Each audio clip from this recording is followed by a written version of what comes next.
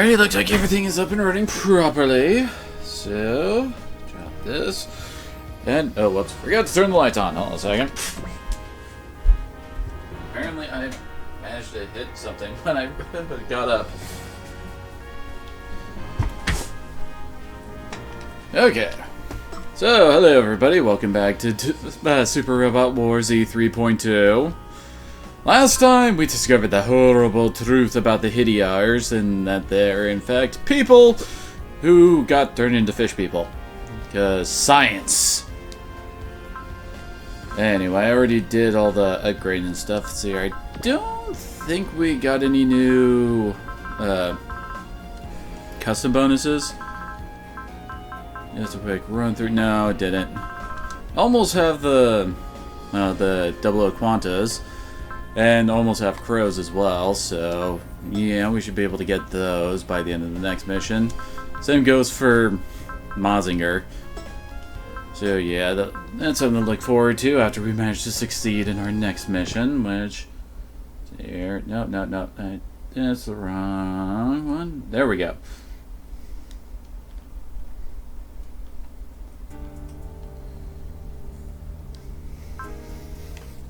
Whoops. Okay. So, Leto returns to the fleet shell-shocked about his discovery that, well, basically the whole, "What was I fighting for?" kind of a thing.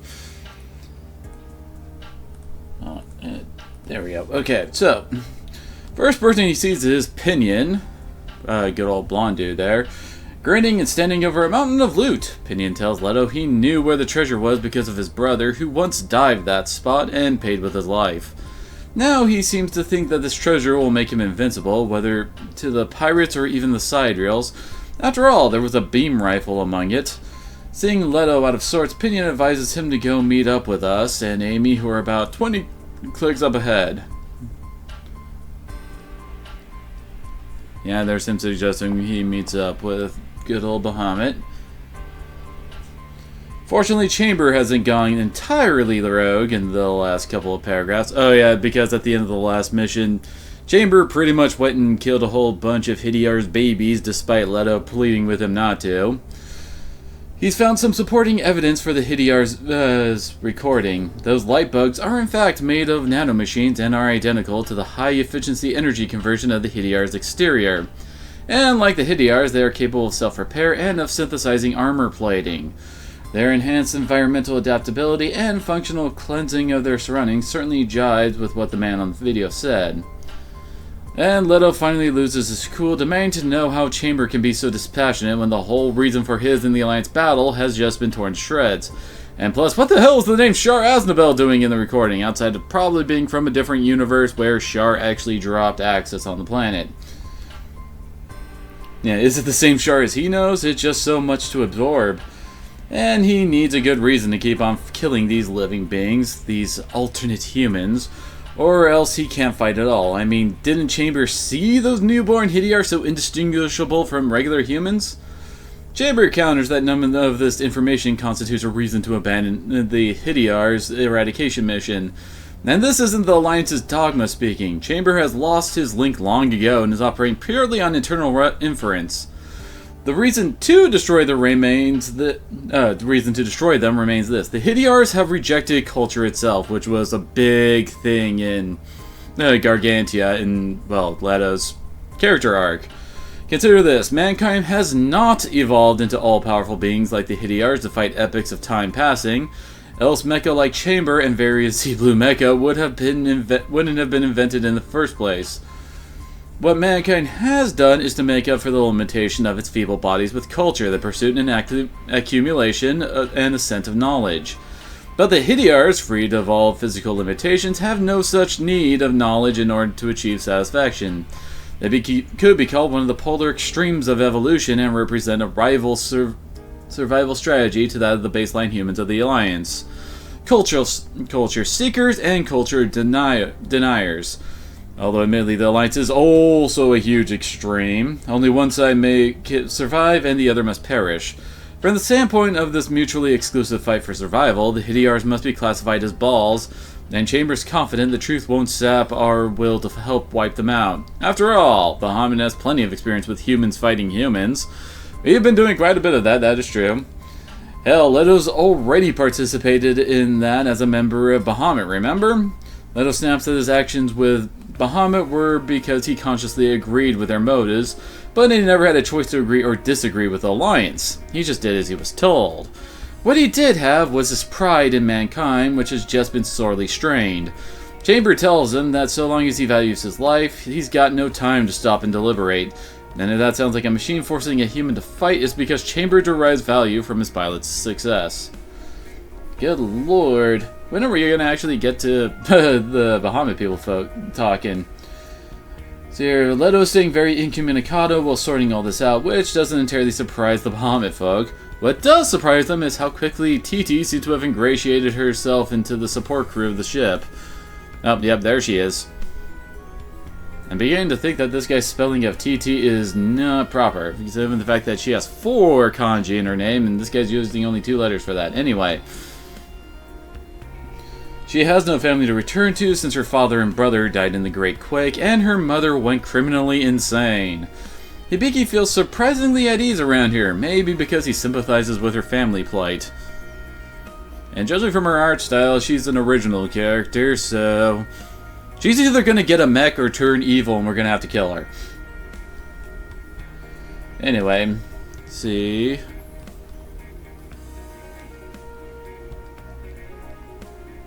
There we go. Meanwhile, Amy is more than a little worried about what happened when Leto comes back, assuming he comes back, of course. Will he be the same Leto she knows? She's done her best to understand why he killed so many whale squid, but simply can't wrap her head around it. Alto tells her that Leto will certainly still be Leto, a bird that's been left free to fly on his own. Anyone in that situation would hesitate over where to fly and why, but Alto believes firmly in that awkward kindness Leto's been born with. Surely he's on the cusp of thinking of himself as an independent human and balancing the conflicting requirement of his duty and his own will. Let's see. Just trying to get to the next... here we go. Good old Brera is very glad to see the team all on the same page like this, and volunteers to team up with Alto when the inevitable next wave of side rails attacks. This might be his way of encouraging Ranka in her romantic efforts with Alto, although if so, Ozma no longer seems allergic to it. Oh, Ozma. And here comes the inevitable attack. Because there always is one. Let's face it, there wouldn't be gameplay without us fighting people.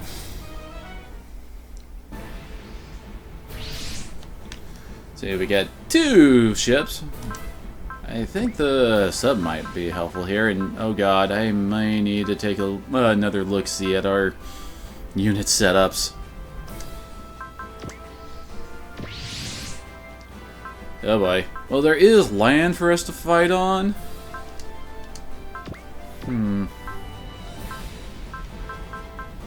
That kind of means we need to try to have flying units as much as possible, although we don't need to worry about Evil with that because it turns into a flying unit once the element system activates.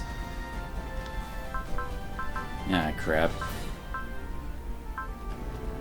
Let's see here, they're both flying. Ah, dang it, he is not. Okay, they fly, they fly, they fly. They fly. They do not. They'll be fine. Well, they're not actually participating. Ah, dang it, no.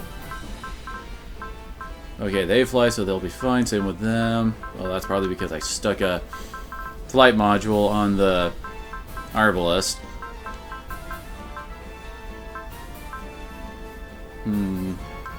Problem is, I don't think I really have any more... Yeah, I don't really have flight modules or screw modules to really fix this, unfortunately.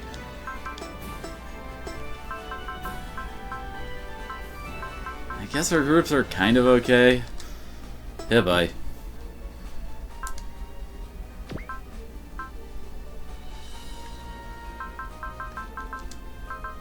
Trying to think of how I want them all put out.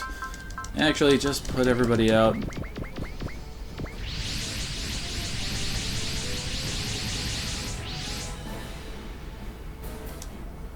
Not exactly the most ideal placements for some of these characters. And leading the enemy's good old Giltar. He's there. He's more than a little pissed off to have been relegated all the way out here in the middle of nowhere. And this looks like a great chance to take down the only tangible regret Fairlock had left. Whoever Fairlock is. Anyway, let's see. What's our skill point? Shoot down 25 enemies in one turn. Holy crap. So, how many enemies do we have on the field? So here, 1, 2, 3, 4, 5, 6, 7, 8. So if it's matching, so there's 16 plus Giltar's unit on field. I'm now regretting not having the Wing Zero around.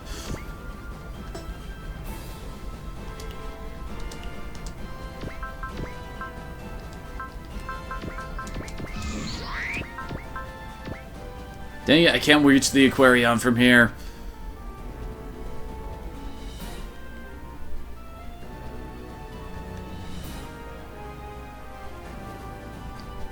Yeah, let's go with this.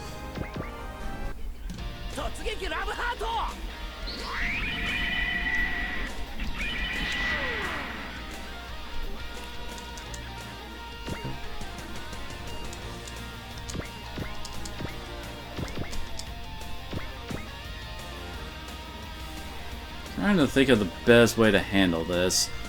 Well, obvious answer number one would be more map attacks. Although we're kind of lacking in those. I mean, pretty sure the Gunleon doesn't have... No, he doesn't.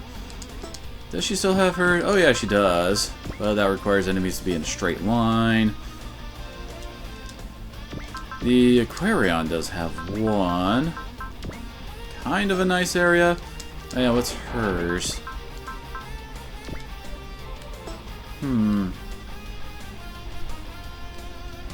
And we do have Callens, so that can help.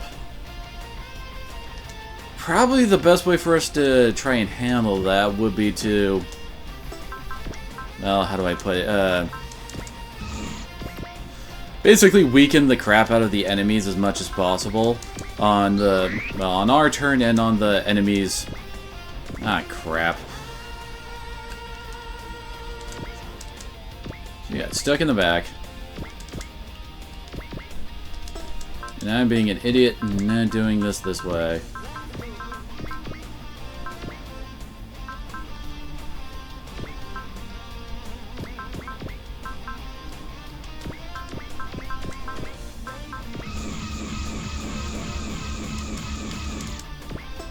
Alright, time to move everybody up a bit.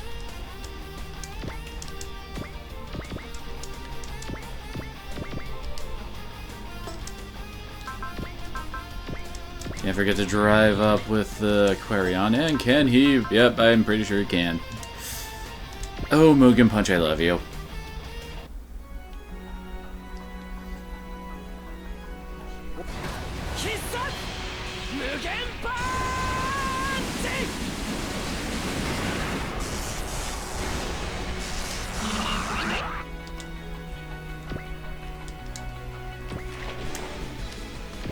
Oh boy, do they need some build up.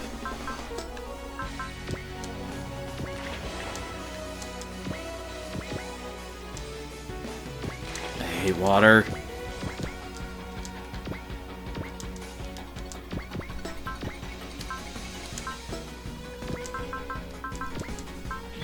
You can at least turn the Getter into Getter 3 to help out underwater.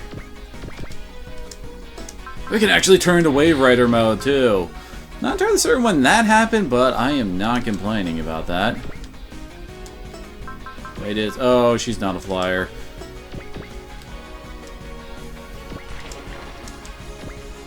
It's one of those things that I keep on forgetting because you're used to the them being like spacefaring mechs, and of course the space guys don't exactly fly most of the time. They're just, well, you know, floating through space, but it's very easy to just think, oh, they can totally handle the water. I mean, just look at how they handle space, and then, oh, wait, no, gravity works here, doesn't it?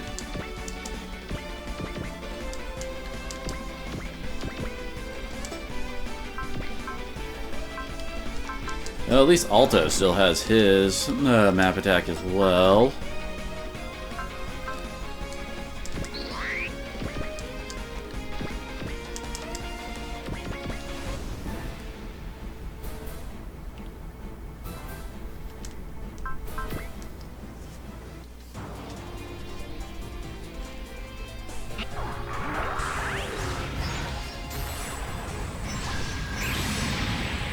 Yeah, just keep on shooting at Setsuko. Get her map up and running.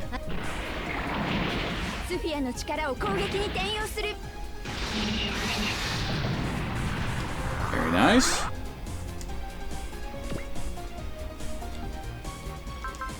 And I did not focus up with her. Crap.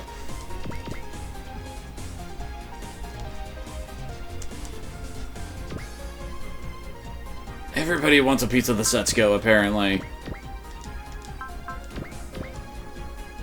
I wonder if it counts counterattacks for the 25 kills thing.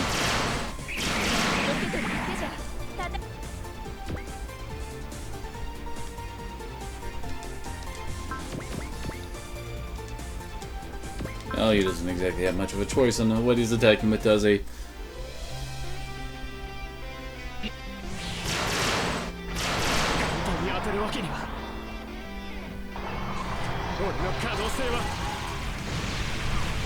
His damage isn't that bad underwater.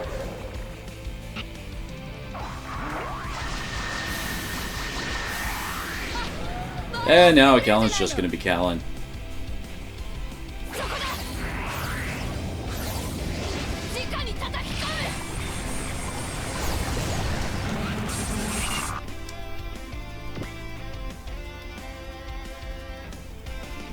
I think they'll be able to live through this with his all attack.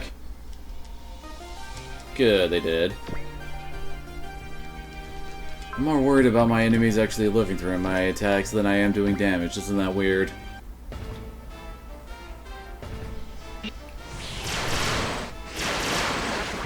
Cat's still surprisingly competent.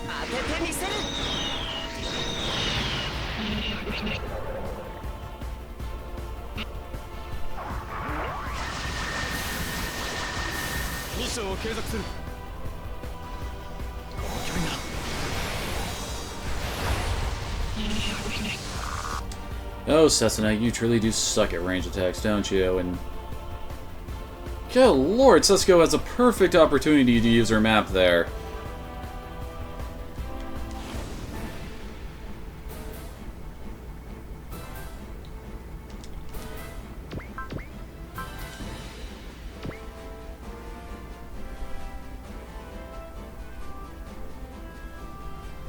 Actually, let's go with this. Since we are trying to get enough people to have will through their maps.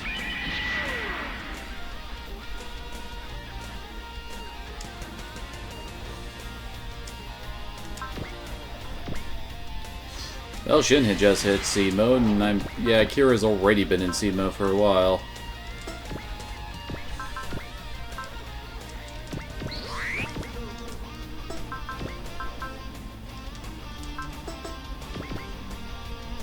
So here, we'll just move him here.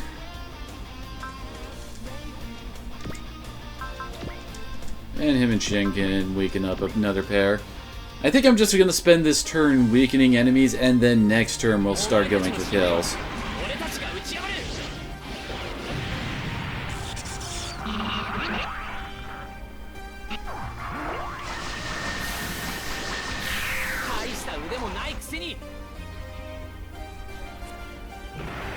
Thankfully, we don't really seem to have a turn limit on this.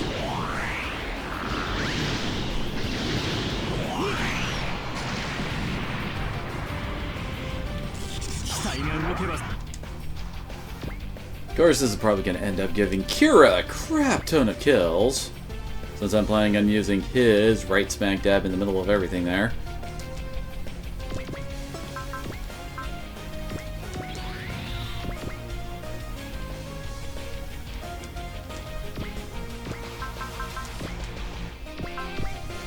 Crap. Stupid water! Aoi is not that good of a water pilot.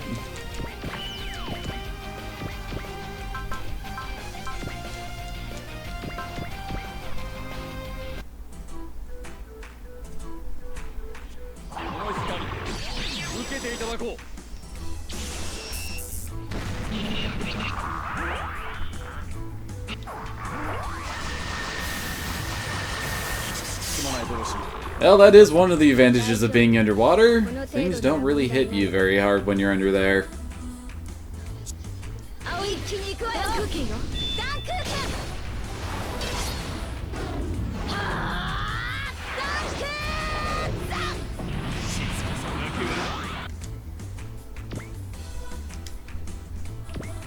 Dang it, that would get her some kills if she used her map attack here.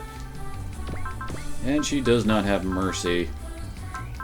Oh, yeah, she took some hits, didn't she?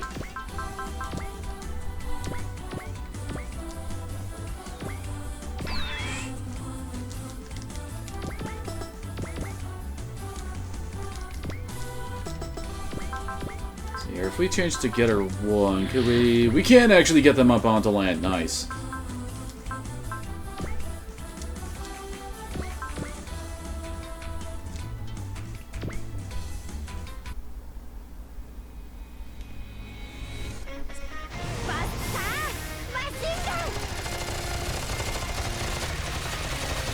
Where Die Buster loved its puns based on, well, Buster, Machine, and the combinations thereof.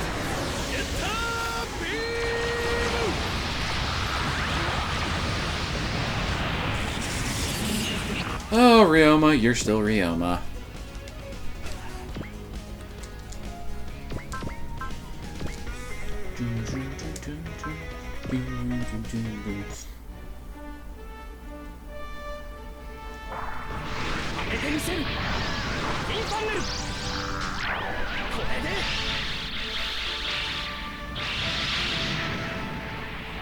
That did a lot less than I was expecting. You slipping, Amuro?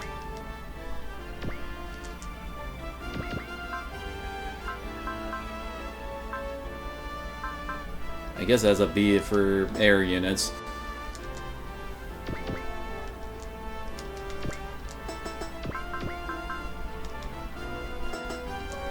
And she's too away from being able to use Confuse.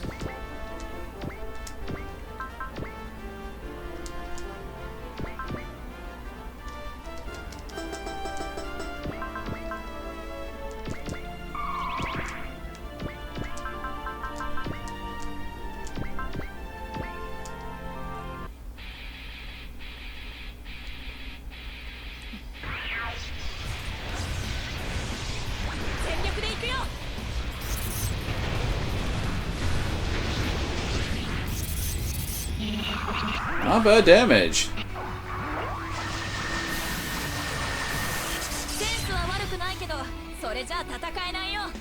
So I would only have done about 1,000 damage to Dick Snoop if it had been straight up normal damage.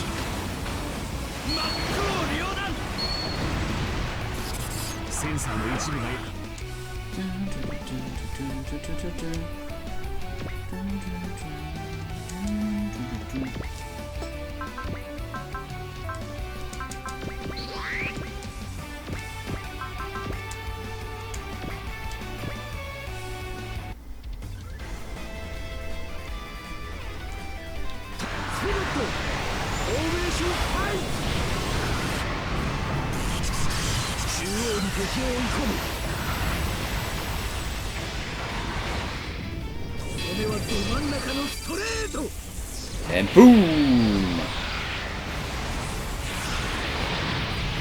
Nothing like crazy jousting with your enemies and a giant robot. Oh, nice. Pretty sure the Macross doesn't have it. No, I don't think it does. Even in its transform state. Oh, hey, it does, actually.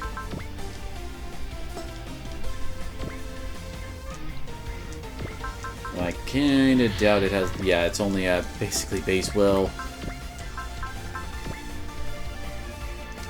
Nope, not shooting that guy.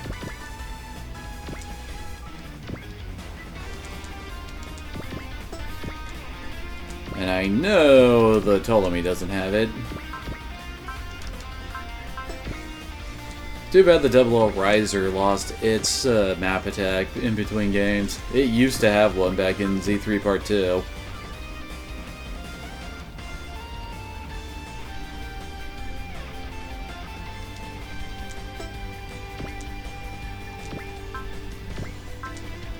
I don't think he'll finish him off with his base attack. And I was right. Okay, yeah, both of them near dead. Okay.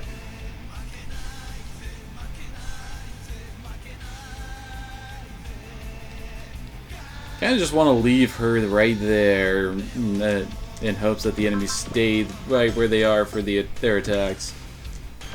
As I recall, yeah. Oh wait, Mazinger does have its own map attack. Just doesn't have the will to use it. Near dead, near dead.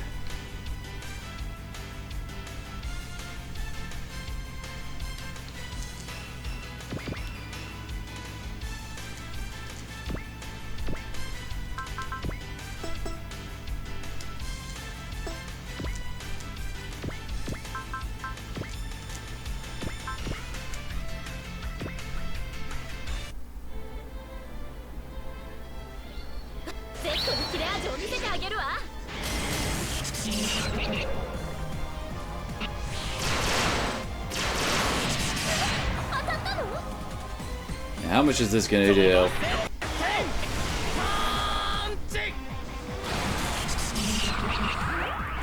Not bad.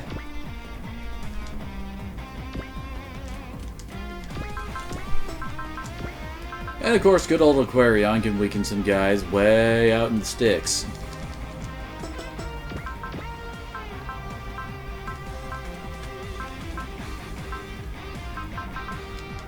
No, let's not waste the SP on some spirits.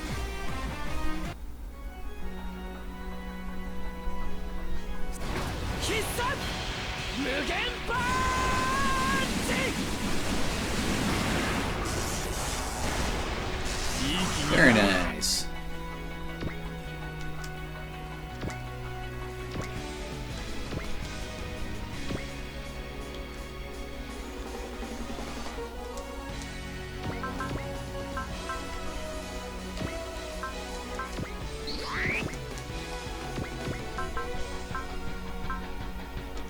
Huh, he can actually start busting out his best. Actually, might not be that bad of an idea here. And dang it, brother, this is what I get for not really upgrading you. These things do have over 8,000 HP, so I think they can handle Alto's best without dying.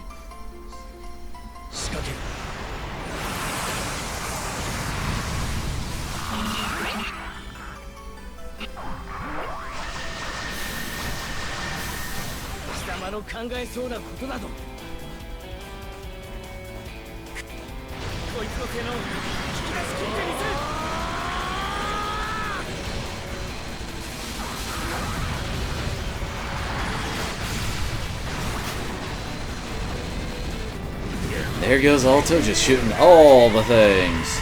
Ooh, it barely lived through that.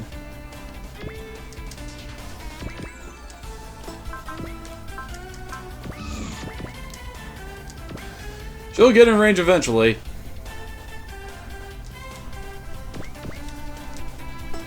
Whoops.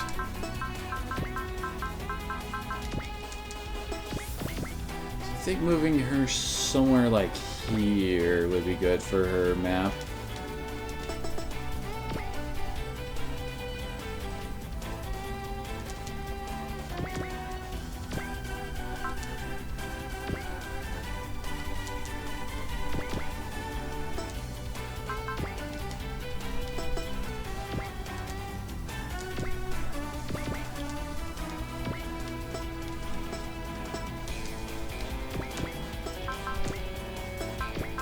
Oh crap, none of his attacks are any good underwater. Ah, poor Zeta.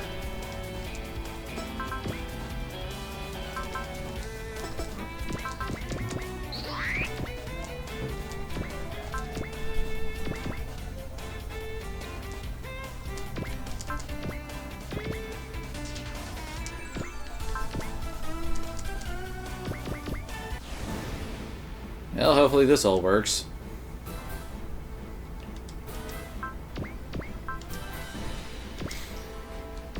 Hey, this lets us weaken the other one without possibly killing the other guy.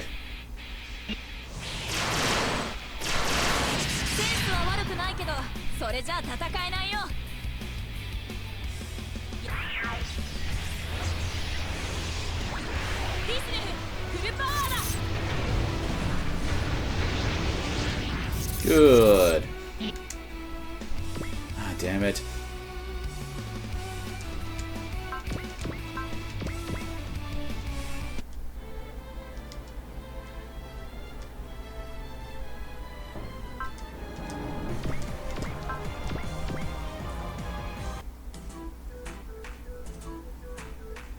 Oh, hey. Danko Ganova Max God's up.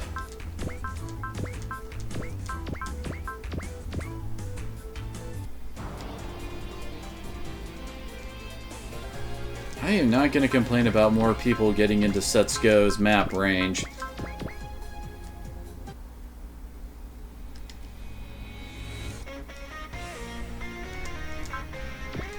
And Setsuko is getting popular. I mean, admittedly, I like her too. She's one of my favorite Z protagonists, but still. Gonna have him try to cherry tap that guy up top.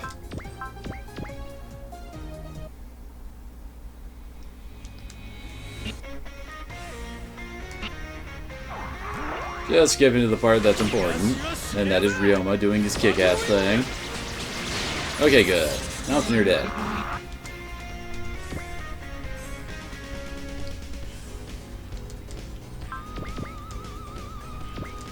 Once again, cherry tapping.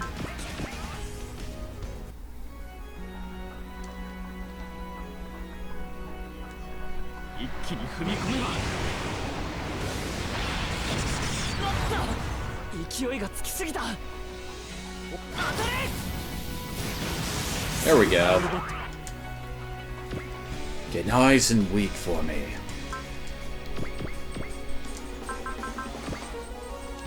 And Ryoma's looking kind of hurt. Didn't realize he'd been getting ganged up on that hard.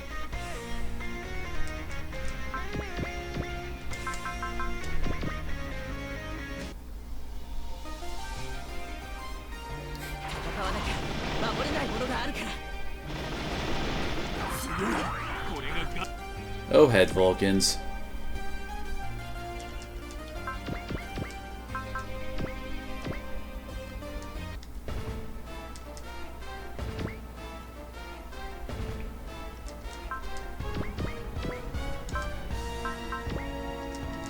Let's have the Gunleon just guard. Okay, good.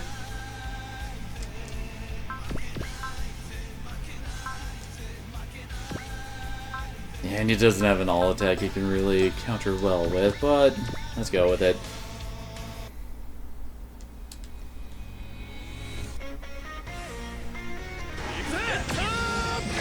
Ah, good old Getter Beam.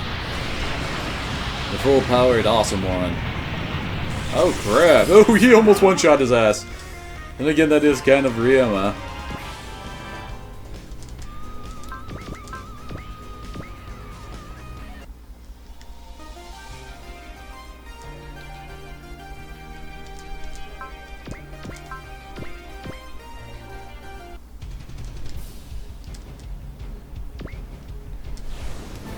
Okay, finally it's our turn again.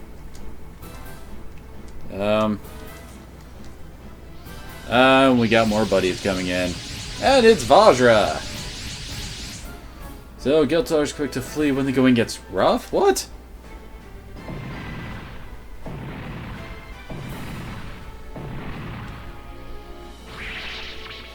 All his buddies better not leave. Very rough indeed when a bunch of Vajra show up, bolstered by unmanned craft from the Galaxy Fleet.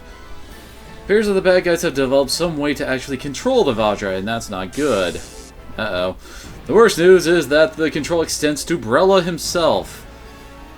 Brella attempts to shoot down Alto, but Leto turns up just in time and falls in behind Alto, asking what the plan is. The plan is to immobilize and not kill Brella until a way can be found to break the Galaxy Fleet's mind control over him. It's a very different objective from the battle for survival Leto has known, that's for sure. Oh, yeah, there's Leto.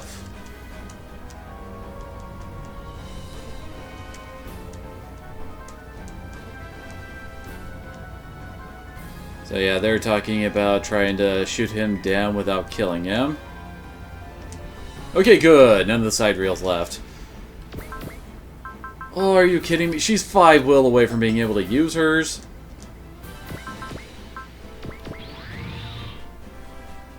Element system's up, and he does have enough for his map. We can fix Setsuko easily enough. Actually, Setsuko can fix this very easily. There we go. Oh yeah, that looks beautiful. Also, don't want to forget focus. There we go.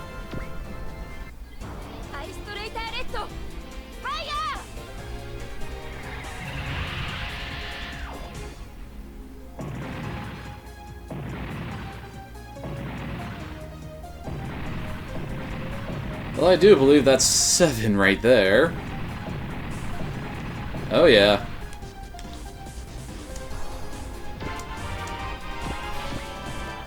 Wait, what? So, watching the team struggle to free Brella from others' control makes him consider his own circumstances. He's free in theory, but yet still bound by the past. No sooner does he think this, than another alliance mech shows up, piloted by one Major Kurgel. Oh yeah, I remember him from Gargantia. Maybe he can clear up Leto's doubts after this battle. Okay, and we're still continuing. Wait, is he actually on our side? Or oh yeah, he is movable. So he's got a level 3 command aura, multi-targeting. Not sure what his bottom one is. I know he also got a counter level 6. And he's got a lot fewer attacks than Leto does.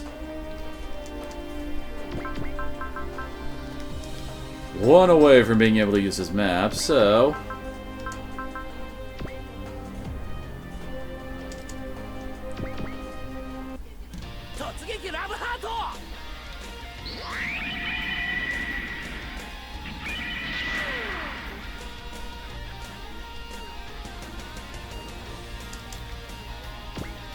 And we gotta move him up so that he can get right up close to start singing to the Vajra.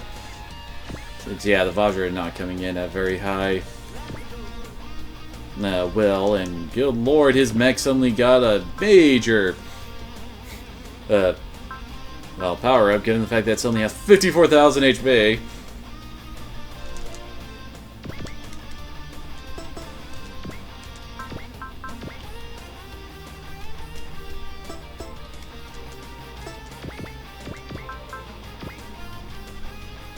That looks pretty awesome to me, especially as I actually like Helen, would like to get her aced.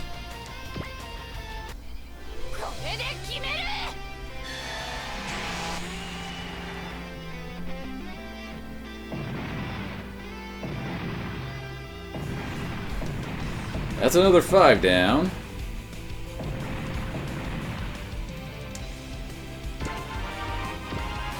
It's about time, Bonager. Ah, crap. Not exactly the best position for that map attack.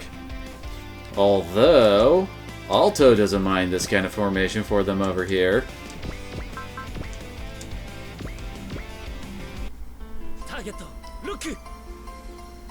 Oh, hello, Van Boy, Miss Prime, sorry. Got a little bit focused on trying to plan this out.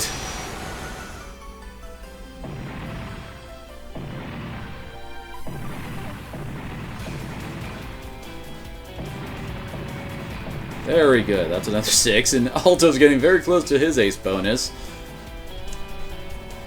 And they dropped something for us as well.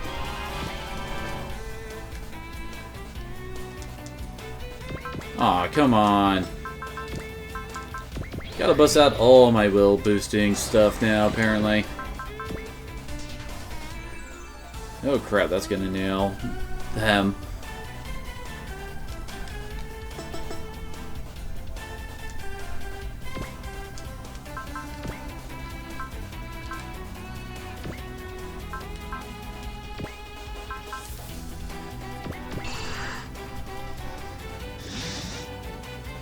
Okay, they're all healed up.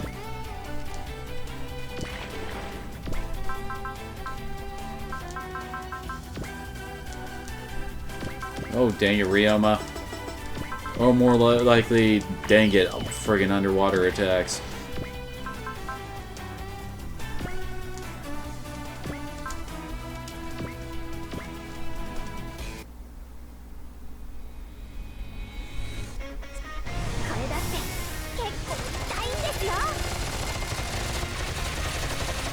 Oh, nice, you got the kill.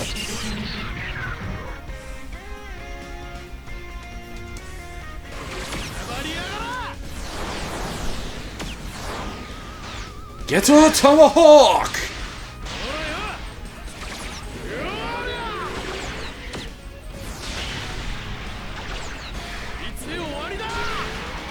I'm pretty sure that is gonna kill it. Oh yeah!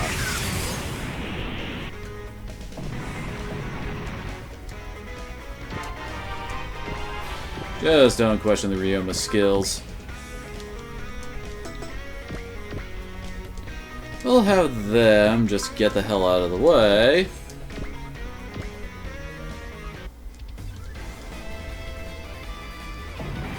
My combo is at max.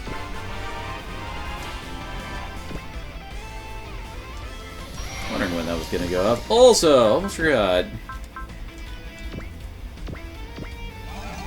Get a nice confuse off.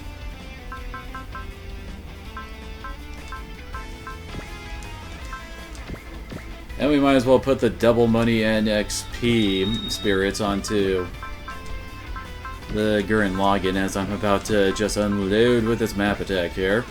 Should have been doing this earlier. Oh yeah, that's perfect.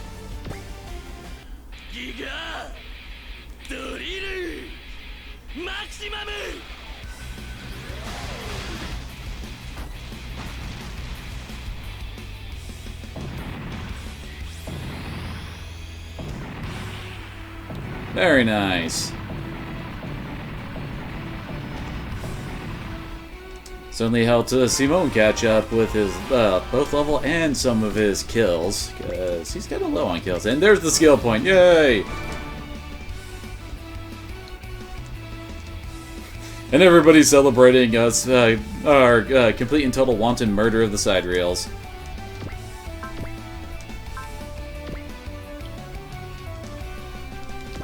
Yeah, I probably don't really need to waste a fin funnel on that.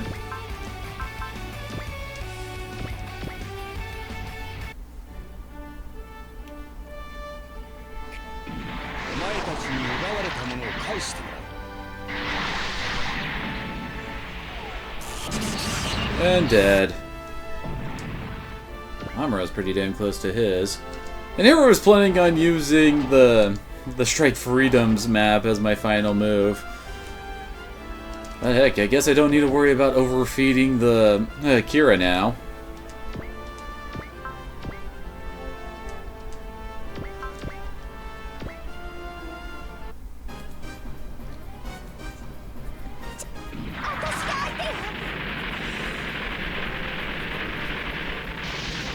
And dead.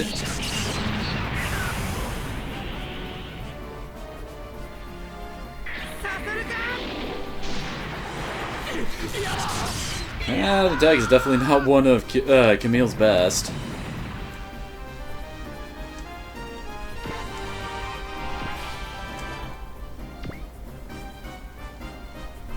Okay, so we've got one of the side reels left alive now.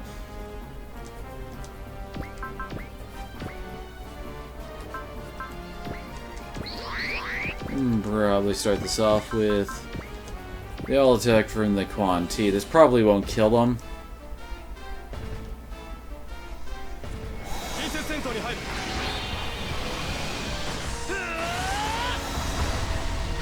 Only killed one!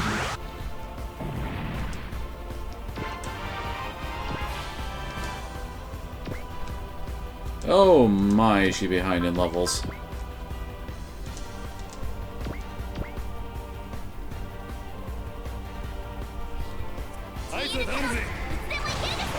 My poor ship captains have not been getting as much action as they tend to sometimes.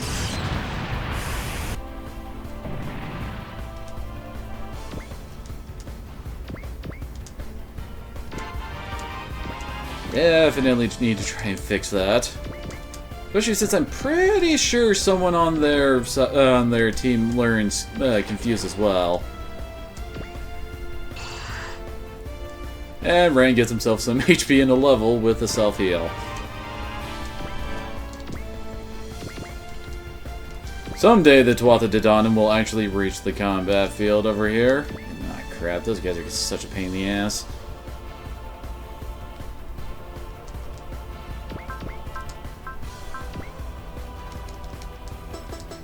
Basically requires a strike if you want to actually hit these guys.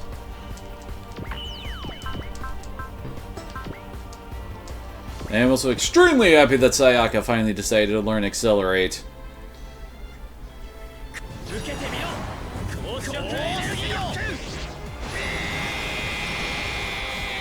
That was an interesting freeze frame.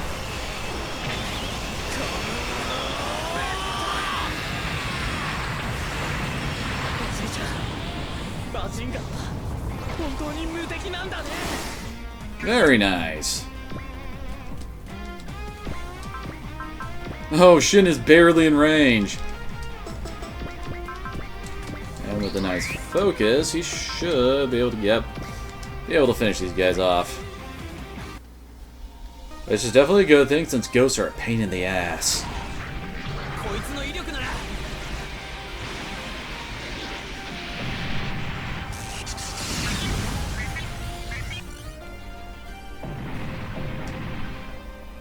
Alright. 22 kills away till Shin learns his ace bonus. Although I guess learn really isn't the best term for that, and holy crap, really?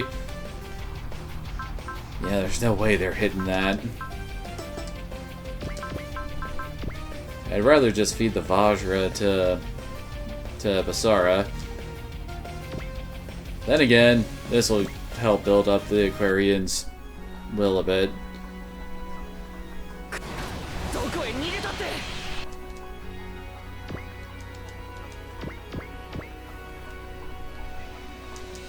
Now let's get the poor Dan Koga out of the water.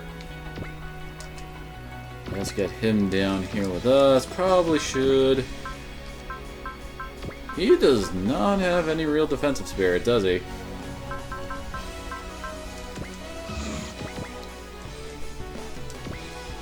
There we go. And we'll just leave the Gunbuster there for now. Oh, crap. Well, at least they have very low hit odds on Basara. So rare to hear the Macross 7 guys having a theme outside of one of their songs. Hey, Zero can hit the broadside of the barn.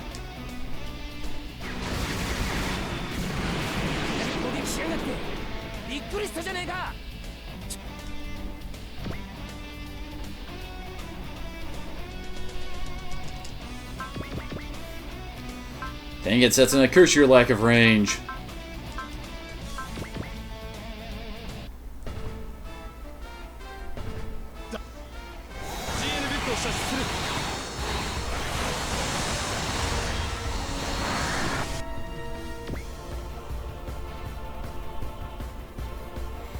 Just so weird to see sub 100% hit rates on the super robots.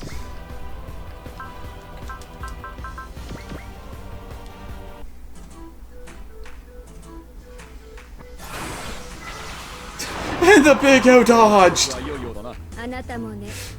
The Big O was not meant to dodge anything!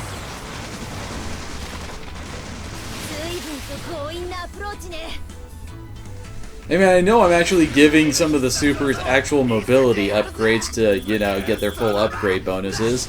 Well, not full, but custom bonuses. We'll just go on that.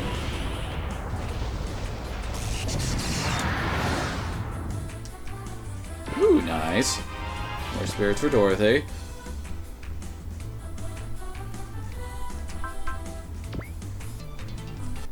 I actually remember to focus Camille.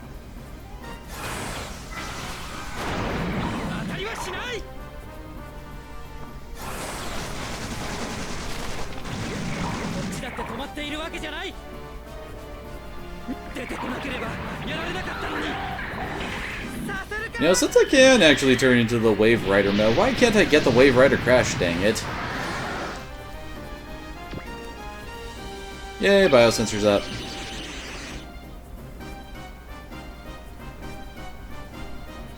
Oh, the big ones aren't moving. And apparently nobody's hitting anyone over here.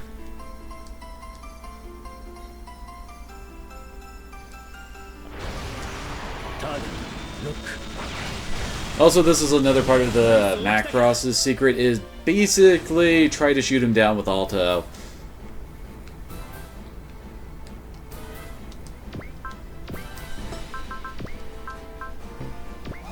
Everybody panic! Yeah, it looks like the best we can do with Basara right now, although... let's have him focus up.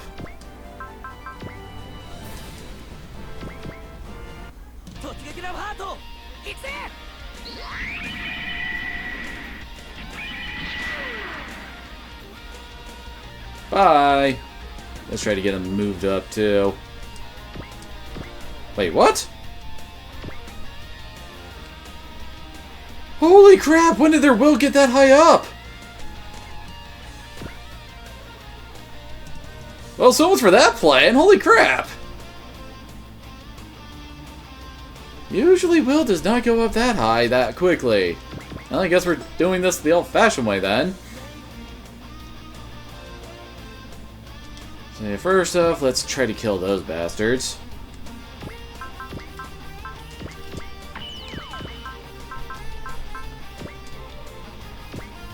Oh, you friggin' Vajra bastards.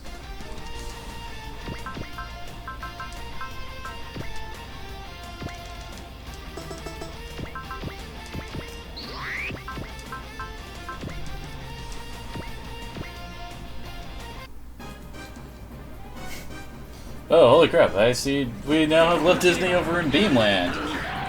Kind of surprised to see you there. Oh, wait, I guess he left already. Oops. But still, kind of surprised to see him pop in on Beam. Usually shows up in Twitch. I only got one. Oh, hey, and another new type level. This is a new type. He's up to the new type level 7.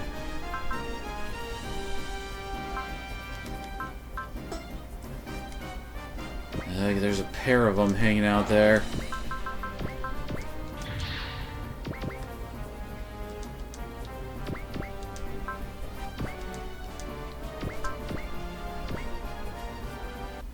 Hopefully this works. Good! Admittedly, Callan's assist attack isn't nearly as good as her normals. Especially with the upgrades I made to her, the radiation hand from her custom bonus.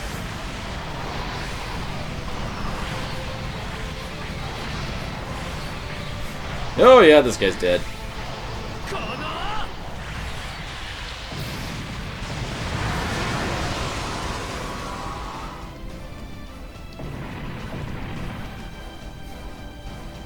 Very nice. He's 1 kill away from his ace bonus. Which I certainly would like to get. If only for being able to get into destroy mode faster.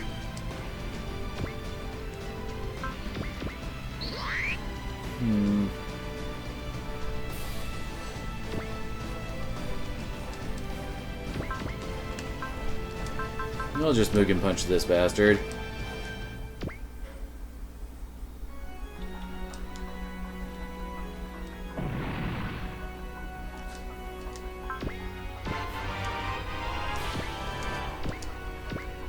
When will my guys start learning Valor? That's what I want to know.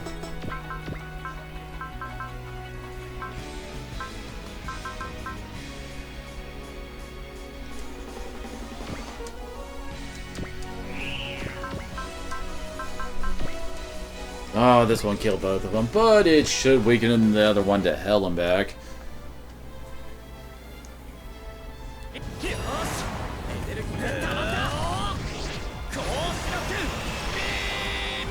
Man, I wish I had Koji's ace bonus already. It used to be just a thing that he always had with the Mazin power ability. 130 will, he just does a crap ton more damage. And yep, one of them's down. Now he's got to earn that with his ace bonus.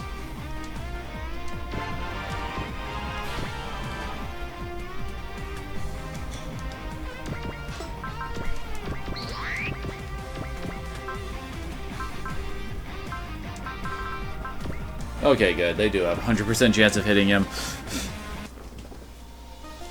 Guess friggin' Ghost, man.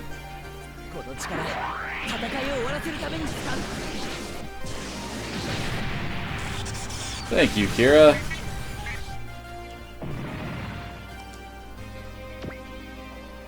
Oh, nice. Psycho Frame's up.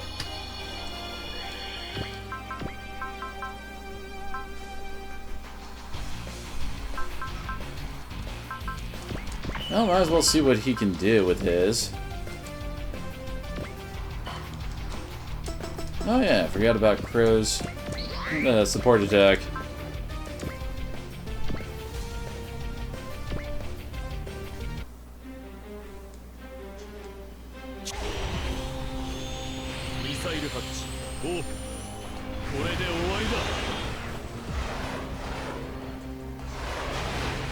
Well, his ult attack is a bunch of missiles. Kinda fitting for sending up against a Macross unit, right?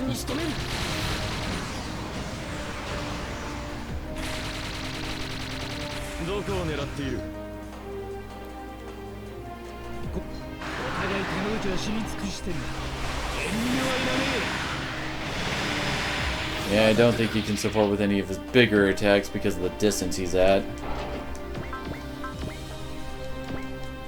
Ah, really? You gotta be in directly adjacent to someone to get their support attack?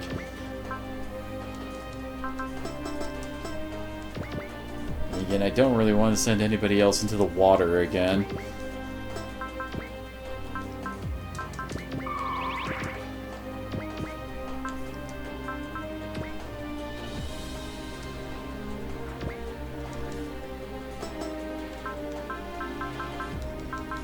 Man, I never really realized how lacking in post-movement attacks Gurren Lagann is.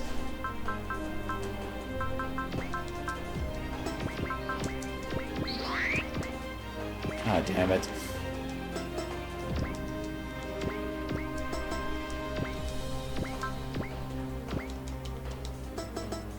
Screw it.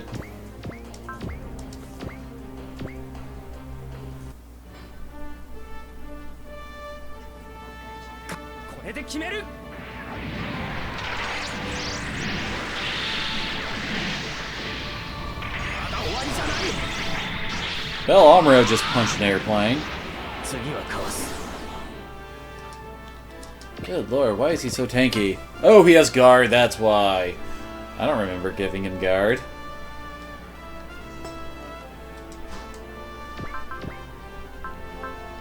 Yeah, probably gonna need that.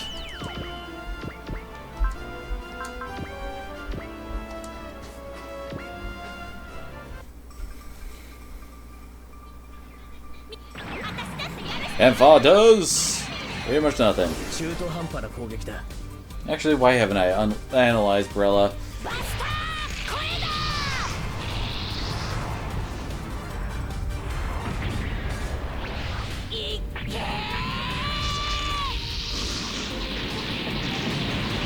Shocking, isn't it?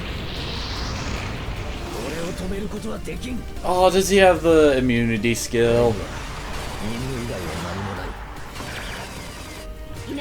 And Gunbuster says talk to the end. Yeah, he does. Son of a bitch.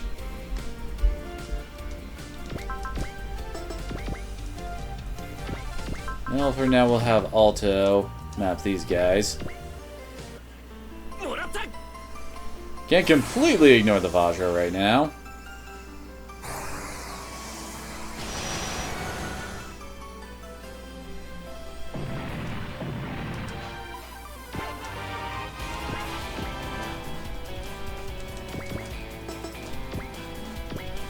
Dang it. I hate water.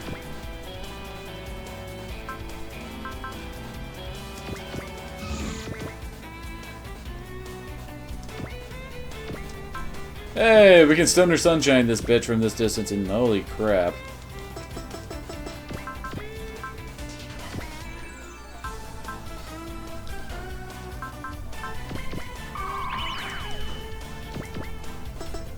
I would like to get someone to surround him on this side.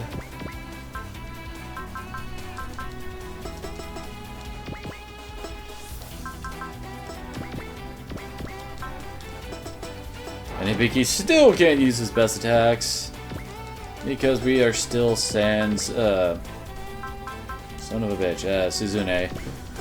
And apparently, well, Crow just recently learned Daunt, so we can actually get rid of enemies' will. And maybe we can actually use that to get, son of a bitch, Basava some kills around here.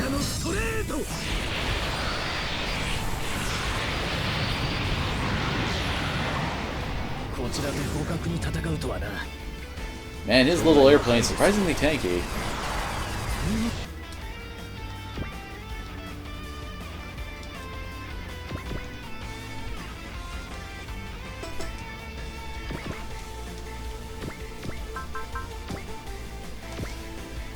There we go, time for a Stoner Sunshine!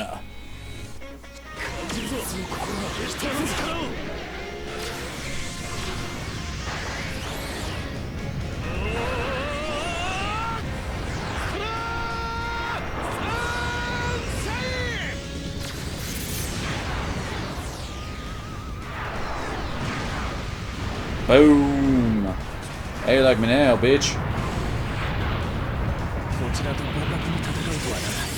Very nice job, Ryoma.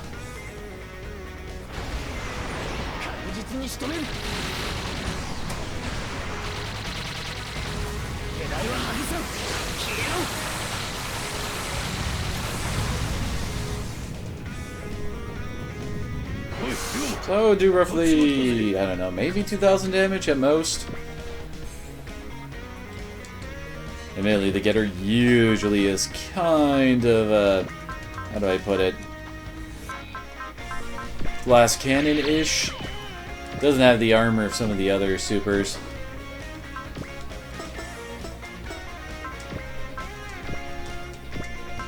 Let's let Shinji have some fun too here.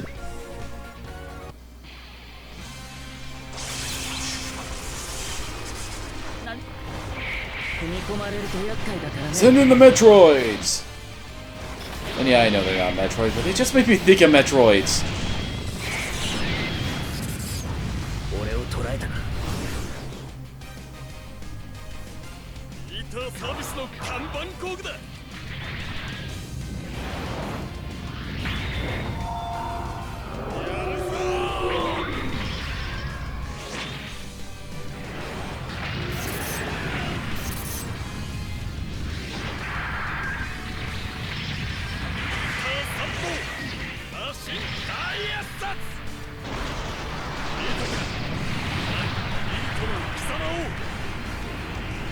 Fear the heat.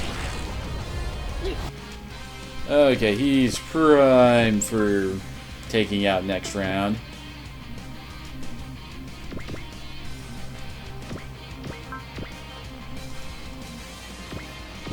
Oh, come on. Support defense can be so annoying.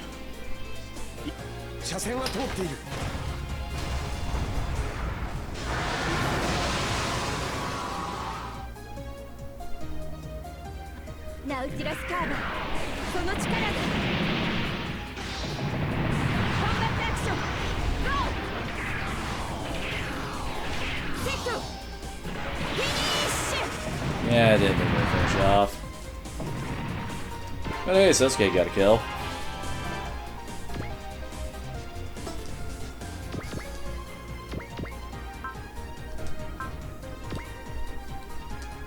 Guess we'll focus down this one since it's a bit more dangerous.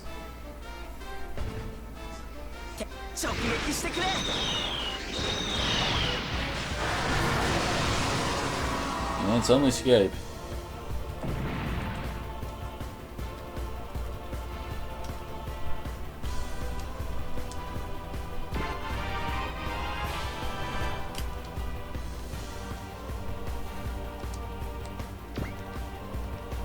I'm still completely lacking in friggin' valors or souls yet.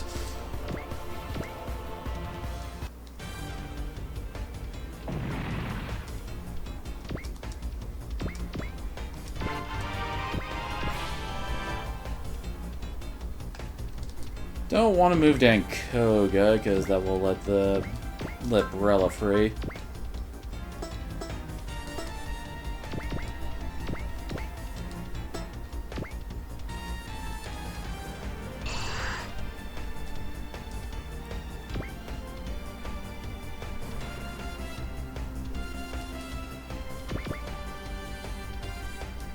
I guess that's a better spot for the Commander, and only Dan Koga hasn't gone.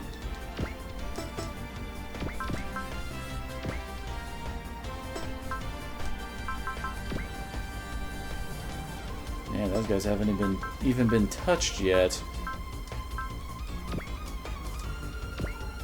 Oh, son of a monkey.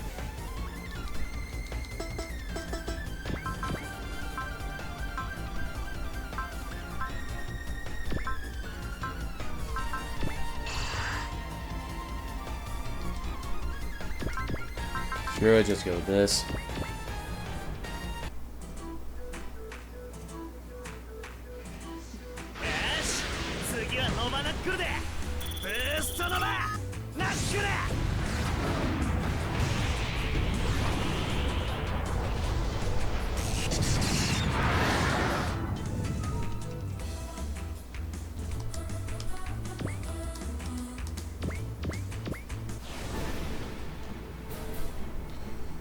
Well, Basara's gonna have a fun time.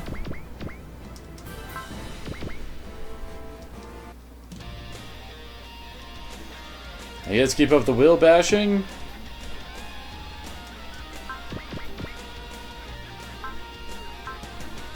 Probably shouldn't go wasting all my energy on him with the photon beam.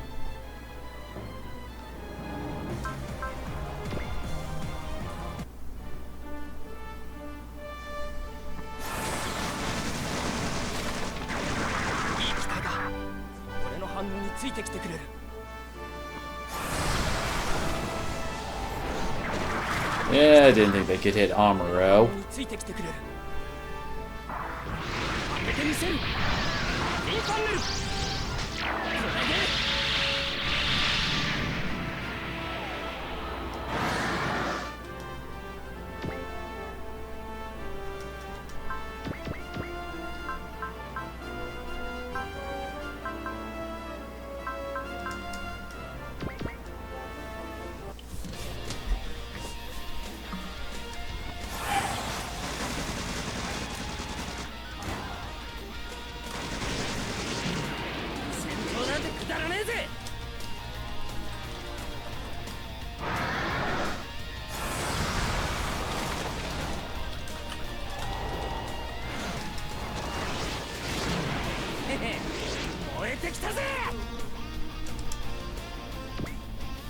Well, the ships are moving up now.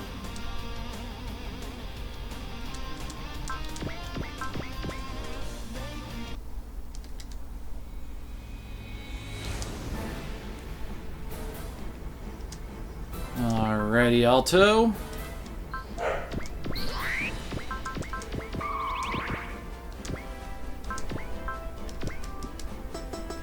Nah, it's probably better to do this in plane mode. Holy crap, really?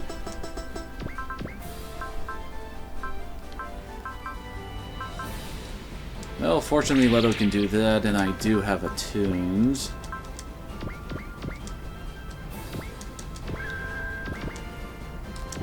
Swear, attune is one of those skills that doesn't seem all that handy until you really, really need it.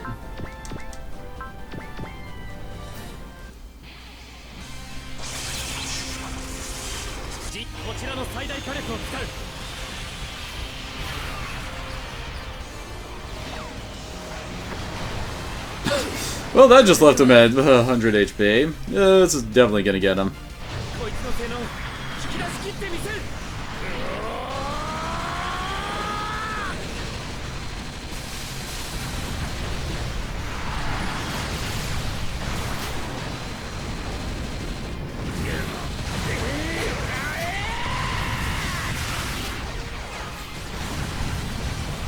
Yes, we're trying to shoot him down as non-lethally as possible.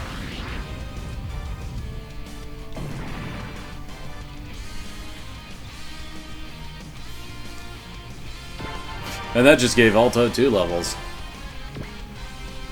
So, Brella can't be fully freed from the Galaxy Mind Control equipment at this time. The best the team can do is to get him to run away temporarily. Oh, the angst! That's their words, not mine.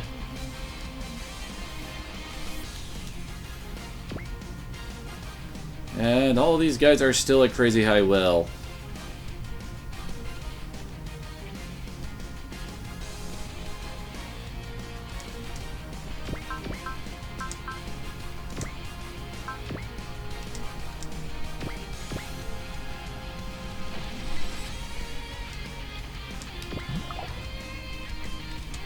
And a couple dawns from him.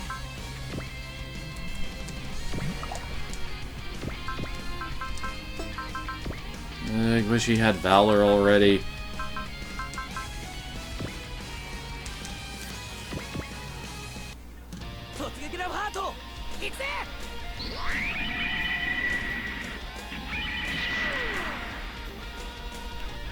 Yep, there it goes.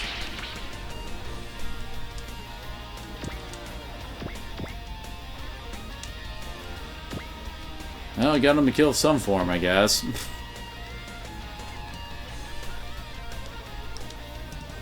See, he only needs one kill, so let's try to set that up.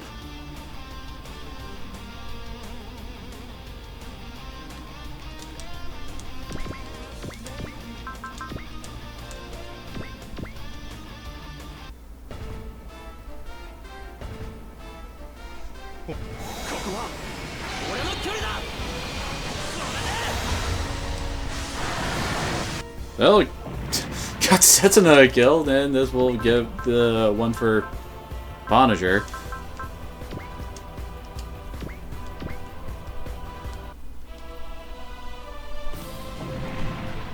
Bam! So, when he's in Gundam Destroy mode, he gets 20% more pilot points.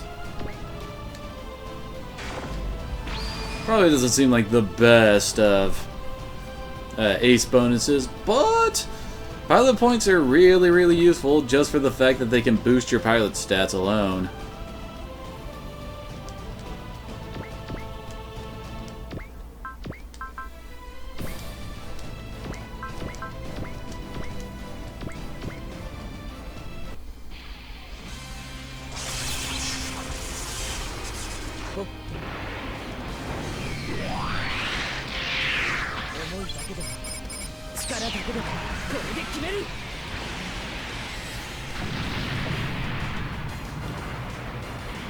Oh, Kira.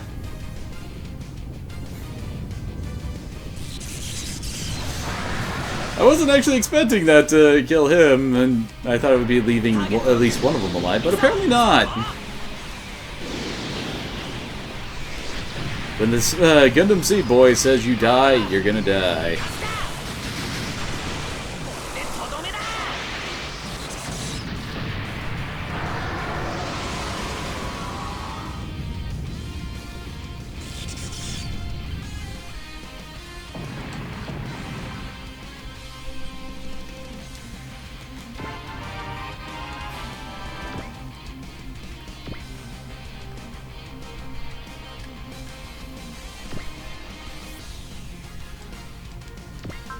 Here, I guess Amuro is our next closest to getting his ace bonus, although Alto's not that far behind.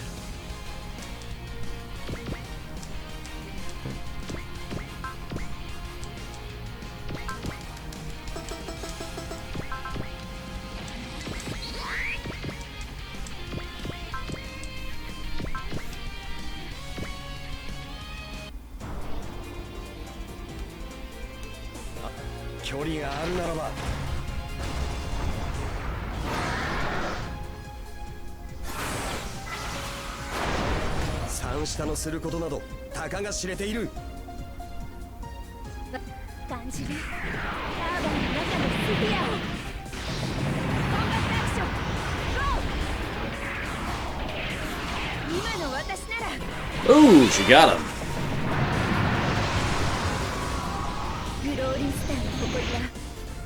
Very nice. Don't mess with the Glory Star! Completely mangled that pronunciation. Oh well. I wonder. No Wave Rider Crash in this mode. Kinda curious on what its attack is, though.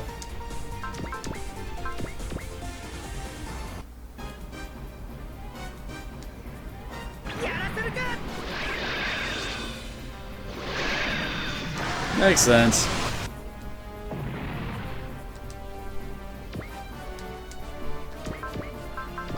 Oh hey, you can barely reach him.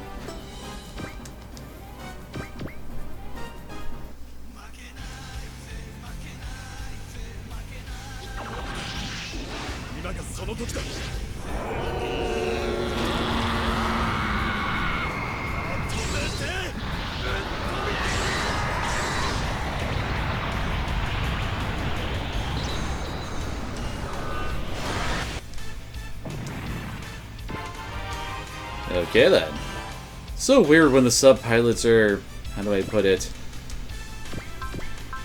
They don't level up alongside with their main pilot.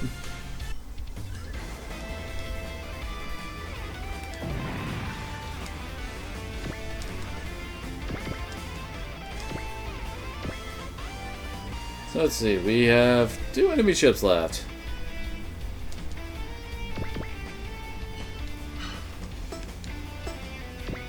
Anybody really injured? I guess the Gunleon is a bit. But yeah, most of our guys are pretty much full up.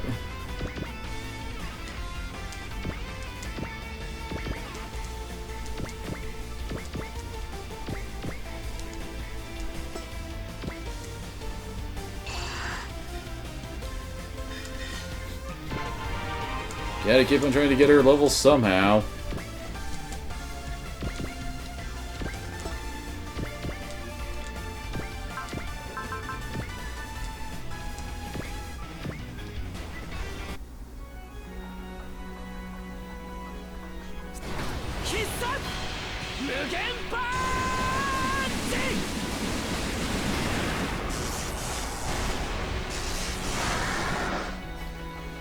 Smash that bug!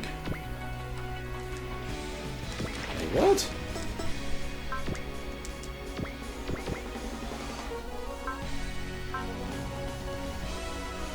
Could have sworn his gravitational whatchamadingus ability turns his unit into a flying type. Yeah, it shows it's flying there. Both of them are shown as flying, so what the hell?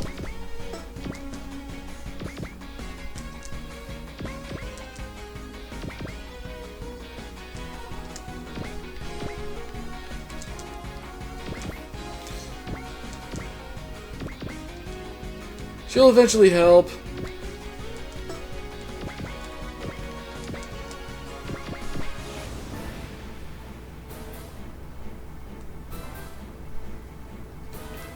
No, he can't counter with any of his songs, apparently.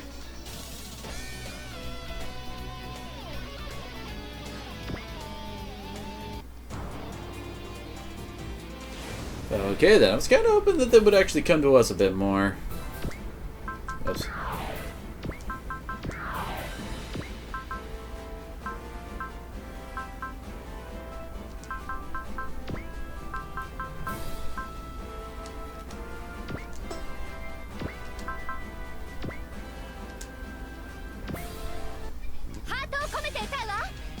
Oh wait, whoops, I thought it was doing dynamite explosion.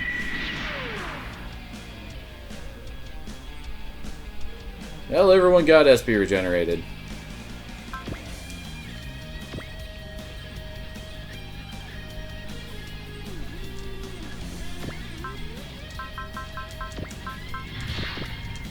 Ah, dang it. Could've sworn it had a post-movement attack. It's 1 to 3. Crap. Well then.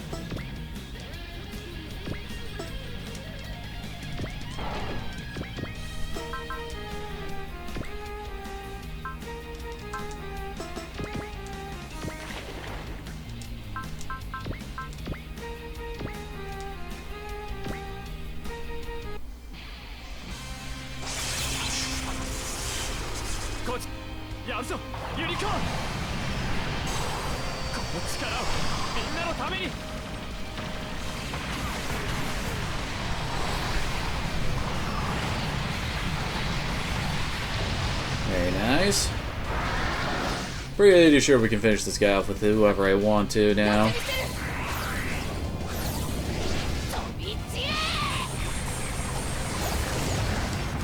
Oh yeah.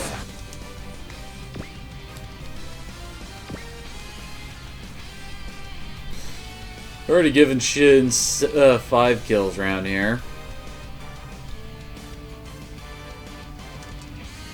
Other peoples would like to kill things too, you know.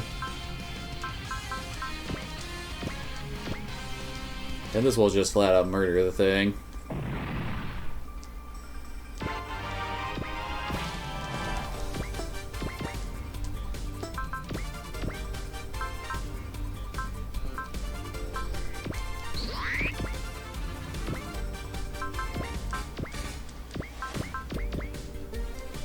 Oh yeah, that's right, the Arbalist no longer uses its Lambda driver anymore. Yay, plot, messing with stuff.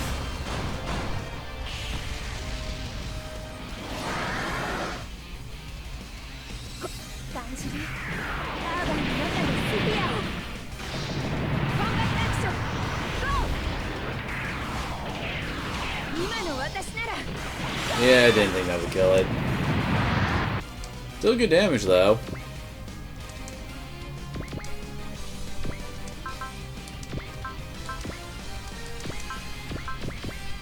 I wonder who used this attack because I don't think we've actually seen her use that. We've seen her use the all and the assist plenty of times, but not that middle one.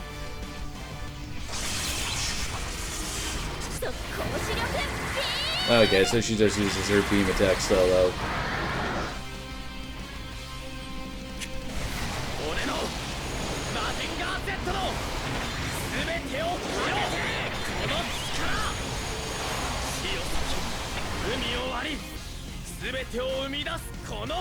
Yeah, that's a lot to say for doing the Big Bang Punch.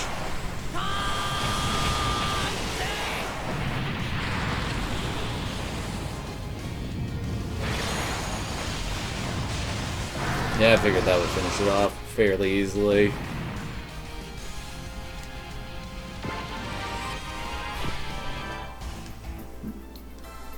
So no one's happy that they were unable to free Brella.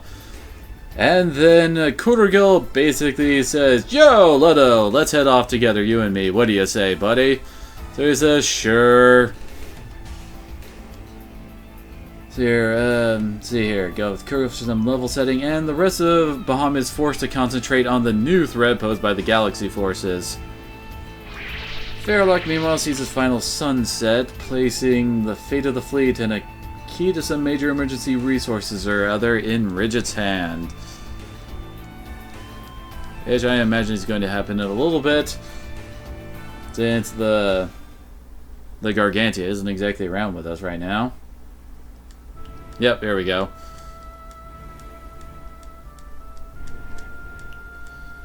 I wonder if we actually get the Gargantia as a command ship.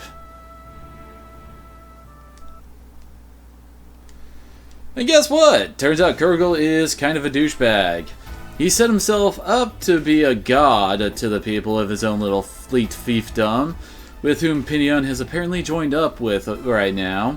and meets to teach the miserable residents of this world how to fight the Hidiars and the side reels. To do that, the existing power structures of the world need to be laid low, and he enlists Leto to take out one of the biggest, the Gargantia fleet. So guess what's happening next time, I'm imagining.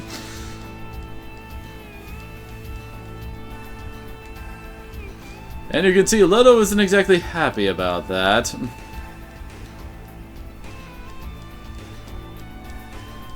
Yep. Dun dun dun.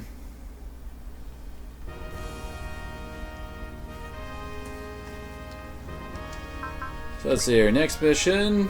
Well, we've already got Alto and Leto as a fixed unit.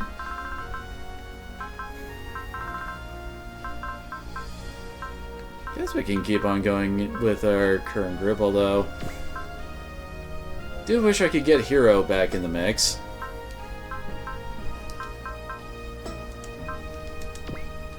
Oh well, it's suborder time. Oh yeah, should probably figure out how to get Luca back into all this as well.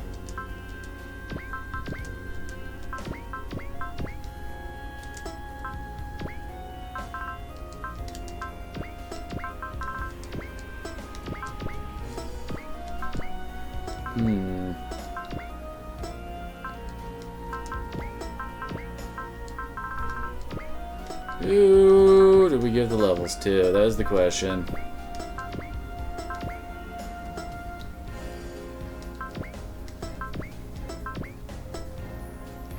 I think Suzaki could be useful at some point.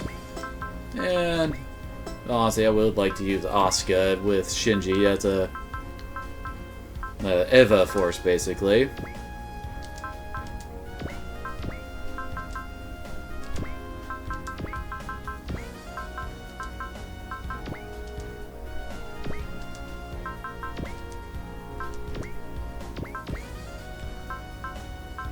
I guess all of our high-level guys are a bit busy.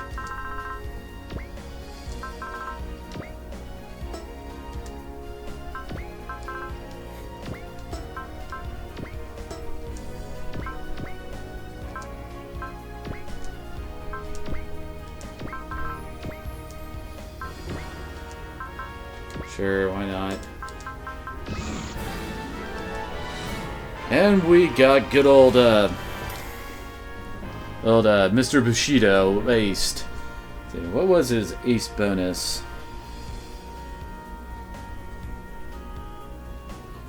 There, Graham. Plus 20 accuracy when attacking units that are on air and space terrain, and increases his damage by 10% in air and space.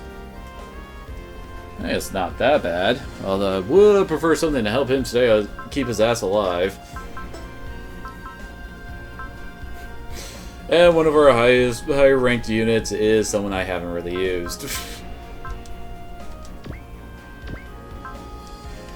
So here in Leto.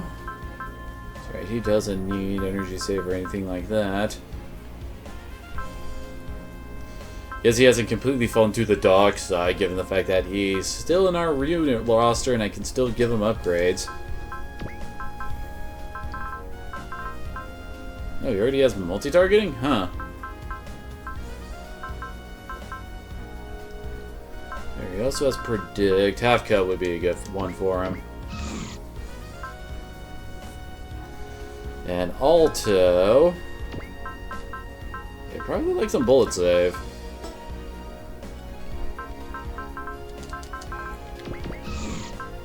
And Camille, who is still currently in his ship form. Would actually like to give that to him because, well, we do tend to use his big laser gun quite often. And Sosuke is just about ready to get some improvements as well. Same with Suzaku.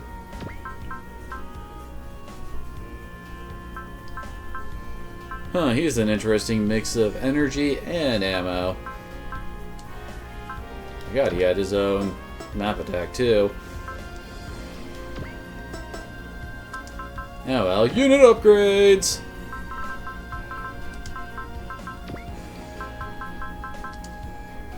It's a flat 100 energy for him.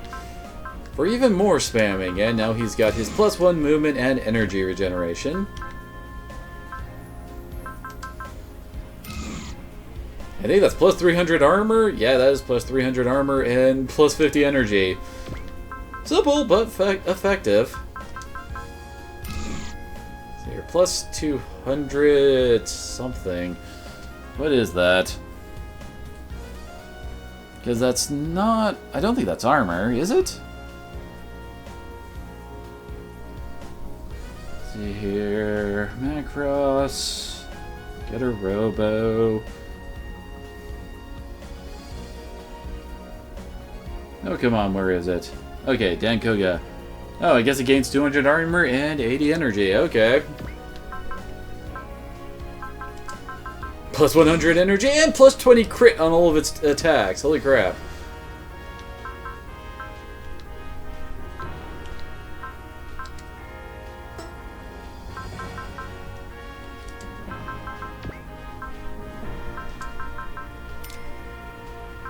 As I recall, the new Gundam actually has a really nice custom bonus where basically the better new type you are, the more damage your attacks do. So here, what is the Gundam Seed Destiny, guys? So here, Destiny gains 80 energy and all of its gain 30 crit rate. Holy crap.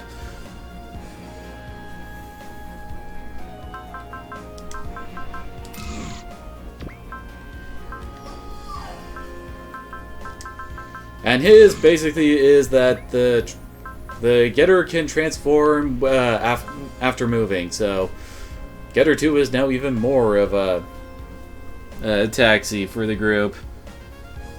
Let's see here. What is his chamber? That one's of questionable use. Applies Analyze to enemy teamed after combat.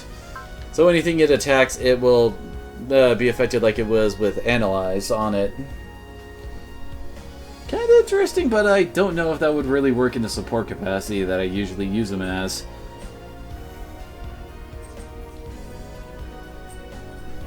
Oh, there, Kiba. What are you doing?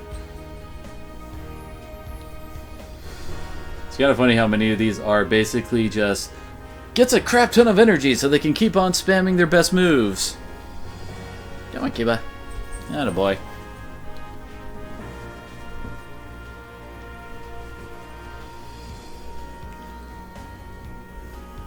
Here we go. Ooh, the Big O's is kind of interesting. His map attack gains the post-movement effect. Alright, so yeah, all of his weapons are now stronger because of his new type level. Well, all of the ones that have the new type designation in their requirements down there. But just basically this one and his final attack. But given how much I use his all attack, yeah, it's pretty good, right, Kiba? And stop trying to chew off all your fur there, Kiba. Come on, buddy. Whoops.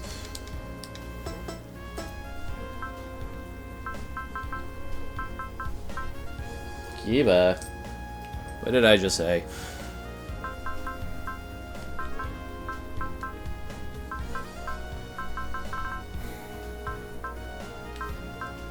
Dick Snoofs is also pretty nice. Apparently it gives plus 200 damage to all of their melee attacks, and Dick Snoof doesn't exactly have that many that are... Oh, actually...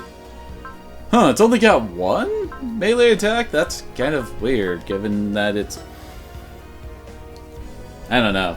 I just never thought of Dick Snoof as a shooter from watching Die Buster. Let's see here.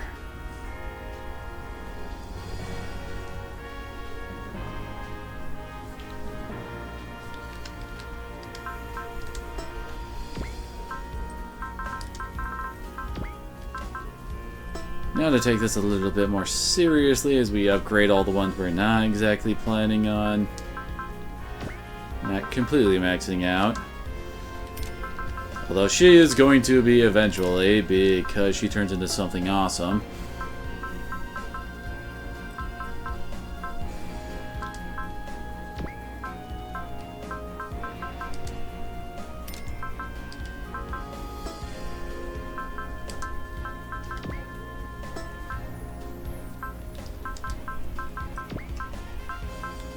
give Aquarion a bit more accuracy after that wonderful debacle with, what's-his-face, with, Brella. We had to cast a friggin' strike just to have any shot of actually hitting him with something. And that's not a good thing.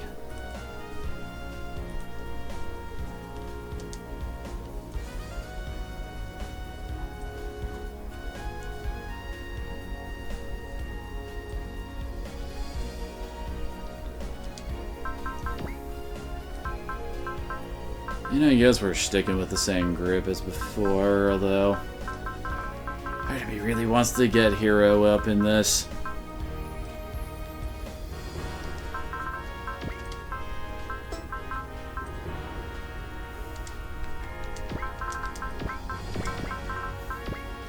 Also, where did Nicole get put?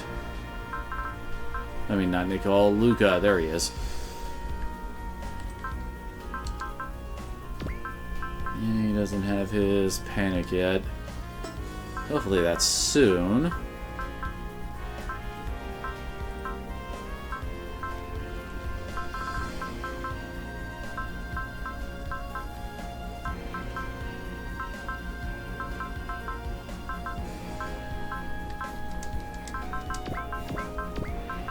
Yeah, it's not giving him much energy regeneration, but Nicole is a very good support and gets him some experience and all that fun stuff.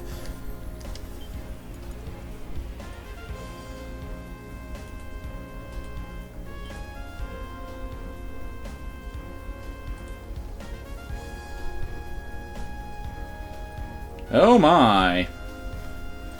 The next map is apparently going to be a bit of a long one.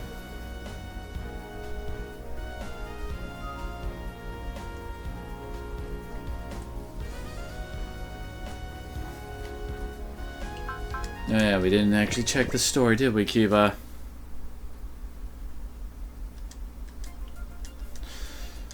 And everyone's in mopey mode because of Brella and Leto leaving.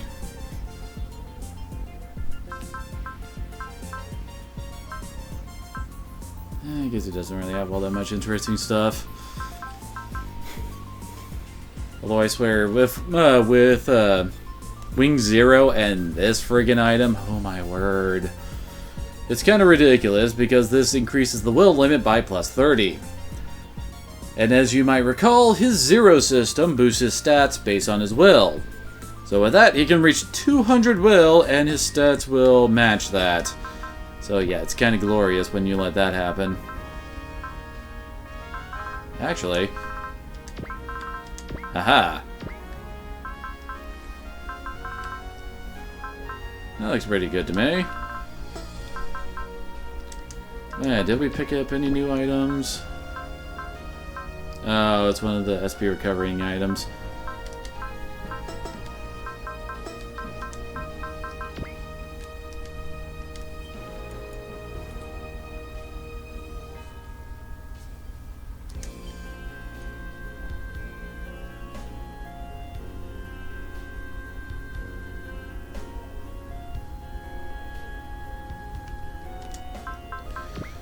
Okay, here we go. Chapter 28S. Well, the ocean version. Future of the Green Ocean. So, the Gargantia fleet isn't doing too well. After Flange took his ship away and the fleet admiral's death. What's worse, Bridget is finding that none of the other captains trust someone as young as her. At least from within her fleet. Tessa, on the other hand, seems to trust her plenty, which is why she's come as Bahamut's emissary to announce that Gargantia faces a new menace. While Bahamut will do everything in his power to help, Bridget will need to shoulder some of the load herself. To counter Bridget's youthful lack of confidence, Tessa asks her how old Tessa looks. She is in fact 17 and wasn't exactly appointed the TDD's captain yesterday. This is obviously an exception among our commanders, and more than that, Tessa is by her own admission so dependent on others that it's a miracle she made it up the steps to this room without somehow twisting her ankle or something. Forget about her using a gun with her own hands. Yeah, as I recall, that doesn't end well usually. Tessa's strength comes principally not from her special powers but from her precious comrades. Barose echoes this, recalling her first try as Salvage Master. It didn't go well, despite, or more likely because of her enthusiasm to do everything right.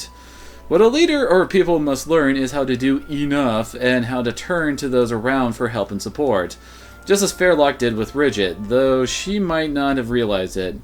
Barose is sure she's up to the job even if Bridget herself doesn't seem convinced. Let's see here, and the new fleet is really rolling out the red carpet for Flange and Pinion on the hope that they will come under the gods' teaching. Those who refuse said teachings, according to Ondaria, will suffer the gods' wrath. As a show of faith, some of the believers nearby are getting tossed into the water with their hands and feet bound. Sacrifices to a higher calling because they're kind of messed up. Badly afraid, Flange bows and receives blessings in the name of Kurgel. Pinion, meanwhile, is directed to come to the main shrine in 2 hours' time to assist one of the gods as it prepares to venture forth. Oh no, wait, this isn't happening just yet.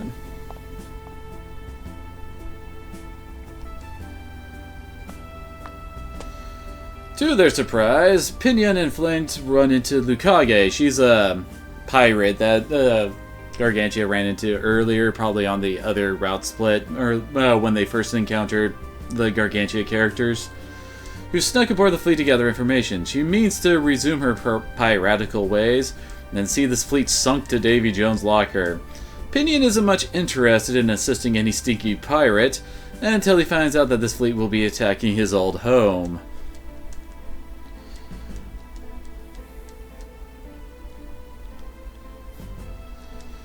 Leto, meanwhile, is starting to have serious doubts about Kurgel, who's deliberately keeping himself cooped up in his cockpit to better keep the fleet's people under his thumb.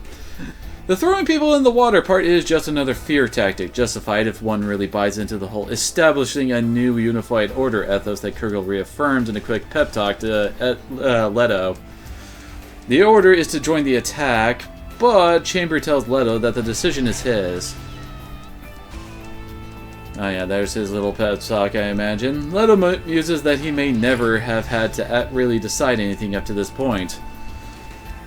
Can Kurgel's forces really take down the Gargantia? Chamber speculates in the affirmative. Chamber can designate Kurgel's striker as a bogey if asked, but whether Leto can successfully fight Kurgel is beyond Chamber's abilities as a support AI to predict. Leto seemingly makes up his mind to try anyway, just as Pinion walks up. Time for a little chat. Kurgel, meanwhile, announces to the troops that it's time for holy war to show the world the might of the will of God. This grandstanding is interrupted by Leto, who has had enough of blind obedience to his former comrade's words. The idea that this world is inhabited by humans, hence falls under Alliance law, is nothing but a flimsy excuse for destroying the world that these here people made for themselves. And negotiations, of course, break down quickly, and Leto summons Chamber for battle. Which I imagine is that sound.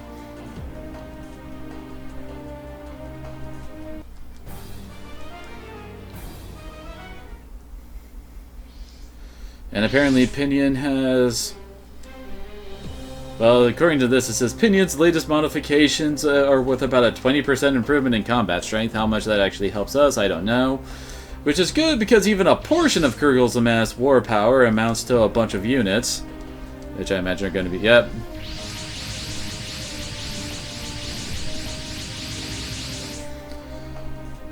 Fortunately, Pinion and his beam cannon are on hand to help.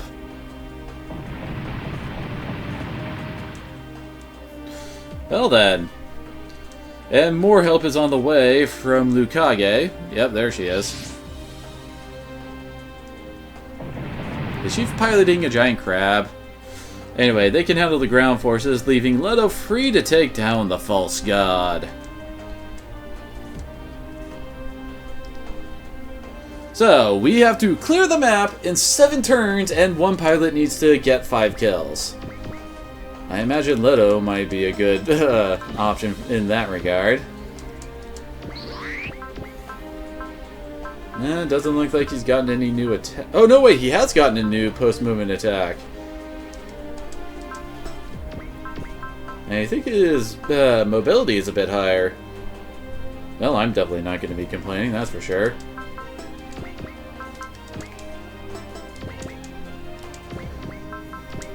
Yeah, these things can't touch him.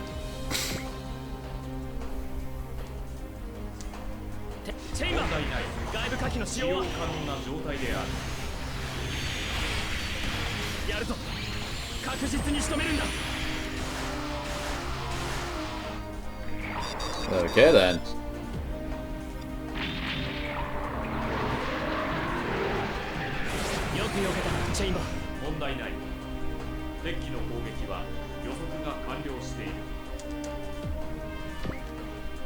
Oh hey, we can actually use her now. So let's see here. She's got Iron Wall. Oh, Fighting Spirit, Excel, Snipe. I mean, not Snipe, Strike, and Guts. Yeah, she is fighting a giant lobster, apparently. So here, Prevail level 6, Predict, Guard. So here, looks like Resolve. And I think that's the terrain bonus skill. It doesn't exactly have a hell of a lot when it comes to attacks, though. Honestly, I kind of just want her to back off and let Leto handle it so that he can possibly get the whole bonus already. And her mech is actually well suited to water combat, which I guess isn't that surprising for a giant crab. Wait, really? They'll just ignore Leto? Well, fine then.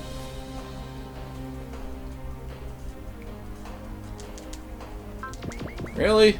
Oh yeah, he hasn't exactly gotten his will up enough for that.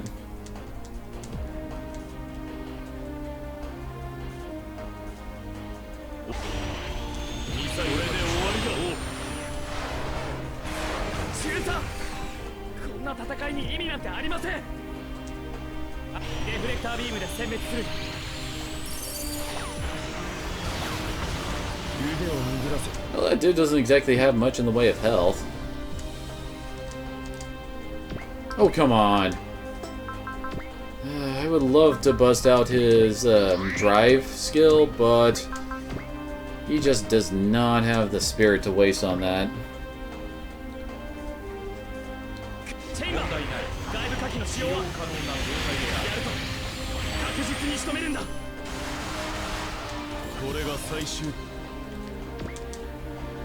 Well, I guess we can check out what she does. She'd probably throw up Iron Wall, though.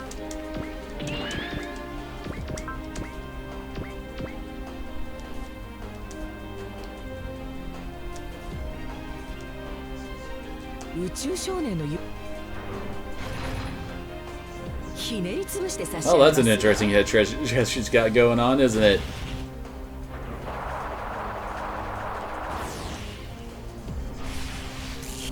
She just throws bitches away.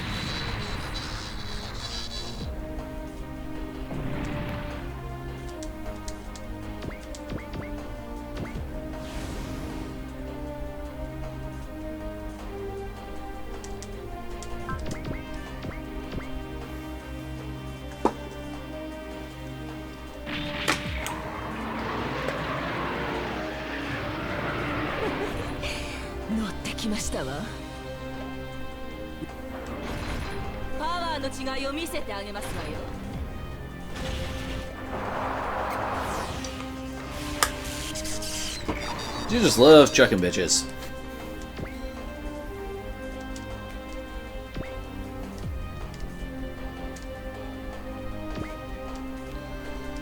It is kind of weird how they completely ignore Leto and just go straight for her. I guess it kind of makes sense, how do I put it, lore-wise?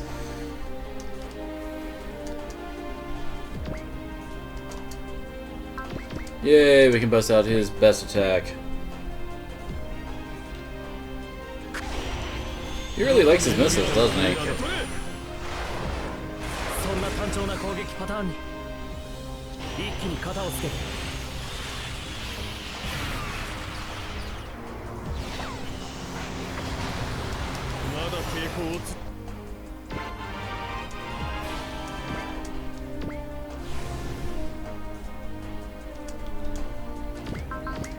Alright, let's finish this.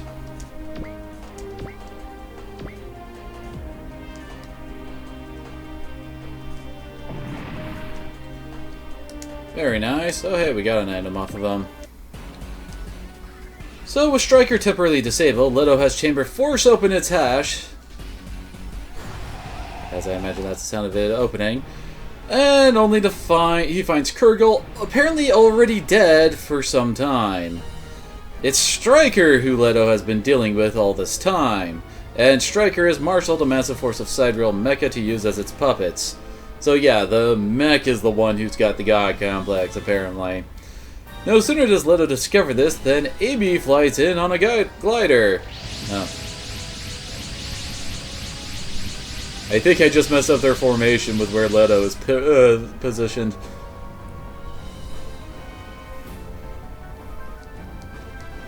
Yep, there she is. See here, she calls for him to return to her side and to the place he helped defend Gargantia.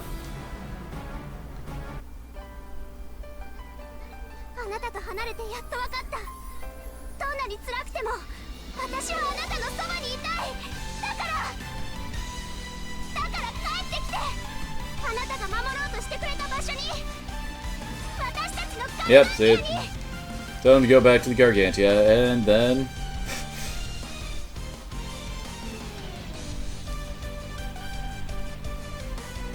Meanwhile, Rigid is calling upon all the people of Gargantia to lend her their strength and to help her help them all. The people's assent rings loud and clear, so the elders show... Yep, there's everyone cheering. And the elders show Rigid... where was I? Show Rigid where the key of Fairlocks fits in. An ancient system said to have been used to cleanse this land from its past sins. It is also said capable of destroying the world permanently. So be it.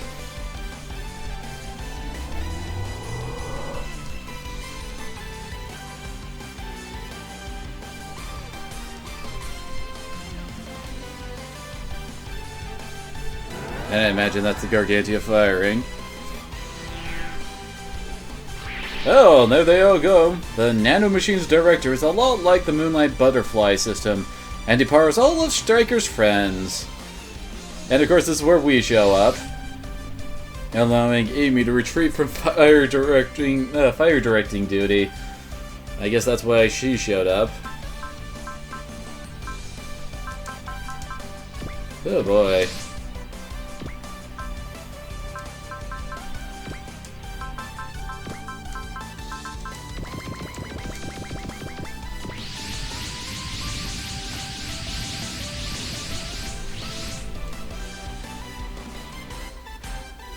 Let's see here, oh yeah, and there she goes.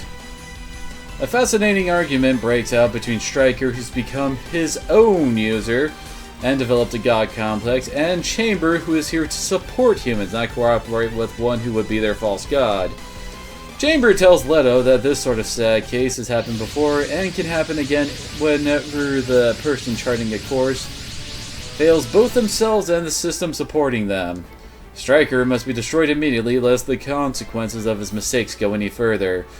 As someone who's retained and even enhances humanity in this foreign land, Leto has proven himself an excellent humanitarian, and that isn't lost on his partner and interface system. Oh good lord, that's a lot of ghosts.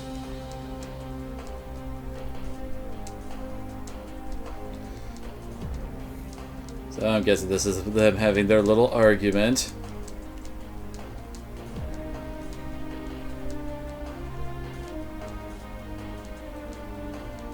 Oh, and there's Brella over there. I'm guessing she hacked him or something.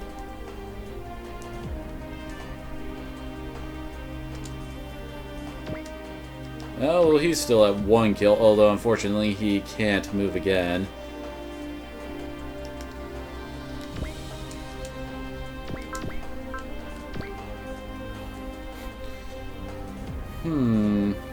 It's like, there's so many good people to try to get their will up.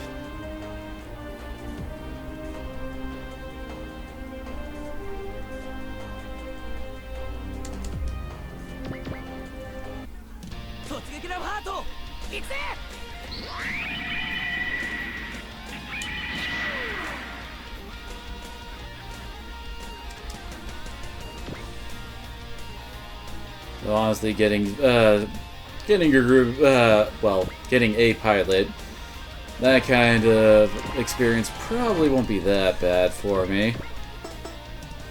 Does suck that Leto and Lucaye are still solo.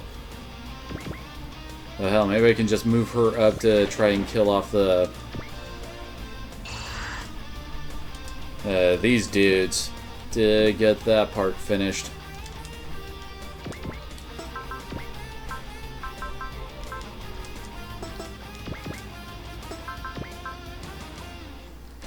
Oh, that is so tempting to use. Hell, screw it, why not?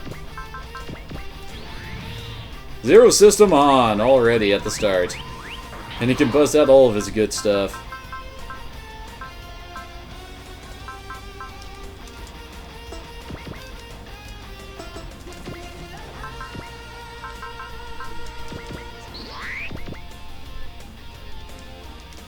Dang it.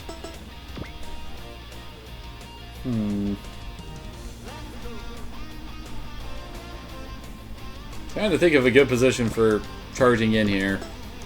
At least we do still have quite a few turns to go for this, and good lord, that's a ton of ghosts. And there's Brella. Gotta shoot him down again. Oh no, wait. Aw, he's not close enough to Mugen punch anybody.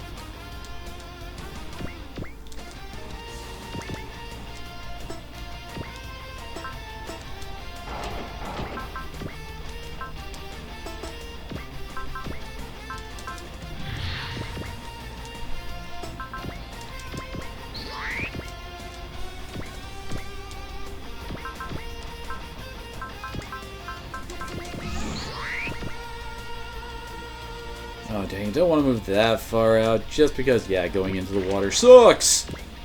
I hate water levels. Then again, I did willingly go to a mission called Ocean. Well, it was called Ocean in its listings. But yeah, there you could see the effect of his custom bonus.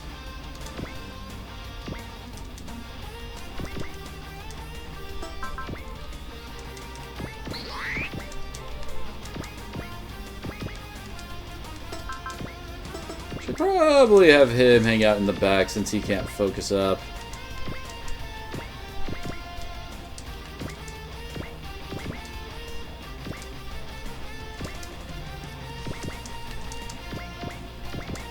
At least we should be able to get more people with the will boosting song at the start of our next turn.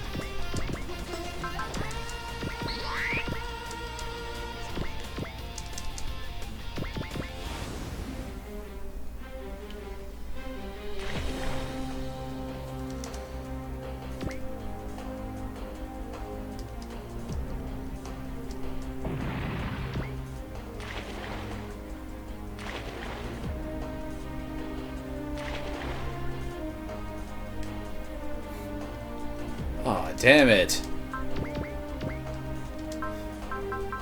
Well, why not? Let's go for it.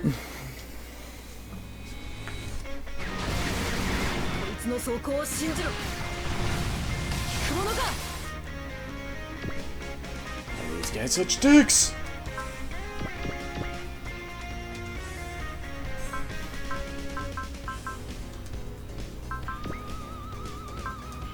Yeah, let's go with the stronger attack.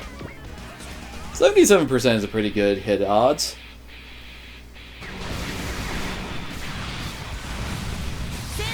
These guys do sting though.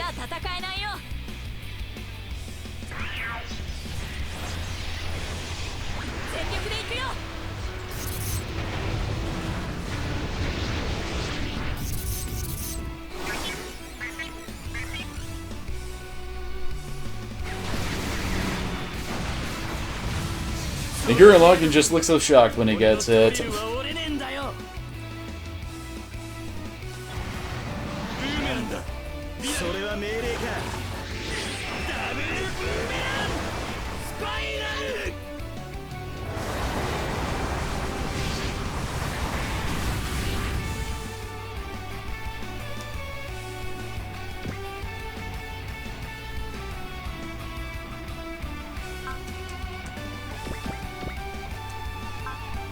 That gives him the better odds, and I'd like her to defend.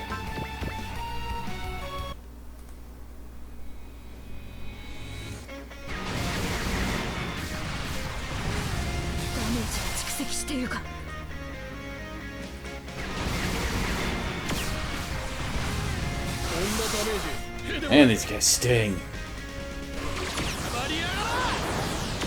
There we go.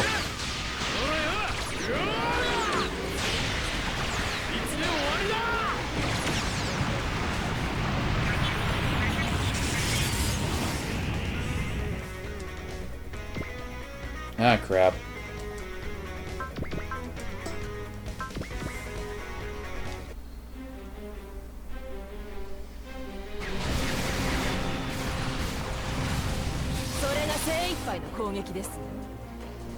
Thank you, underwater defensive bonuses, it looks like.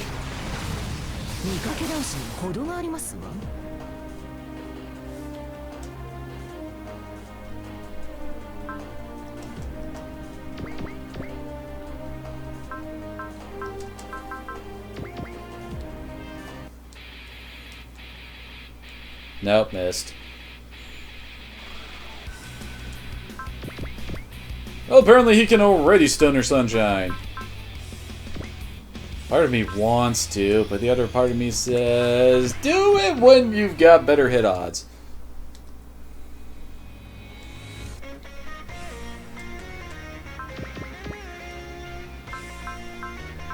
Oh, it's the baseball attack, I think.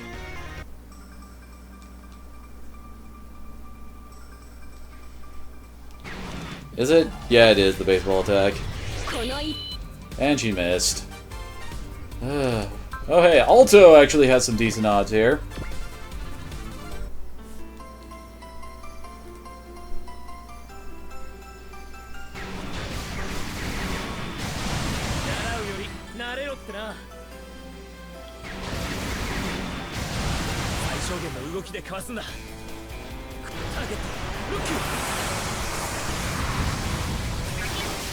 Good job, Alto.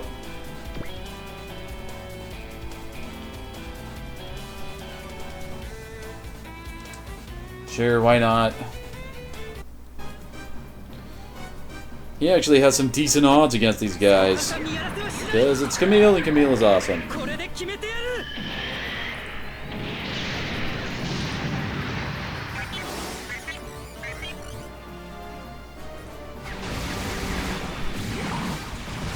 Ow!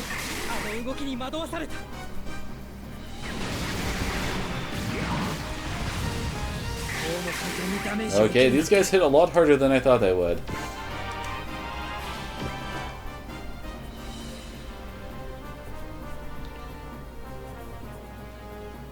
You really need to kill some ghosts. Well, at least the boss is coming to us, I suppose. Okay. Well, first off, definitely need that. Absorb some SP so that, well, hopefully we'll be able to get a second one off.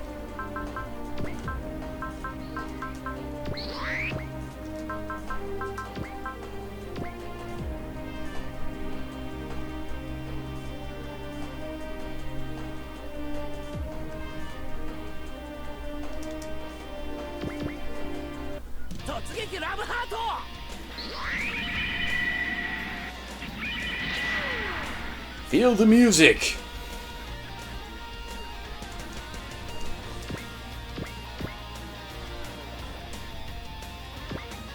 Oh nice, his biosensor's up, NTD is up, element system is up, Steam mode's up, all the good stuff is going live. Oh, there we go.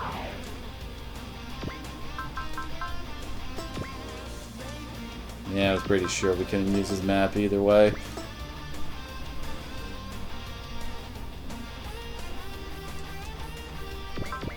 Oh, she can't use her map either. Yeah, neither of them have something to boost will.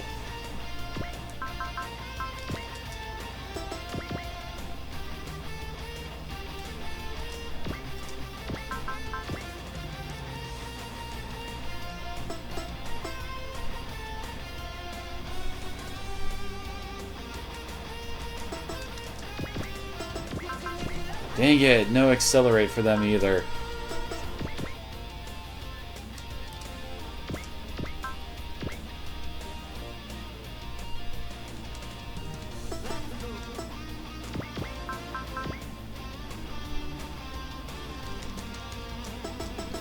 And he does not have a guaranteed hit on these guys. Give me a break.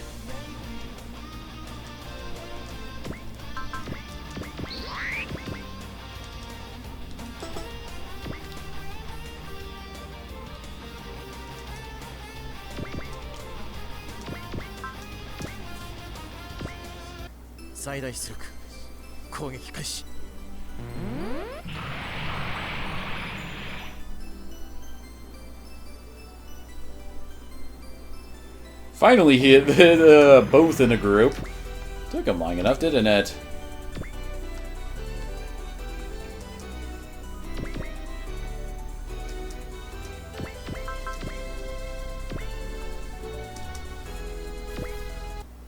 Target, look!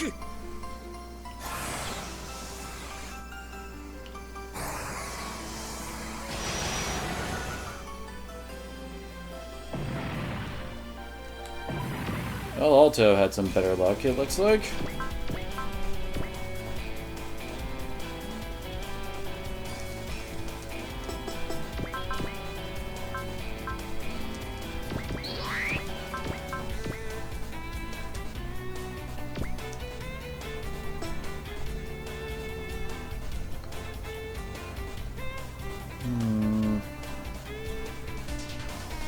Actually, you might be able to take these guys out.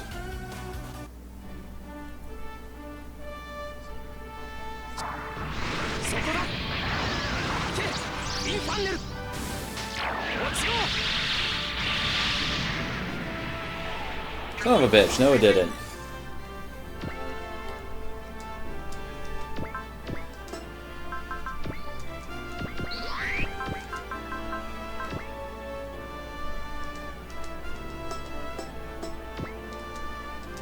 He's sitting at 70. So getting him closer to his ace bonus is probably not a bad idea.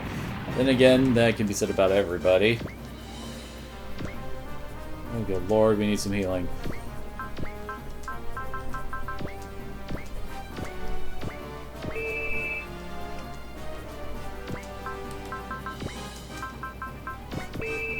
There we go. Getter's back up and running.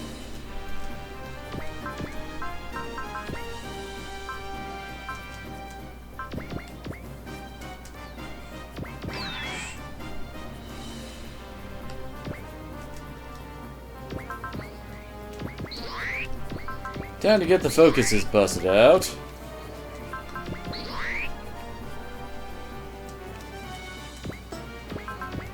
And she's in dire need of an iron wall.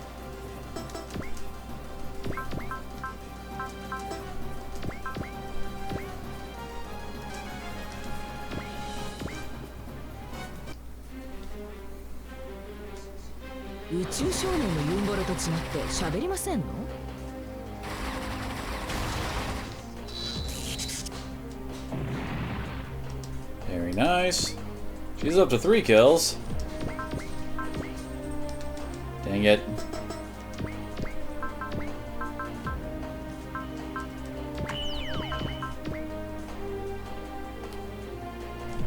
There's just so many of these bastards.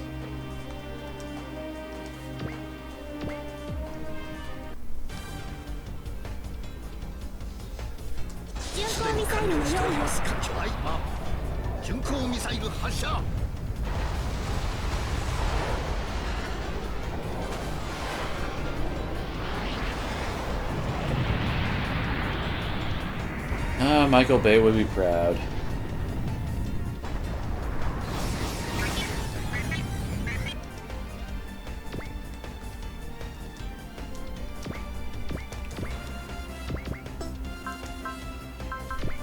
Oh crap, this is the last turn of SP.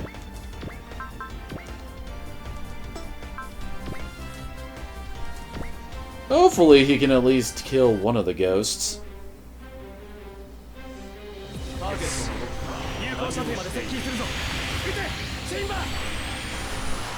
Good.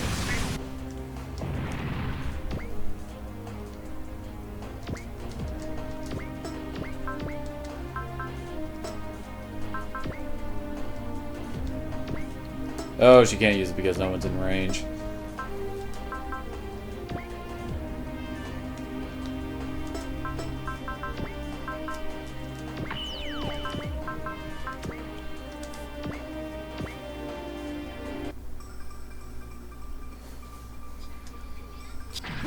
Buster Beam! Oh, so dead.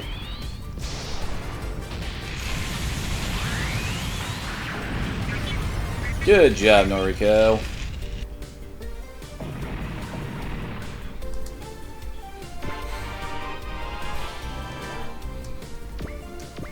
More levels and still no Valors in sight.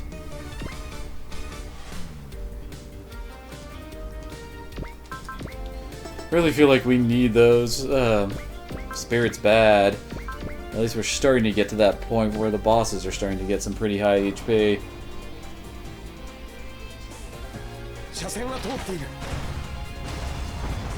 Although I can kind of see now why they think this mission will take so long, since we're fighting friggin' ghosts.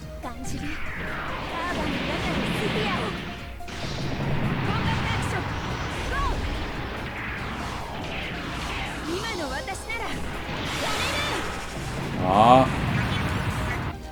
Close, but no cigar.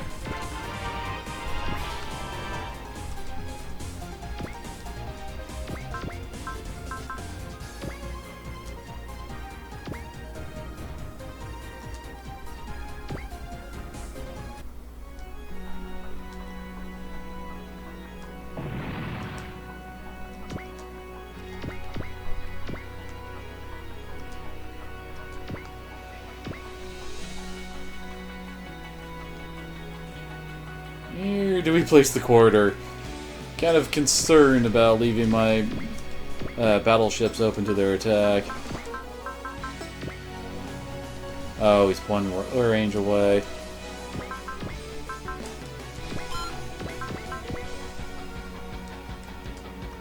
Dang it, and we're getting the strike so we can actually land the hit.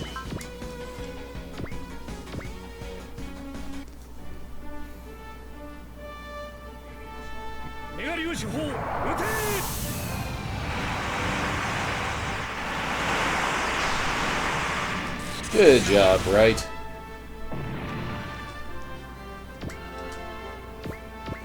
Not surprising, you got a couple levels out of that. He is kind of behind in that regard.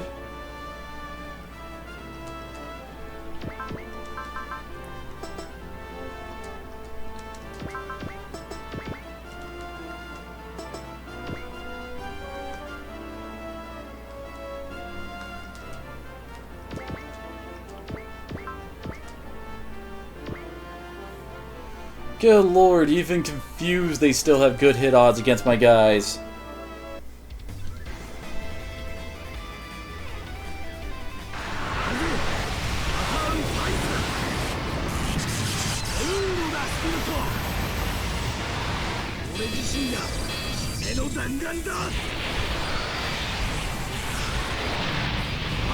I think he got a kill there since he got his cut in at the end. Yep, he did.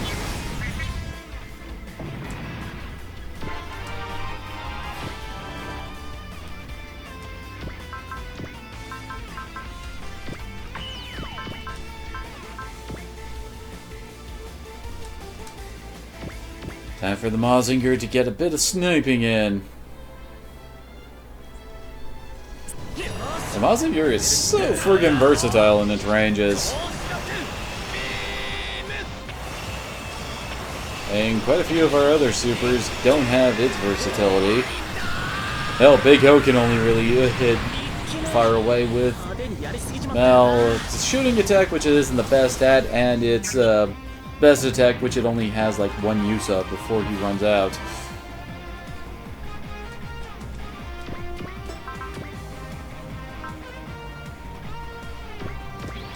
Time for Dan Koga to go wild.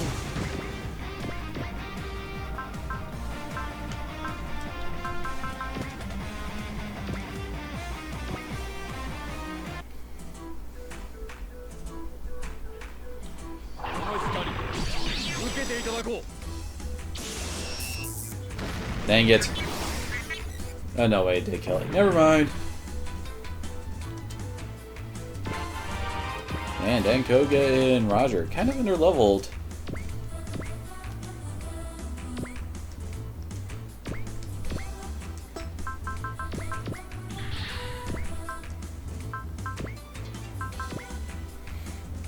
Now we can actually reach them.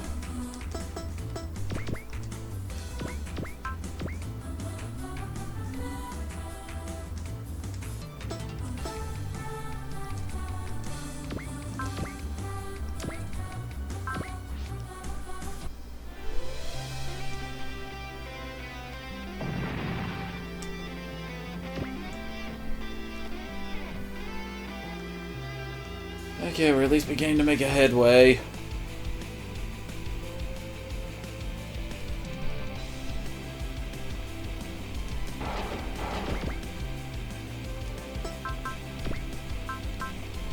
I think we might want to get some iron wall action, as I said. Ryoma deep behind enemy lines. Man, quite a few of these guys haven't been touched.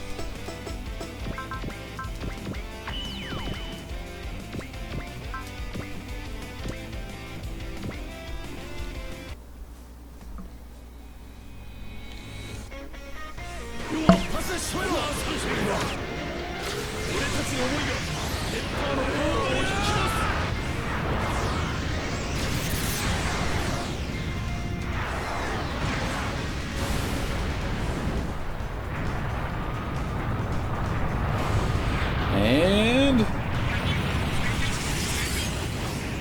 you got one.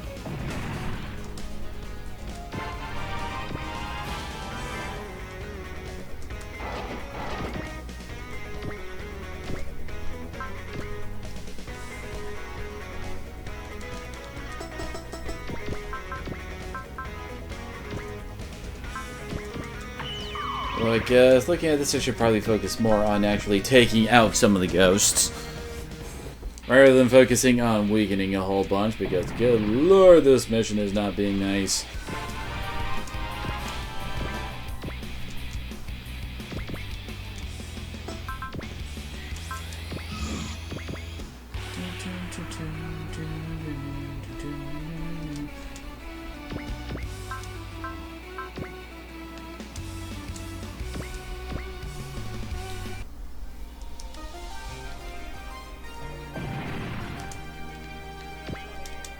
And last up, we got Setsuna.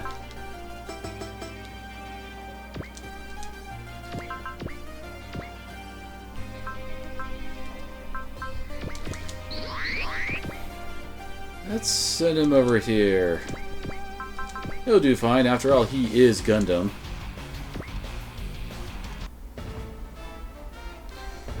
And if you don't get that reference, you should really watch Gundam 00. Oh! Double kill! Told you he was Gundam.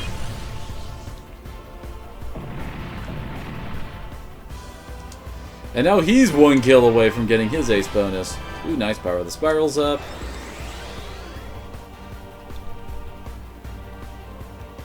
Okay, so now we got 3, 4, 5, 6, 7, 8, 9, 10 more ghost units left.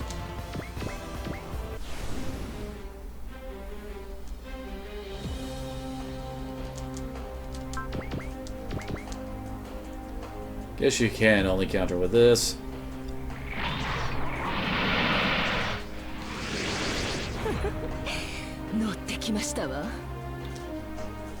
Nose cannon!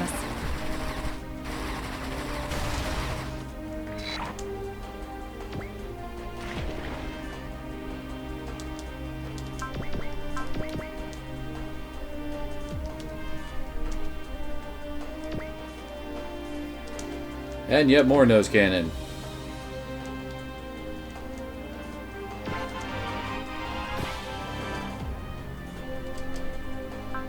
Oh crap! I didn't realize he was on such low health. Uh-oh.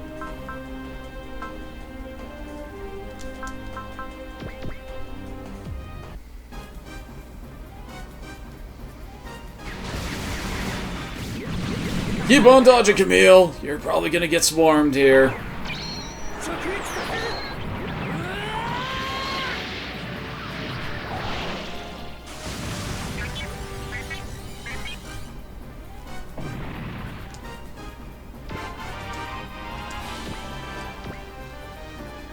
Oh hey, he went for Alto. And that's all Alto can counter with.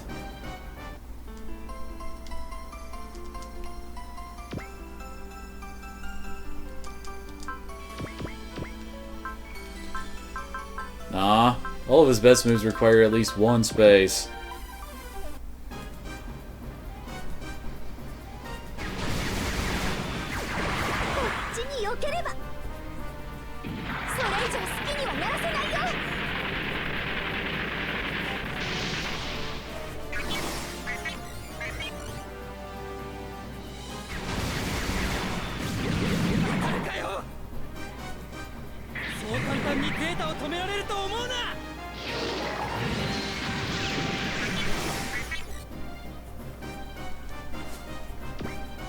Oh crap. At least he's still dodging at 0%. Thank you, Confuse, Disturbance, Panic, whatever you want to call that attack. I mean Spirit, but oh my word. And that's why I stuck Iron Wall on him.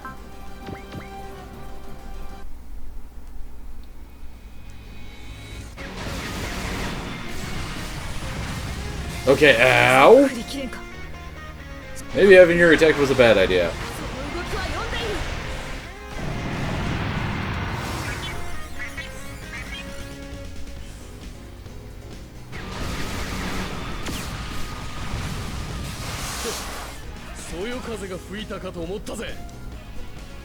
Ryoma says, screw you!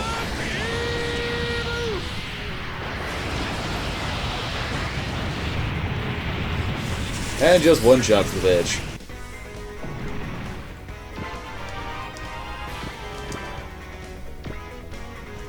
Ah, crap. And they still aim for Camille.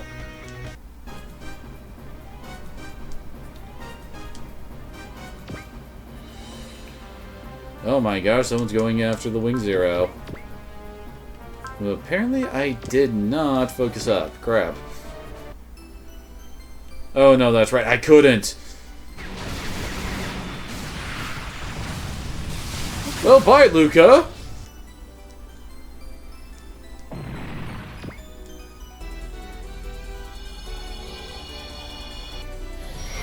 Yeah, apparently some people are pissed now, and really...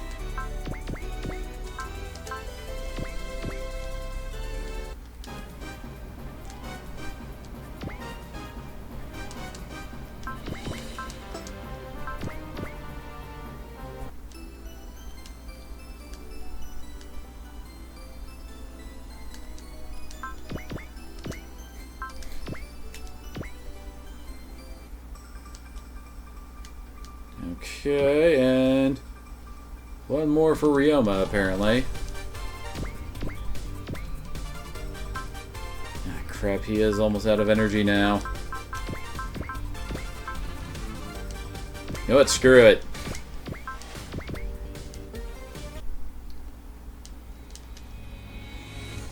Aw, I was actually expecting that to kill him. Ah, crap.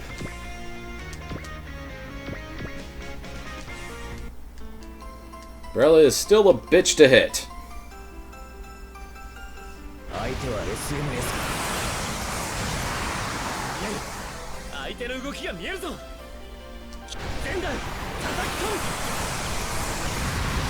Oh, nice, he did hit. Oh, crap. Why are you getting involved? Oh, well.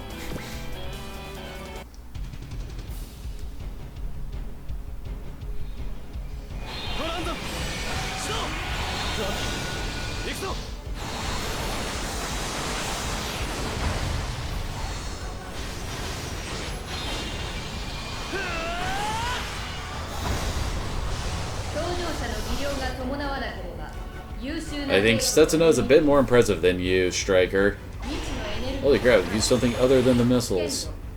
大と認識。当たるつもりはない。 Dang it, Sensitive. Where are you gonna get your fourth friggin' spirit?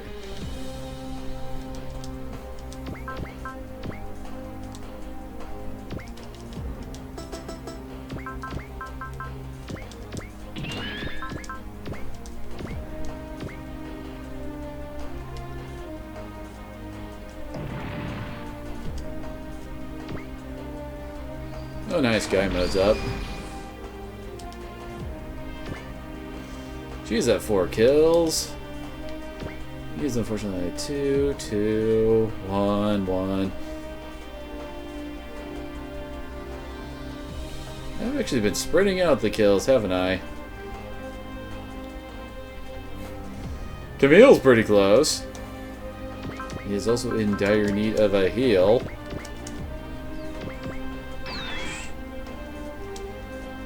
Also, so need another one of those.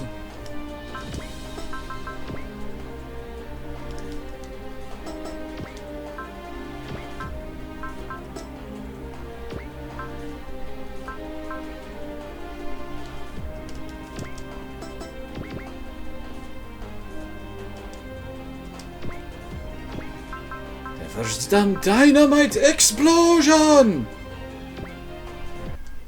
Dynamite explosion!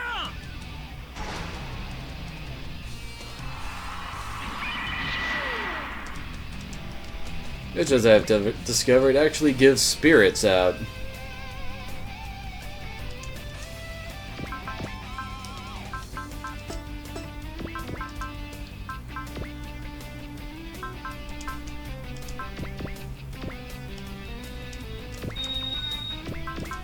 Figure Camille has earned his bless and whatchamacallit skill and lucky.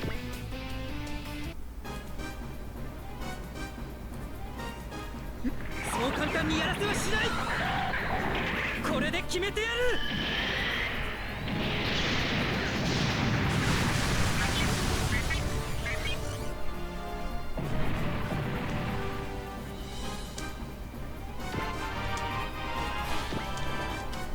Very nice. And he's got our 5 required kills. And we're on turn 5 only? Huh. We still have plenty of time to finish this.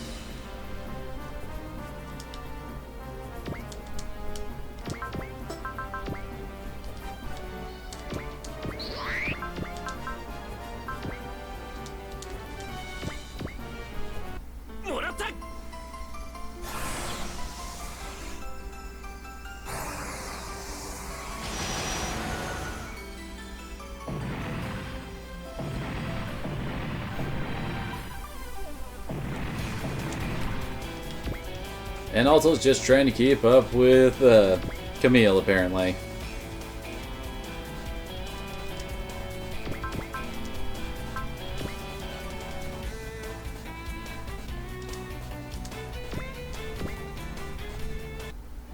And Amro gets some funnel action. Holy crap. That is some XP. Oh yeah, that's right, he did have... Yeah, bless and luck on him from Dynamite Explosion.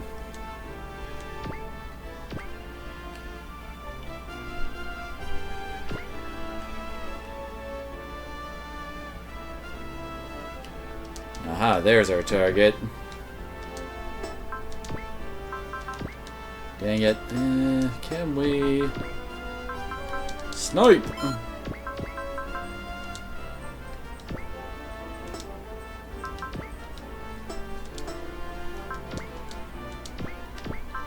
Aha! Although we need a strike, dang it. Thankfully, Roger can arrange one.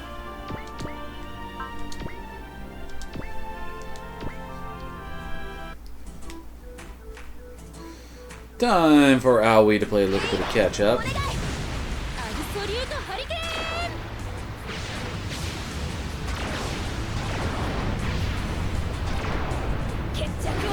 Surprise, bitches!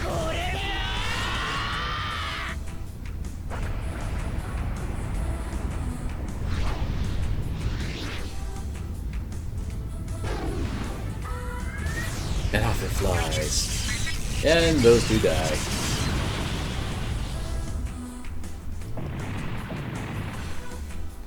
Very nice! Holy crap. Yeah, that's a lot of XP there.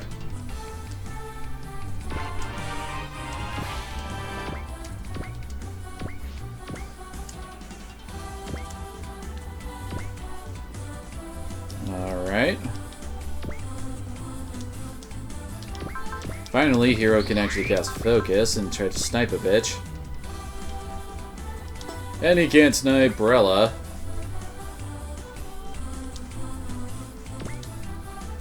Have I really been ignoring the Wing Zero that much? You would think between his boosted stats from the Zero system and, well, Hero being Hero, he'd have better accuracy.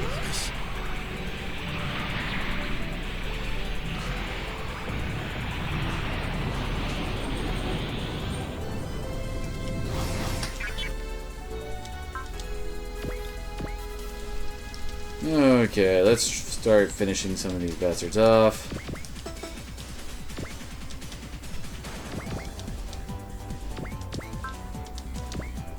Well, we don't need to use the big radiation hand for this.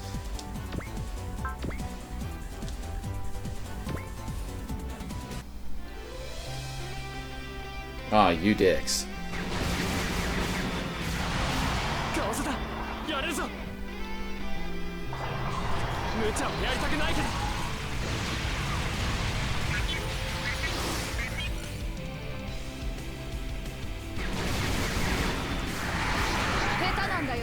Callan says no. And it dodged her! Oh, dang it. I was gonna have him do it, but I guess that's not an option at the moment.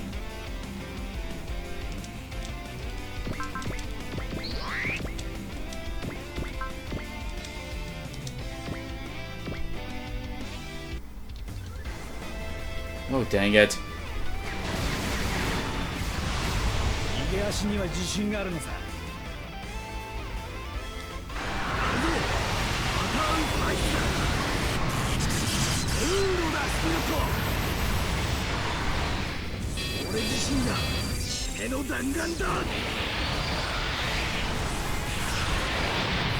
Well, one of them died at least, although... No, both died.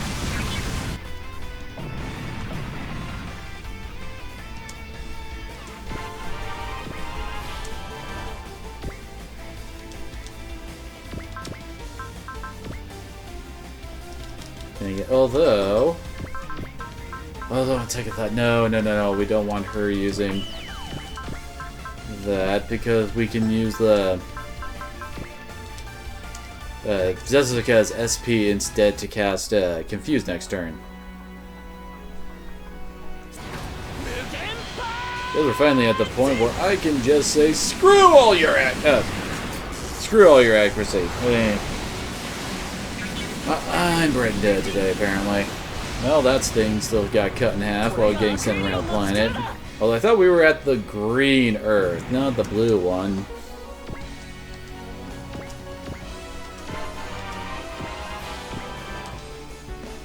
At least we're down to only 2 ghosts now.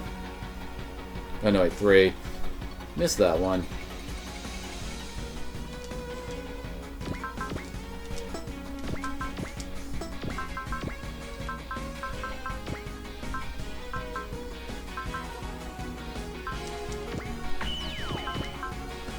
The question is, can he finish him off with that?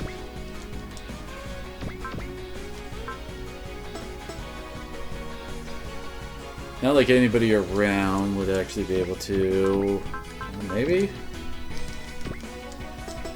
Crap, he is out of SP. Oh well.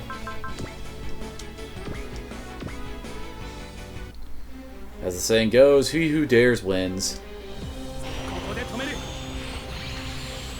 Gargantia has very fishbowl helmets, doesn't it? Oh, never mind. Nope. Leto just took him out.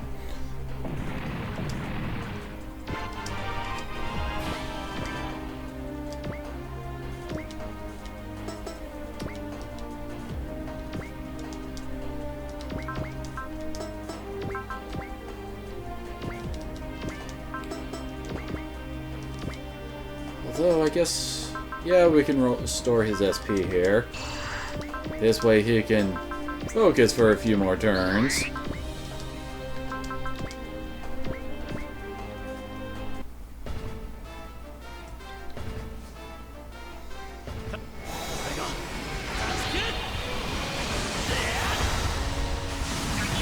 Bye! Yeah, we got another ace bonus. I do believe his is that Innovator triggers at 120 will and he gets SP regeneration from it. Because I think that's what it is. Yeah, Innovator SP regeneration bonus increased by +5 to a total of 10 SP. And Innovator also activates at 120 will. So, yeah, that's good. Oh, dang it. Oops. And she does not have enough SP for, can't attune either. Yes, we're just rolling the dice. Oh, she hit it.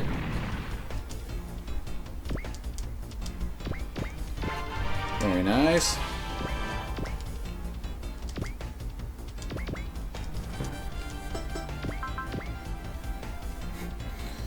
Just realized both Noriko and Fa have very low cost efforts.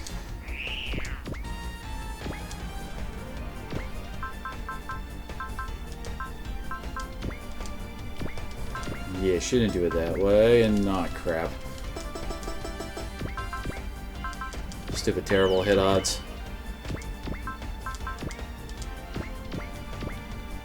Actually, I don't think that big of an attack was actually necessary for finishing it off.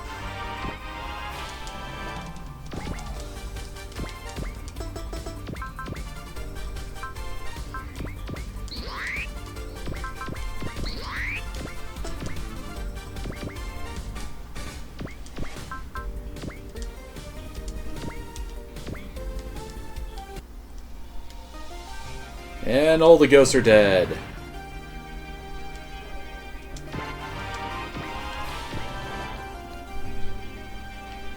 Now we have to worry about it actually hitting friggin' Brera. Yeah, no way we're going to be able to use that on him, although we do have the open getter combination.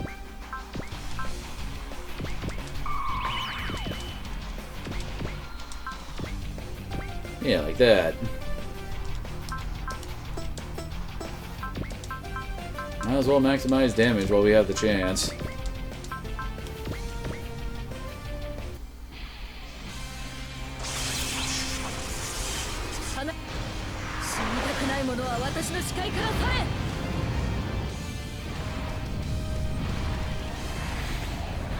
Canary is just showing off her waifus.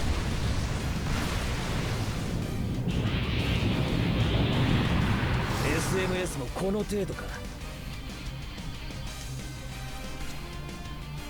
やるぞペンケオープンゲット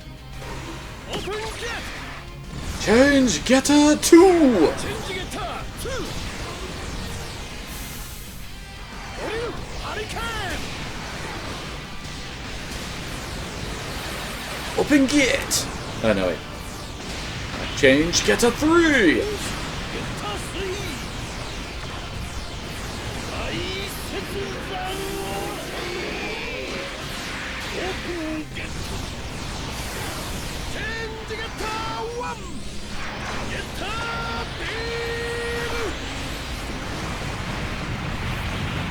ダイロン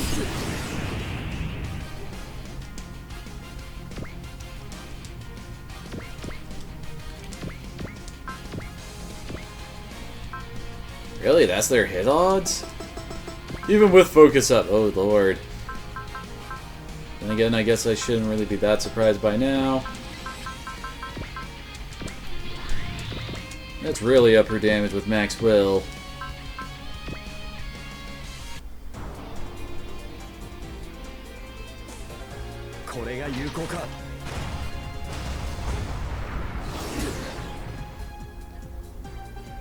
Now it's Kaaba. その力で。Combat action. Go.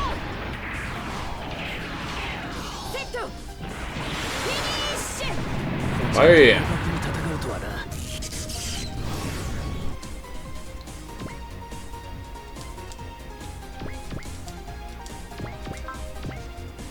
Dang it.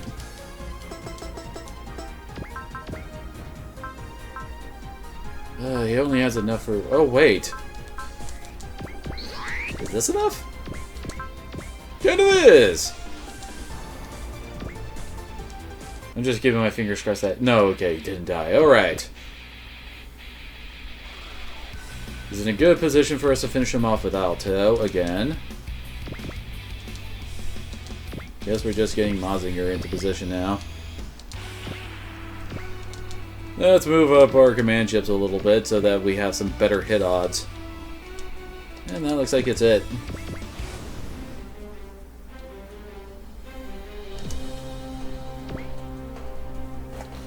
And I think Lukage is going to finish him off here.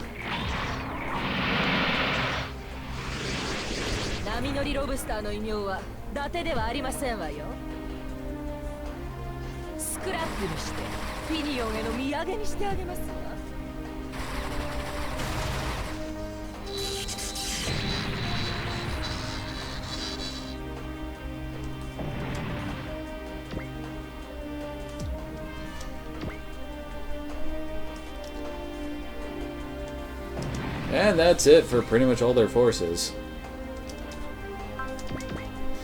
Certainly don't mind Alto getting a bit more damage in here.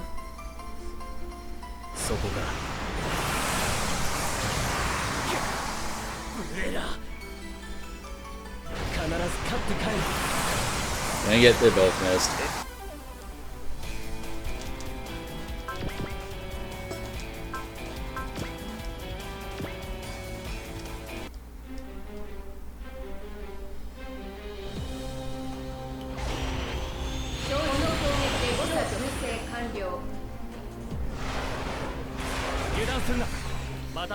Lukage's I mean, not Lukage. Leto's kind of running out of energy at the moment.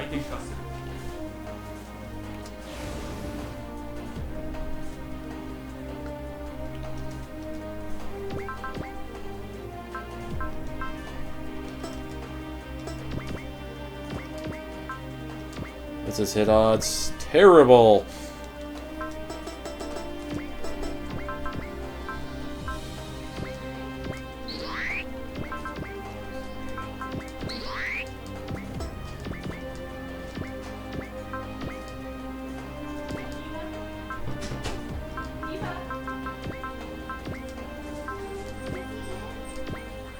Okay. Hopefully this lands. If not, I'm gonna have to give the kill to someone else. And Kiba is singing the song of his people, apparently. Okay, good, it landed.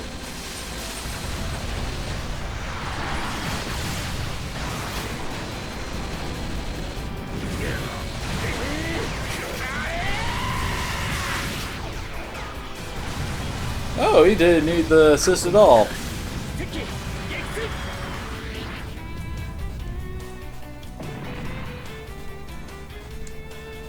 Oh, got another A adapter. That's awesome. Could always use more of those. So, Alto finally managed to get through Debrella just a smidge. A smidge is all it takes to spur Basara and Sybil into action. I imagine that's him hitting him, starting to get through. And there's Basara and Sybil. And they start rocking out. And as the other singers join in, which, yep, here they all go. Bella feels his heart become warm. And Ranka is, of course, the most precious thing he has, and her songs free him from the curse he's under. Time for some payback. Oh. And he's paired up with Alto.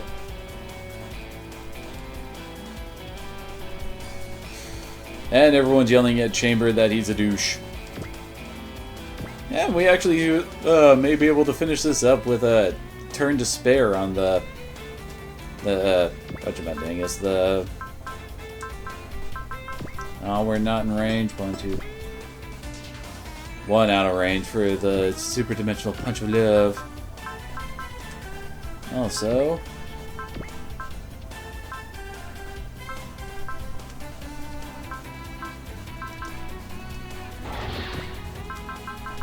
Oh, these guys. No, none of them have learned it. Although Makoto has Iron Wall now, that'll be handy. Although, now that I think about it, do we really need Panic at the moment? I guess not really.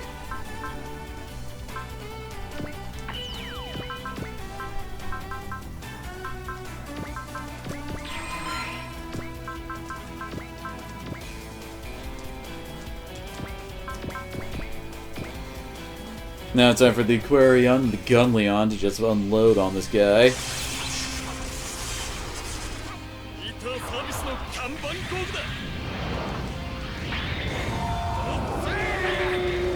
Time for some wrench foo!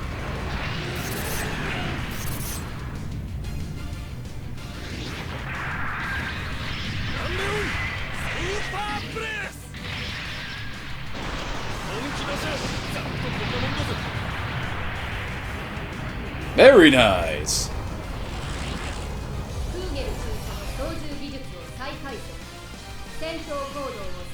And you're a wordy one, aren't you, Striker?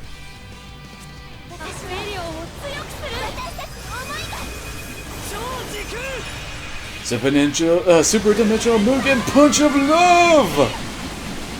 Can't you feel the love with this fist?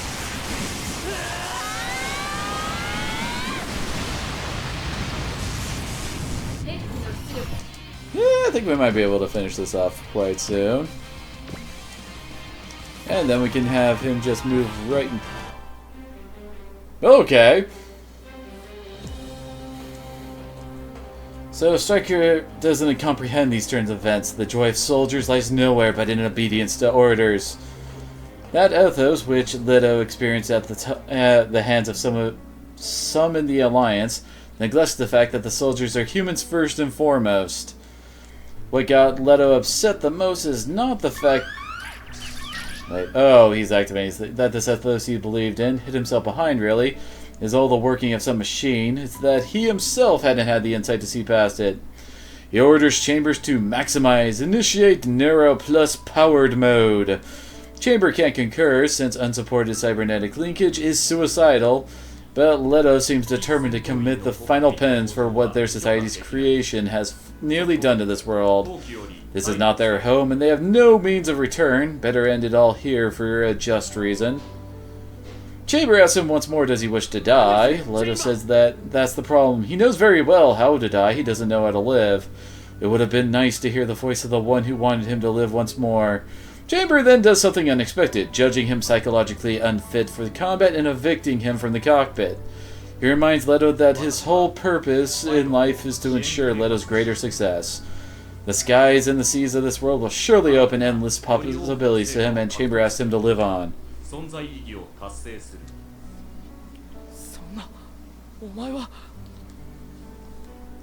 And yes, this is basically what happened for the finale of Gargantia.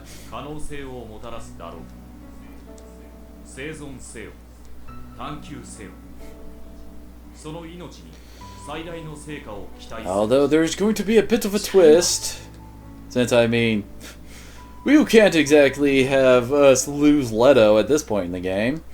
As Alto picks him up and puts him back into Chamber, everyone agrees that the two are way better together, and Stryker declares that Chamber has clearly gone mad if he thinks he can part from his pilot and orders him to reboot as a final warning.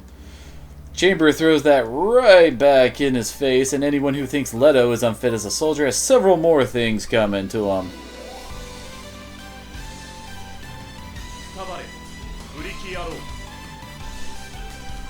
Because that... Oh my! That unlocked a new attack for him. Holy crap, they also got maxed out SP from that.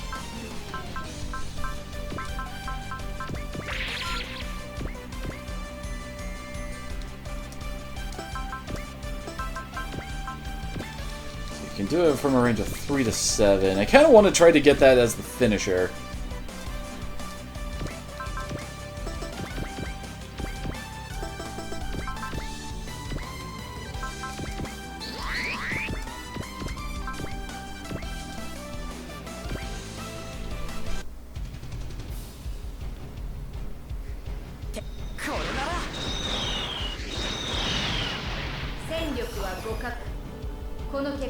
Yeah, you are extremely wordy.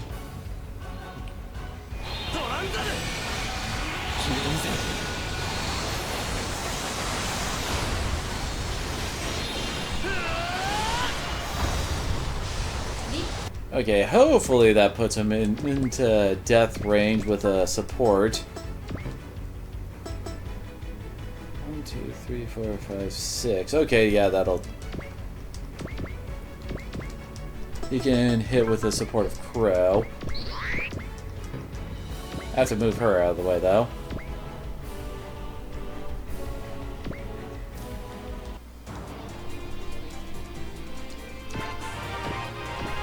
Oh, okay, I guess it doesn't matter. But before we do that...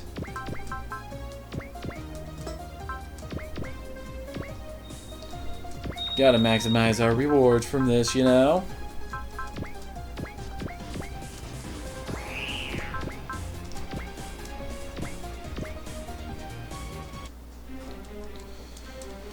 Time for the final showdown.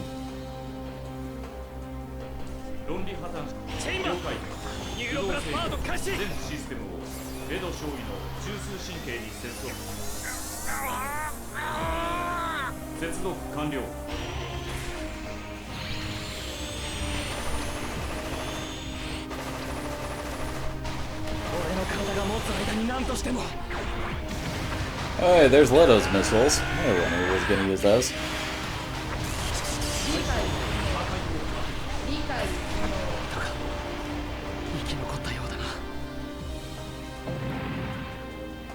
Very nice.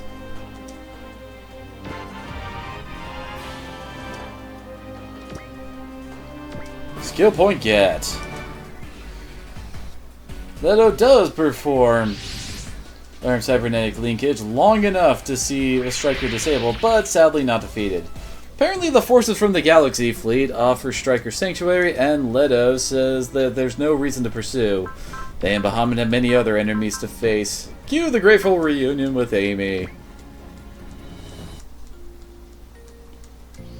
Oh, yep, there she is. Dang it. Well, thankfully, thanks to Roger, we don't have to actually pay for that.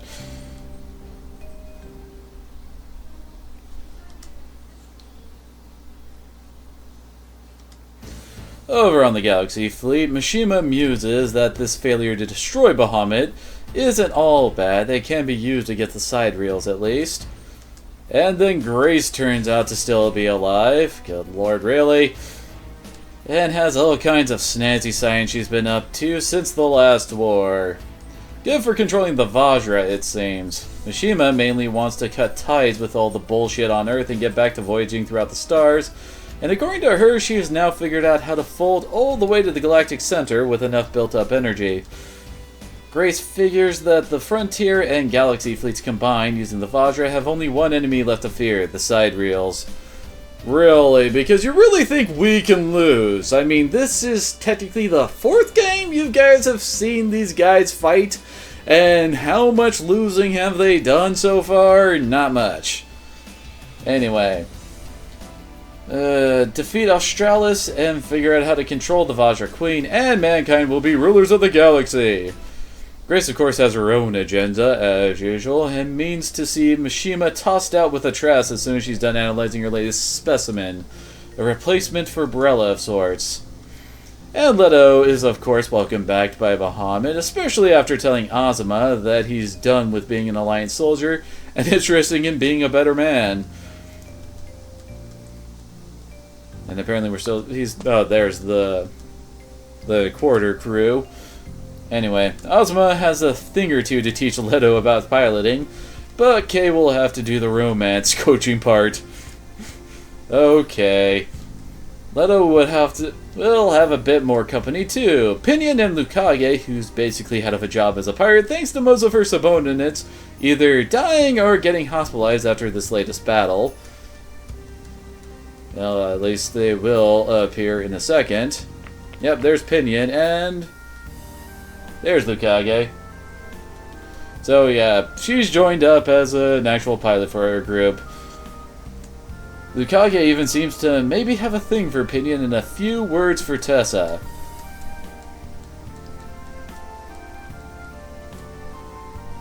Let's see, and Brella is back on his feet too. All receivers for the Galaxy Fleet's control have broken under the musical onslaught, because that's just how Basara's music rolls. Brella does want to say one thing to Alto. His former declaration that Alto was unfit for rank is to be retracted immediately. Would that all guy-girl problems be resolved that, air quotes, easily, according to this translator? Anyway. And I do believe we're just about done with the cutscene here.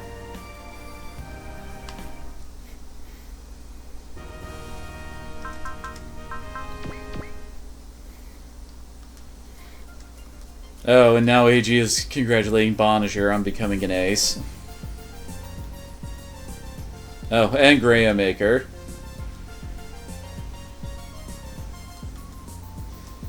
And, wait, oh yeah, Setsuna did get his too. Oh good lord, we're getting all of the ace scenes here. Oh, and here, it's here. AG can tell that Leto has grown considerably as a human, and his victory over the deceased Kurgil is worth 50 Z-chips, apparently. Meanwhile, Lukage has found Tessa and is very leery of her. That is, she's leering at Tessa, the woman who stole her nom de... Wait, what? I'm not entirely certain what that term means. Nom de guerre? Oh well, whatever. She's... Oh yeah, and here is her messing with Tessa. See, Lukage has a thing for cute girls, as one might gather from her two most faithful servants, who are looking at Tessa almost hungrily as their mistress. Okay, I'll wait while you go check... Oh, good lord. By the way, Chamber seems to be maturing into AG's eyes, and is even willing to deliver the sail line! He is curious why AG is trying to make all of Bahamut speak that, and AG coyly says that he can't right now. So let's see, we've got an aiming unit and a good old, thing that's magnetic coating, although it might be different wording in this one. But more mobility is rarely a bad thing. Next mission, we got 15 units, but thankfully, well, both the Gunleon and Hibiki are taken out. And there's Alto. Probably not gonna use Lukage all that much. I mean, her mech is kinda lackluster. Although I guess her assist attack is pretty decent. And I guess she is technically unupgraded. Oh wait, she's got 2 ranks of upgrades. Guess her dodge isn't that bad then, but... I don't know, she doesn't really seem to have much that she could use as a support, and she doesn't have the power of a main unit. So let's see, we got a couple slots we can...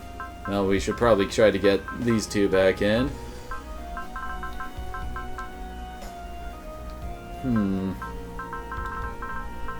His unit does fly, so he can pair up well with Crow for now. And Alto...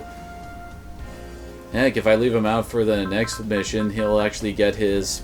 I can get his ace bonus with a sub-order. So why not do that? Now, who will hang out with the Aquarion is the question.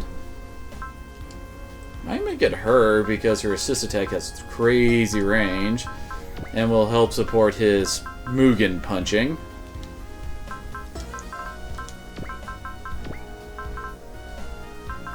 Is there anybody else? That is the problem with the sniper units. They have issues getting support attacked. Now, let's see for our... Let's see here. Who do we need to get the kills to? These two would probably appreciate it, although... Lock-on needs some levels. Okay, would like some. So Suzaku. Suzaku may not be getting used this run.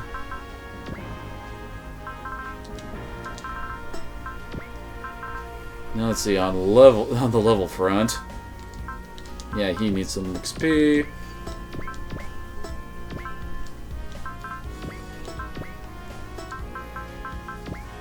Solar poor sub-level 30 guys that really need the XP sub-order, I'd say.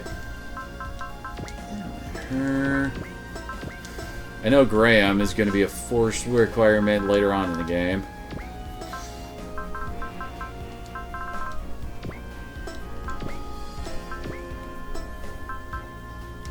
And when I let her hit the level 30 club.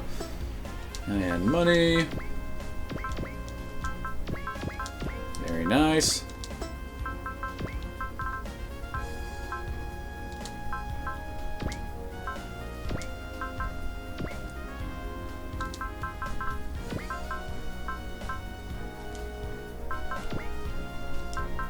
There we go.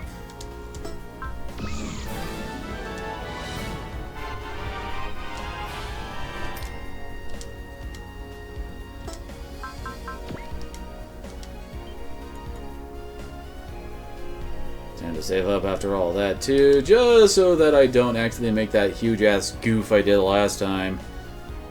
Well, I guess the time before that, actually, but still.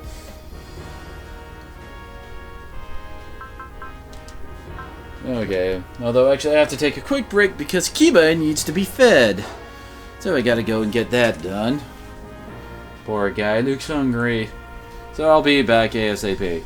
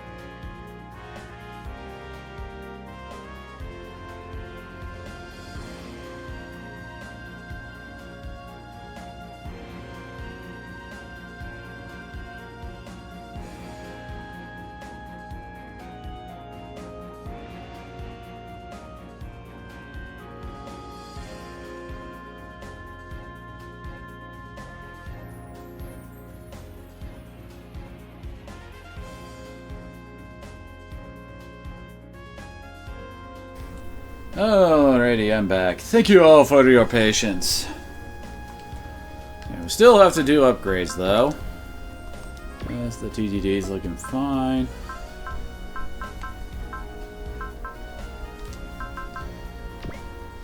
We'll eventually get Char cut up.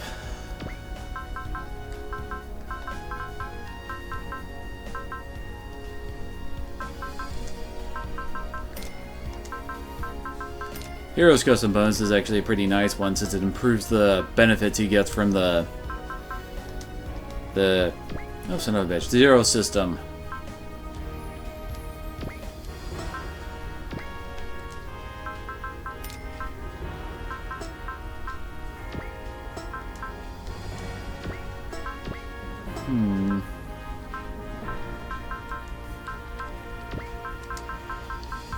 Yay, now his map attack is now post movement. Not the biggest of things, I suppose, but it is a nice thing.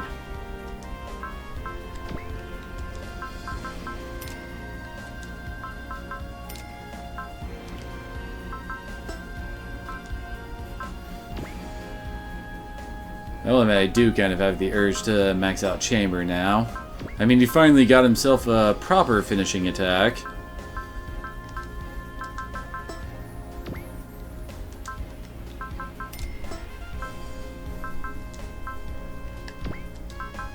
Oh boy.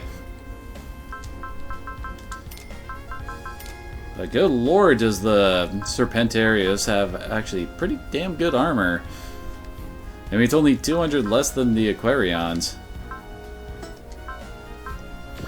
Oh, Basara. Actually, now that I think about it, what is his custom bonus?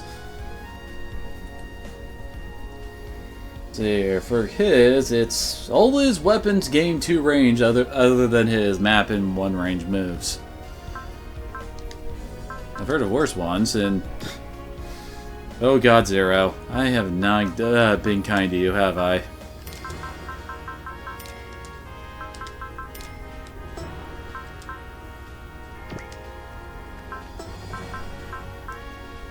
Now, I really should be trying to get some, you know, get the, like, our actual survivability stuff up to the next tier. Since, as you might notice, we're starting to fall slightly behind, it seems, in that regard.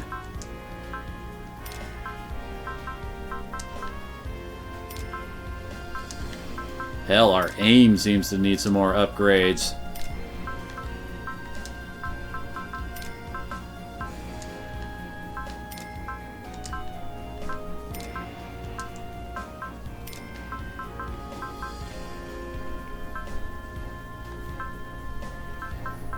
Holy crap, the Serpentarius has better armor than the friggin' Shingetter. Well, in this form at least. Not in Getter 3's case.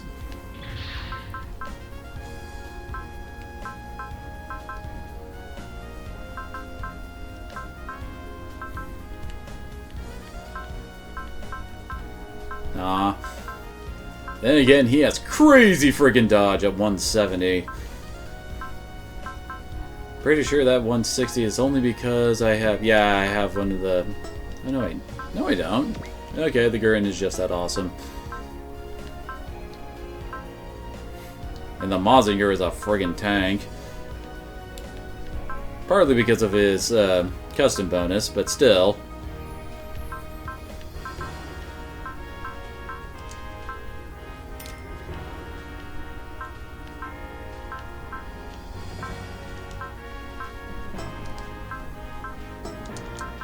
And then we get some...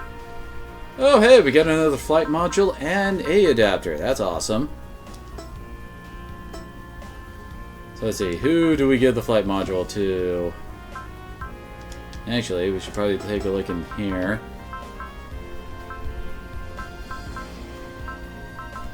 Basically looking for people who are paired up with a flying unit and a non-flying unit. Oh, we could give it to Big O, apparently. Oh, or to Bonager. That would probably actually help those two out quite a bit.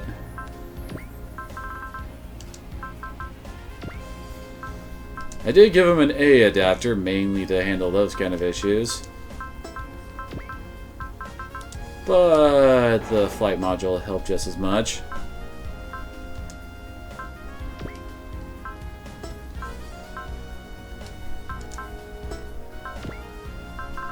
So who else would need a flight mod, or a adapter, I wonder?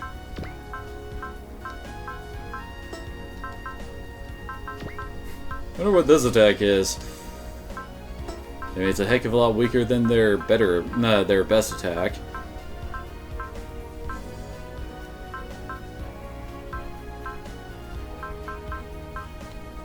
Yeah, I guess I'll say the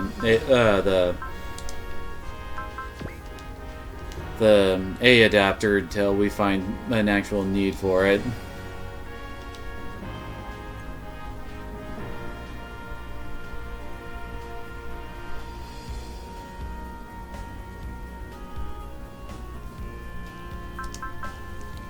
And off we go.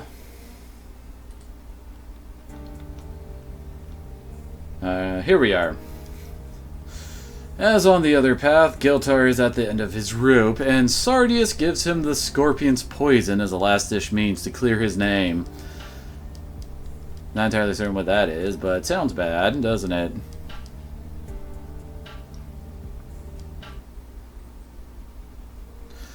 Leto, meanwhile, is learning just how unoptimized his trim frame is for life on the Gargantia fleet, where manual labors like hauling in fish are de rigueur. There's also this thing called sunscreen, which didn't exactly come up during the time ensconced in a flight suit. He goes to Hibiki, who he finds practicing his Jeet Kune Do, for advice. Hibiki echoes Chambers' recommendation to try as many different things as he can during our remaining time aboard the fleet, in the hopes of finding what suits him best. Hibiki then asks Leto to describe his mental state at the moment. He decided to discard his alliance ways in favoring of defending Gargantia. Nor did he choose between two such weighty factors in his life. Leto's never stopped to think about how his own mind functioned, but he thinks he just naturally gravitated toward the option he truly desired.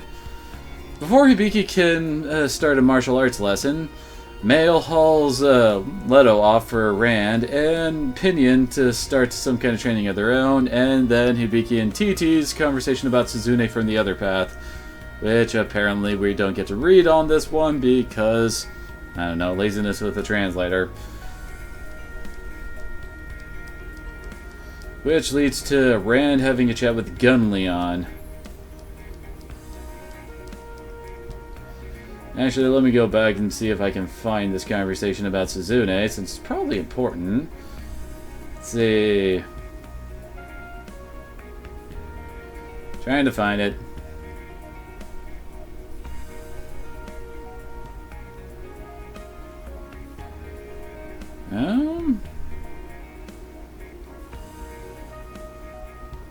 Son of a bitch.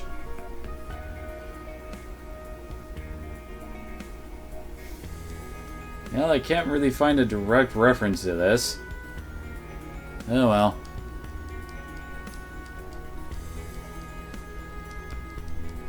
Good lord, this is a long conversation about Suzune.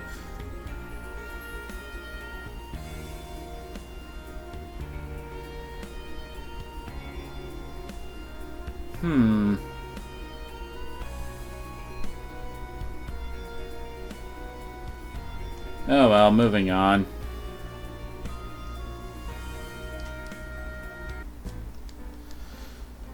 So basically, Rand is talking with the Gunleon, and they're basically discussing about Gunleon's power and the possibility that its powers lie not only in its Magna mode, which is, you know, where it goes all flamey and all that fun stuff. And it turns out that training Rand, it's at all have in mind for Leto is training as a part of the maintenance staff. Oh my. Working with machines is skilled work that doesn't really require moving heavy stuff by hand and requires an organizational discipline reminiscent of the military. Perfect! This sets up for the Topless and Eva pilots conversation about adulthood from the... Why do you keep on saying from the other path? Oi. I guess all the mechanics are trying to convince Leto here to start working as one. And yep, there's the Evangelion guys. Oh hey, Horjack, how are you doing?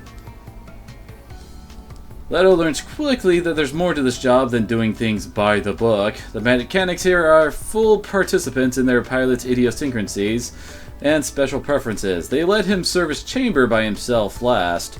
Practice for if Chamber's self-repair system should ever get broken. Which I'm guessing is what's happening here.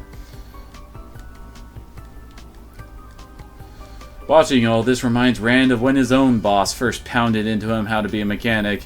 He was a hopeless, snot-nosed brat back then, but he also had a certain fearless zest for life, the confidence that nothing could slow him down. But now, the other maintenance guys start kibitzing, and it seems that the whole lot of them are scared of women in one way or another.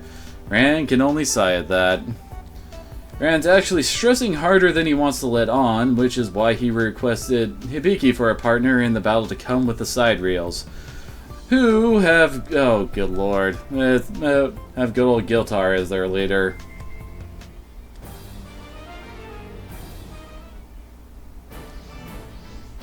Yeah, but as we're about to get into this, looks like we get to pick two.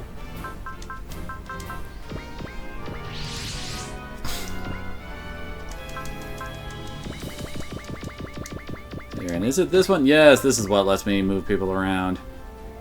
Let's see, where is... Oh, there's Basara.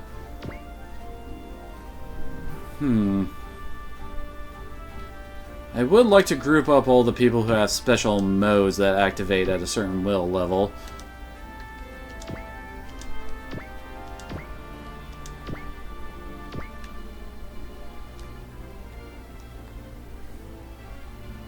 Ah, dang it, Setsuna. Admittedly, his now activates at a much lower level than before. So I guess we'll have him sit that out. Alright.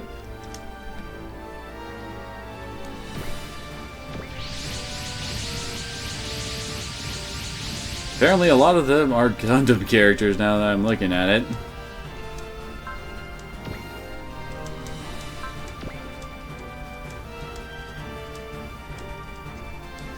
Alright, so here comes Giltar, I'm assuming? Yep, there he is.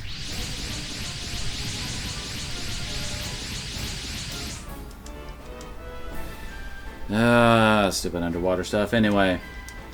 So he's shown up now with the whole, Scorpion's poison thing. And then, yep, he tries to use it on us to make us go all hatred and anger and all that stuff. But it turns out it doesn't work all that well, because the Gargantia folks really don't have much hatred in their lives. Newsflash! Not everyone in the world is a spiteful bastard like him. And he's freaking out because apparently his plan is just going to crap. And Zero has his smug face. Wait, crap, I just realized I may not have put Basara close enough. Son of a bitch. Ah, damn it. Well, I guess this is as good as I'm gonna get with this.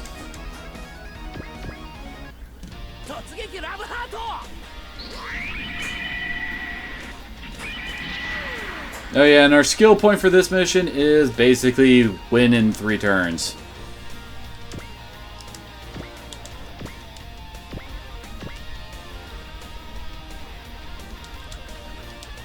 Aw, dang it, she still doesn't have enough SP to cast that right off the bat. One more level in, an SP plus will give her enough, though, thankfully.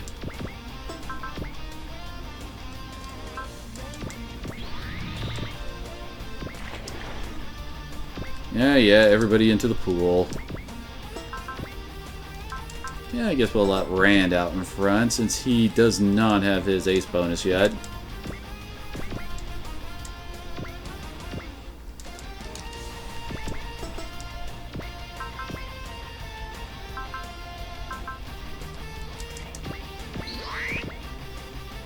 Oh, son of a monkey there. Yep.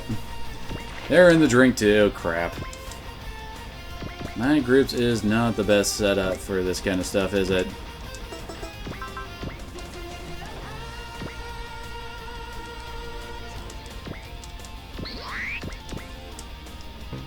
About to say, the wing shouldn't be getting stuck in the water because, you know, it flies.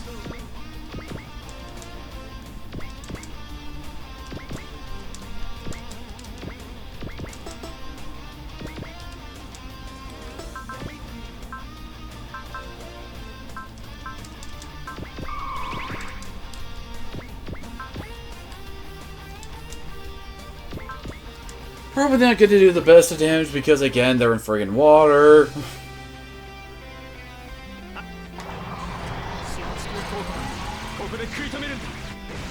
Yep, stupid beam weapon's not working well in water.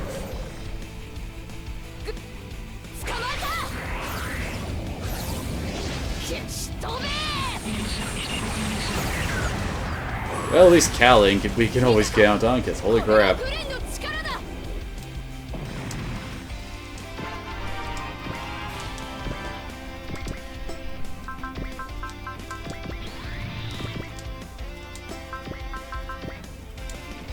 Hopefully this will get us a kill, too.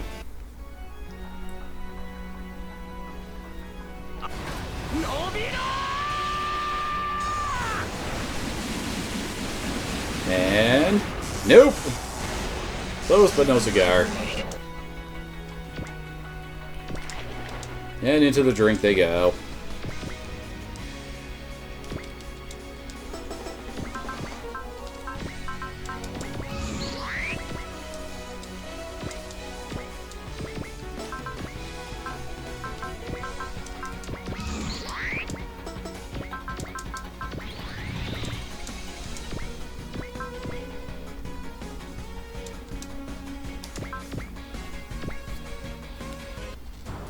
And I don't think Sosuke performs nearly as poorly in water as other people, so it should do decent damage? Yep, decent damage.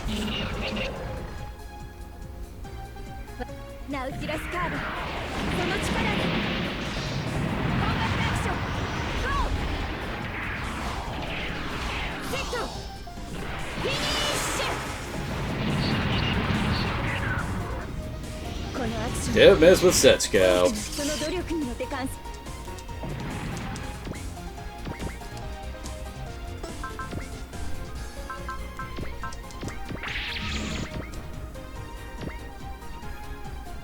Yeah, I guess that's as good as we can do, although, yeah, don't really want Kira getting more kills.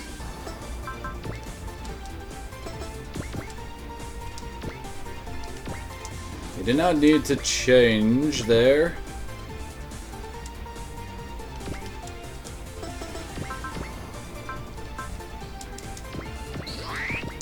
Let's just let Amuro hang out on the deck there and snipe.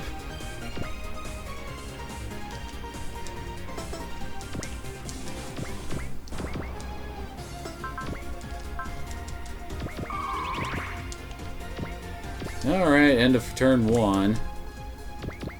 And I imagine we clear this map by killing Giltar. Which, given his close proximity, won't take us that long to pull off. It's these underwater bastards that are going to be a pain in my ass.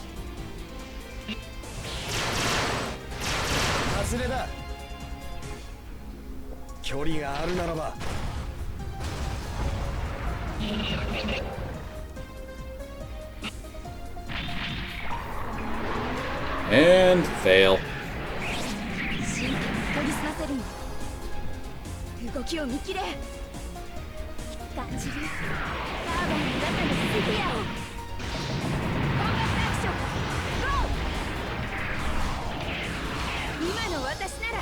Ah, no kill this time.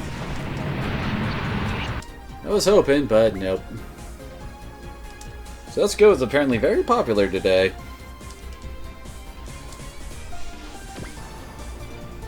But okay, then what is he countering with?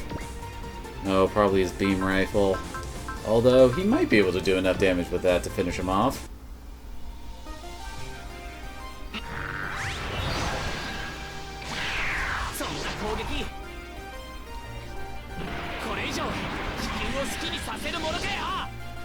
Yep. Still pretty bad damage. And Setsuko is still murdering everything she can. 訓練の成果が出てきたみたい。カーバーのスフィアの力で。 Yep, bye.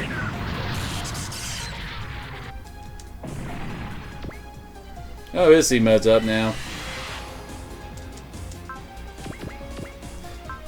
Unfortunately, all of his long-range attacks are just the beam ones that won't do much damage underwater.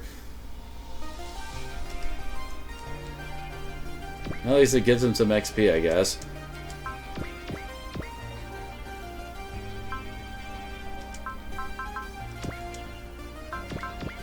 I wonder why. Serpentarius isn't the best underwater. Not like it doesn't have armor, though. 助かったみたい。落ちろ。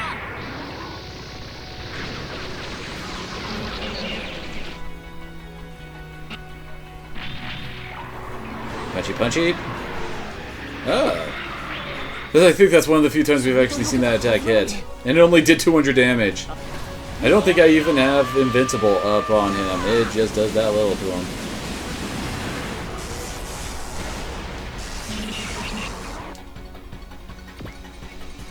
Are we done with underwater fun time yet?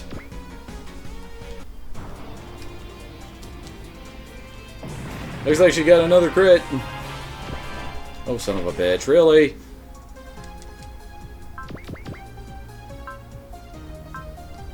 I don't think she's really running out of energy, so I don't know why it doesn't want to use her best attack there. And, yep, dead.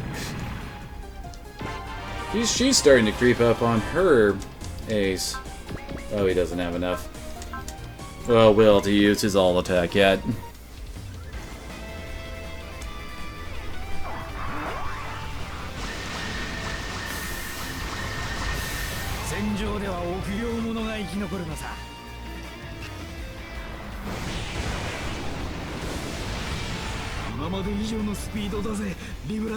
Yeah, your bug dudes aren't that good, Geltar.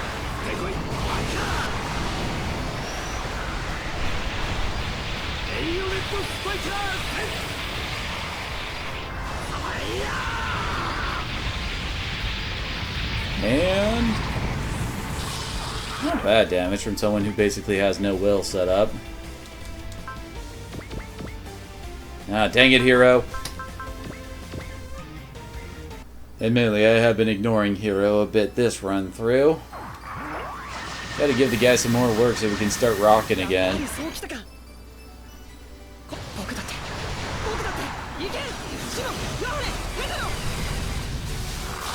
Heck, maybe I should actually give Luca some HP and armor so we can live through a hit if it actually lands on him.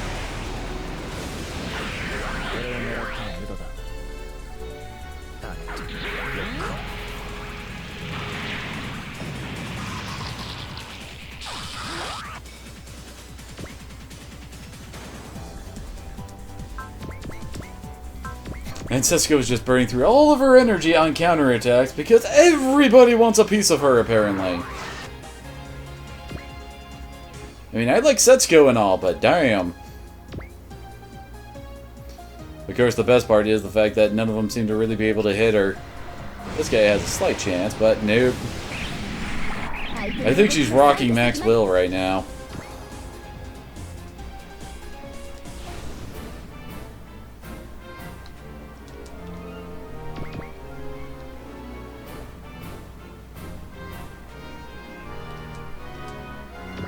Oh, of course, he can't use his map.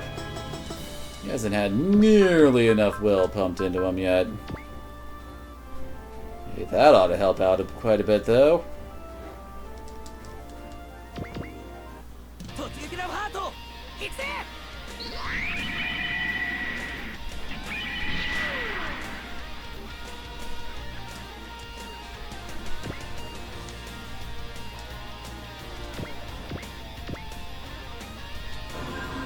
Alright, element system is up. And Hero is still really low on will.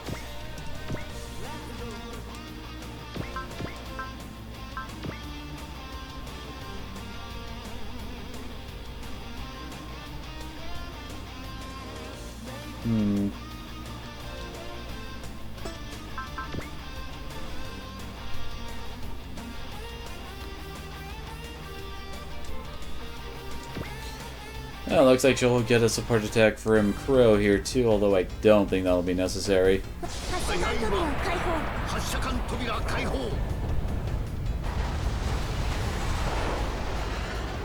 Fire the Michael Bays!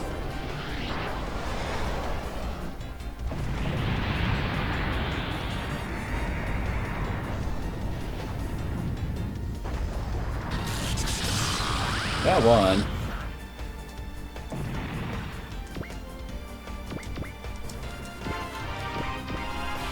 Unfortunately, Giltar didn't move.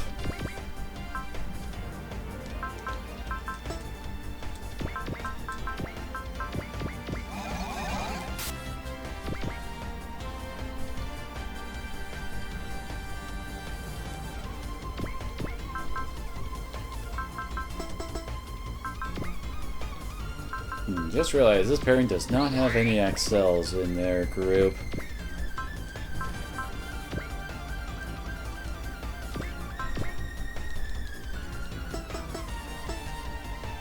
Actually, I think this might still work.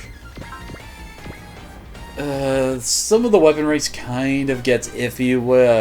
Like, I think melee attacks take the attacker's terrain into consideration for the whole boost, non-boost they get from the terrain. So yeah, like this... Yes, okay, good.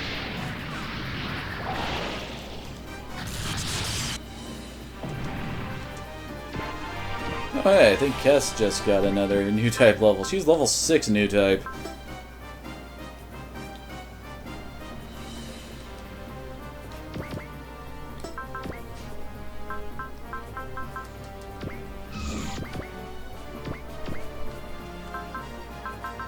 Oh, they don't have enough will to really use any of their better moves. Nope, can't fix that.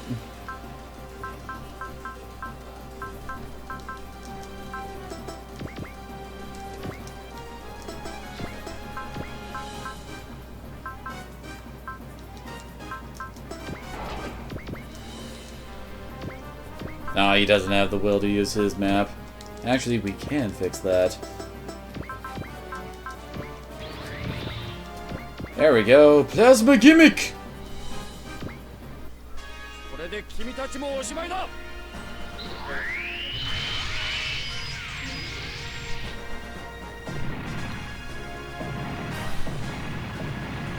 Good job, Roger.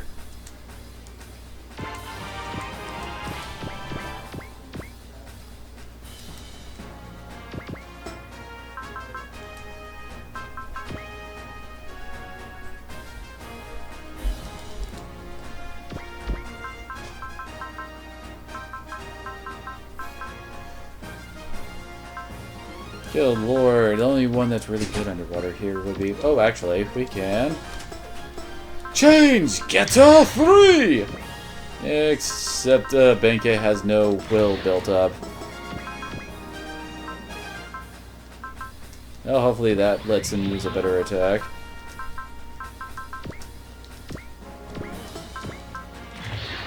There we go, much better. Oh, crap.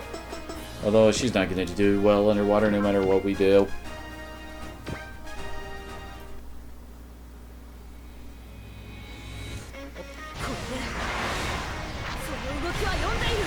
Oh hey, she still hit. Nice. And she dodged too! Looks like luck is on Canaria's side.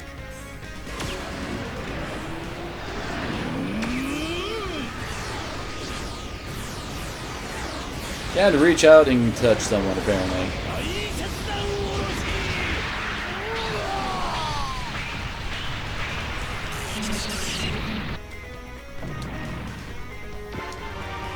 Always nice to see Ryoma getting levels.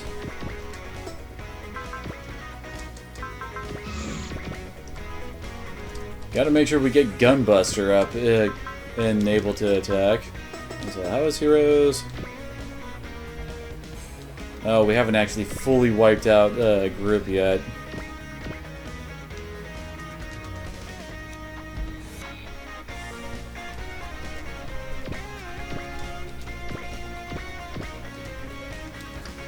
Maybe this will actually kill it. Kinda doubt it though. Yep, it didn't. Dang it.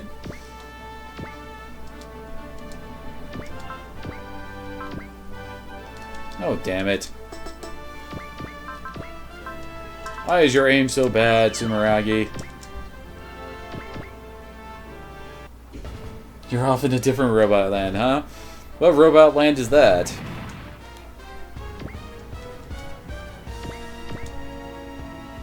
Oh hey, she got her Commandar leveled up.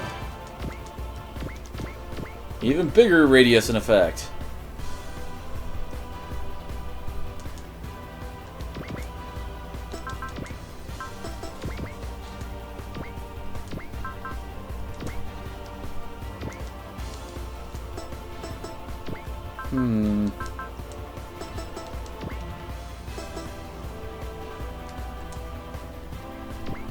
Although, hell, we could actually just move her up here.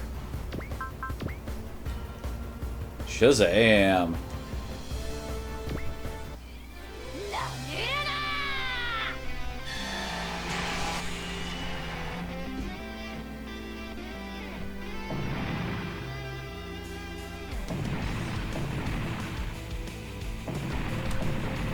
Very nice. I think we can actually have Hero move up. Oh, come on! Really?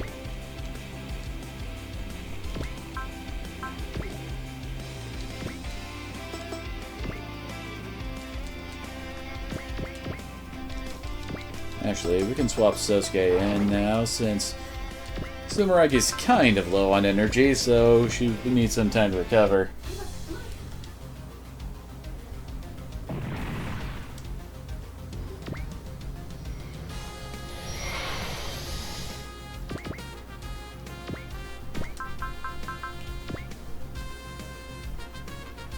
I think she has invincible up, so she'll be fine. If not, someone can heal her? Yep, they both dodged.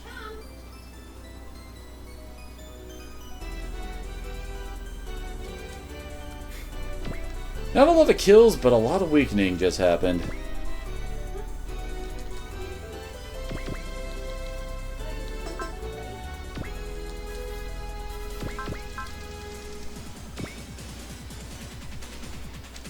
Actually, we need him to get closer.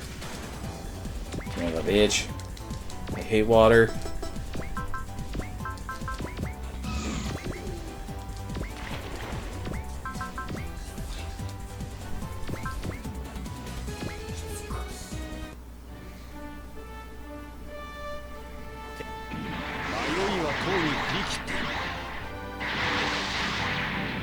Okay, good.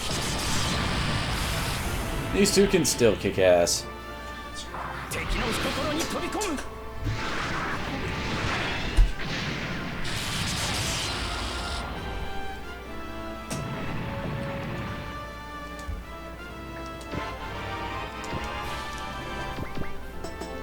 You have actually almost killed all of Giltar's forces at this point.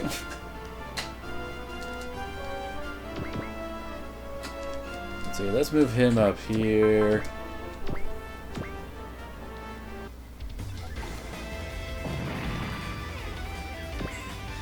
Nope, NTD's up.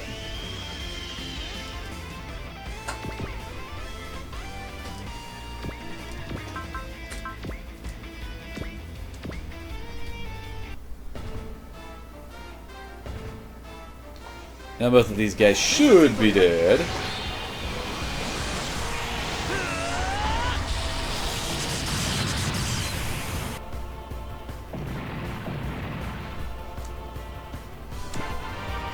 Very nice.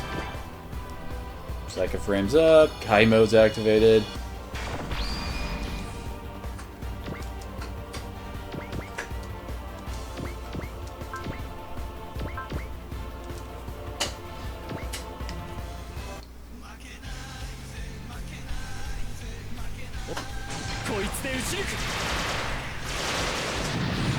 And dead. Followed shortly by the other, I hope.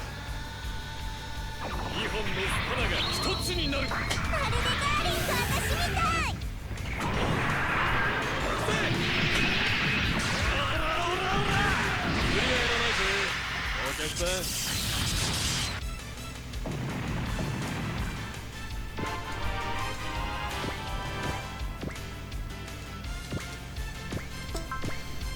the Aquarion can just Mugen punch a fool.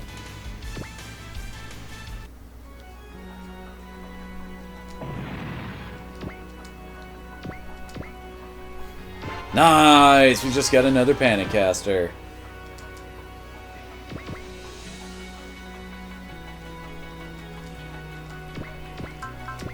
There should be another kill.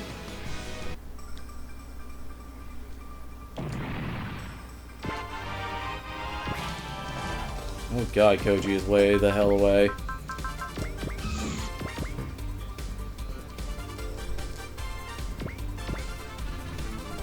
Oh wait, we do still have one enemy left.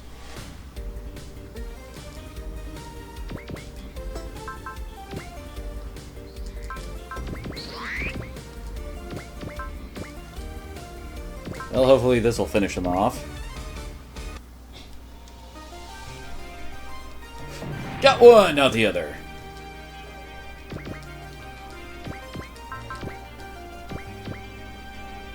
It was close though, but there we go.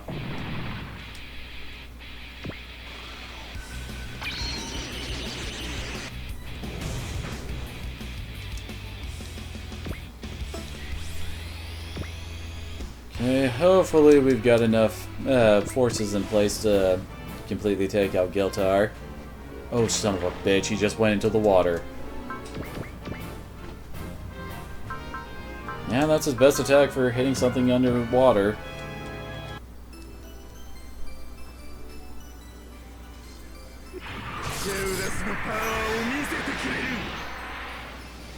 Missed. 余裕で逃げ切れる。目標確認。任務遂行する。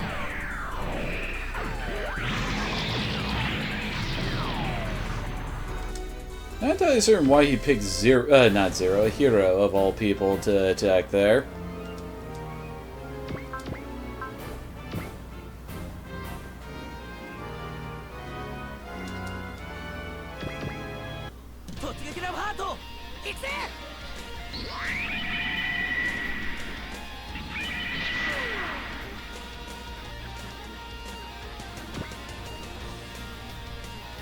Well, I guess I can have Basara attempt to help out with surrounding. I was wondering when that was going to activate.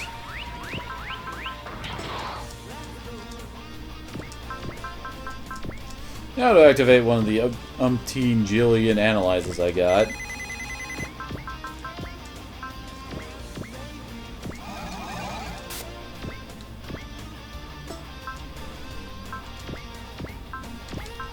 Actually, I wonder,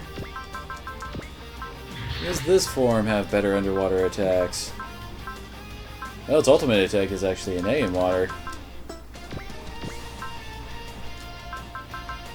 So, let's snipe.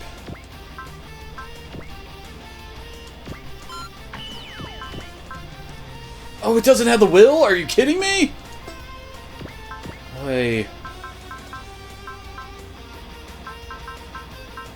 And I don't have any Rouse casters with us. Son of a bitch.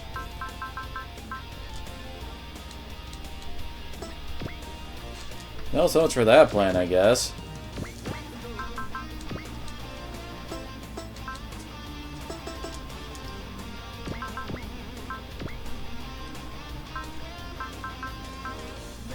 Actually...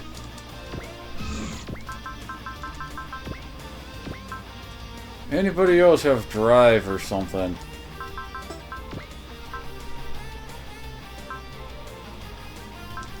There we go, Mix does.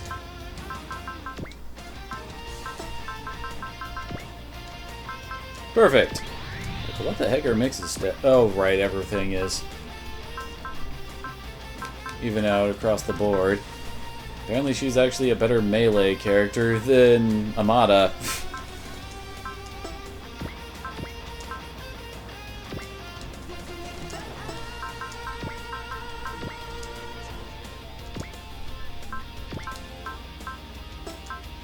Pretty sure, yeah. It has to be that attack since it's underwater after all.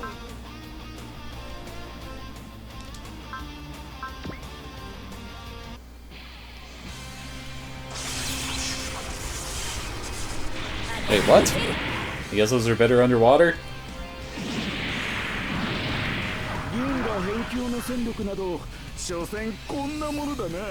I'm beginning to regret that I did not try to surround him earlier.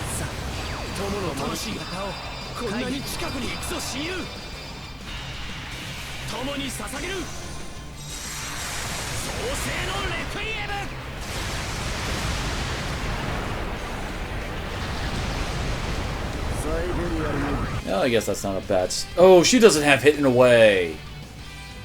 Crap.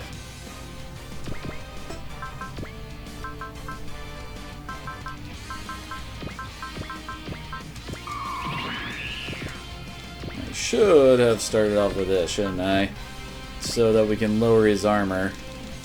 Crap, dude. Apparently you can't actually evade the gunbuster here.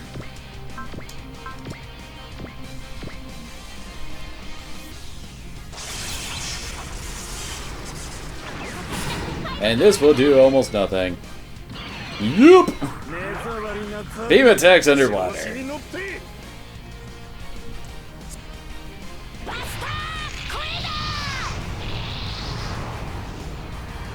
How about a bear hug?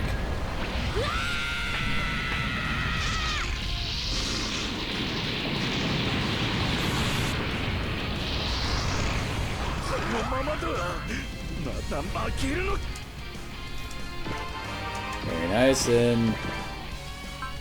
Oh, wait, what? I could have sworn that lowered armor, not will. Oh, whatever. See, next... As we slowly surround this guy.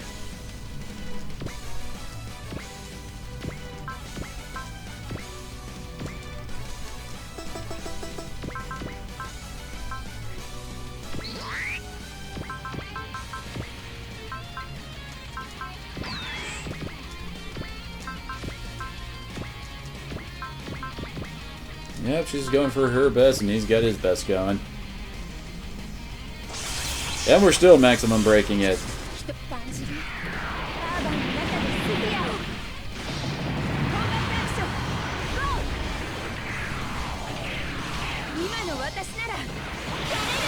In use!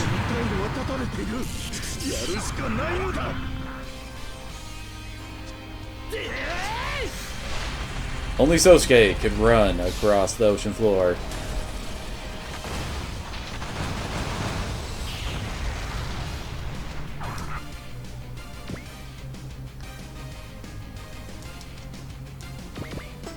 That's right, he does not have an Axel he can use here. I don't think, yeah, Crow doesn't have tag tension to use here.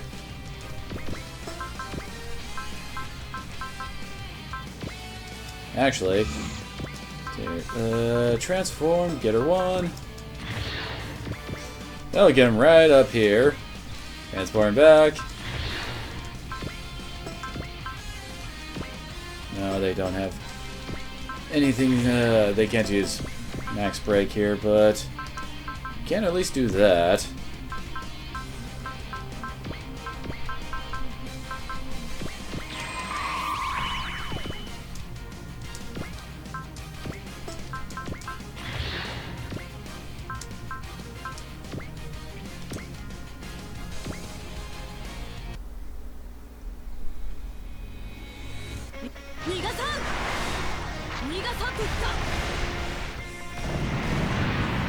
Oh, she did more damage than Fa.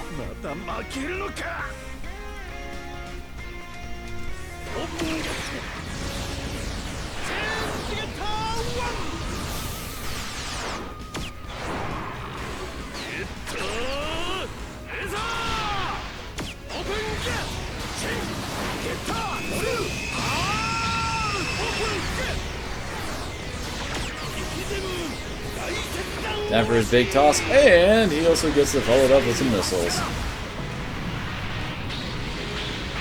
Too bad they don't let him use the full butt missile barrage. Okay, now he's fully surrounded. He's gotten his everything. Well, he's gotten drowned. He's been analyzed.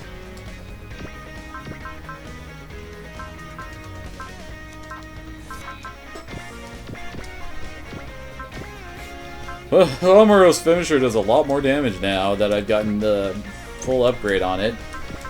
Char's also has a similar thing for his custom bonus as well. So, yeah.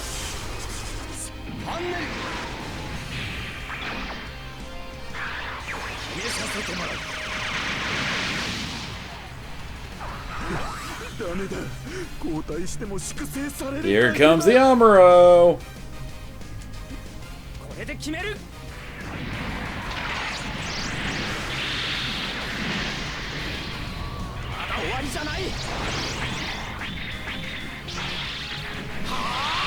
Oh, we killed him! I actually thought he would survive with a bit of HP left, but nope.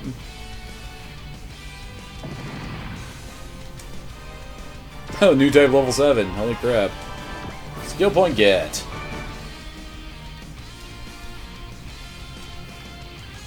Let's see, and now... As his plan fails, Barbiel, of course, shows up. As on the other path, triggering the Suzune hostage crisis. Oh my. There, where is... Oh, whoa. Why is it automatically going? Let's see.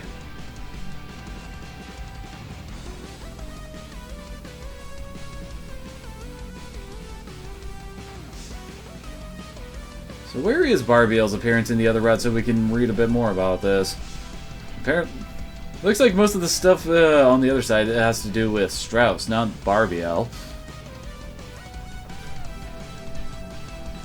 I don't know. Whatever. So here...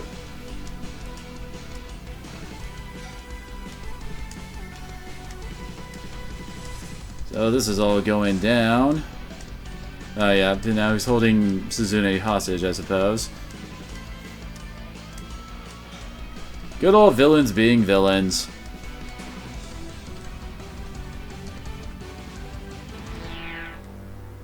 And good lord, apparently Hibiki's going wide-eyed and holy shit. That's probably not a good thing. Oh, and here comes Strauss and a whole bunch of cruisers.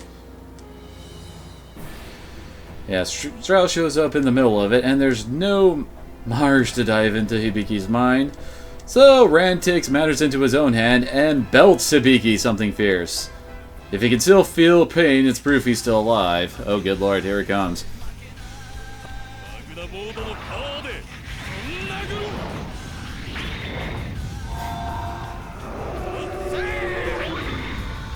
Is he busting out his big finish? Yeah, he's busting out his full finisher on Hibiki.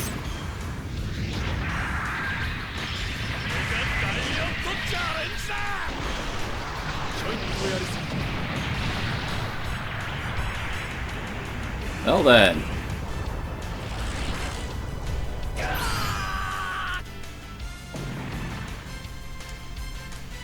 So that plus a little moral support from the team snaps Hibiki out of his funk. As I imagine that's what's happening right now. And up.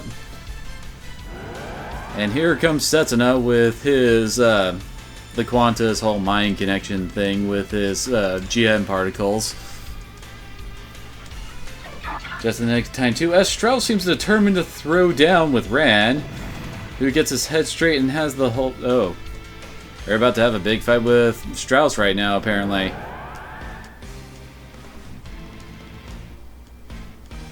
So, yep, Hibiki's back.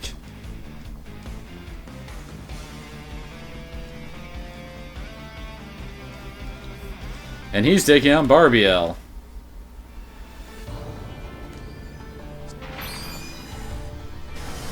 Hey, this is a new attack!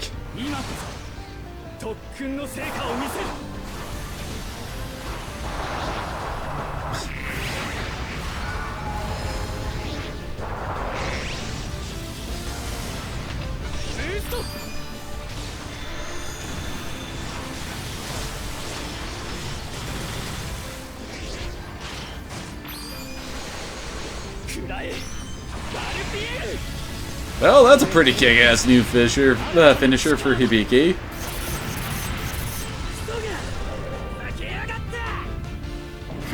And he knocks Barbiel into the water.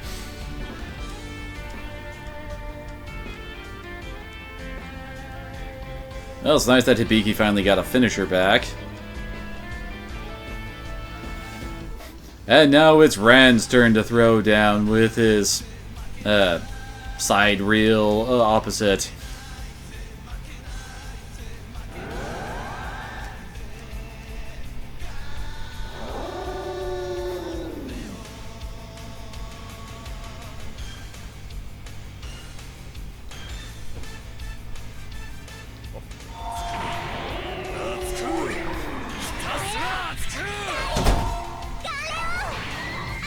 Looks like the Gunleon might be getting itself a new finisher right here.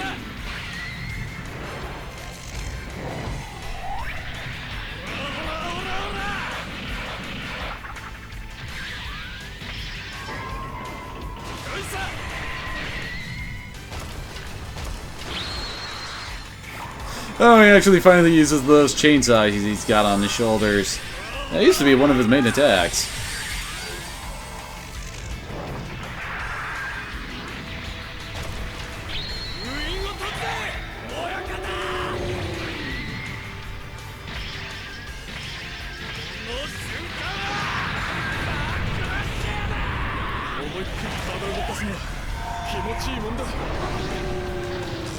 Well then.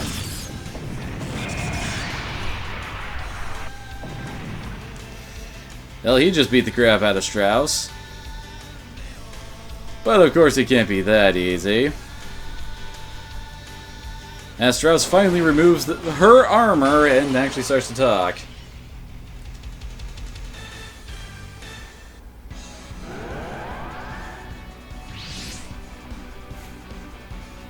So yeah, it turns out Strauss has been a woman this whole time in some crazy armor.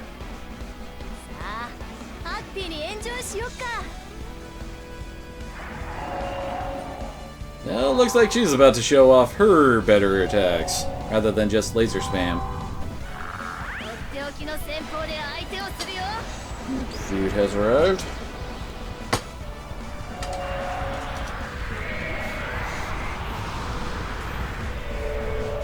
Well then.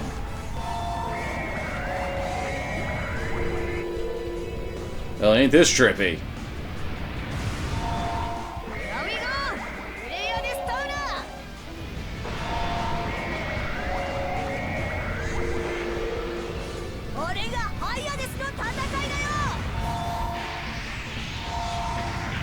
Well then. That looks slightly painful.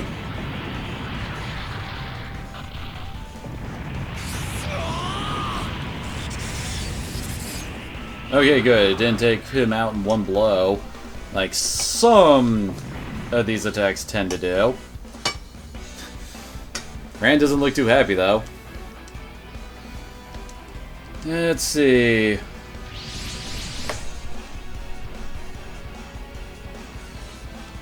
See here, and Strauss throws down with Rand, who gets his head straight and has the whole Strauss reveal as on the other path. Barbiel gets out of Luna's way, which is Strauss's real name, leaving a berserk Giltar for us to deal with. Well then.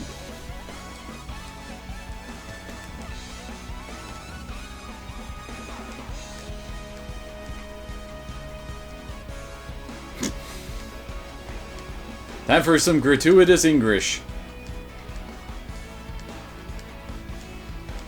And I guess he's leaving now?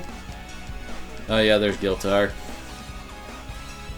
Oh, he's gonna like get him with his poison or something, and that's what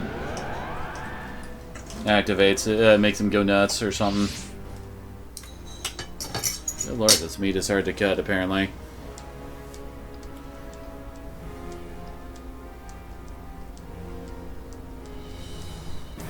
Good lord, this is a long scene, isn't it? Oh, yep, there he goes.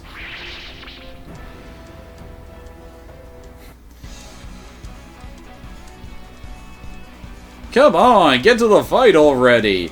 I've already summed up this entire scene, but apparently there's a lot of talking to do.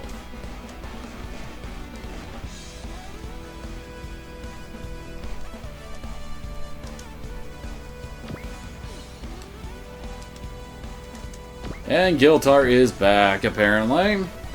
At least he's on friggin' dry land, so we don't need to worry about that for now.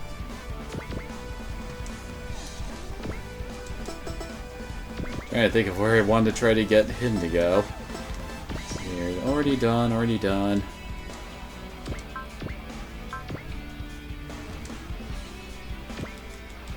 Oh crap! And wait, have we used a? Yeah, I think we did use a panic here. And since these are new reinforcements, the panic wears off.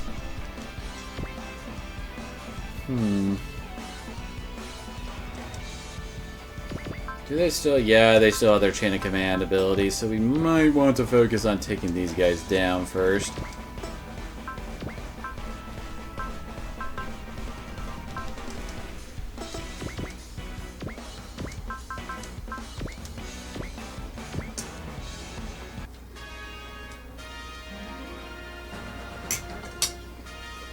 Yay! Nice team. ぶっ飛べ！多少はやるようだがここまでだ。ビッグオ行くぞ。バイバイ。 Now behold as the Big O punches the battleship. Probably not to death, though. Yeah, I didn't think so. 何がスーパーロボットだ。ふざけるな。 God damn, this の is 口車に乗る friggin' わけ thick にはい and かん tough to cut. 手法で敵部隊を一掃する。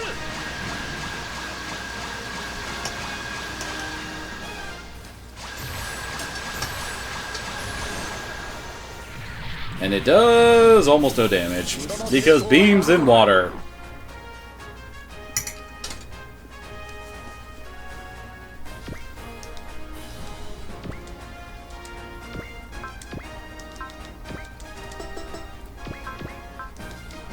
Hmm.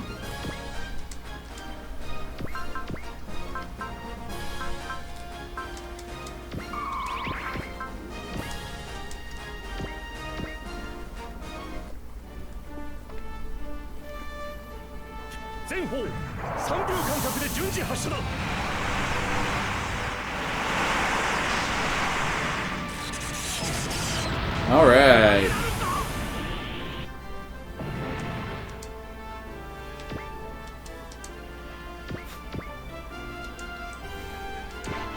Now we have a Rousecaster.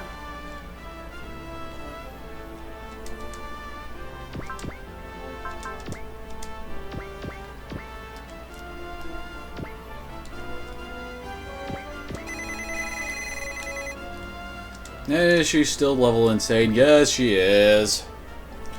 Although at least the gap is shortening.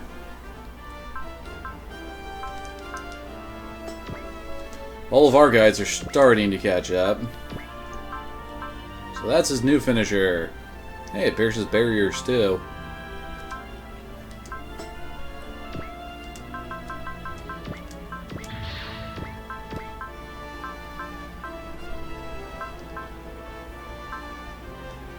Oh no, wait. That's that I'm looking at the Gunleon. Okay, yeah, he hasn't gotten a new finisher for that.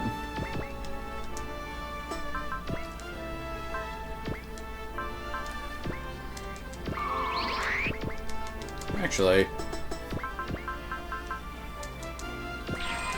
this ought to cause some damage.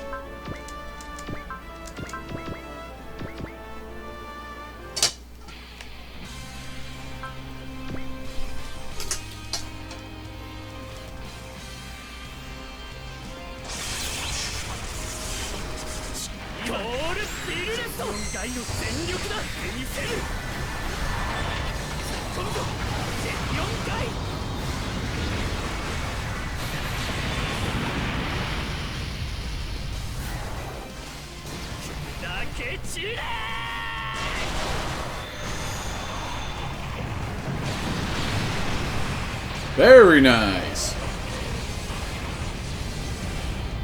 We might be able to take this guy out this turn.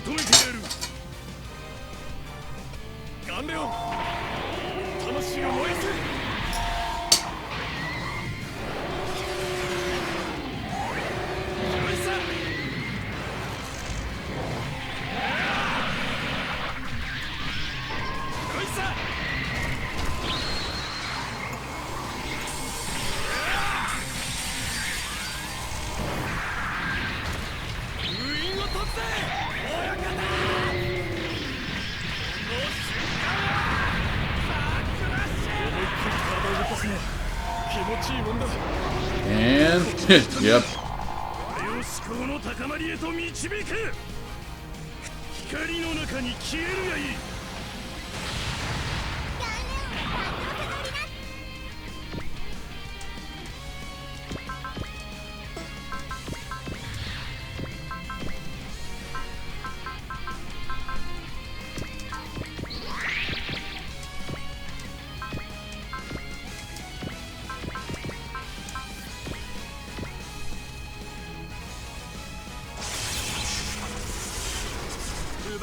LTD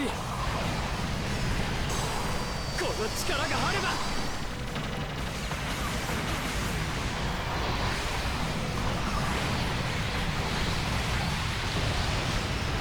So close.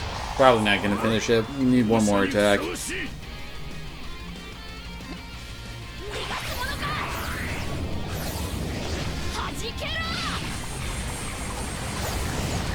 So close.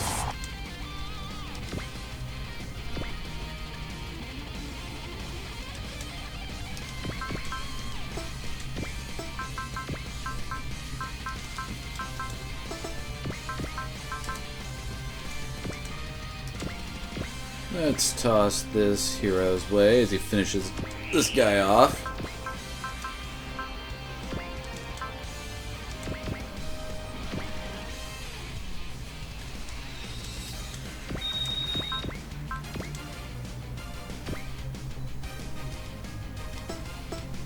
Yeah, he doesn't have burst either. I mean, maximum breaks up.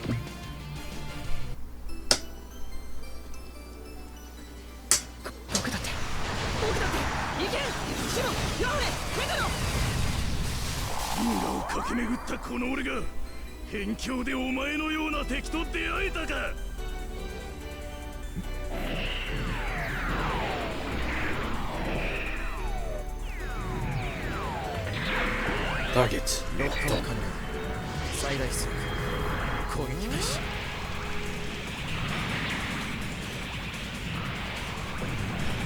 And yep, he did it.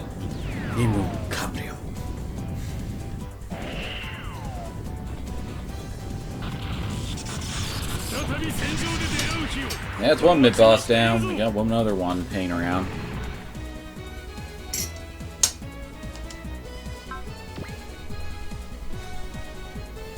Now that's some XP.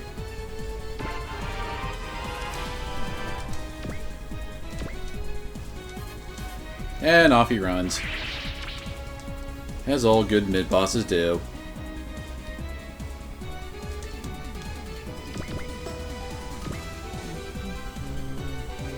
Trying to think of how to kill Giltar again.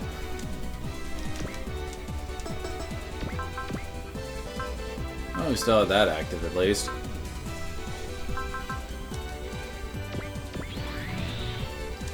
There we go.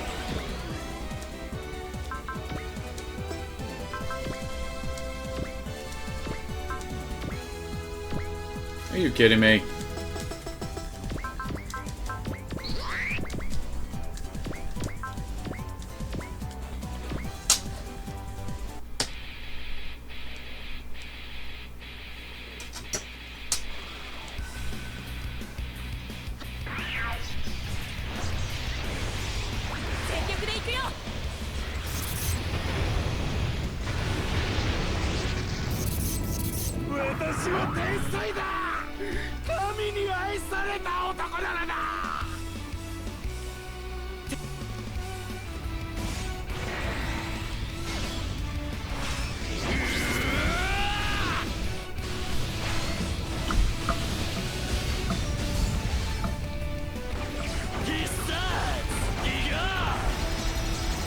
Reika!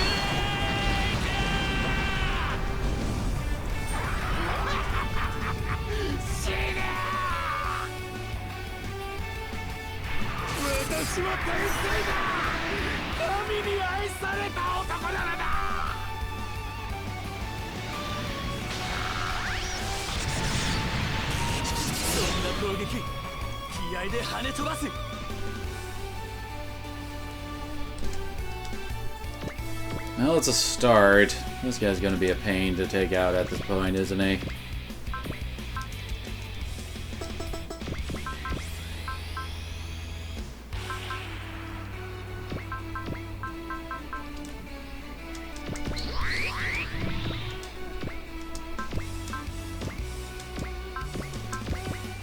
Man, why is this guy so dodgy all of a sudden?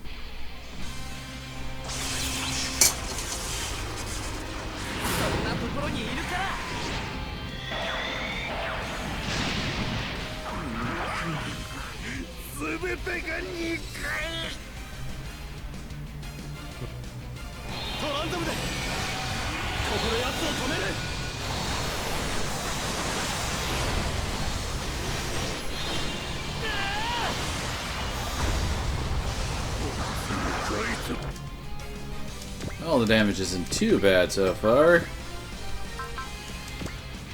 course, the problem is I'm kind of running out of people to attack with. Oh, crap. You need a friggin' strike to hit this guy.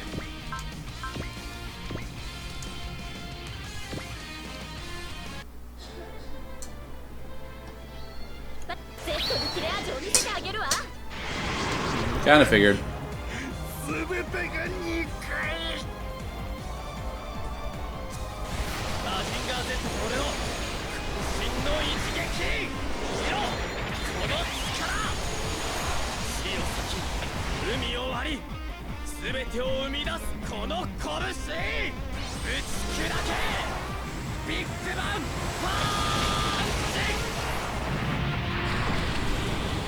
So how much damage did we do?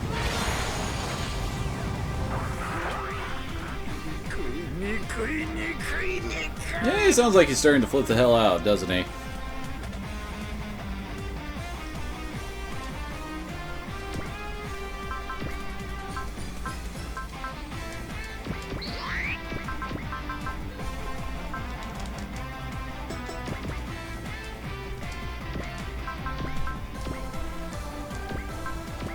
Holy crap, he still has like almost perfect hit against him. Well, now that I think about it, that's probably, excuse me, part because of the battleships giving him better odds. Whoops. Okay, good. He is using his best.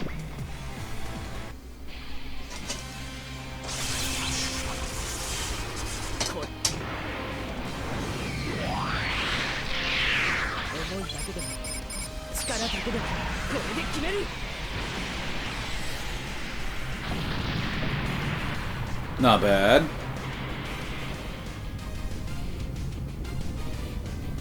Fear the pink smoke.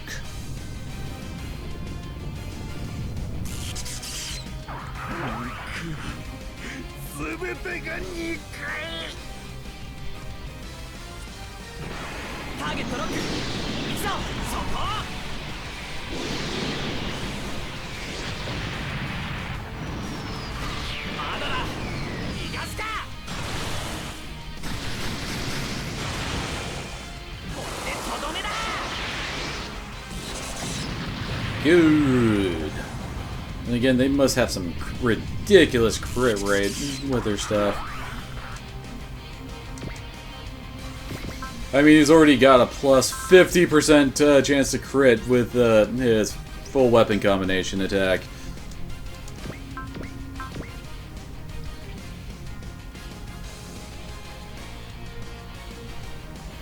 Thinking about trying to finish one of these guys off using Crow and her.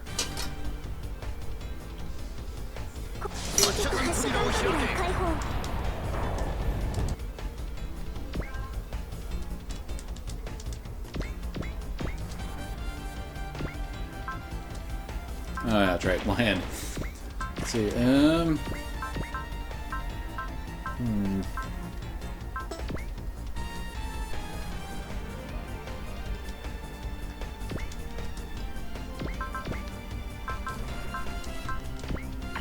Now, wait, really? It doesn't reach from there? Oh, fine, we'll Trans Am then. It's not what I wanted.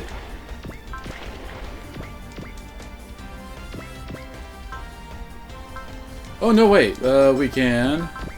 Wait, we do not have a snipe, do we, with them? No, we do not. Okay, so this has to be how it does.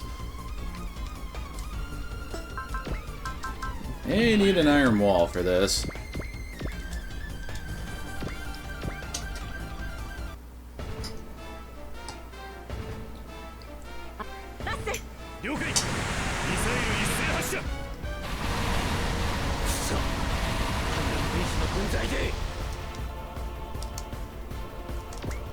Yeah, that looks like they're in the killable range.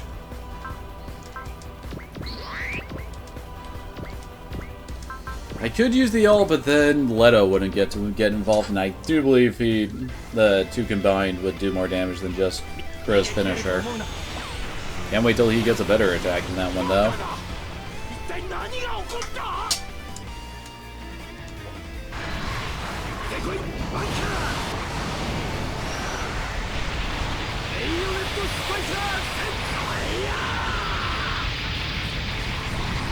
Son of a bitch. Well, so much for that idea. Oh, wait.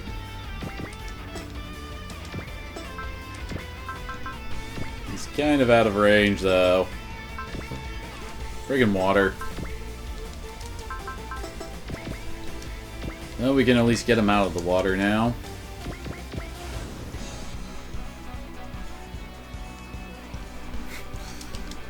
Can't hit Grow.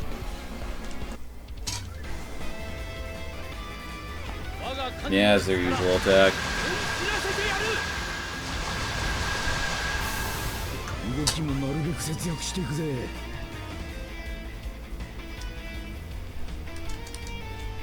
Someone wants to get into a sniping war with Hero.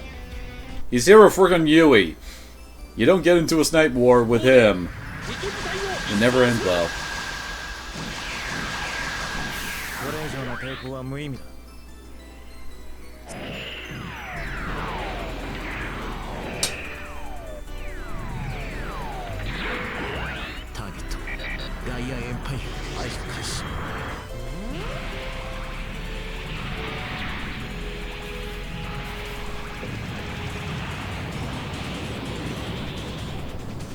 Not bad.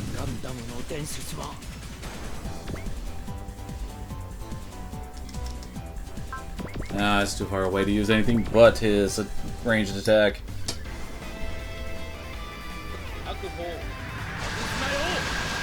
Now that I think about it, maybe I should have swapped Leto in front to attack that carrier. His new finisher attack, it probably would have done more damage.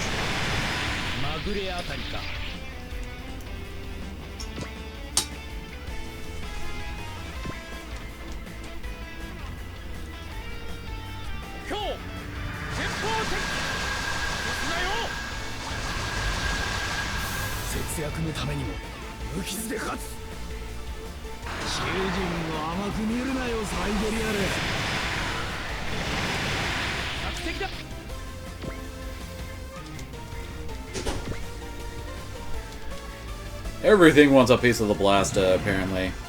I mean, Brasta, whatever.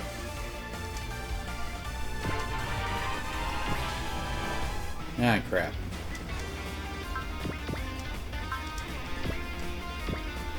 Well, this is why I did stick Iron Wall on her.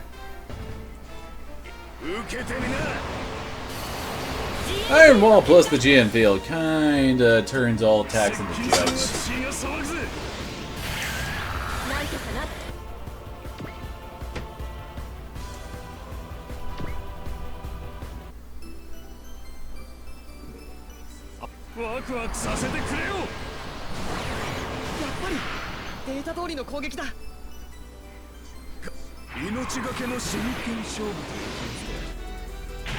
Holy crap! Someone hit him? I'm amazed. 障害を撃ち落とす Although allow the hero to retort. 攻撃開始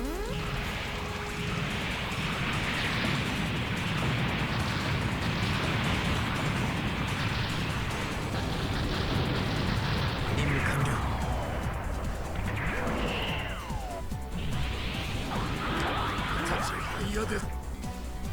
Ah, crap.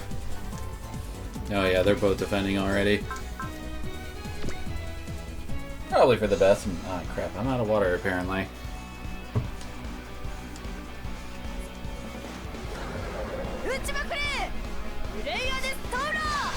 Well, at least she's not using that ramming attack of hers.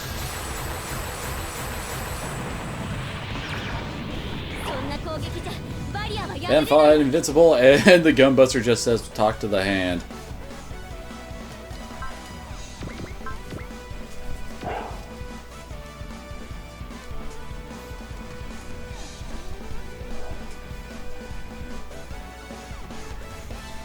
Oh yeah, and there's also a kind of joke going on with Strauss, El Luna, basically calling Brand stuff like darling and stuff like that, getting Mel all pissed off.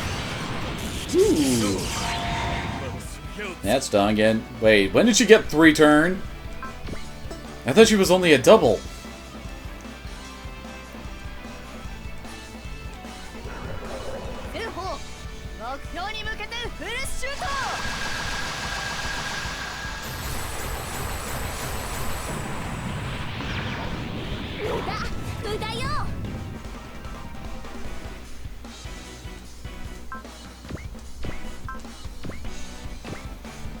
I think it might be defensive time.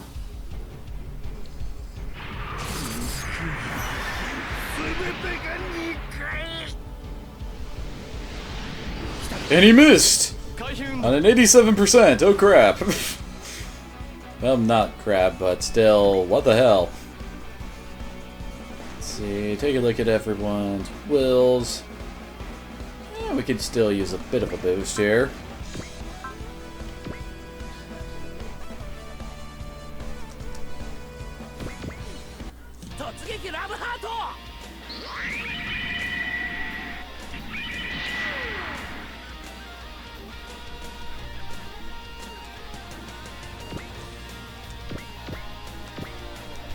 Alright, let's finish this bastard off. Wait, does he still need a... Well, then again, with focus, that should be fine.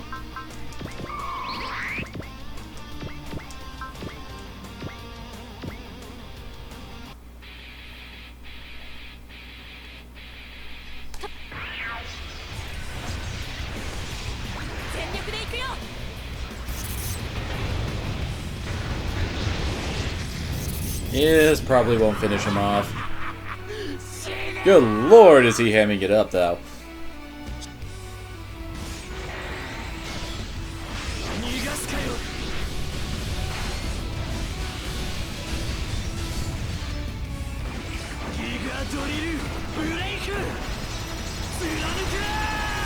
Oh, that was a different voice clip for Giga Drillbreaker right there.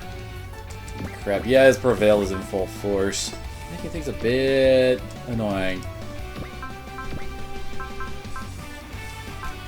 I think, as I recall, he does need Strike.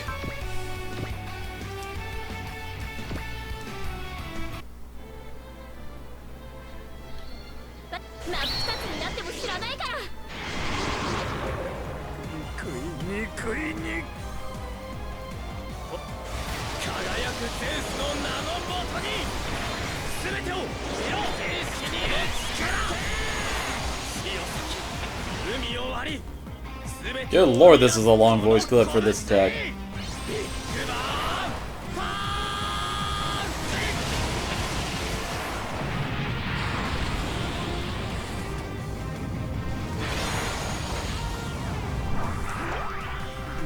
Almost there.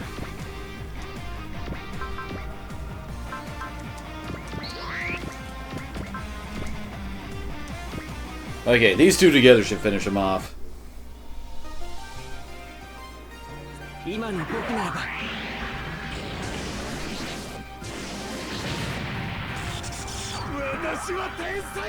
Yes, I hope so. Well, this won't end very well for poor Shin. ターゲットロック。いくぞ、そこ。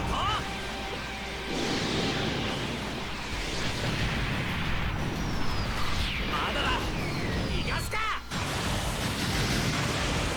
でとどめだ。 Okay, good.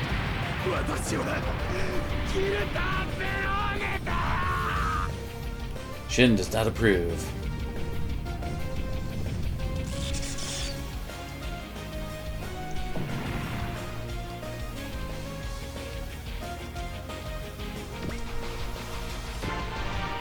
I think we just picked up a barrier, but either way, nice little level for Shin and Kira. What's happening now? Oh, I think he's dead. For good. Oh, okay, that ends the fight. Well, if I'd known that, I would have killed more guys.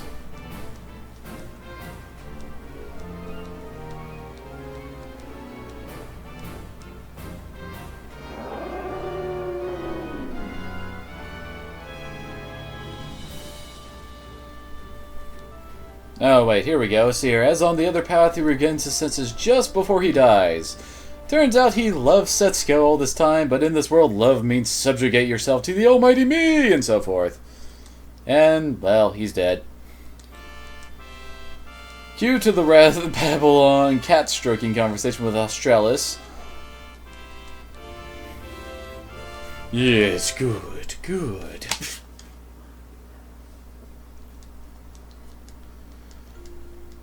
At this point, everyone congratulates Hibiki for breaking free from his fear's grasp and out of his funk and all that. And now we're gonna get unified with the other guys, which is basically just the Daitarn group and God Mars.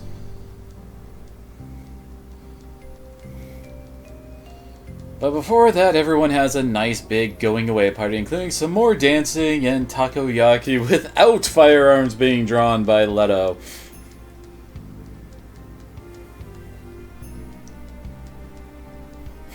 And there's Mao with her awesome face. Oh, I guess we also didn't have Tetsujin 28 along with us. Oh well.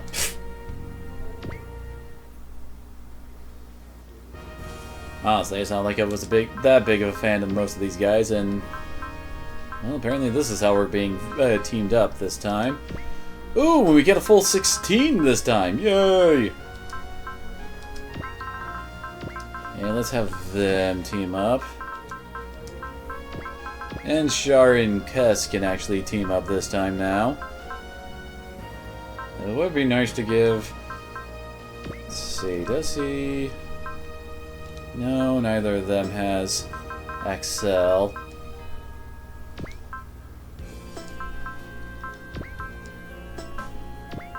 And he still doesn't have Tifa as a sub-pilot.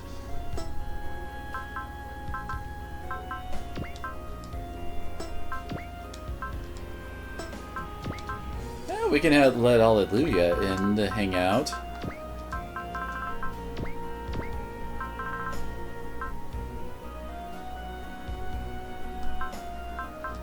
Yeah, we can also do some fine-tuning here.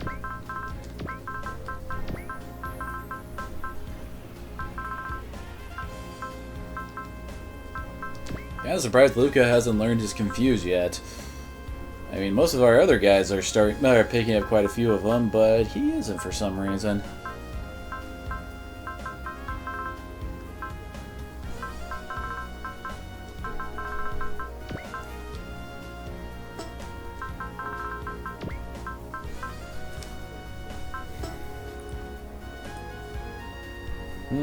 Looking at our next skill point, though, I need to set up a group that has a really strong set of finishers. Kinda wish I could swap Rand back in with Hibiki, because that would be perfect.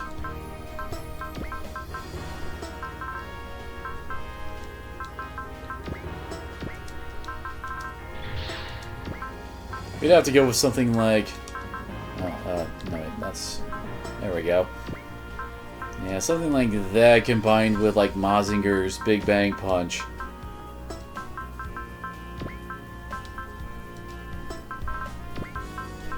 And again, yeah, Kagi's kind of far behind in level, so I don't think we really want to go that route.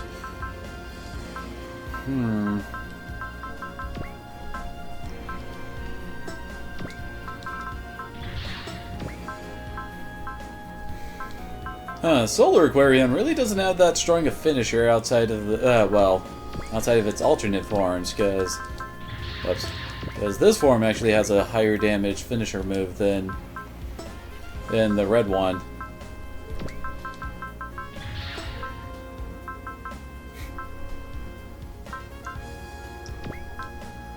We could get Gunbuster involved for that. Hey. Oh, or no, we could get... Pair someone else up with... something like this. This way we have a very nice 1-2 punch with the Gunbuster and the Big O. Since the Big O has one of our strongest attack attacks right now. Then again, we could also try to get Garrett involved.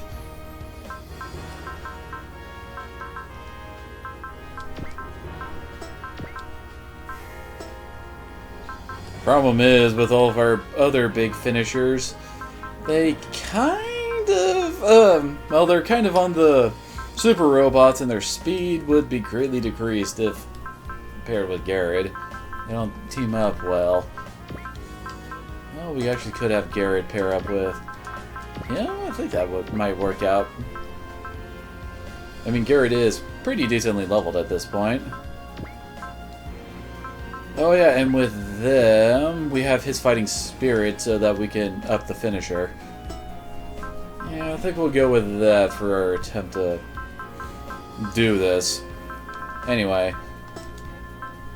Any other things I want to do at the last second for training, etc.? Well, I meant not training, for setting up the groups.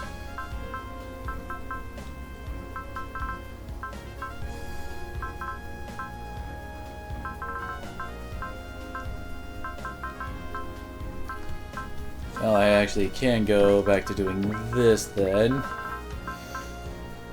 I just really can't see Garrett teaming up with Roger Smith here. I don't think they'd sync up well. I mean, yeah, for the final hit maybe, but other than that, they would have issues. We're also gonna need Zero to probably pump up everybody's stats to do that, too. Here, and here's Zambot and Daitarn 3 and the rest all back. Admittedly, Daitarn 3 could make a case for itself, especially for that attack alone, since that attack actually causes armor down.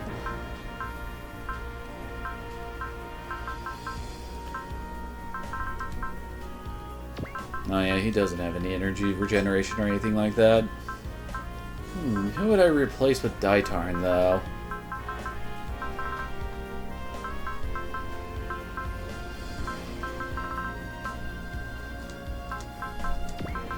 That could work. So, for the finisher, we'll have to lead off with Daitarn 3 to melt armor, analyze, surround, and then lower their HP to as close as possible to the line, as it were, and then try to finish it off. Whoops, we're in parts, although, did we get any new ones? Oh, it's a will booster item, nice. Always appreciated on characters who have to reach a certain will level to start kicking ass.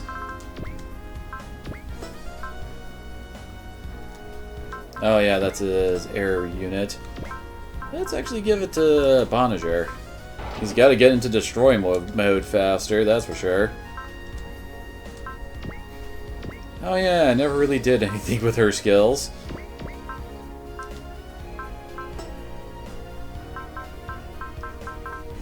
And yep, I was right. She has the boost terrain effects. Well, double terrain effects.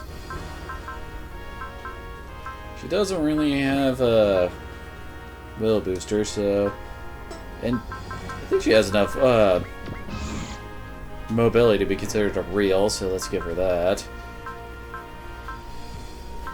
I may not use her, but might as well set her up to be decent at least.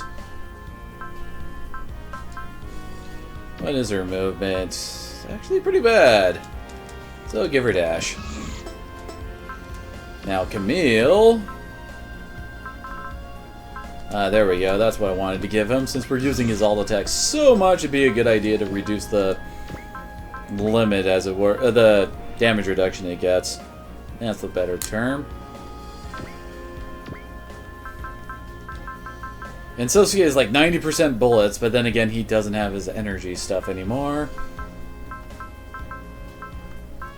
You could definitely use Predict, though. Let's see, Amuro. I was also saving him up for that. Setsuna.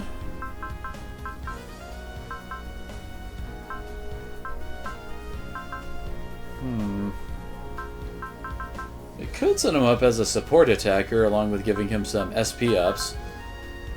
Because it would probably be a good idea if I start having... Oh wait, he doesn't have Predict yet. All the big guys would like some Predict. Well, the real types, I should say. And Kakikoji just needs SP ups. Monziger needs some freaking energy save. Holy crap. Now his all attack only costs 48 energy. Here, and we need guard on him. No one else is close to getting it. Well, everyone else is close, but no Sagari on getting their new skills.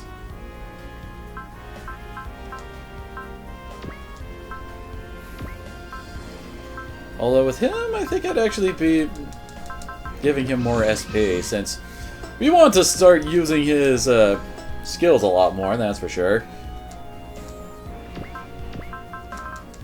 Same goes for Basara. Use that SP plus 6. No. And I can't really do anything with Daitarn.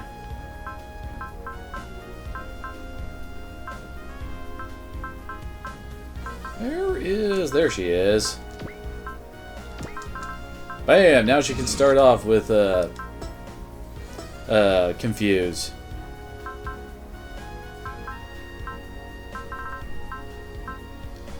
Now, was there anybody else who I wanted to give like SP up to reach 120? Trying to think. Oh wait, Hilda. I think Hilda was at that point too. Son of a bitch. Oh well, she'll have enough to cast on her, on her first turn. Well, I mean second turn, since the SP regeneration will kick in that everybody has.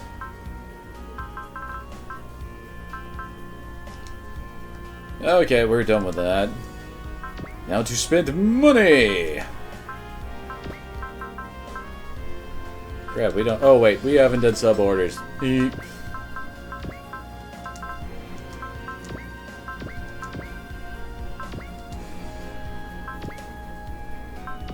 Actually, Alleluia could probably use a level.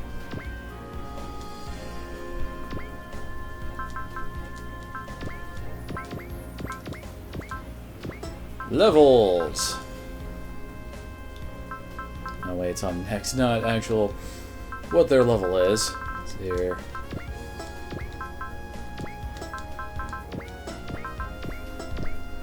You need to keep the Gundam boys up to speed because they have important roles later on. Since we're actually doing their movies the whole bit.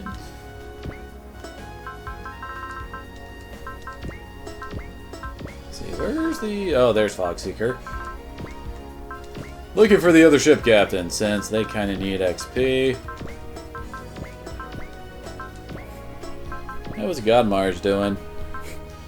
Well, it's still its same old self with its insanely strong finisher that costs a ton of energy.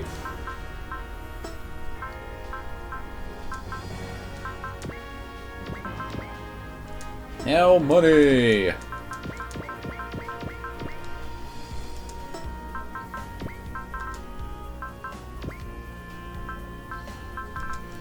Bonjo actually has a pretty awesome, what's the word? Ace bonus. Basically, if, whenever he's fielded on the, well, on the field, and he actually gets ends there, he'll, at the end of the mission, we just get a flat 30,000. Also, Alto has reached his ace status. Yay! Very nice. And with Alto's ace status, he can now transform after moving. Actually, where is Alto hanging out? What? Where is Alto? Oh god, who did I have him with?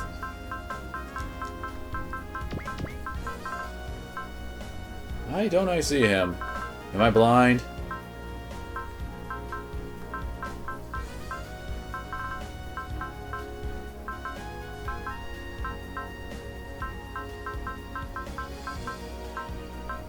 I know I didn't field him last time. Son of a bitch, where did I put him? Oh wait, there's Alto. Didn't recognize him because he wasn't in playing form. Okay, anyway. So yes, his ace bonus, he can now transform after moving, and he actually has an after image effect now. So after, I think, 130, I want to say? Basically, he has a flat chance to just say, nope, that attack did not hit.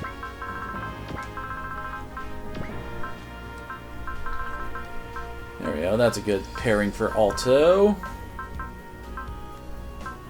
And I guess that would work for them.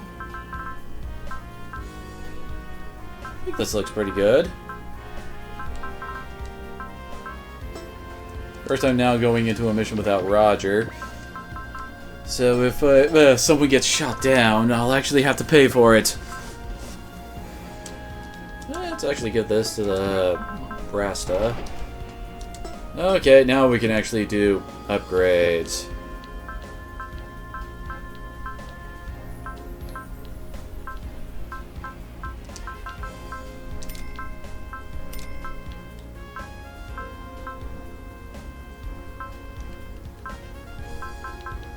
Yeah, it's 7 for a lot of them. Man, his Gundam really needs an upgrade for his his attacks. He's kind of lagging behind in that regard, it seems.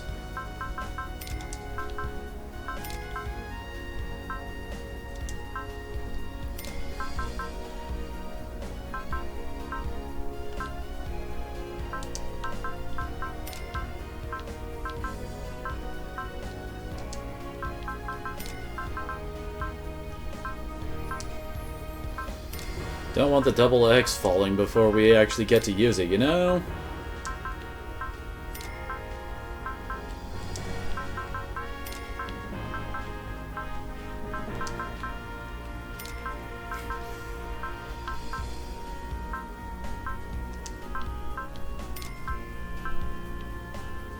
Oh crap.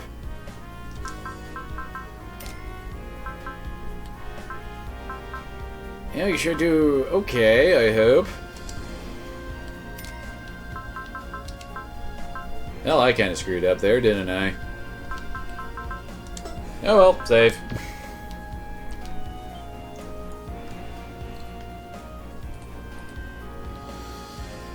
Anyway, yeah, the reason I was so concerned about damage is, well, our skill point is shoot down the boss, and the boss retreats at 30,000 HP.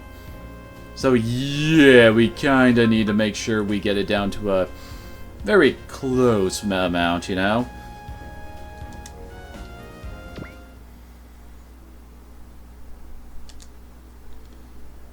I just realized I just missed a good chance to go off and get some water. Anyway. Now we have more chat about putting the two routes back together, though Hibiki's not in evidence, probably off training again. Oh, and then here... Oh, they talk about how Hibiki isn't here. because he's probably off training again, and the guy is hardcore and no mistake, a trait that's helped to save the team's bacon on more than one occasion. But Camille realizes something. Hibiki's been getting better at using his sphere, not just his mech's basic abilities. And that sphere requires conflicting emotions. Ergo, for all the joy Hibiki's finding in life, he must be shouldering an equally immense burden of despair. And not despair about his family members and the angel, that's his motivation, which is different. Whatever this enduring despair of his is... Actually, we're probably still talking about the routes, but oh yeah, here's Camille probably popping in about his sphere's kind of messing him up, isn't he? Anyway, whatever this enduring despair of his is, it's not something the rest of the team can likely help with. Their best course of action is to stay focused on taking down the southern central base and liberating this world. The Tuatha De Danann is stationed up in space, so any large-scale support from the Blue Earth will at least come with some advance warning. And conveniently, Hibiki has in fact been training and now wants someone to join him for some mock combat. A warm-up for tomorrow's mission, as it were. The other pilots are beaming at him, glad to see Hibiki's being his reliable fight-through problem self. Callan, who does not have a thing for Hibiki, agrees to be his first opponent, with Sosuke and friends getting in line next.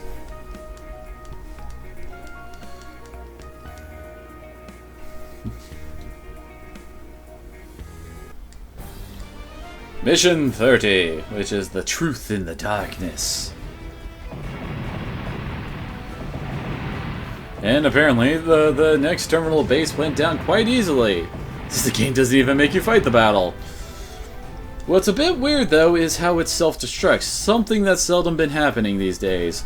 Maybe there was something top secret inside?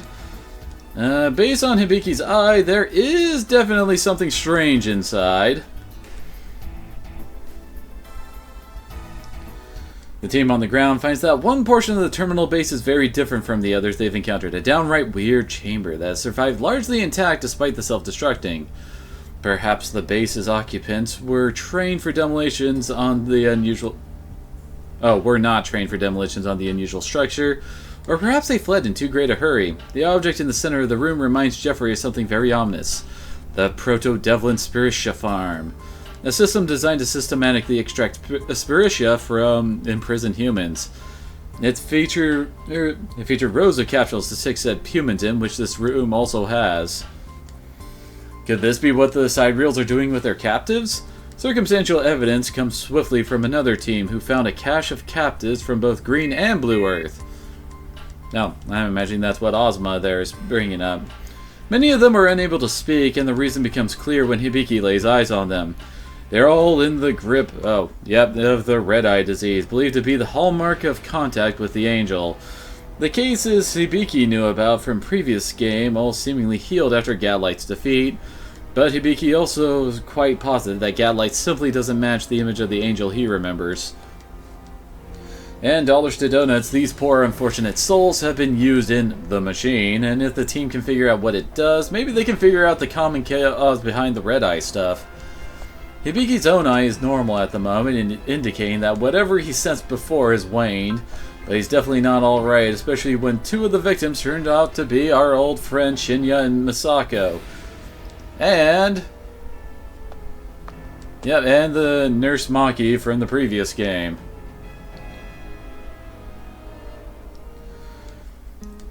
As one of the few people who can still talk normally, Maki goes through a lengthy debriefing before they let her see Hibiki. He apologized to her for not revealing his mecha piloting, and she takes it in stride. Everyone has a secret or two to keep. I don't know if that's exactly the same kind of thing, but whatever floats your boat, lady. She explains that she quit her job at the hospital around 2 months ago, the biggest reason being to put herself in a better position to help others. She signed up to be a combat medic, which she kept secret for much the same reason as Hibiki. Unfortunately for her, she was rounded up by the side rails and subjected to a series of unpleasant things before being shipped here. From the pool of captives, people would be regularly hauled off, only to return about a month later suffering from red-eye. Hibiki assures her that she won't have to worry anymore and that he and his friends will protect her. She knows the shift to and his friends, observing that he's gotten a lot stronger than when they first met. Sure, she's happy to have played some role in his development, but surely he's got other people for support now. And that's when... Yep, DT shows up. DT comes over and tells Hibiki, I don't know why this guy likes to call him Kodama, anyway, to fess up to the girlfriend that she's filling in for. Hibiki confirms that TT is one of the people supporting him, and just then the air raid siren sounds.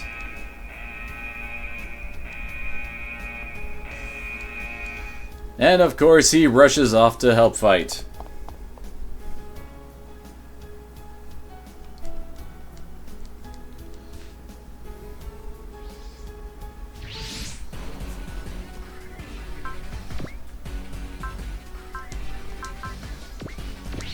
Well, apparently we're just letting everybody out.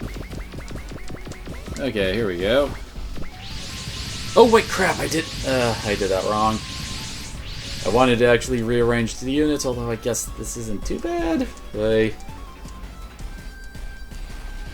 Anyway, the reactors have banded together for the dispatch, all sharing a clear but ill-defined bad feeling. And now we got bad guys about to show up, I imagine. Yep, there they are. It's Shikoku and the crab guys. She won't divulge why she's here, but one can safely assume that there must be more to this base than meets the eye.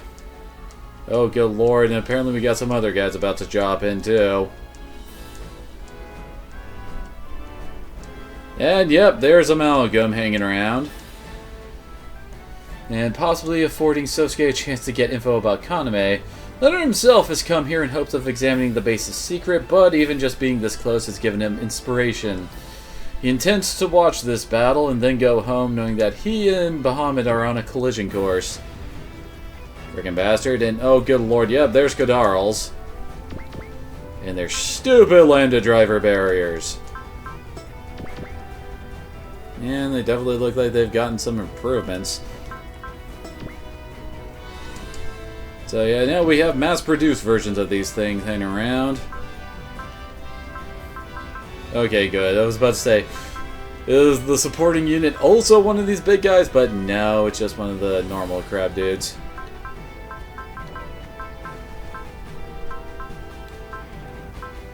Now apparently they only have one post-movement attack, and it's their all. And of course, she's still hanging around. Well, her damage is definitely higher than her buddies. She's level 45. Alrighty, well, we just gotta start this off as usual.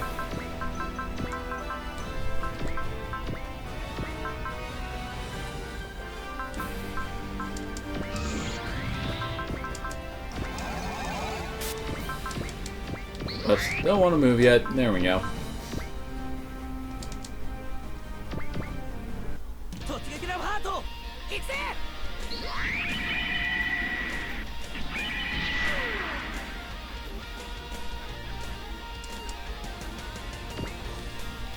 Okay, he probably doesn't want to move that far down.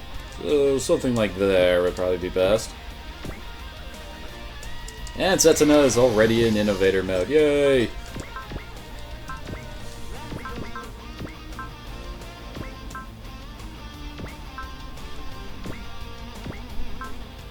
Just trying to make sure that I'm not accelerating with something I can't afford to.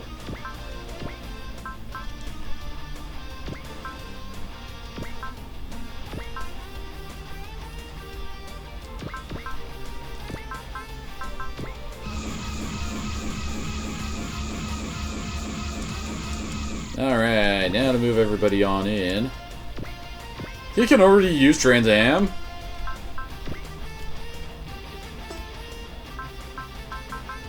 Oh, that's his barrier piercing attack there.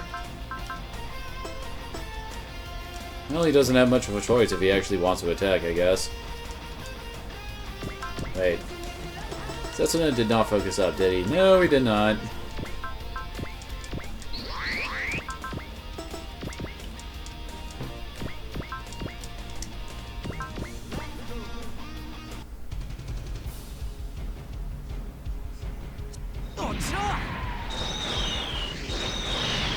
Nice start. 一筋縄ではいかないと見える。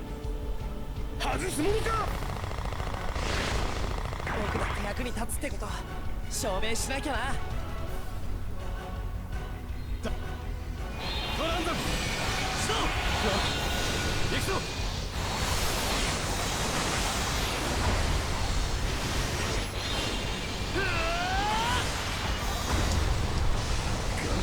Well, he was at least able to do some decent damage against the barrier. So here, neither Hibiki nor Crow have a barrier-piercing attack. Same with her.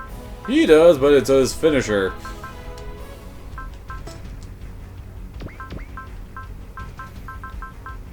Ooh. Of course, Eva has a barrier-piercing attack now that I think about it. I mean, it is the friggin' Eva.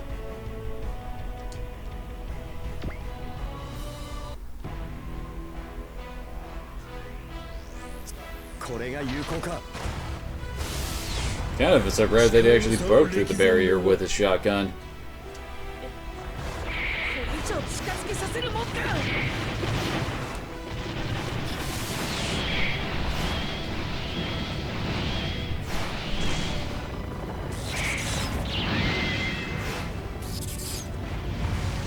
右下腕部にクラス B の損傷だと。 Alright, taking a look at what the... I just got curious on what the Eva's bonus, blah.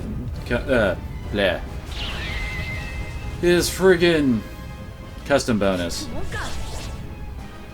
Apparently it's that one of his attacks get plus 200 damage to it. Very nice. Now what about back here? Yeah, she hasn't hit the will requirement for the barrier piercing attacks yet.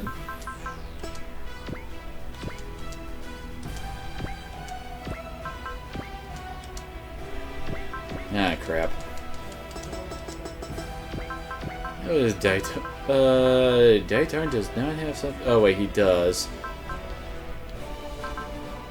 Not sure if that's really the best way to handle it, though.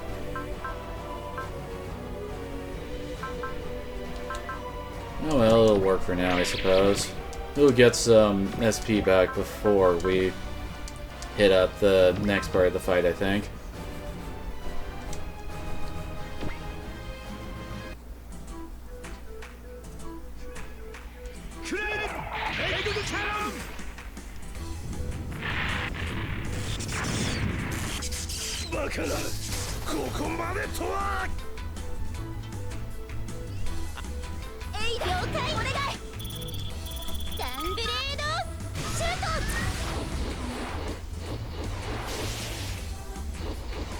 Really?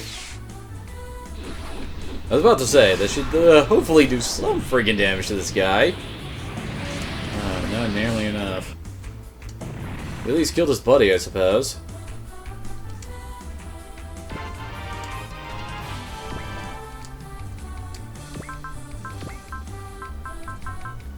Yeah, he doesn't have any pierce moves. Amuro does.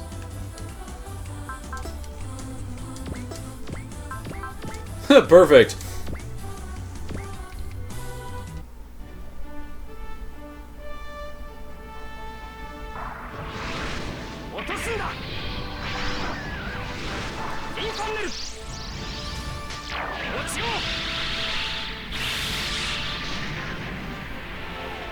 Nice start on these bastards, and let's get some levels for them.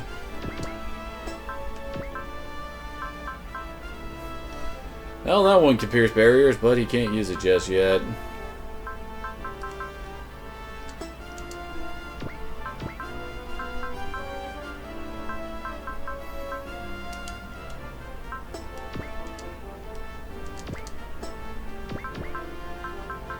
Well, his map can pierce barriers. I have a hunch that, yeah, nothing here does. Oh, his all attack does too.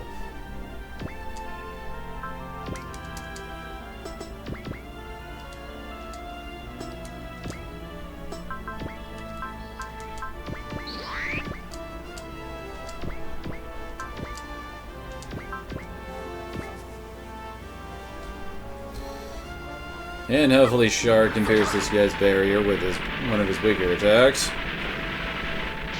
This is mainly just to get him in close enough to actually, you know, hit some people with his attacks.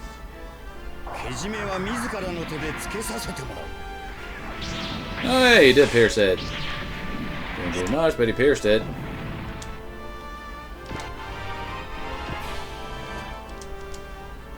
Oh wait, as I recall, he does. Yeah, his combo attack with Luna Maria.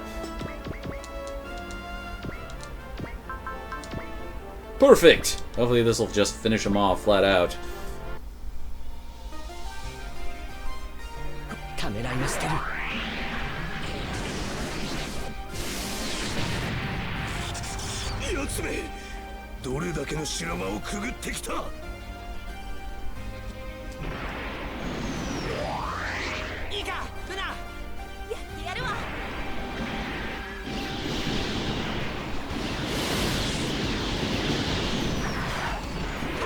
Luna still can't shoot the broadside of a battleship.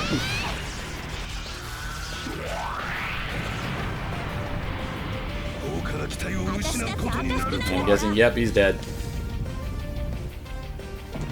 Yay, first Kadar down.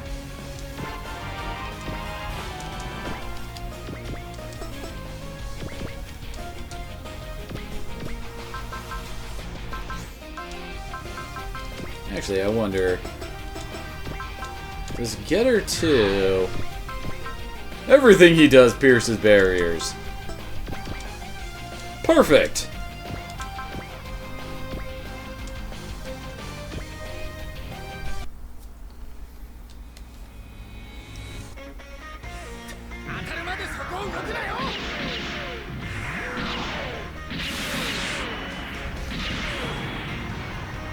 Hell, he tried.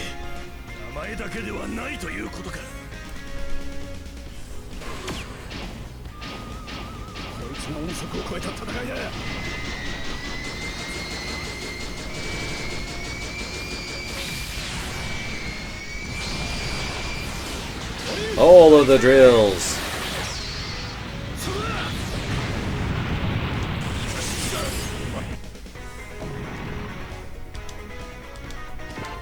Two annoying barrier bastards down. Okay, good. The Gurren does with its radiation wave hand.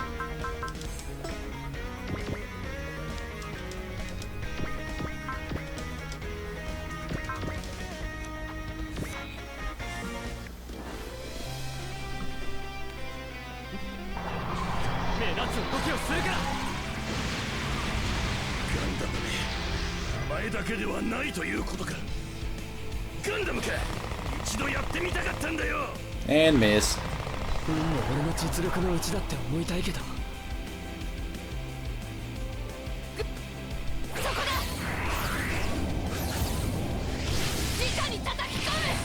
I swear all of the friggin' Full Metal Panic stuff is a pain in the butt to handle just because of its friggin' barrier crap. Well, that guy just completely whiffed.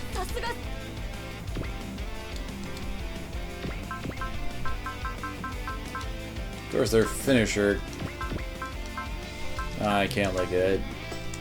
Its other forms unless I actually transform into one.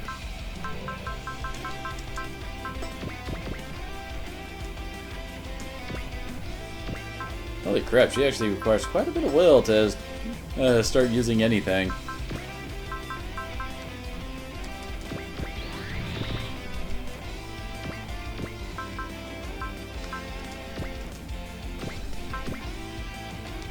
Dang, do I really need to start giving Canaria a lot more accuracy buffs? Because she seems to be having issues hitting things lately.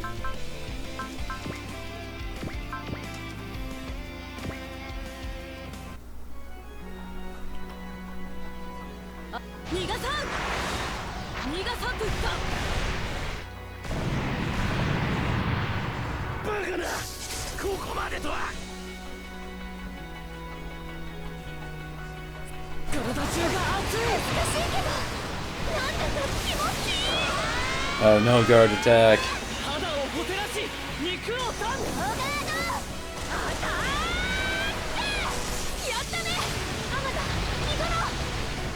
Nice! ここまでとは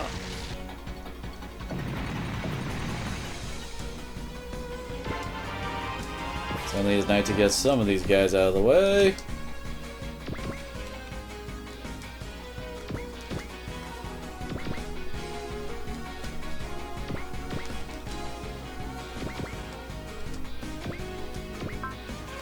Wondering if he could rocket punch this dude.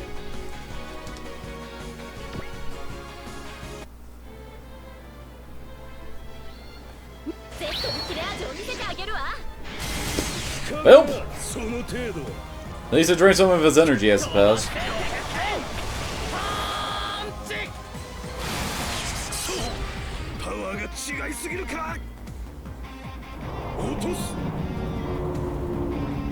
And he missed. Congratulations, you managed to miss the Mazinger. And it is a mech that is not known for its dodginess.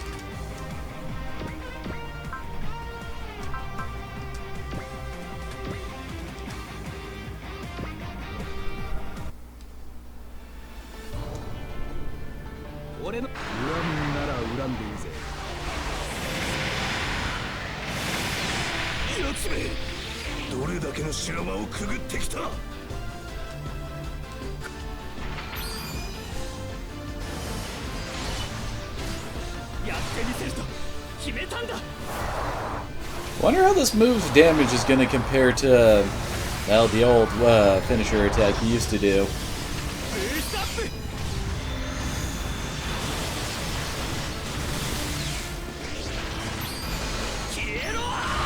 Because honestly, I like this one more than the other one.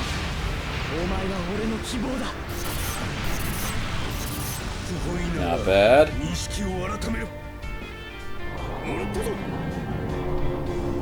Miss.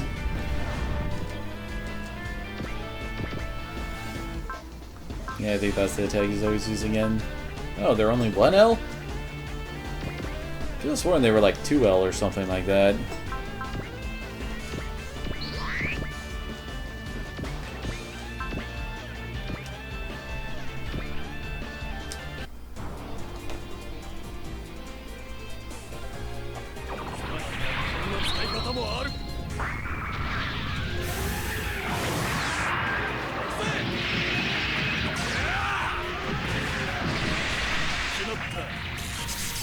Not bad. Wonder if she can finish him off. That is the question, isn't it?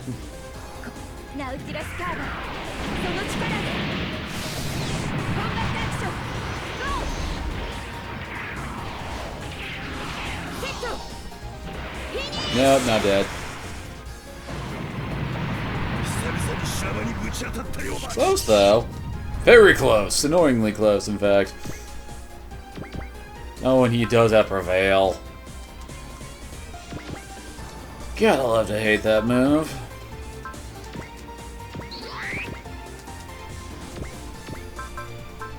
Thankfully, I think Camille and Leto can finish this off.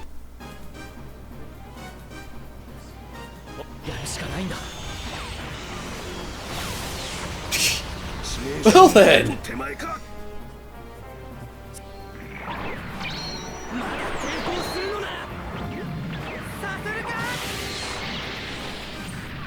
Talk about cherry tapping. It's still alive! Oh my gosh, really?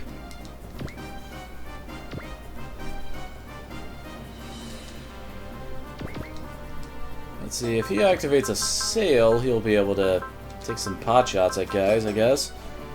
Although they haven't killed their other Kadarl, unfortunately.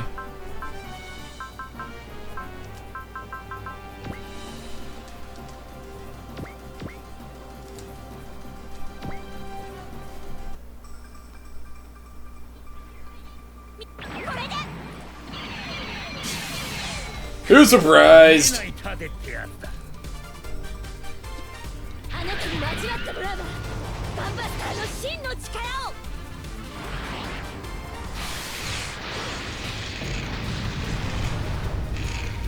Oh lord, the thing is ridiculous.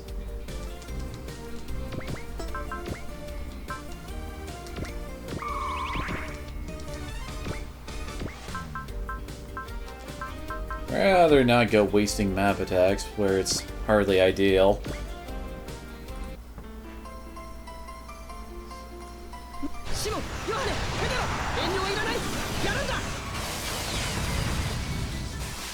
Does that push barriers? If not, holy crap, dude. 全力で飛ぶまでだ。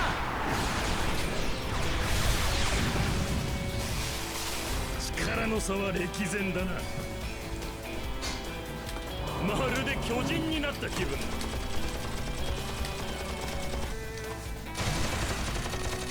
そうは行くよ。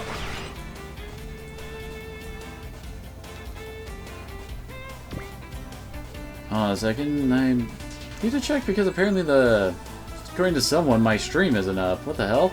Yeah, it looks like I'm still up. I don't know what that guy was talking about when he said my stream wasn't up. Oh well, whatever.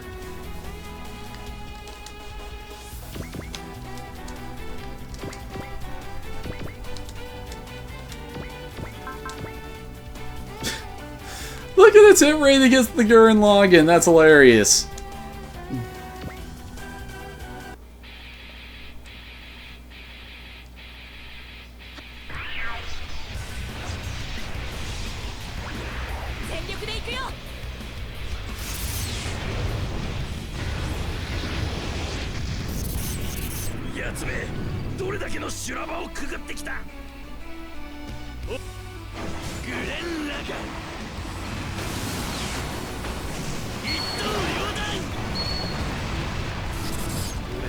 Yeah, I wasn't expecting much damage, but we're slowly weakening down his friggin'... Hey, you did miss him. His friggin' huge amounts of HP.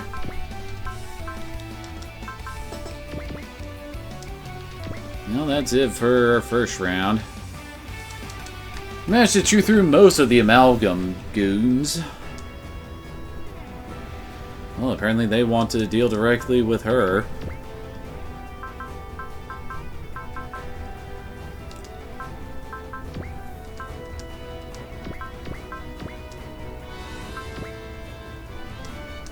Would it be better? Yeah, I use the barrier piercing attack and half her guard. Let's go with that. What is her barrier piercing move? I think it's one of the weaker moves I haven't actually used with her. Good job, Fa.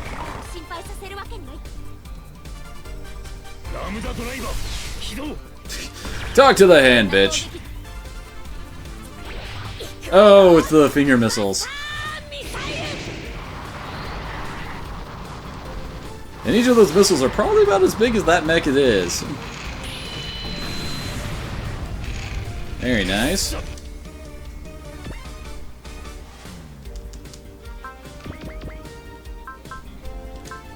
Rather not waste the energy on an attack that probably won't really do that much.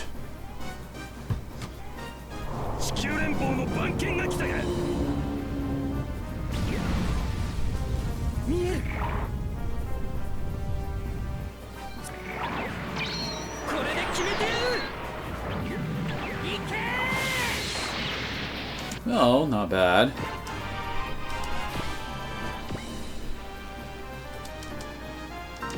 I wonder if this can actually do the damage.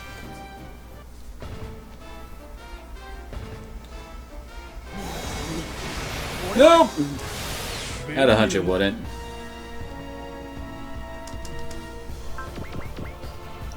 Too close for her to use her all attack, unfortunately.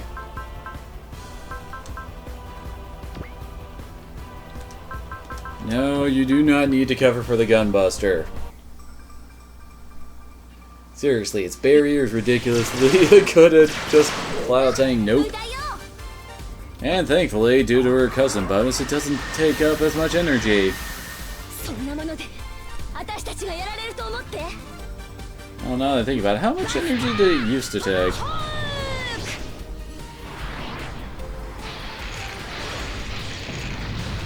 And the super robots really like some big axes, don't they? Well, thankfully, we're fighting side rails now, and they don't have the lambda driver barriers, thankfully. Wouldn't it be terrible if they took all of the worst mechanics of all the the game's mecha and put them all in one unit. Wouldn't that be fun? Of course, watch. I say that and then they go and do it.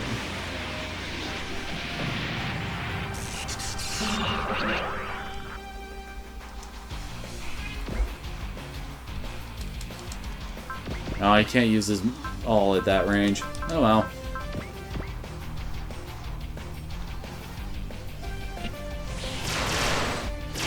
デスティニーについてこられるものか。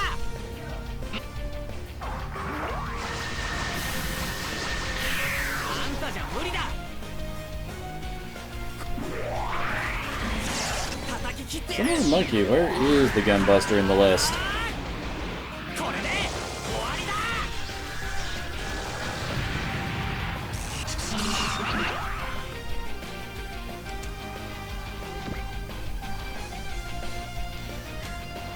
Man, Camille's popular again.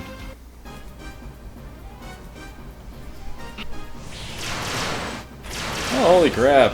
Completely forgot about this on Zero's mech.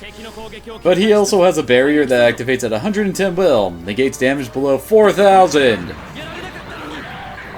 That's ridiculous, although it does consume 30 energy at use. That is huge. Oh, here we go. So yeah, the inertia canceller, which is the Gunbuster's barrier, negates damage below 2,000, consumes 10 energy per use. Yeah, it's kind of good. Hell, we might actually try and get the get Camille's ace bonus this time around. Certainly wouldn't mind it. 危ねえ。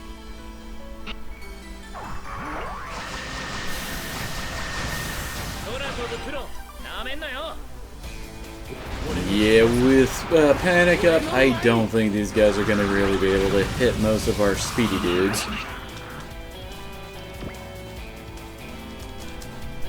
Which is probably one of the best things about Panic is that it lets you move without having to keep focus up on all your real pilots. Since most likely, with everybody's accuracy halved, they're not going to get very good hit odds on them. 帰るところがある。見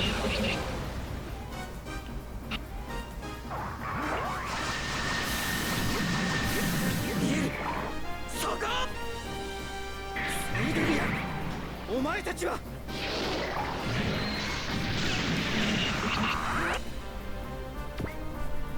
Well, the crab bots are apparently staying back.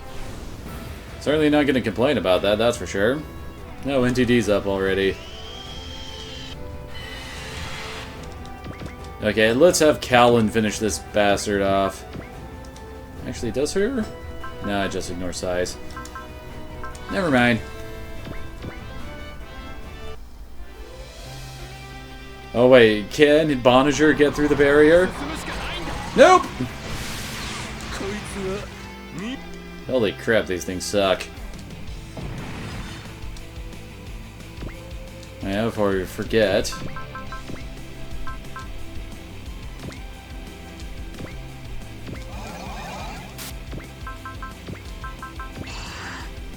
Trying to keep all of their SPs up since, you know, more... Wait, what? Oh, use the wrong version. Since, you know, keeping up panics would be awesome.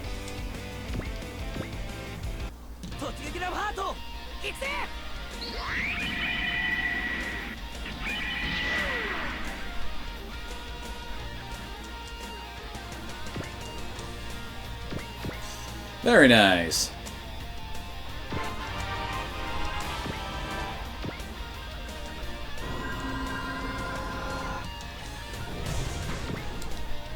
Everyone's getting activated. Oh yeah, Zessica does have higher melee than Mix does, so probably best to keep her in the driver's seat when we're using this mech. I mean, the black form. Now I should really get Amuro hitting away with how much I try to snipe with him, shouldn't I?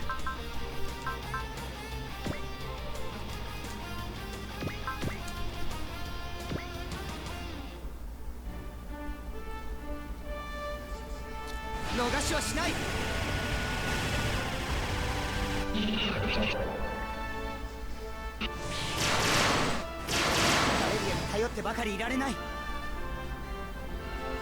お前たちの支配に屈するつもりはない。 Looks like he didn't need his attack again. And one kill for Amuro, more kill for Amuro, and he's gotten his ace bonus. Oh boy. Oh, you can go for that.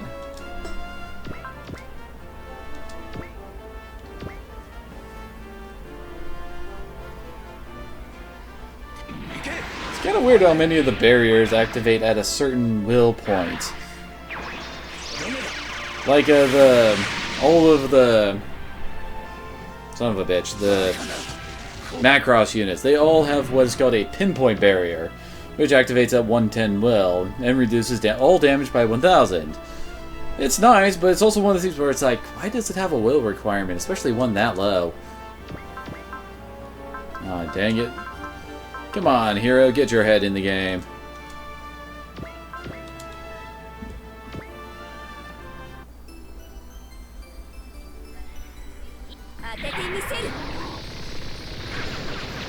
Apparently Chamber also has a barrier. His is called the Gravity Waiver. Basically the exact same thing as all the Macross units barriers. Really? Oh, come on, hero, you're slipping.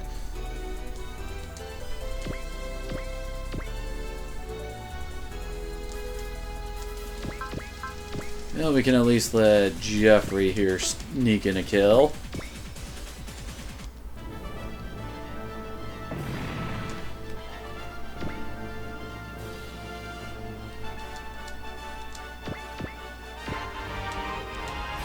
Man, are they under-leveled. Well, guy mode's up at least.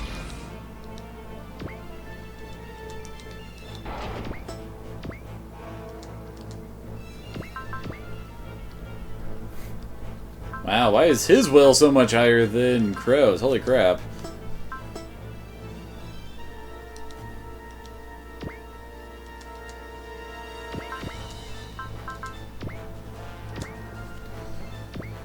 And we still need to kill this bastard.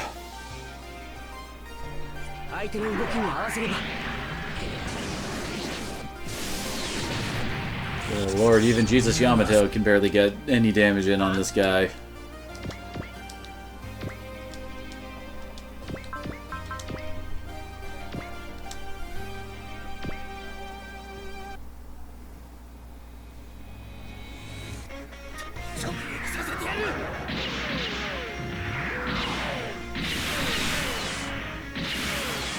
Son of a bitch.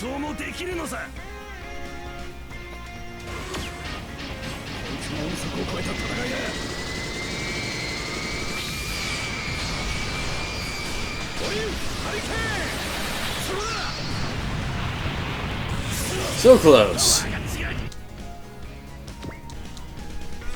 Now, for a second there I thought, hey, I wonder if... I probably won't be able to kill it. Yep. The Ptolemy kinda sucks in combat. Now we can actually move him down here. Bam. Our capital ships are helping. I got him 2 levels.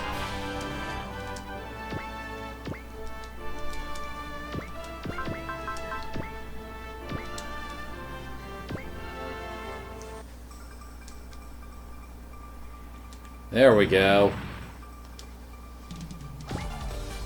Yay, biosensors up. Gotta love all those green numbers as he gets +10 to all of his stats from it now. Oh yeah, and he also gets his predict activated. Of course the Hyper Beam Saber has a barrier piercing effect. Though it don't matter no more.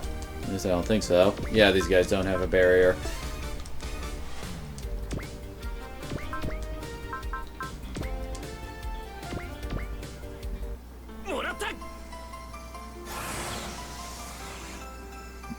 Gotta love how the little animation shows the MDEs flying through space.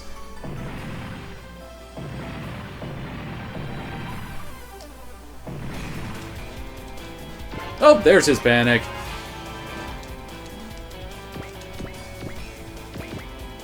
And his costs 55.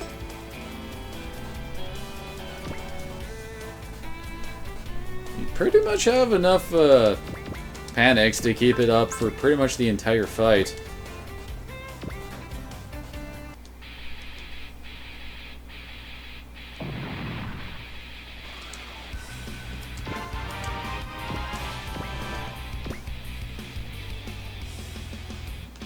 And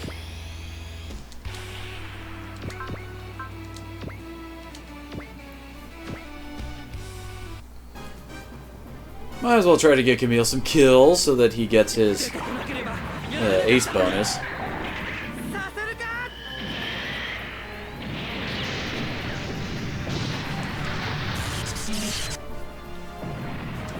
Very nice. 2 more and he's done. Hell, we've only got 2 of the grunt enemies left to kill.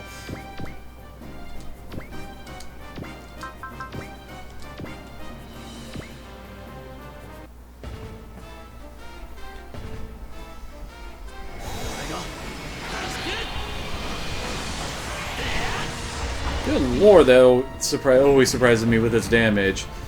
I'm expecting it to do less because it's a all attack against a group of good people, but nope. It's just gonna go right through them.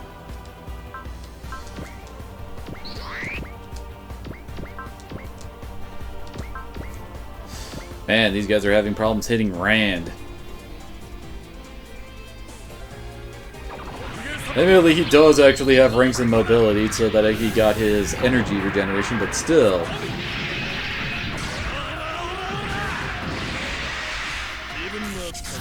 Nope. That guy would have been one shot no matter what happened.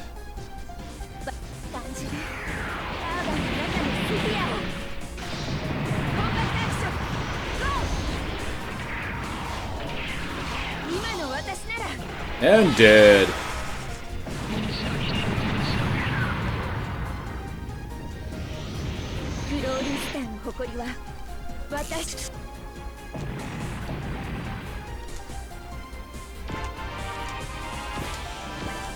Man, Mel apparently has a ton of spirits to learn. She just doesn't want to yet, I guess.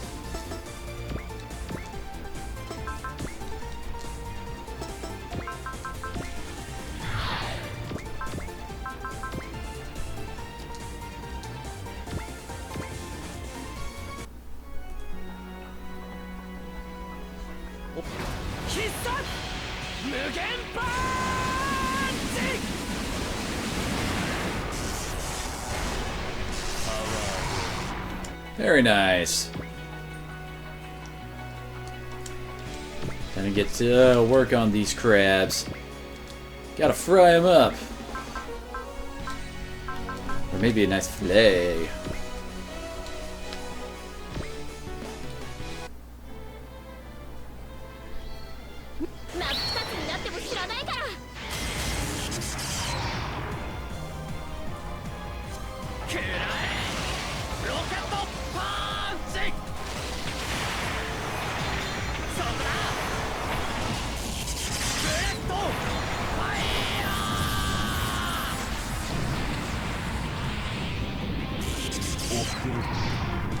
Really?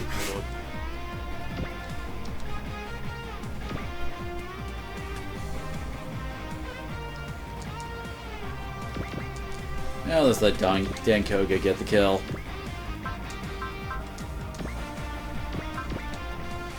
Again, letting the poor guys fall on the wayside, haven't I, this time around? Don't love how it has a cannon in the friggin' bottom of its foot.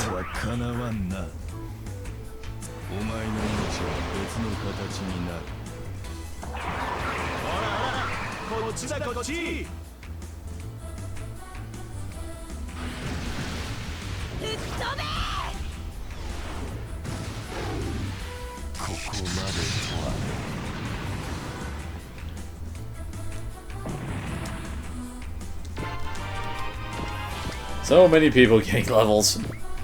It always seems to happen when Super levels up.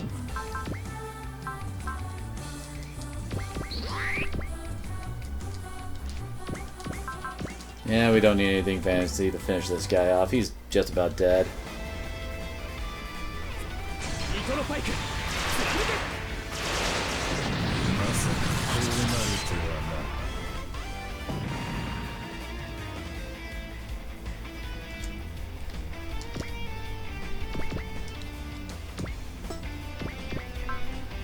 Yeah, I shouldn't go abusing the ultimate attack of the Eva, just because of how much of an energy guzzler it is, and it no longer regenerates it like mad like it used to.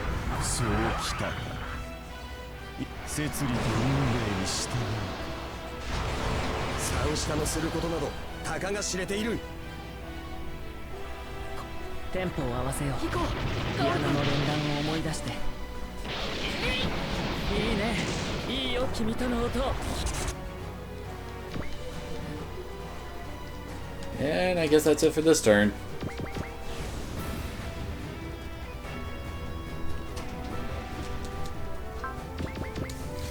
Might as well best out his best attack.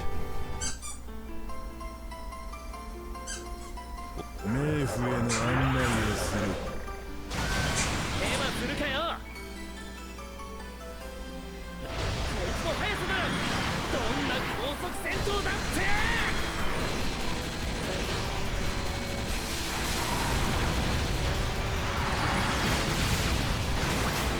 I swear all of the friggin' elements have crazy skills activated 130 well looking at it right now. Like for instance, if we put Andy in for the... That's to do with the beanie as I recall. Anyway, we put him in the lead role and... Well, he basically gives the entire team barrier piercing weapons.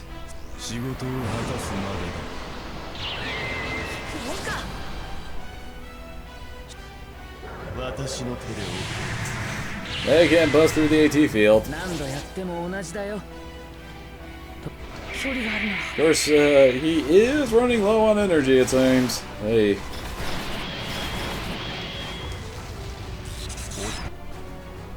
If I had something that would, well, what's it would give energy regeneration, it'd probably go to the Evas.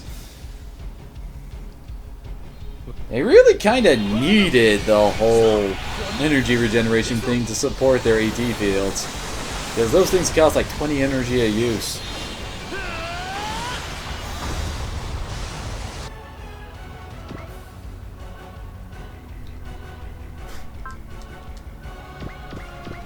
Hell, why not?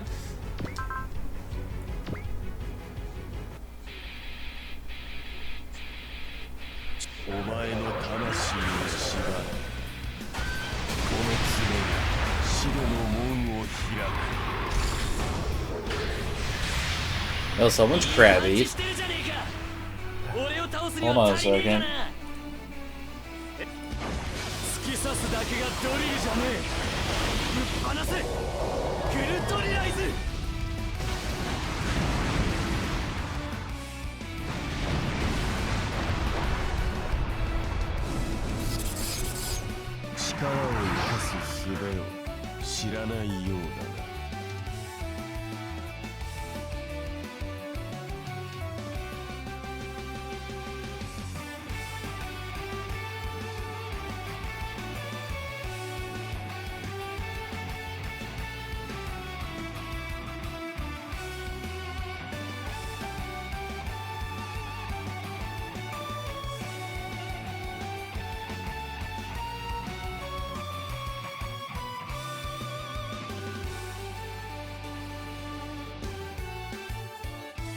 Sorry about that, apparently Kiba was getting very uppity.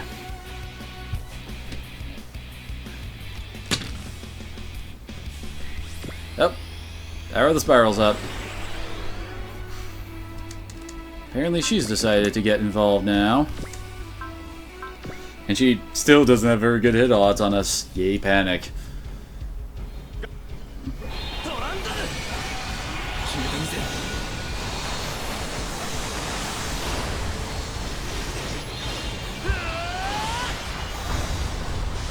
He does have a lot of HP though, holy crap.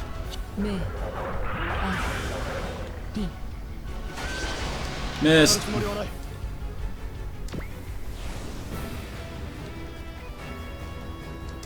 I'm pretty sure it says, yeah, he still does have energy regeneration, so we don't need to worry about him nearly as much as some of the others.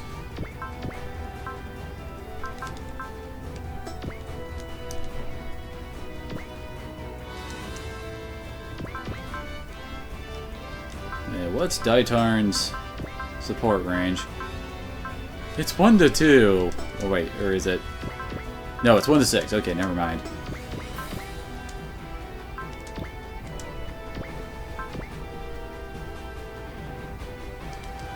Wait, before we do that, so nice having wonderful choices for this.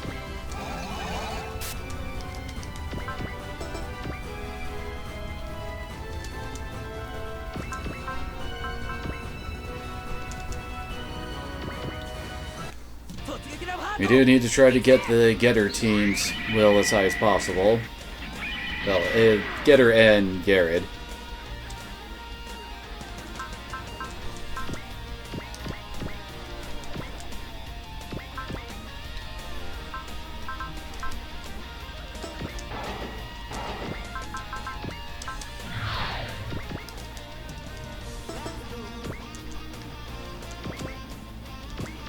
I'm also trying to stay in the light thingy there because that gives energy regeneration to them. And Lord knows these guys are gas guzzlers.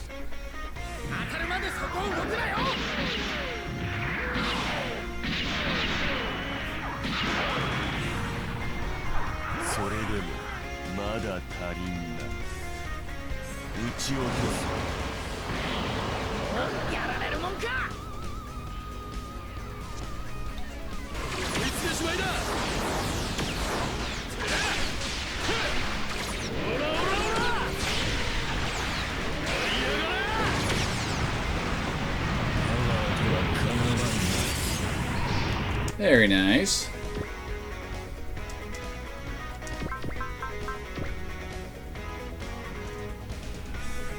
Yeah, dang it. So we're moving somewhere like here. I'll keep them out of the splash zone, as it were.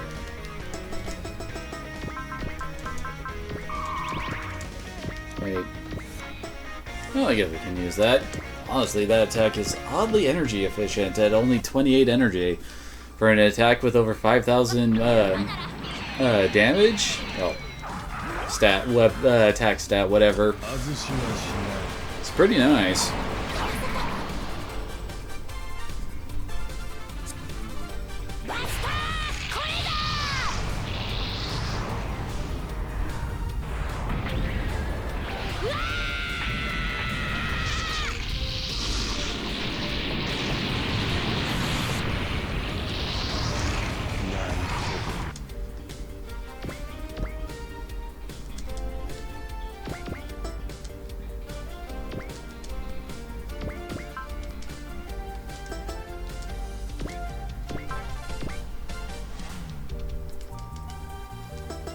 Actually, just move him here.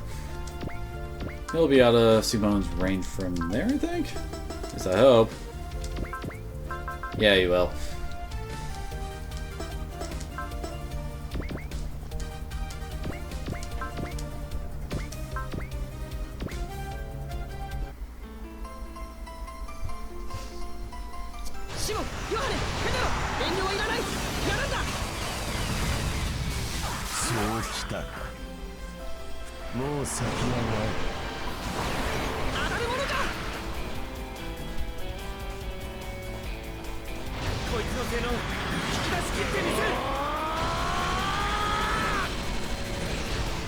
Time to shoot all of the guns.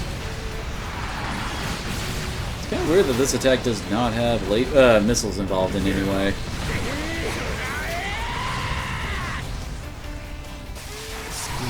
押された。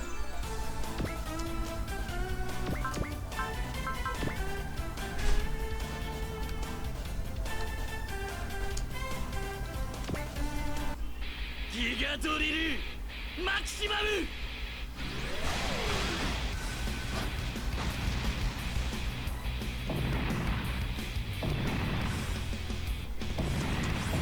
Well, it didn't kill any crabs, but it got a lot of them really weak. Fairly certain Hero can finish this off.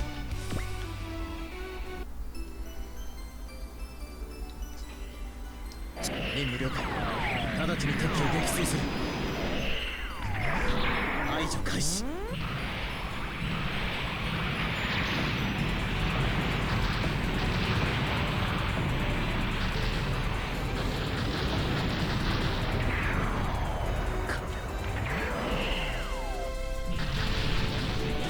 Really?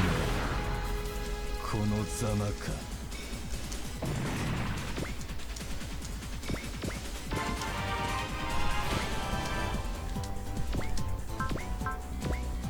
Oh, that's who she can hit. Oh, good lord, she has horrible hit odds against the freaking crab.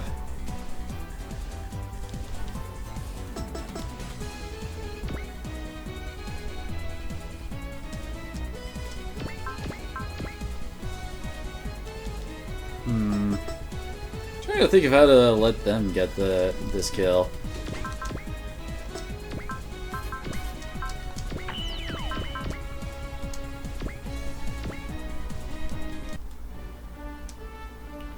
Dang it, of course not. Almost there.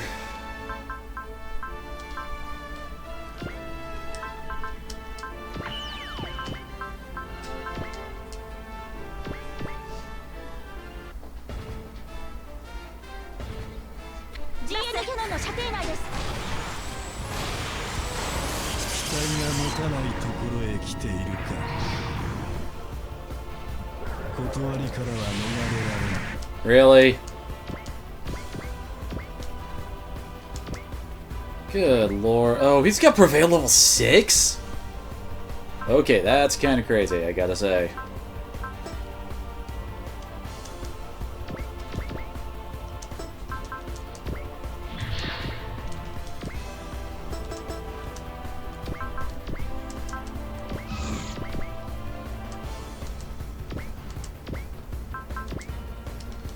Really? The hoops I gotta jump through just to get my captains to actually hit something. Then again, Prevail does increase dodge odds. 今だマクロスアタック。よっしゃ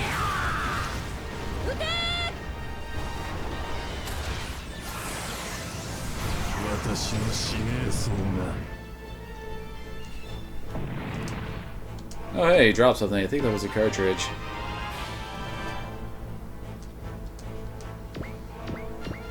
Alright.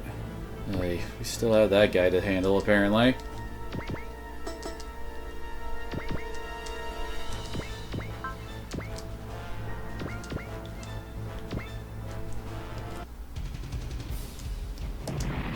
I was actually not expecting him to survive that, but oh well.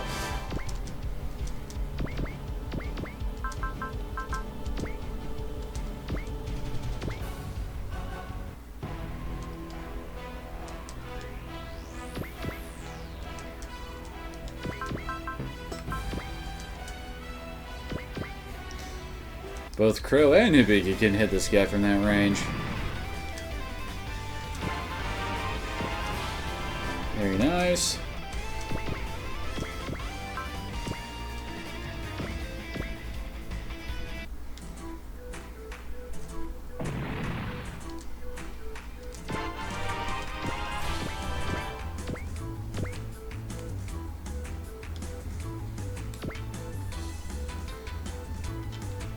Oh wait, Amuro. Yeah, Amuro just needs one more kill, and he's got his ace bonus, which I'm looking up now. 逃しはしない。 See, here we go. Amuro. Oh my.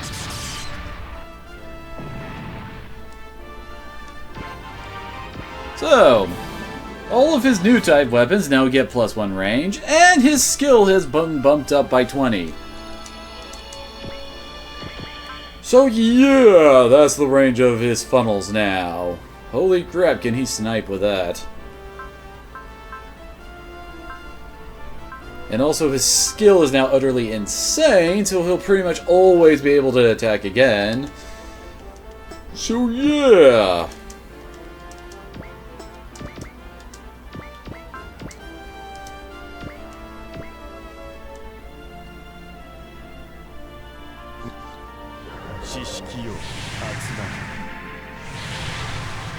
Really, Char? 事態を正確に把握する必要があるか。 Come on, man.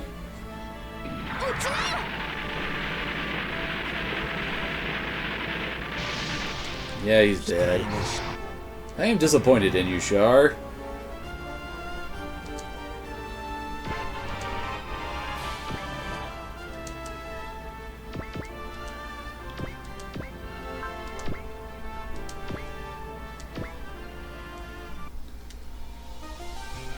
This is predicted. 12 more for Shins. Oh, Zero System's up, yay.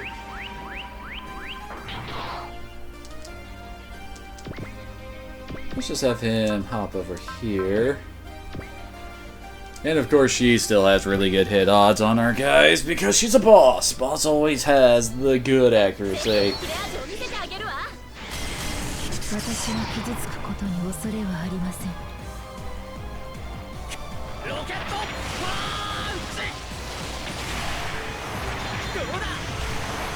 Gotta admit, I love this attack. It's a neat little combination with the rocket punches and breast fire. Which sadly we didn't get the last game. 寄宿の導く光の目 And he dodged.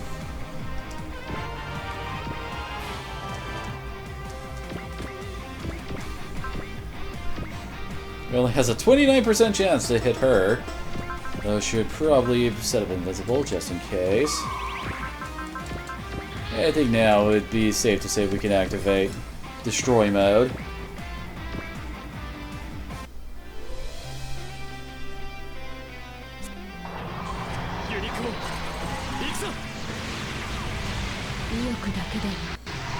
Oh boy, chewing through her HP is gonna take a while. Worst part is, I know the stage isn't done after her.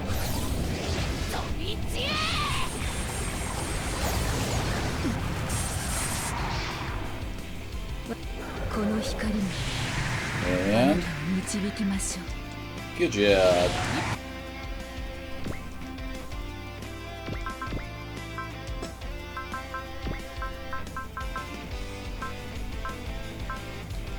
I don't want to just bust out all of my energy just yet because again I know this isn't the end of the mission. So I think we'll just go with that and then move the Aquarion in to completely surround her.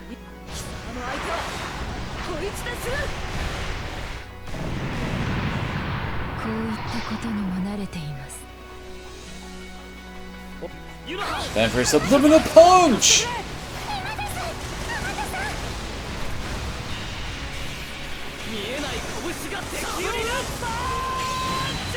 Shoryuken! Very good.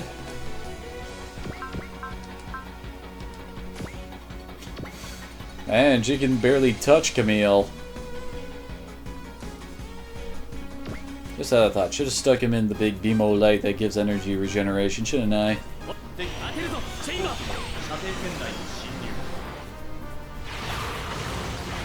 I think about it. Should have probably take a look at Shikoku's actual skills.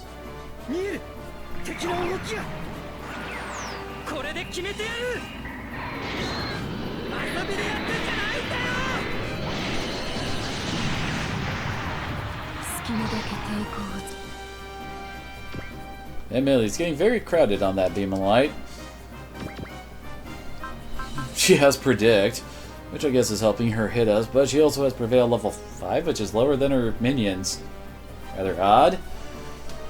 Let's see, I think that, yeah, Command are level 3, will hit on, will up on hit. And assist attack level 3. Thankfully she hasn't had the opportunity to use that.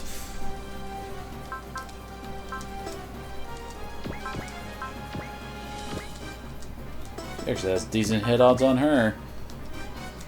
Thankfully, she can just focus with impunity since she has SP regeneration. Although it sucks that her focus costs so much, but that's what you get for a focus plus, usually.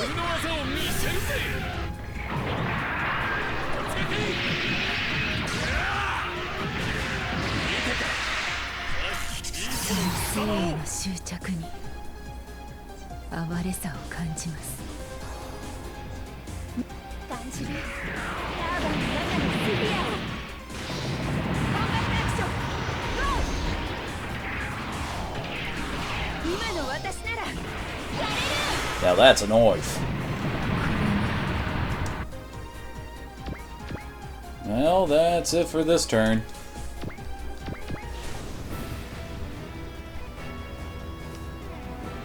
Oh crap. I should have healed up Char. Please dodge, Char. I would rather you didn't die.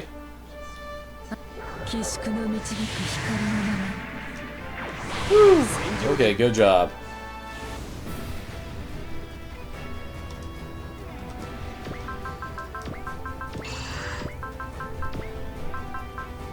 Actually, I should save that.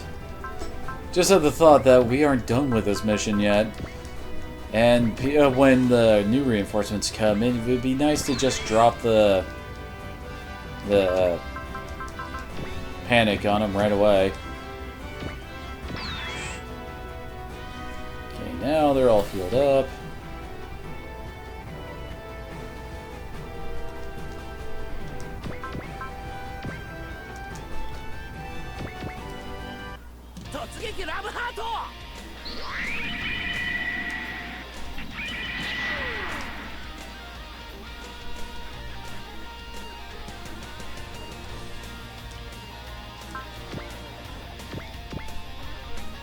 Now it's going to be a bit before they level up. I just realized how over leveled they are.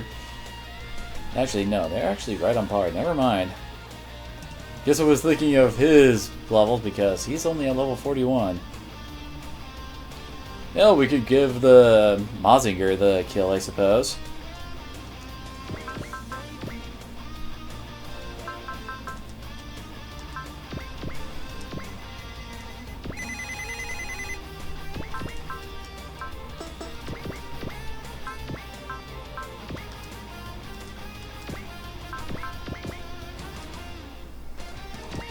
Well, hopefully Daitarn hits.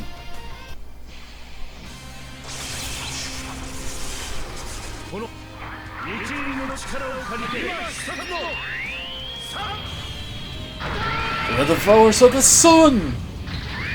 And missed. Well, so much for that.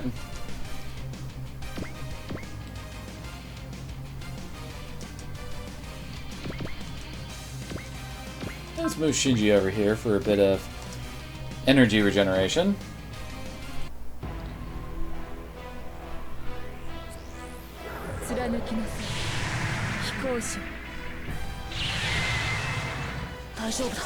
Friggin' AT field. 距離があるならばこれがあなたの命の力なんですね。うまくいった時の演奏を覚えてる。行こう。シンジ君と僕の音が重なっていく。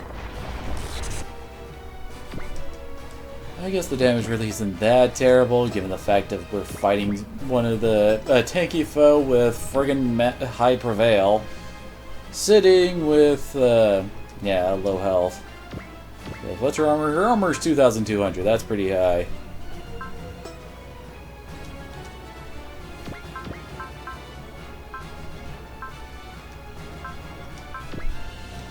Yeah, I didn't think that would work.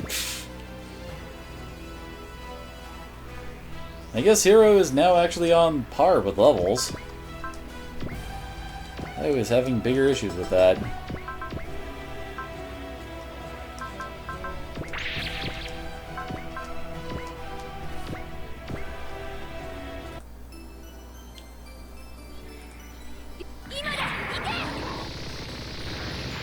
Really?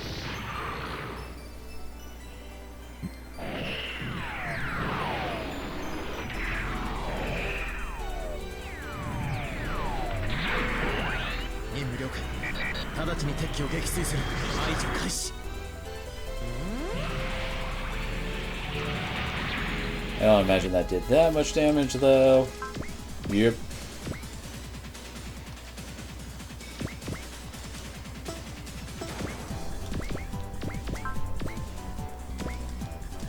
Hail Meep. Though, then again, that is partially because of her Prevail activating. She has Invincible, so we don't need to worry about her there. Oh, nice.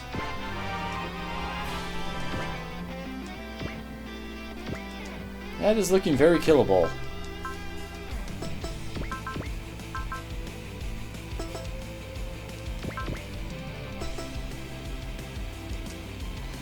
A little part of me wants to just cherry tap her a little bit more.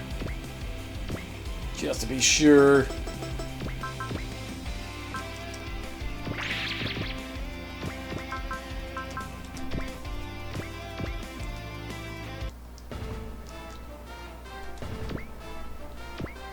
Did they even really do damage there?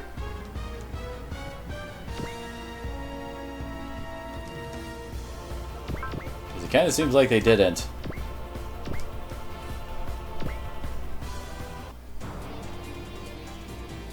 Oh, son of a bitch.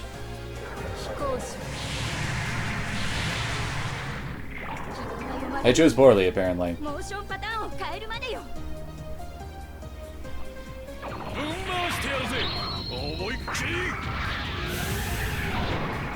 Are you kidding me? What the hell?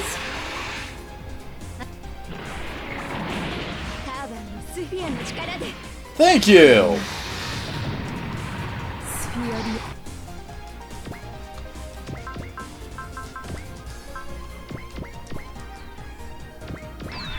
Very much prefer her to not die.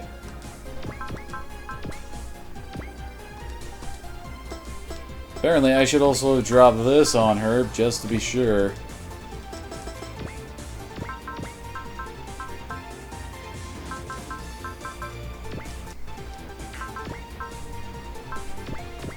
Yeah, I don't have a group strike with these two. Oh well. Here we go.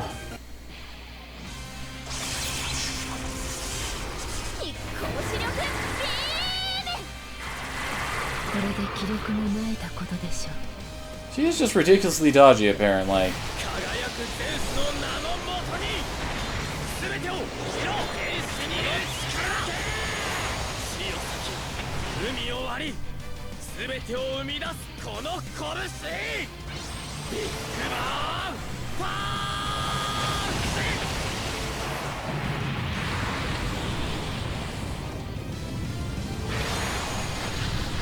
There we go.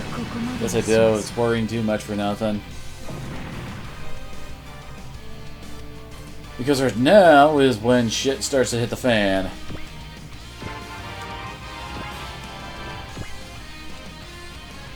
Something very strange is going on, and no mistake, Shikoku leaves when threatened, replaced only by Shiku, who sounds notably unwilling to be here. Though he also sounds committed to doing his job. What's with the stifling atmosphere? Oh, great.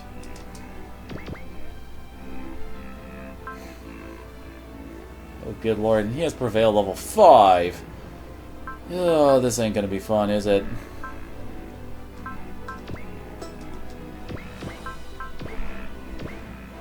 And he got a new map attack, apparently. Thankfully, he can't use it until his build gets higher, but still.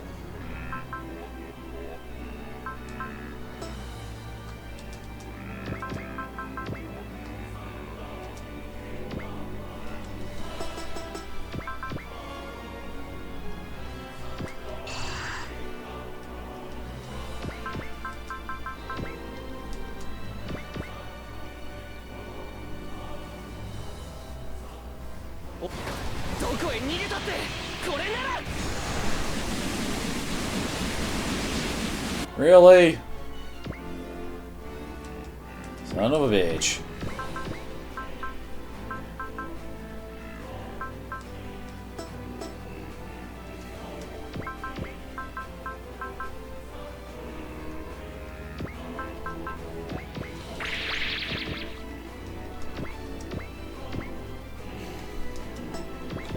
Let's try to keep the reels a bit away from this fight. Except for Crow there, because I put up some defensive with him.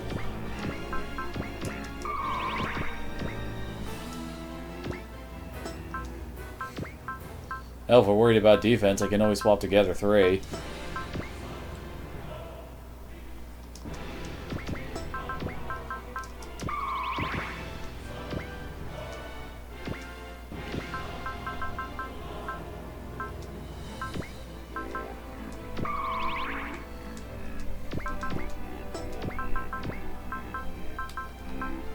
There it is. Wondering where his defensive one was.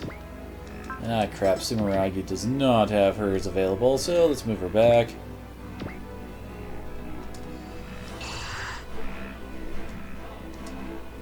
I should try to abuse that more to get more level, shouldn't I?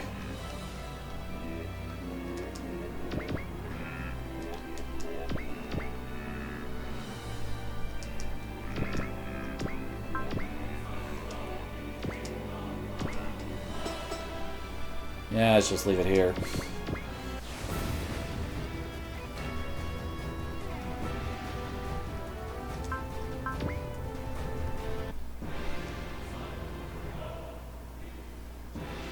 Hirake, Shigoku mo. Nets. Oh, that crazy breath attack of his.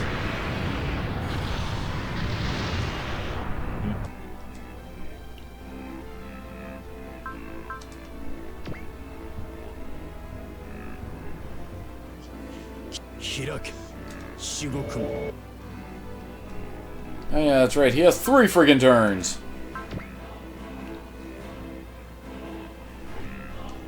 Kapzetsu. In.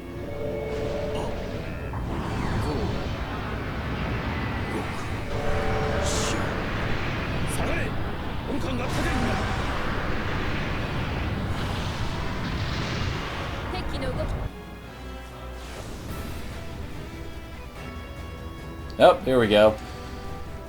The reason for all this is it becomes clear quickly. Another sphere reactor is coming. Only ones unaccounted for are Sagittarius and Pisces, and one of them presumably is with Asakim. So who's the other one? Onto the scene strides Barbiel and Suzune. Because of course this was going to happen eventually. Who's in the Geminia? It's not a bad mech now that it's been reassembled, but it's missing one very important component. Hibiki Sphere. She claims that the Genion was originally supposed to be hers to pilot, and since AG can't be counted on to explain, she does so like any good teacher would. The Genion was created for the purpose of stealing the Gemini Sphere, similar enough in outward appearance to solicit Gadlight's crappy knockoff assessment. But the plan all along was for her to become its pilot and to make the thing a complete DEM by stealing Gadlight's Sphere. And though it probably pains Hibiki to hear it, she has not been put under some kind of mind control. She both is and isn't the Suzune he thinks he knows. Oh boy. And they should call her by her proper name, Ambrielle. She may only have an artificial sphere, but it's still got enough juice to seriously endanger Hibiki's life. And worse, this turn of events endangers his very spirit. Interesting new outfit you got there, Suzune. Although, then again, I guess it is kind of like her old outfit.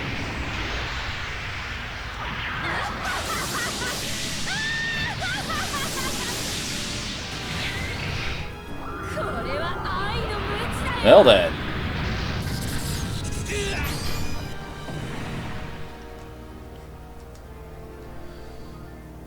And let's see here, the very spirit thanks to the side effects of his sphere.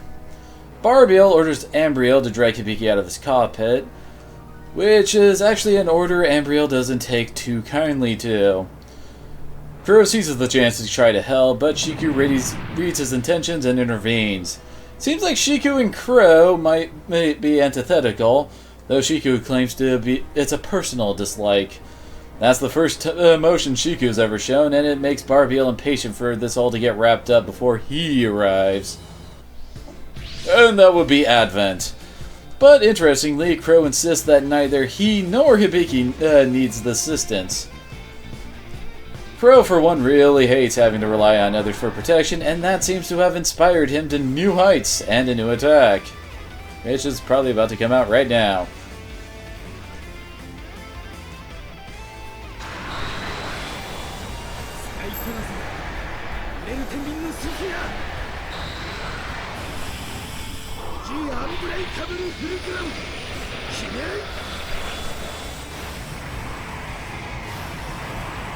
Kamehameha!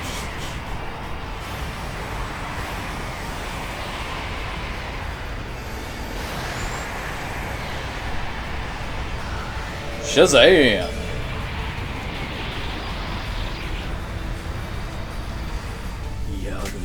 Well then, if only he could do that much damage normally. It seems that Crow's determination itself is what Shiku finds threatening, and he does his best to share a bit of it with Hibiki. It's up to him to settle things with Suzune, no matter what the outcome. Hibiki responds, well, telling Suzune and Advent that he's had to rely upon them till now, but no longer can he afford that luxury. Seeing that he's not needed for now, Advent withdraws. Ambriel seems rather amused that Hibiki won't do what Barbiel wants, and warns him not to interfere with her prey. And I'm guessing that's what she's telling them, and oh, great, and so those two leave. And Ambriel sends in a bunch of Gemini mecha for added flavor. Hibiki isn't the only one with a vested interest in getting the real Suzune back, question mark. Oh yeah, I remember these guys from the end of the game.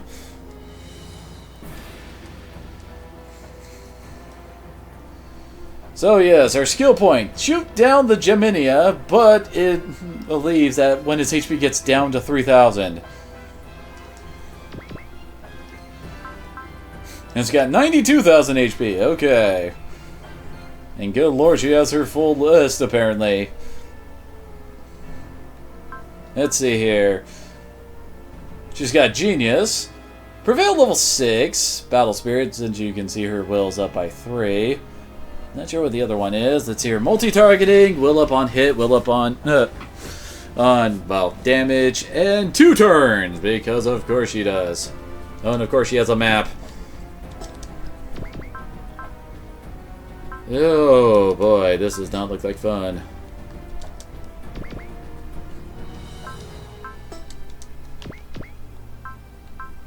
Wait, really? Oh god, both of them are the same. Hell, isn't this gonna be fun? Hell, nothing to it but to do it. Is there anybody in dire need of more will, is the question. Well, Hibiki and Crow are currently maxed out. Hey, Crow now has a very nice sniping finisher. Holy crap. Which definitely does fit him.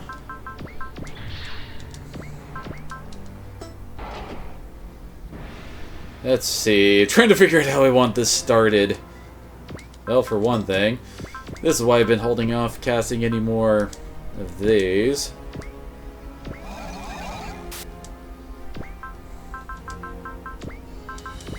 So here, and with this, I think... yeah, he'll have enough for another panic next round. Okay, well...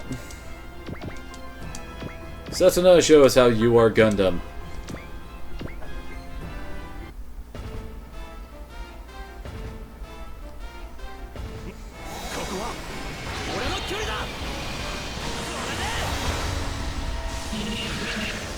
Not a bad start. Then again, these guys are starting off at base will.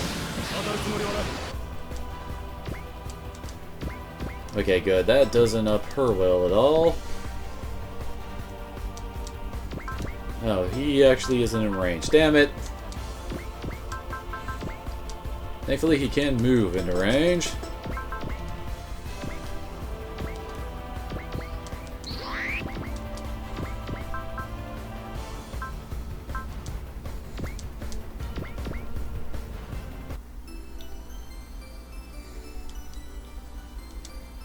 Oh, that's nice.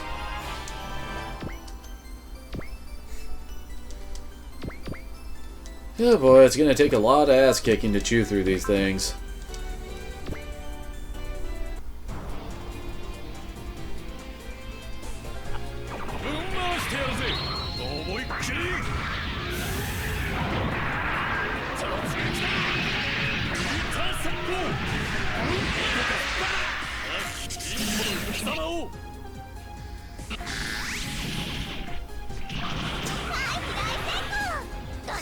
You missed the gun, Leon! Interesting smile you got on your face there, Rand. ナウティラスカードその力でコンバットアクションゴーセットフィニッシ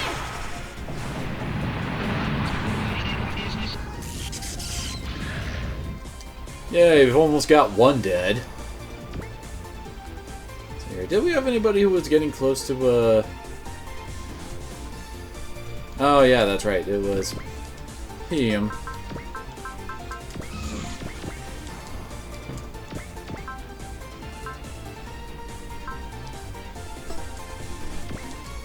How much HP does that have left? 3,800? I'll admit I'm kind of iffy on that. If that would kill it.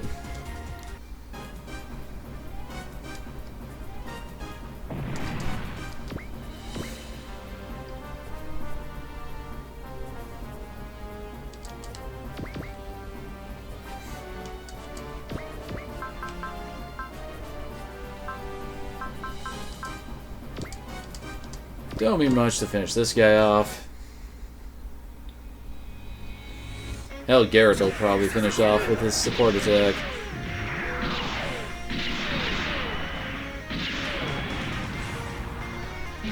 Yep.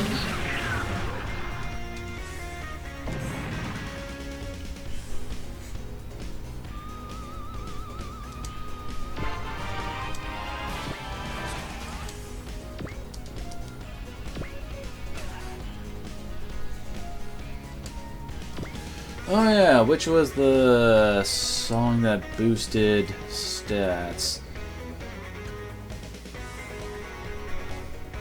Oh, it's Try Again, okay.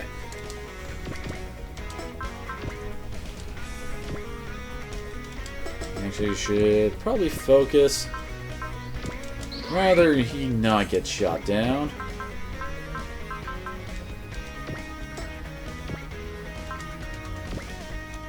I guess that's enough getting some stats too. さあ行くぜトライアゲン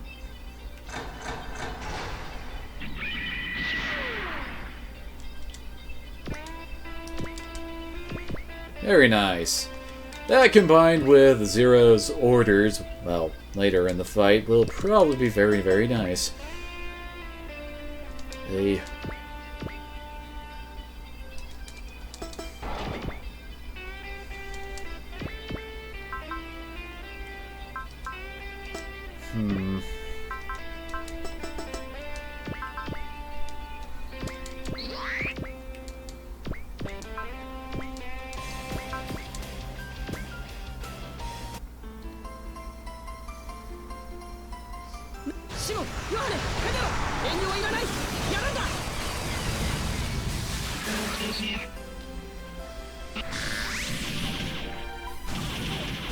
Good.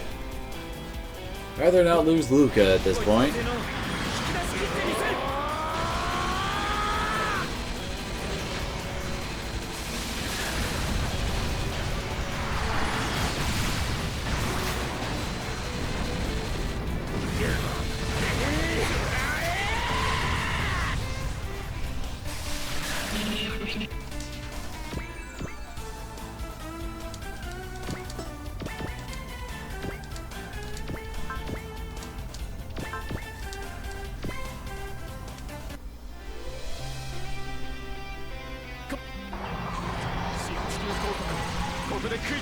That was an odd freeze frame. Good. Hoping to get the first two groups of these guys dead before, well, by the end of this turn.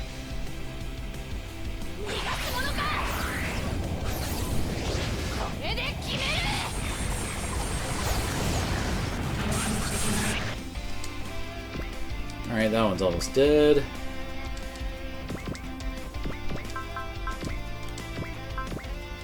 Yeah, let's just have them both focus fire because poor Fa probably won't really like the counterattack. Very nice.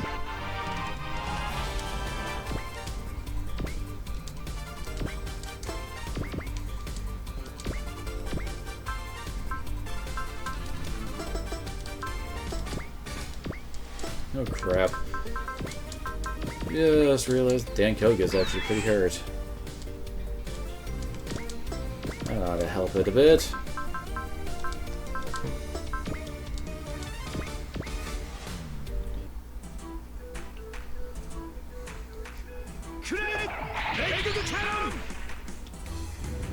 Oh, Daitarn.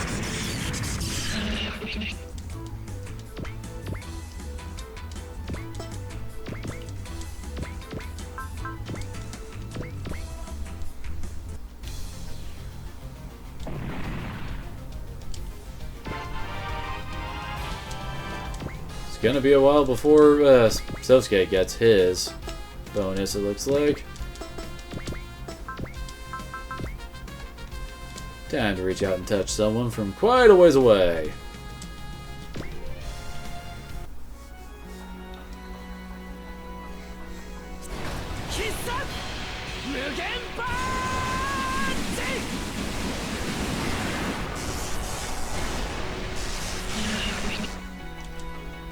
Very nice.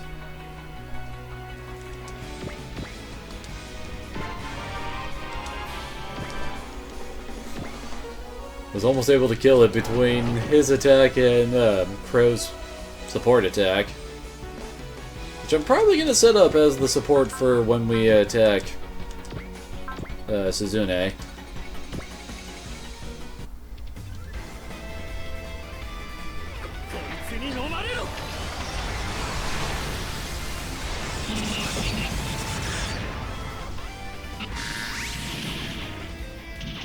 Gargantia.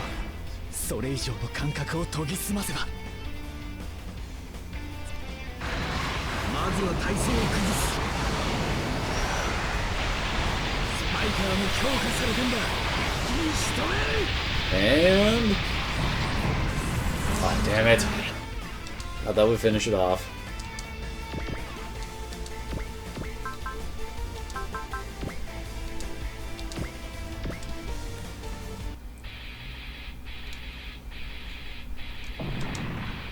Down.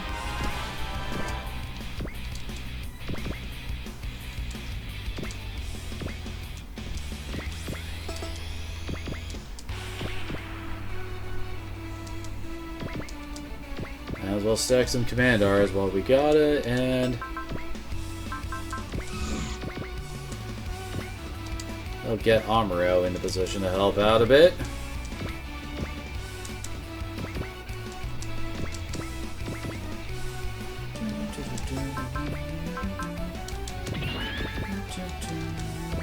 Ah, dang it, he's not in range there.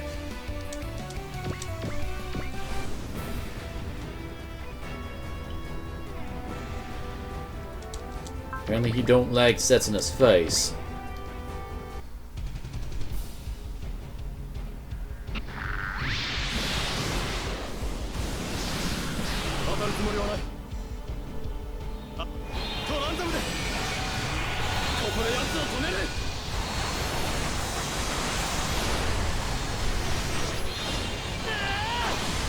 Good job.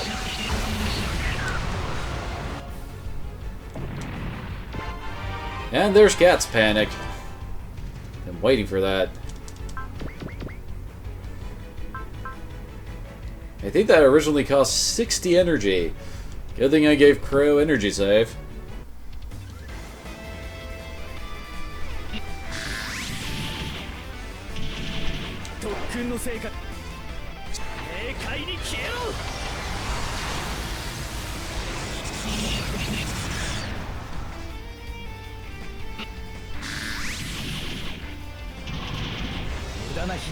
I just realized Suzune is probably going to attempt to kill Hibiki as much as possible.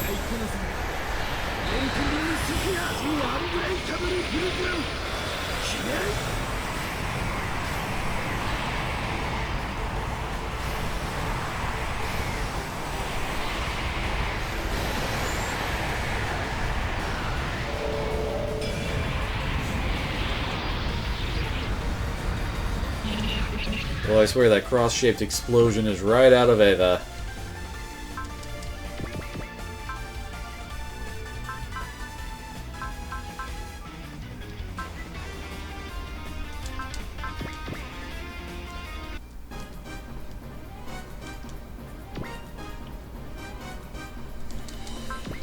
Yeah, of course, it's only with his missiles that he can counter.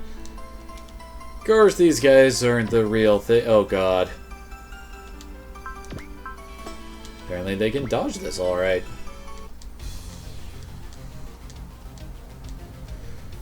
So is she just gonna sit back there and snipe this whole time then?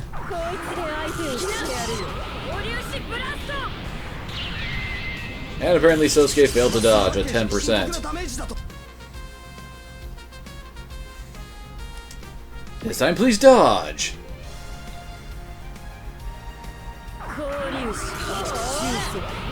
Kamehameha! And there we go.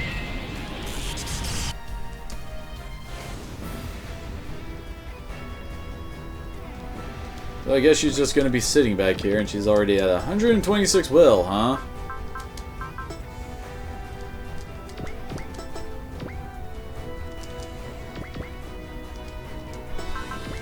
Actually, first...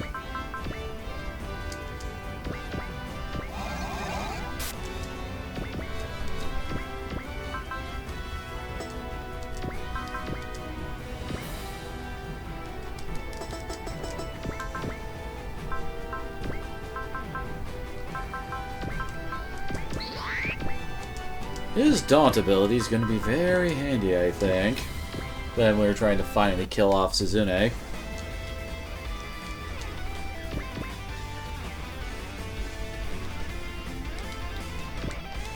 I'm sure Sosuke would appreciate a heal in some form. Oh yeah, that's right. He does not have Owl anymore.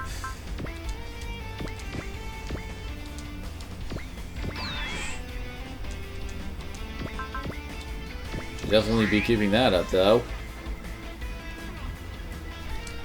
What's that guy's range? 1 to 7. 1, 2, 3, 4, 5, 6, 7. So, about like that.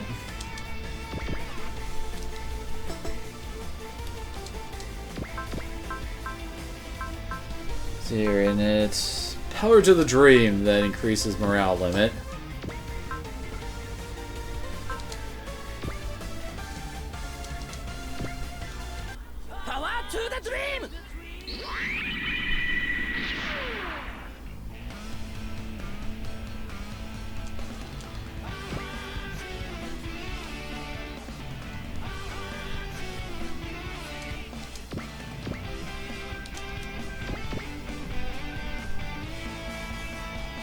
Yeah, all of them should be able to get higher will now.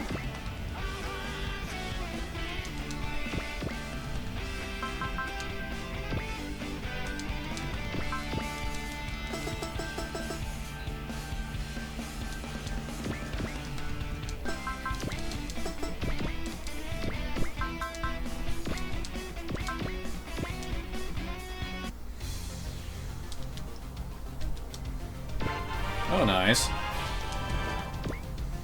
Still don't know why they gave him bullet save over friggin' energy save.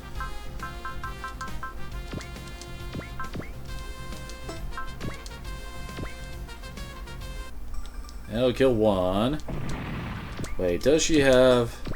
Okay, no, she doesn't have the Geminia's annoying effect. The old one didn't have where it caused your morale to go down each turn. Yeah, that one was kind of a pain in the ass.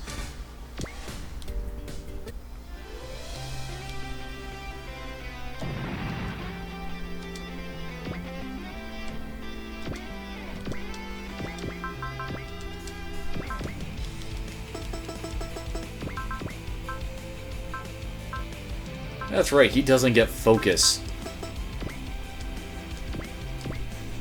Which is very weird for a real pilot, I gotta say.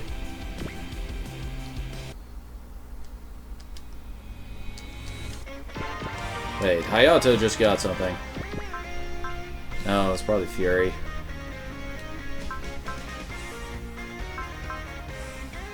Wait, will limit is 176? This is 156, okay. Could be worse. Oh no, wait. Yeah, we wanted to get Camille another kill.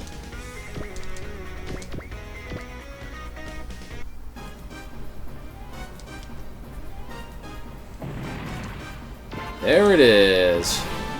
20% more damage on a counterattack and plus 20% crit, I think. Minus 5 crit on that attack, huh?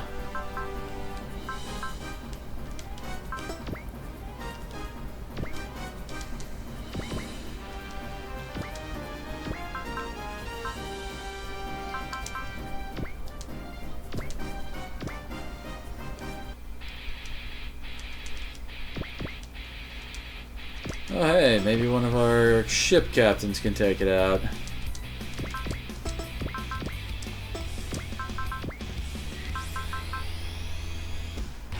Nah, they don't have rouse or not rouse, bless or anything like that, so just shoot.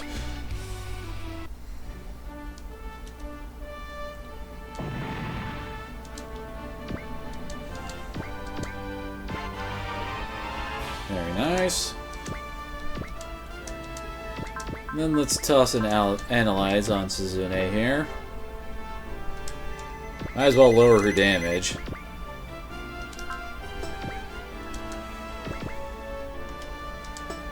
And I guess there's really nothing keeping us from, well, starting this around and pound.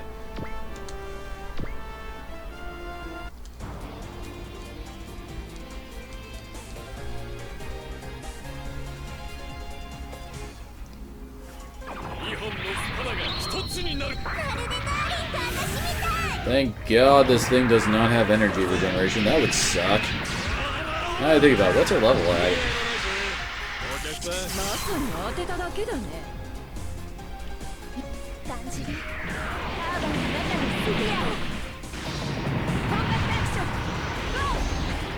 Wonder what new attack Setsuko's gonna get. I mean, everybody but her so far has gotten a new finisher.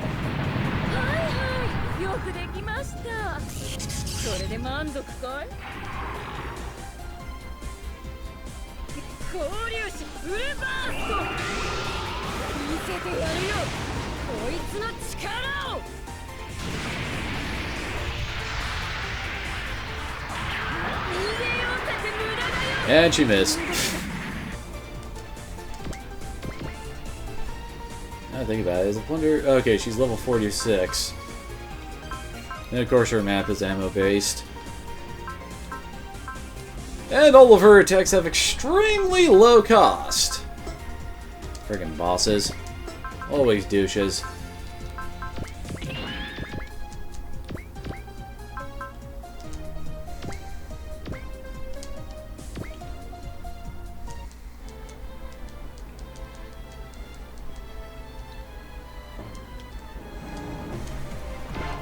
Nice.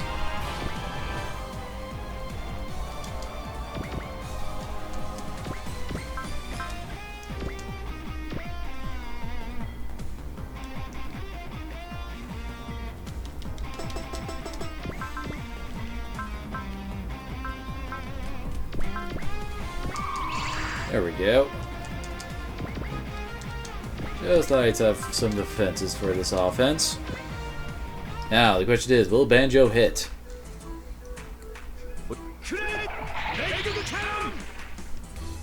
Nope!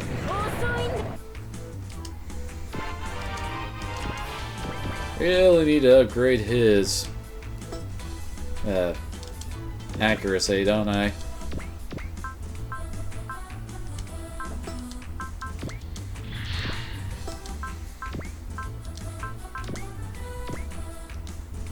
Holy crap, she has good hit odds on him.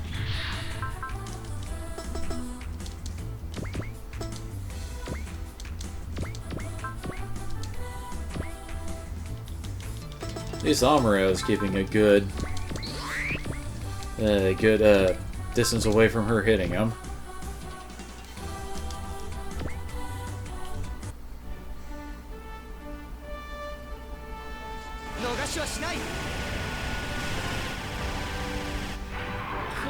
Gundam のプレッシャーか。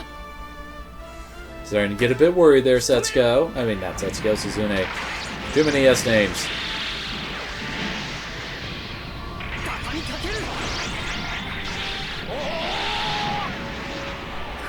Gundam のプレッシャーか。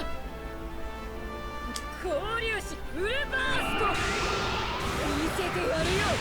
こいつの力を。 And miss. Because it's friggin' Amuro Ray.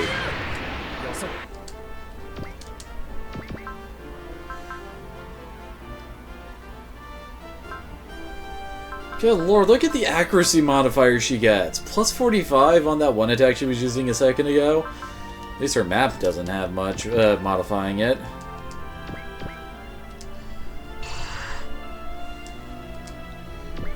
But still, that's freaking crazy. Oh yeah. Should probably get it into its more maneuverable form, shouldn't I? I don't think the reels really need to worry that much about her map attack, since we're keeping Confuse up pretty much the entire way.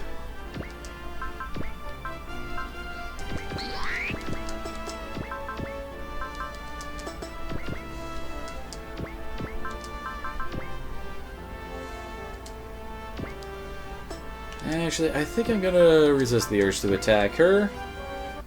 Mainly so that her Prevail doesn't activate.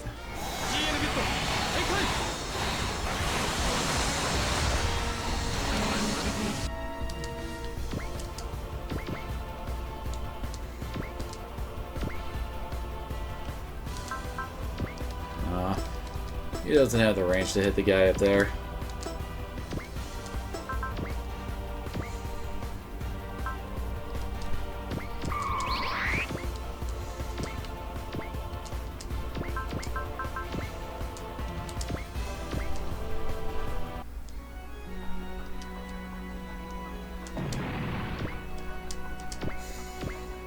Oh, nice.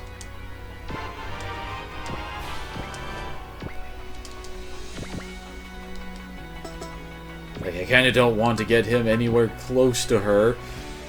Just because she seems to have a nasty habit of well, she seemed to have pretty nasty hit rates when I moved him here. Yeah. That is not happy times.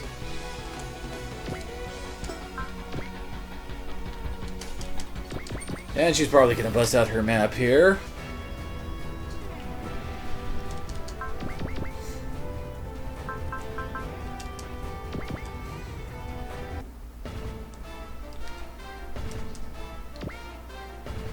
Or not.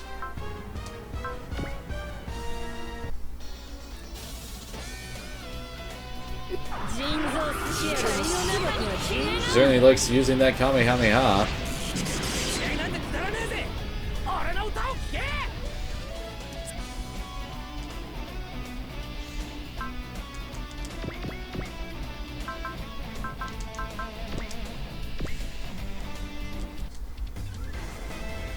Well, that was a face she just made there.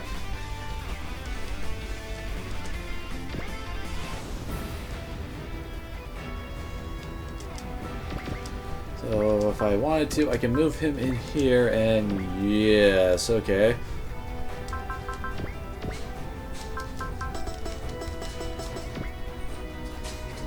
Okay, first, we gotta get her surrounded.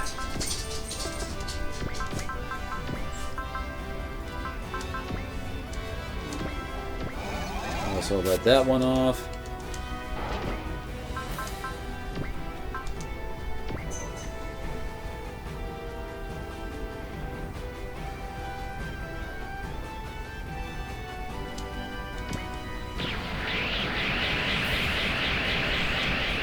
Alright, now most of our guys are going to have issues with taking damage, but, well, we got spirits, right?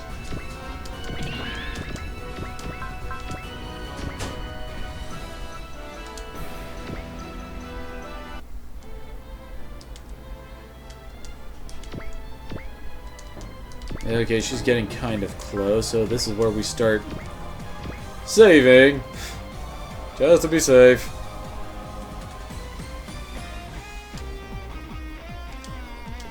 Also,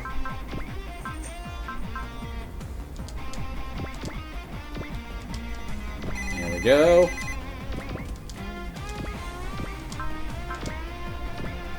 Oh, wait.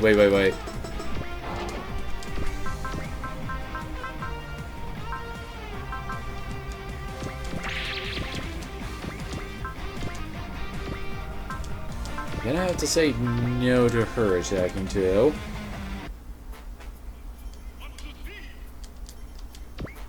Ooh, she's right on the border. Okay. So next we gotta get everybody surrounding her. Trying to think, do we have any other Dons?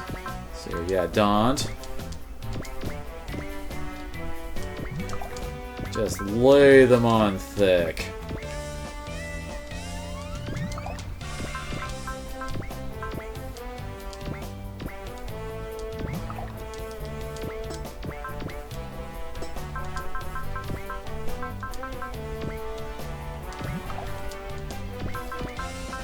Okay, good.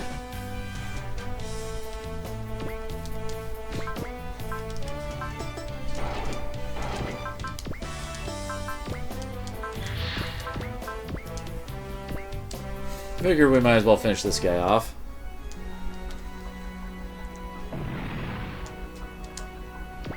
There we go.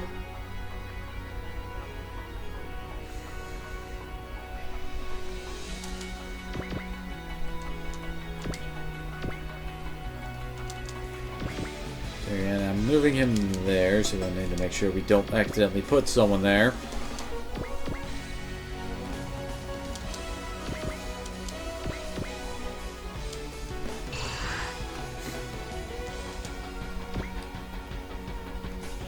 Alright, he was on surround duty.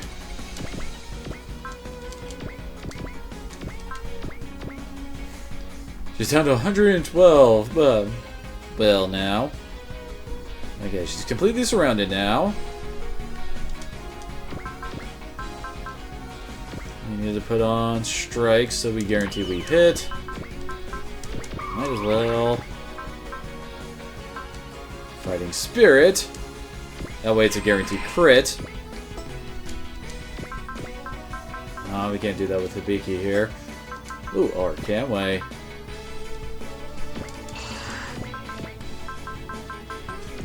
There we go, now they're guaranteed to crit as well.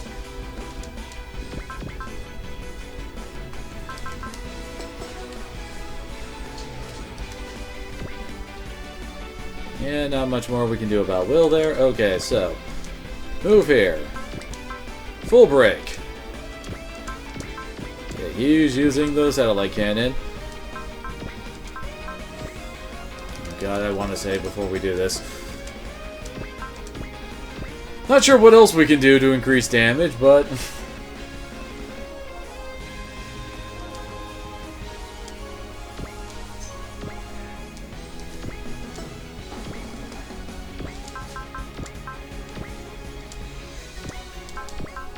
okay, he's using his twin satellite cannon.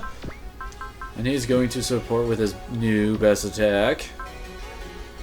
And we're going to attack with Stoner Sunshine, and hopefully this does it. Oh God.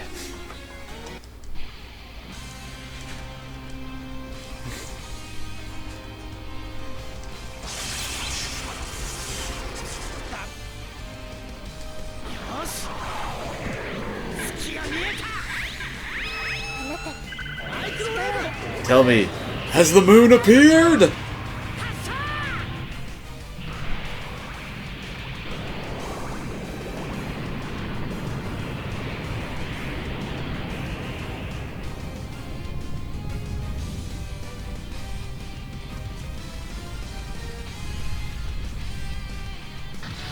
Boom! Gundam のプレッシャーか。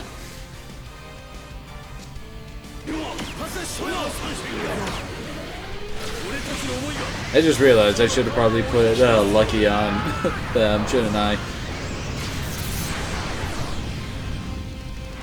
Get some more cash and XP for this.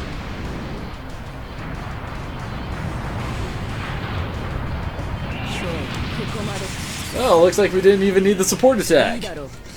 Holy crap.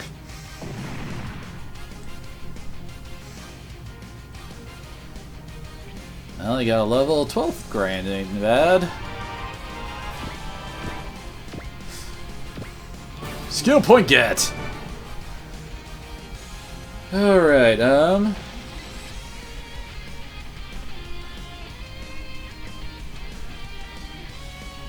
so let's see here. Hibiki responds well, telling Suzune that he's had to rely upon them until now, but no longer can he afford that luxury. Wait, did I read this part already? Oh yeah, he withdraws. Yeah, never mind. So Hibiki does the best he can, but even he has his limits. Suzune tells him he'd better get stronger, since when she takes the sphere, she wants it nice and powered up. After all, its current state is about half her doing anyway. As Hibiki seems headed for collapse, Setsuko springs into action. With Rand's help, only to have Barbiel run in and knock Setsuko unconscious, because Barbiel's a douche. He warns Ambriel not to interfere. He won't let her or even Astralis have Setsuko. And the two of them retreat to Central Base. Aw, dick, he took Setsuko? And, which is of course where we're headed to anyway.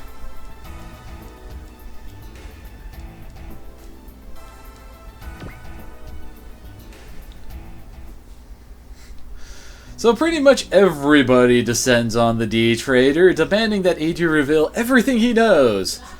AG hesitates, saying that divulging this kind of information is the worst crime a DM agent could commit. Hibiki makes it very simple. Does AG want to keep being an agent for a company that's not contacted him even once? Or does he want to be a member of us for real? Bahamut then? Well, bleh. No, I just read that wrong, replacing Bahamut. Well then. AG unlocks information about Project Gemini, the plan to steal the Quarreling Twin Sphere. At the time of the plan's inception, said sphere was known to be located aboard the Geminia of the planet Gemini's army. So the Genion was created in the Geminia's image to facilitate sphere transfer and given a camouflaged alternate mode to keep the Gemini from suspecting. The alternate mode was also a concession to the fact that the Genion's original artificial sphere was unable to deliver the expected full power needed to run the Gai systems. The word Gai, by the way, was meant for the Japanese character for corpse, since without the spirit of the sphere animating it, it was a mere husk. Interesting. But DEM did more than just build a robot, they also ran a study to figure out who was best suited to pilot it, and indeed Suzune was selected as the original intended pilot. The black object Hibiki contacted at the start of the first game was basically the pilot's registration system and instruction manual. The plan had been to have Suzune run into the thing and register voluntarily. Had she not agreed right away, she was to be cajoled in positive terms and then threatened and finally brainwashed if she had continued resisting. Wonderful. In short, the part about AG just coincidentally being in the neighborhood was an outright lie necessitated by the job he had been given.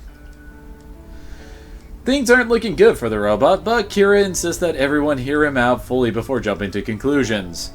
Suzune's selection hinged on the fact that she suffered from multiple personality disorder, a fact that ship's counselor Rue noted but was medically enjoined from sharing. The whole Fierce Suzune bit is that other personality, which thanks to Barbiel's sphere art seems to be firmly in control for now. The polar opposite between these two personalities was one plausible way to get the particular sphere to activate. But, thanks to Hibiki's interference, the Genion crafted itself to be most suitable to his own quirks, and AG lacks the ability to deregister a pilot under these circumstances, of course. AG discovered the stirrings of a different but still potent scent of warring emotions inside of Hibiki, and decided to risk having him stick around as the test pilot. AG helped arrange it so Suzune came along as a sub-pilot to be extra sure there was enough conflicting emotions to at least get the artificial sphere to operate. This matter-of-fact admission has most of the team seeming mad, but Hibiki is actually not among them. He quietly notes that he made use of AG and the Genion for his All-Angel quest, so he could say that he and AG are even. But Suzune's a different matter. Hibiki will neither let anyone else be the Genion's pilot, nor will he let Suzune be forced to fight. Insofar as DEM wouldn't want the Genion stolen by the side reels either, it seems that Eiji's interest aligns with helping Hibiki get Suzune back. After all, if she has multiple personality disorder, then the kind teacher he knows should still be in there. That suits Eiji fine, though he notes ruefully that this protracted lack of contact from DEM could well mean that they've already been crushed by the side rails. Which, in that case, who cares about them? If Hibiki just made a deal with the devil, it's mainly because normal means won't get Suzune back. Or the angel tracked down, for that matter. The other team members are certainly ready to support him, and oh hey, Traya showed up. And Eiji will support him too in his way. On account of the deal with the devil, Hibiki's entitled to a bit more information. The class of mecha called DEM stands for Dimensional Energy Machinery, but also... well, apparently I clicked too fast through that. Anyway, also Diabolus Ex Machina. He asks Hibiki to use that power in the order of everything. You bet your ass he will, and get both Suzune and Setsuko back in the process. Crow's in an odd position... wait... well, admittedly, I wasn't watching that too closely, but see, Crow's in an odd position, having both made a leap forward with his own sphere, and still not been able to save the proverbial day. The biggest thing on his mind is Advent, who he trusts instinctively like the rest of the team. And that's the problem. There's a lot of instincts going on lately and little sense. Ever heard the old saying, love is blind? Now that, says a voice from the doorway, is how the swaying scales should talk. It's none other than Traya back on the scene. See here, Shin is especially eager to see Setsuko brought back home safely, especially after all they went through in Z1. Feeling a debt of gratitude to her, it was she who told him when he was training to fight Kira back when not to fight out of hatred.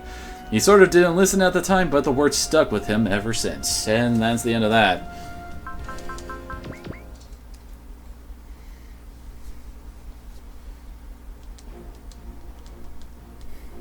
Oh, I guess this is supposed to be Shin's scene.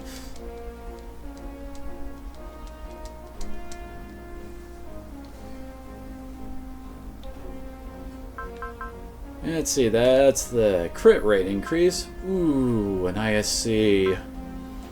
These are so nice, although this item is a bit ridiculous if I give it to Hero. I mean, it ups his will limit by 30, so it boosts his will up to 200. And since his mech, his zero system gives him more stats the higher his will go, and it actually does go past the 170 will mark, unlike most of the other will-based systems. So yeah, that can get ridiculous on him. I also do want that ISC, but screw it. We're having fun with Hero today, so that we can make him awesome. And next we get 17 units! Holy crap, although I imagine, yeah. Some of our good guys just got knocked down here, I imagine. Oh, yep, there's Crow. Is there anybody else down here? I remember using the shuttle well. I think that's it.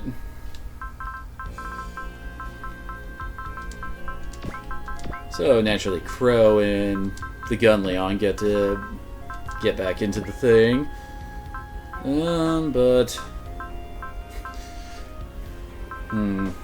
Which is where to put them, although admittedly they probably work out pretty well working together. They're doing very well when it comes to our friggin' panic spirits. We now have several of them spread out all across our team, so that's nice.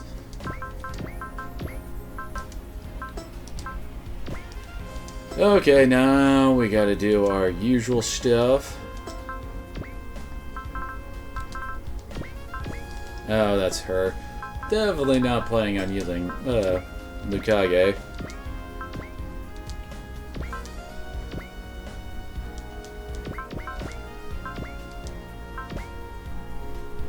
Kinda don't want to do that with lock on. Okay, so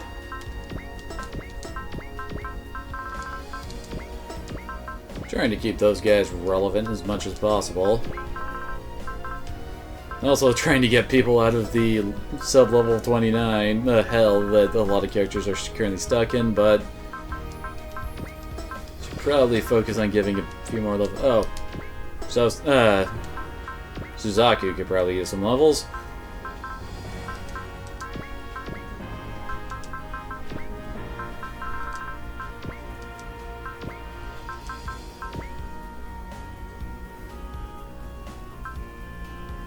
Yeah, I guess that'll be fine.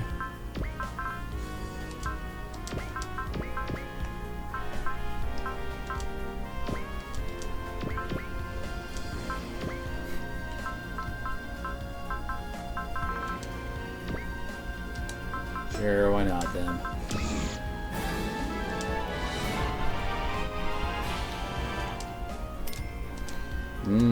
Money. So we got that set up. Pilot points. Let's see. Hidden away. Would definitely help him keep in the fight more, although that would help him do more damage with the attack I keep on using with him. Oh, hidden away. Let's do that. And Mao. I recall she's very bullet based. Yeah, she is. Although she doesn't really have that much of a, how do I put it, issue with running out. So let's give her predict. And good old Spinzaku. You could probably use an energy save.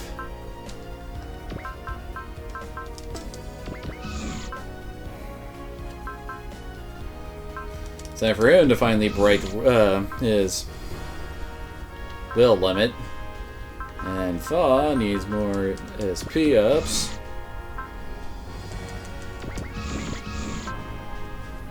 Banjo does not really have enough for any of the major stuff.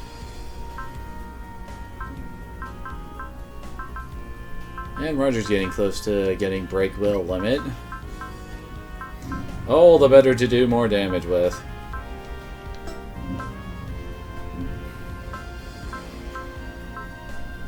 And Kira, I'll probably give him energy save for when I actually just start using him again. He has admittedly been sitting on the sidelines for quite a bit, mainly because he has his ace bonus.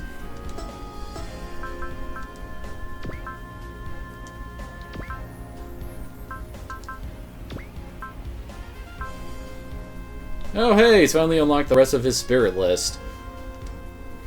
Probably because he finally, like, I don't know how to put it, grew a spirit almost.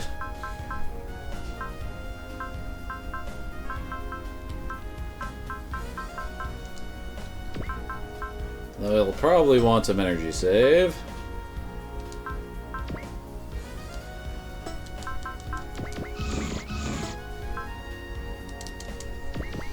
More SP! More!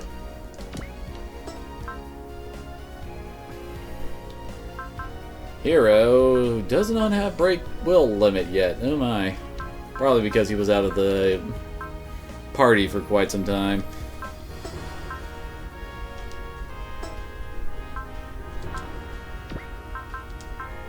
Oh yeah, the Gun Leon doesn't have guard yet. Although he probably wants... Yeah, he wants E-save. So bad for that. Holy crap. I think we're pretty much done with pilot skills. Now for upgrades.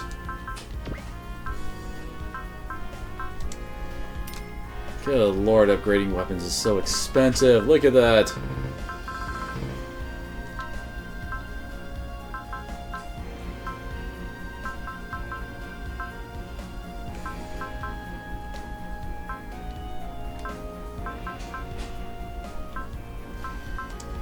Hallelujah needs more friggin' damage.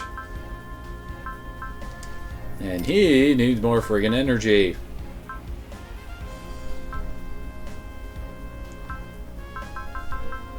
Screw it, let's get his custom bonus. It increases the effect of the Lambda driver, which admittedly is disabled at the moment. But once he gets his true mech, then things will get fun.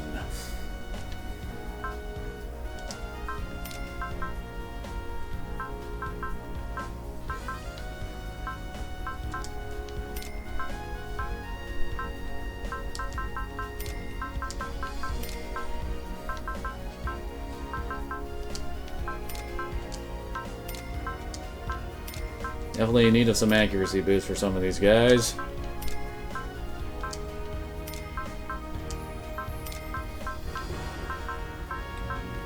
Like Doitarn!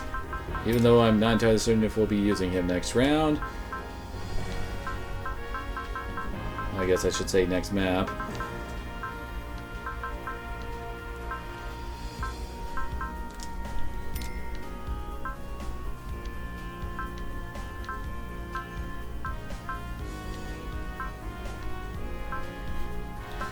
I'll eventually get Char his bonus, since that'll also help out his damage a lot.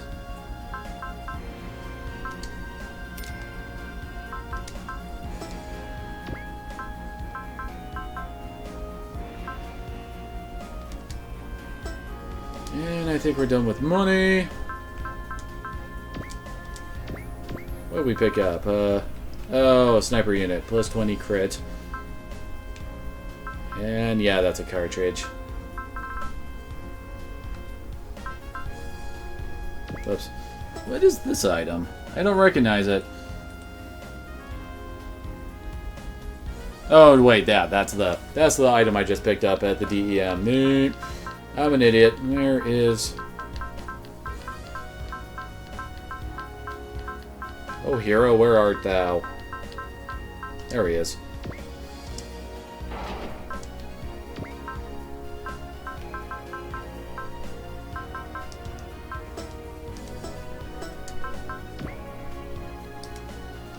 Oh boy, now after all that fun, it's time to save, and I need to get some water. My throat is parched, so I'll BRB.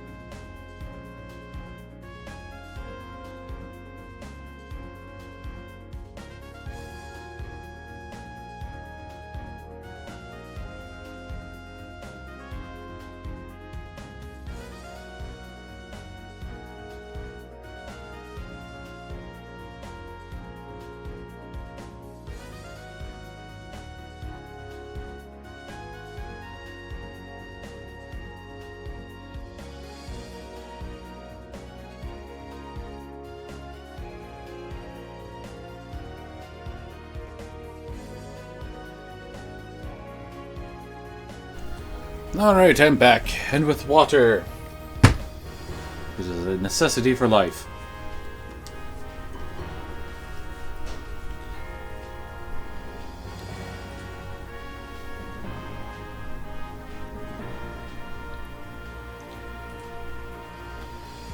There we go.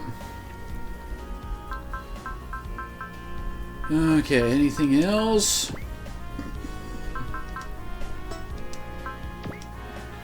Don't think so, so let's do this.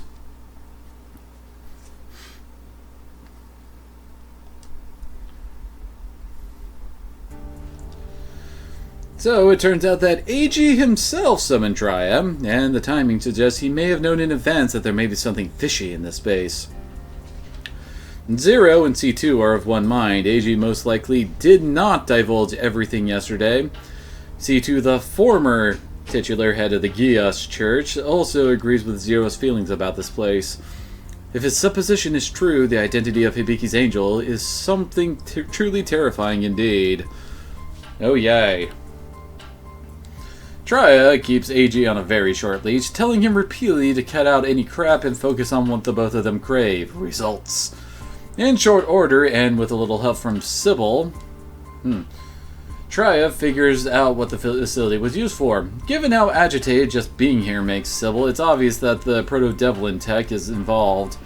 This is indeed a Spiritia extraction facility. The sidereel's term for it is a soul absorption system. Oh yeah, that's not ominous.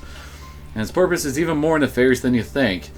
Not only are the sidereels trying to drain the Earth of its origin row using the ley line system, they're trying to drain the Earth's inhabitants of spiritual power, with which it controls said origin row. Although I've actually seen some different translations for origin row to something like the origin law or something like that. Honestly, I kind of like origin law. That avoids the needs for spheres to control it, which might come in handy if the spheres are tied up doing something else. The Red-Eye folks have indeed had their life force sucked out of them, but unlike the Proto-Devlin's victims, it will take more than Basara's songs to re-energize them. They also suffer from crippling fear, a trauma that cannot be so easily dispelled. The base equipment for the soul absorption system must be in Rath Babylon, of course. Based on all the data she's seen, this facility seems to be a test project in support of the production versions, and the general concentration of captives at this and Rath Babylon make perfect sense. But the thing is, humans aren't the only thing that have life force in theory, and in fact all matter does, but the animism can wait for later. For now, the team needs to find a good plan to take down Rath Babylon ASAP.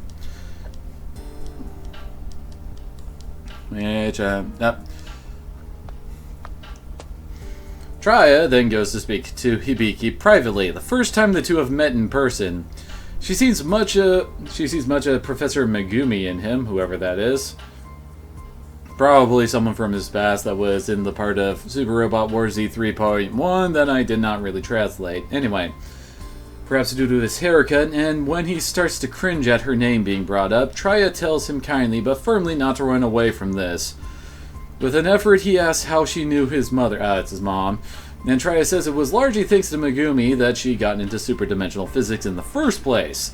Though, truth be told, Trya herself was still a child when Megumi died. Once Trya achieved some semblance of influence in life, she spent a lot of time researching her erstwhile mentor. She tells Hibiki she wouldn't blame him if he wants to try to forget about her, but she does want him to do one thing. Excise the part of him that... excise the part of himself that blames himself so incessantly. Hibiki actually literally runs away from her at this, causing Crow to ask the good doctor what she said to him. Oh, yeah, there's Crow. Hibiki's never done that before. With a somewhat pained smirk, Trya says she gave a little adult advice to the wet-behind-the-ears kid. Unwanted advice, perhaps. Crow gets an ironic smirk of his own as he notes that Trya seems to have boarded the Hibiki bandwagon too, testament to the almost frightening magnetism the kid has. Well, that and the fact that he's the main character, so everybody's gotta like him in some capacity. But that's not at the top of Crow's mind just now. What's Esther doing is what he wants to know. Trya's silence speaks volumes, and when she does speak, it's in soberest earnest. She needs more time, and in fullness of time, she will save the girl's life. Yeah, in Z2, she kinda got turned into a horrible monstrosity, so yeah. Crow will take his chief's word for it, and then asks if she really has time to hang around here chatting. Doesn't she have, like, science to do somewhere? That she does, and if Crow can get so much mileage out of the Reblaster... Reblaster, really? It's the Leblasta T. Anyway, she and her Okon Kitsune mask can sure as hell bring home the bacon, too. She tells him to be careful on the doubtless bumpy road to Wrath Battle, and he grins when he says that she won't be rid of him that easily. Hopefully that applies to Esther, too. And it turns out Hibiki's not as messed up as one might think. After his flight from Triad, he's gone to Maki to have what may well be their final talk. Call it the proper goodbye talk, but it ends when Maki says a final farewell and tells him not to get himself killed. Watching her walk off into the proverbial sunset, what time of day? Really? Anyway, Hibiki muses to TT when she pops up that he really is better off settling things in his life rather than letting them linger half done. TT's heard about Suzune from the others and wishes him the best of luck in getting her back. TT can't have fun if Hibiki can't. Aww. Hibiki senses that AG is nearby and has a declaration to make. In the event that he should succumb to the side effects of his fear, he wants AG to do whatever it takes to get him back on his feet. Drugs, implants, whatever it takes. He's got to fight and fight at all costs. With his explicit permission, AG will be willing to do just that should it become necessary.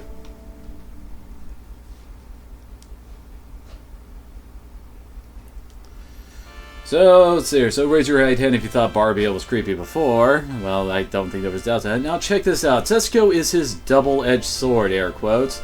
And it means to keep her right by his side for all eternity. Even Astrellis can't have her. She is his last point of attachment, shall we say, and even if it means his doom, he won't let anyone else near. By his side doesn't actually necessarily mean still breathing either. He wants more than anything else to kill her.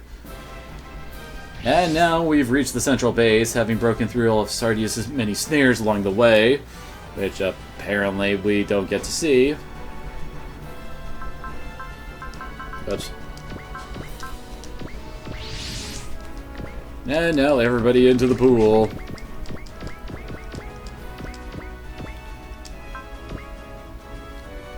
Oh boy, interesting formation we got here.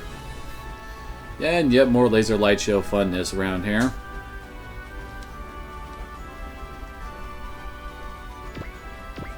Wait, what? Oh, okay. I guess it kind of like reverses the order, I think, when you do that like that. Anyway. Let's see. Let's put all of the guys with activatable systems in the bottom left.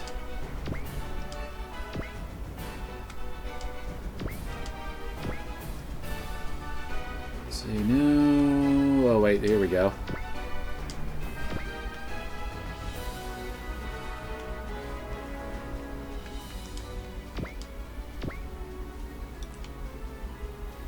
Yeah, it looks about right to me.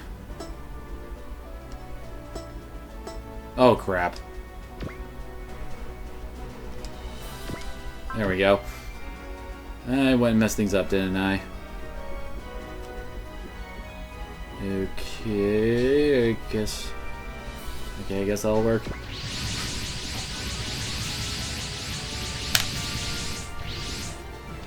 There's Hibiki. Anyway, fast forward to the point where Bahamut reaches the central base, having broken through all of Sardius' many snares along the way, to wed brainwashed resistant fighters, human shield tactics, psychological warfare, and even assassins, apparently. Some might call these tactics underhanded, but one of the cosmic rules is that there's no such thing as under- or overhandedness in war. He confirms that Setsuko is indeed in the base, being ever so fondly looked after by Barbiel, and no, the team in general won't let themselves be provoked by that image. Like his boss, Sardius admits to thinking of people as basically insects, and like the old proverb says, one insect is worth half a soul. And just to make things more interesting, Sardius has come up with a way to teleport Scorpion's poison directly into his enemy's mechas using dimensional energy. Oh joy. The team will have to counter with greater positive morale and fight their way through this, since there's no turning back now.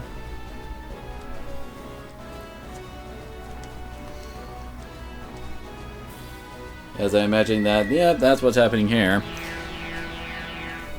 Didn't look like that affected everybody.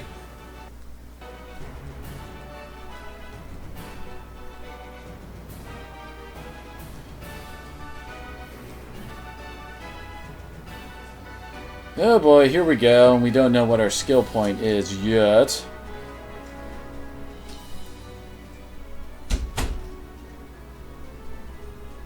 Interesting!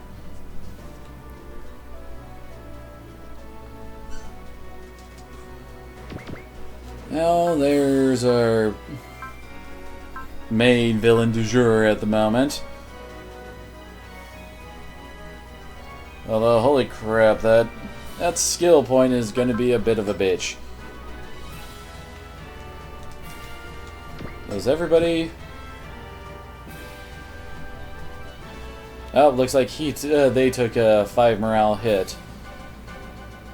Let me guess, at the end of like every turn, everybody's gonna randomly get a drop in morale or something.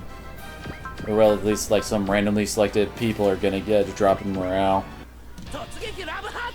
Hey, good morning, Brenda. How are you doing?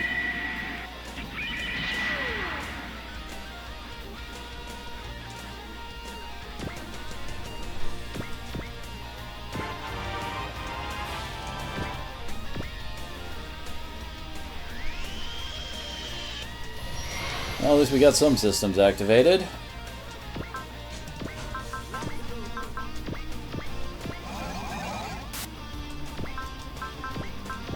Nothing left to do but to charge!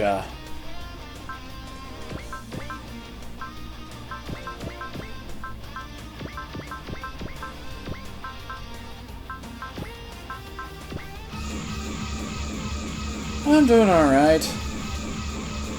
It's almost Christmas and all that fun stuff.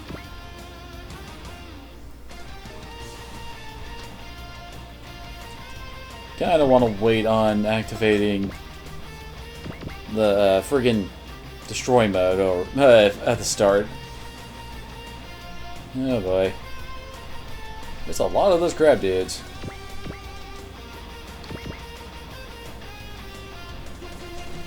Oh great, it's the Bondage Brigade again, and they all have crab mechs, or scorpion mechs, I guess is what there's more supposed to be.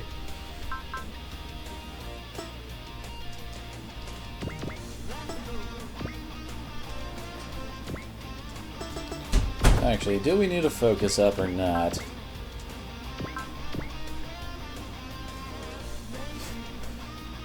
Alleluia kind of does. And Alleluia, why are you lagging behind everybody else? That's what I'm looking for.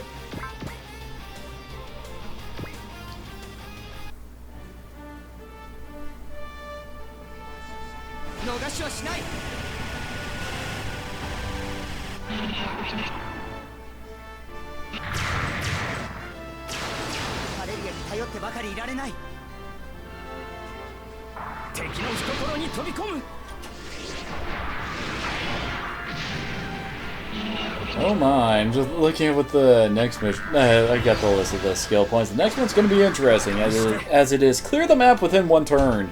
It's not going to be crazy.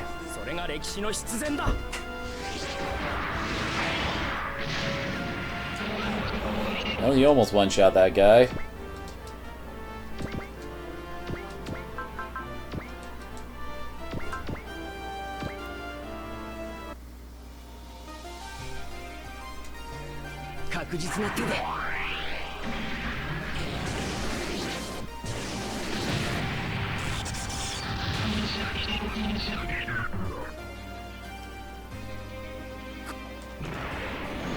And that's our first enemy unit down.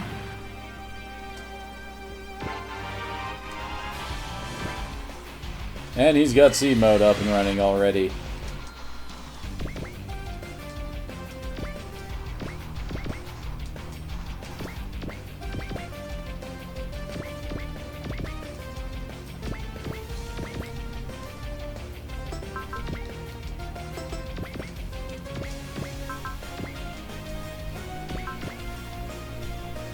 Really? Even with their accuracy half, she has that much of a chance to get hit? Her dodge skill must not be that high, I'm imagining.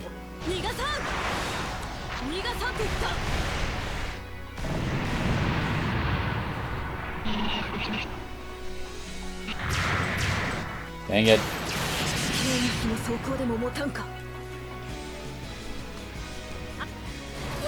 中のゼロが刺激的。受けよ。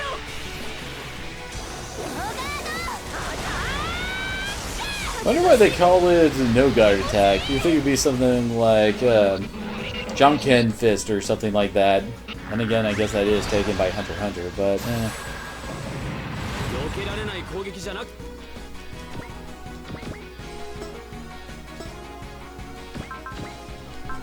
Poor Hibiki has to run off alone now.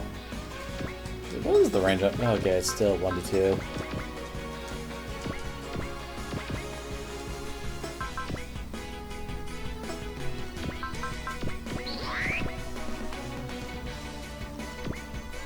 Oops.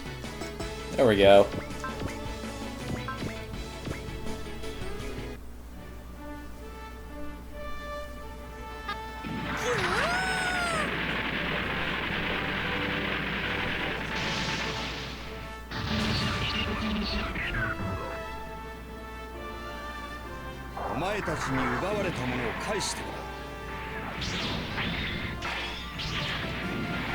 Good, good.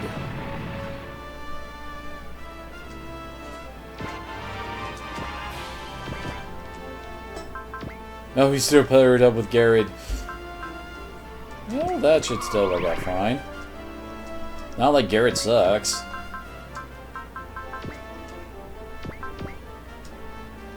Hell, he'll probably help out immensely for what the skill point of this mission is.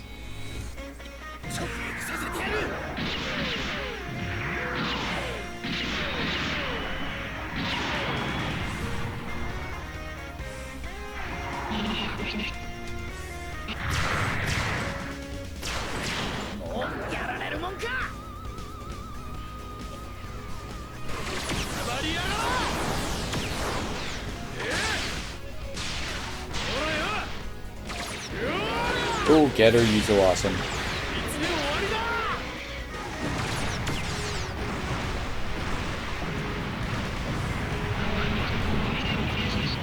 Ooh, almost one-shot that guy.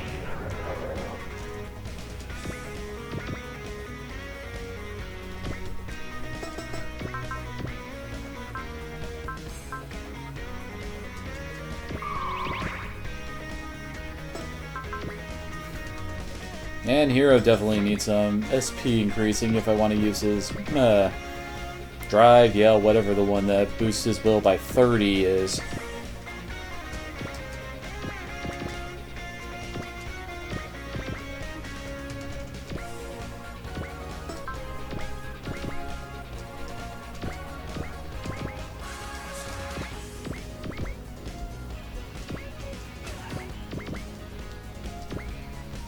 Okay, I got everybody moved out, basically. Ah, here it comes.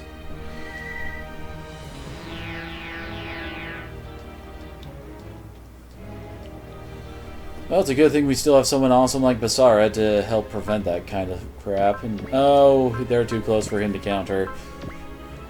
Thank you, Kira.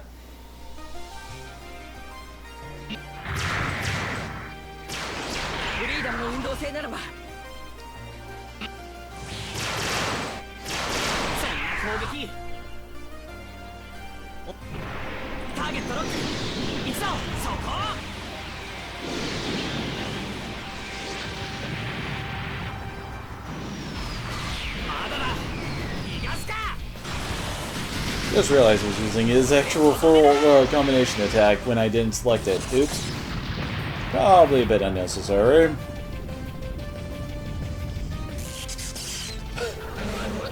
Almost one-shot his ass.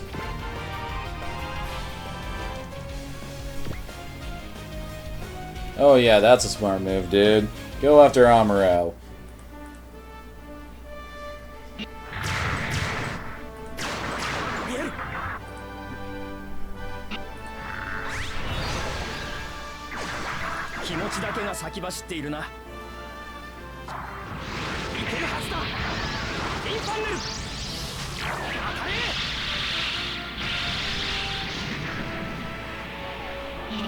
Not bad, not bad.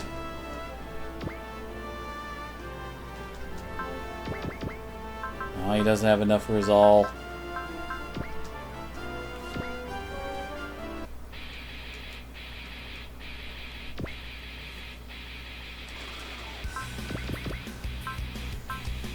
Yeah, you could probably take this guy out with Stiff Breeze from Getter Robo. I mean, Shin Getter, but... yeah. Really? Oh wait, he does have Invincible.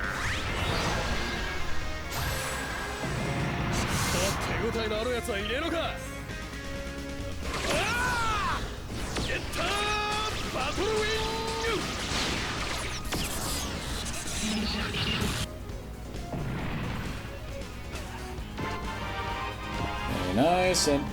well, someone's actually coming to Hibiki. Who admittedly I've been attempting to leave out of the front line because he has his ace bonus. 今は頼れないんだ。五感とそれ以上の感覚を研ぎ澄ませば。グレイド、グレード、ジェニオ、フルアクセル。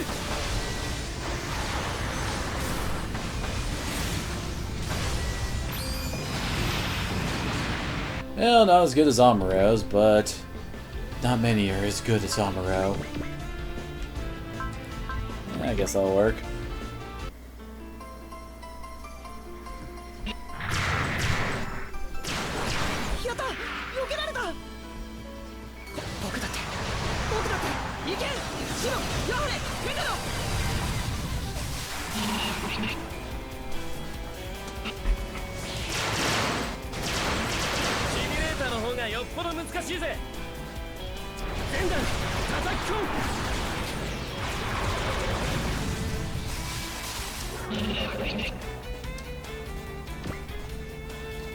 Uh-oh, the big guys are coming out. It's gonna be a while before he can use that move. Then again, I think he did get nailed by the whole, scorpion poison thing. And apparently no one likes him.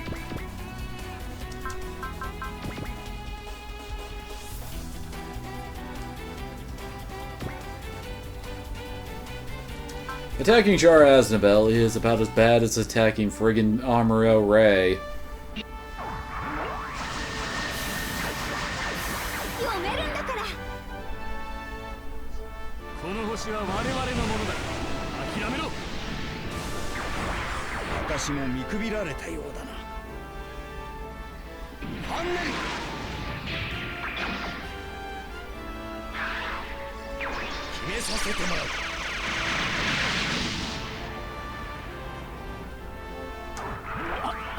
Very good. Gotta love that range though. 2 to 10.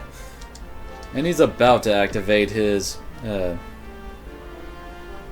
whatchamadingus, the Psycho Frame, that's it.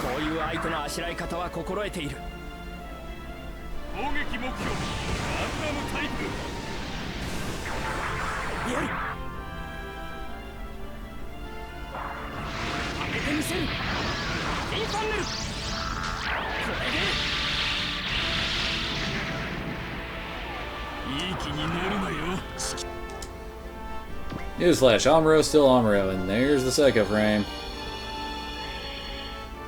Don't know why it's T-shaped.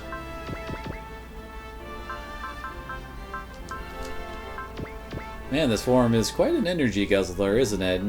Even Mugen punching everything wouldn't cause this much of a drain. Good, you dodged finally.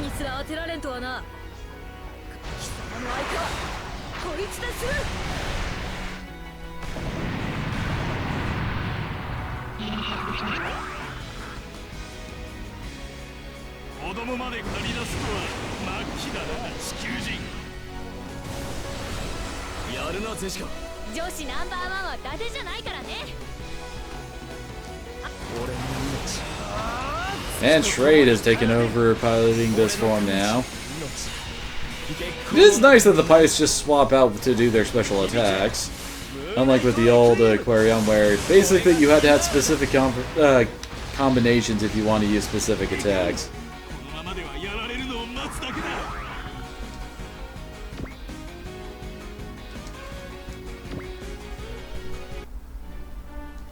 Good lord, everything is just coming at us, isn't it?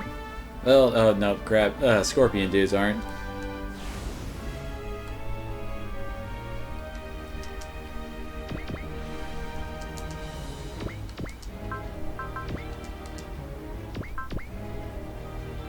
Hell, that's without any focus or without panic being up. Disturbance, confused, whatever.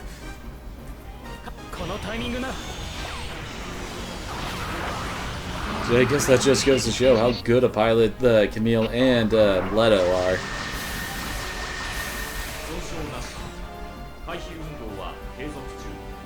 敵の攻撃を警戒しつつ反撃するぞ。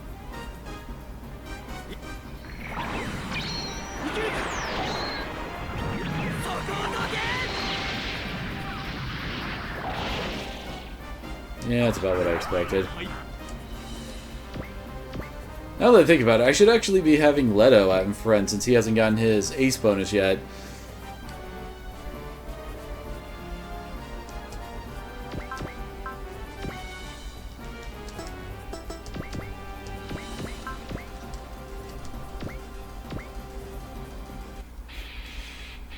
Yep, more Super Gundam Wars, Link Bahamut. How are you doing? Heklo? Heklo? What does Heklo mean?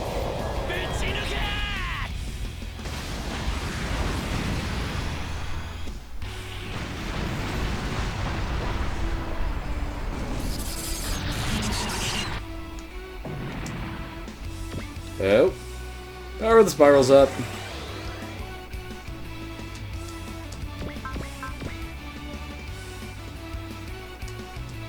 Oh, hey, nice.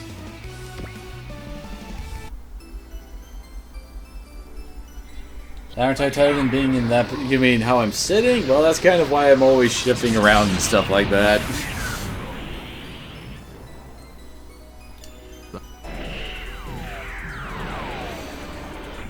Time to do what Hero does best. Destroy things with overpower. Let me rephrase that. Using a crap ton of overkill. That's what Hero does best.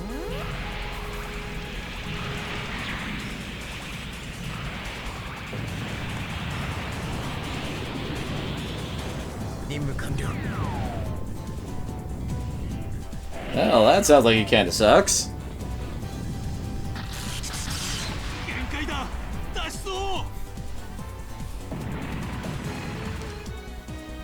So let's move him up here.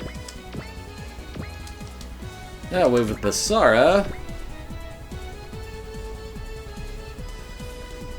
Actually, yeah, right there.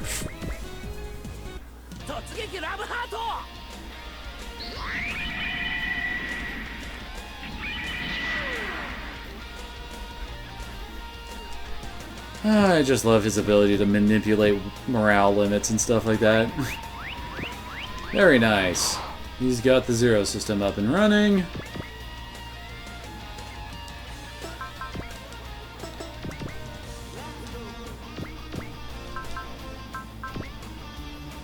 I don't think he needs to use very much to finish this guy off. In fact, I should probably have him pick a different target then.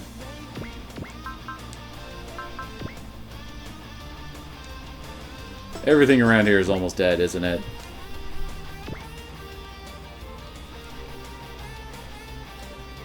Yeah, pretty much.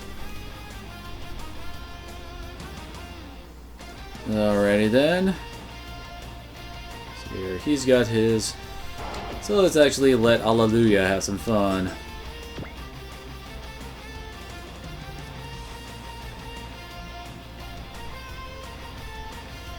Just trying to pick an optimum target for him. Which is probably that one up there.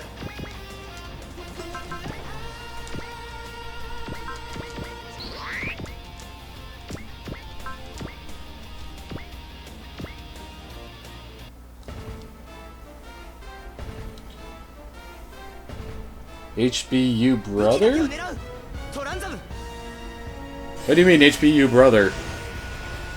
マリン分かっている沈めてみせる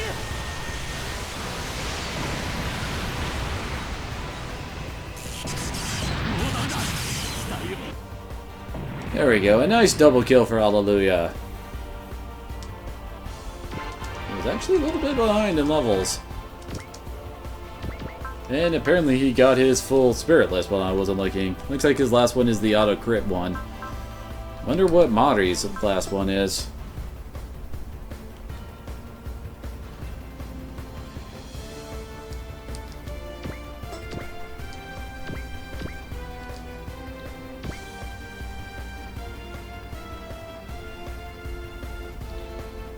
Oh, okay.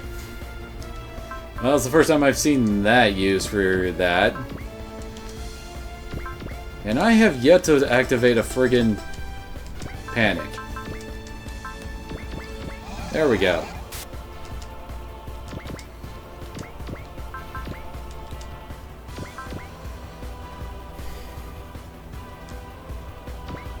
Now, hopefully Fa doesn't get hit here. Well, thankfully she's no longer made of friggin' glass since I've actually given her a few. Oh, hey, she got a kill.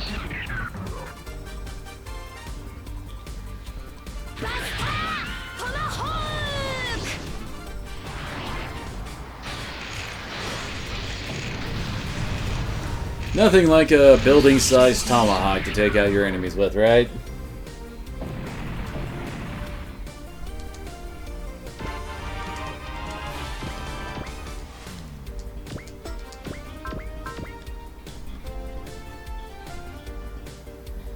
Aw, it's the only thing you can target he can't kill.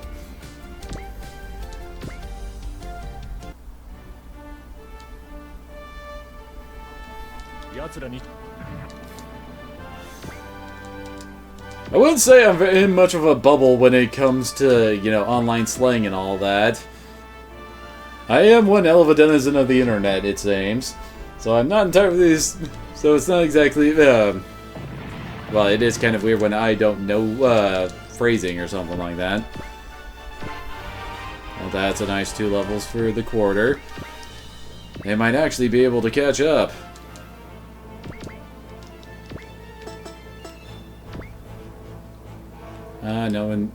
No one in her range is hurt.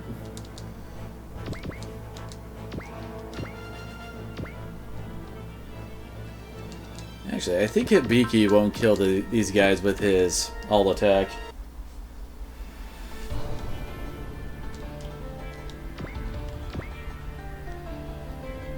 Now who gets this kill is the question. And it has been answered. We're giving it to Ryoma. But then again, there's a lot of targets for him to attack here.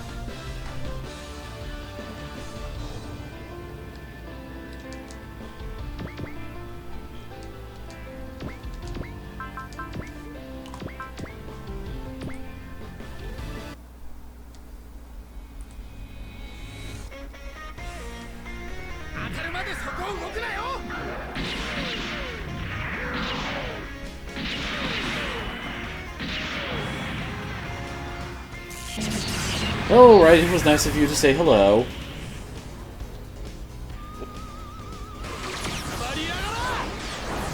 Have fun with whatever it is you're doing.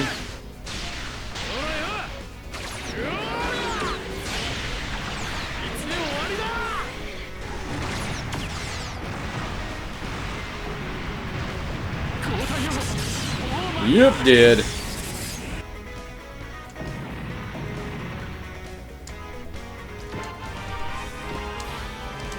Very nice. Still wish Ryoma knew friggin' Valor already. He's only got 3 spirits. He's level 45. Most of the people are on at least 4.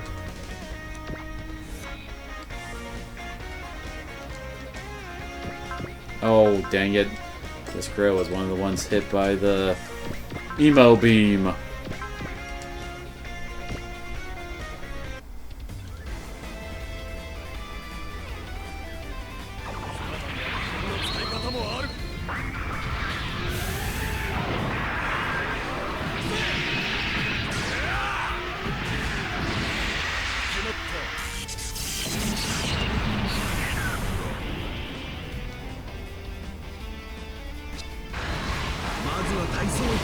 Time for his buckler and spear combo, I guess is what I would describe this attack.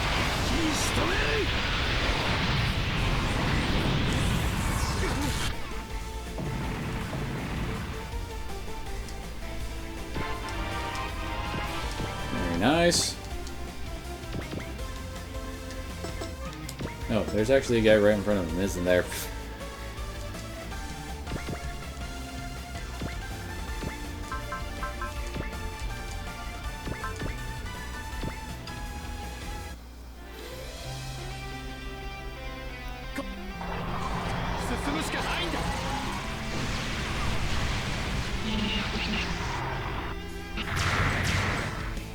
Missed! 狙いが直線的すぎるか。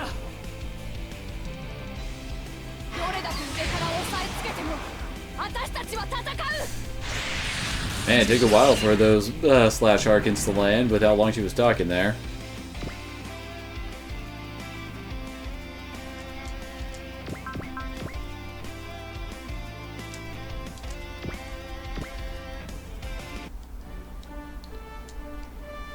Oh, we actually got a kill there. That's actually rather surprising.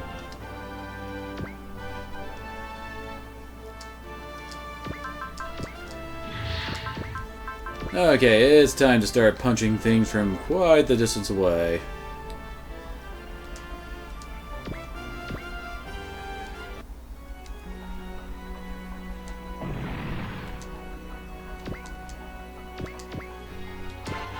Gotta abuse dim light beams.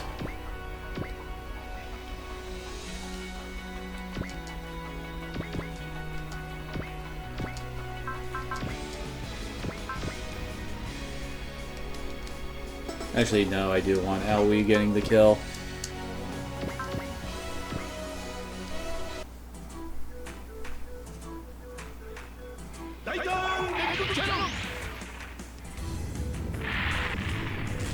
Oh, damn! What was his assist attack?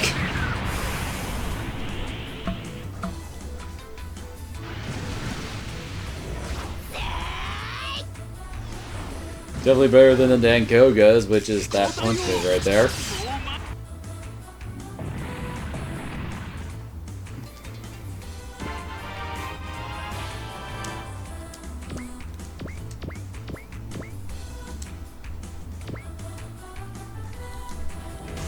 Into max God mode.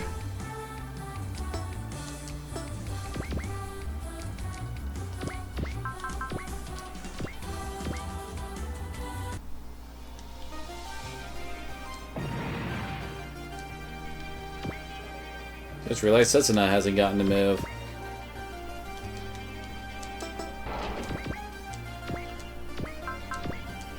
Yay, Cats gets a kill just because there's nothing in range to actually attack him once this attack is done.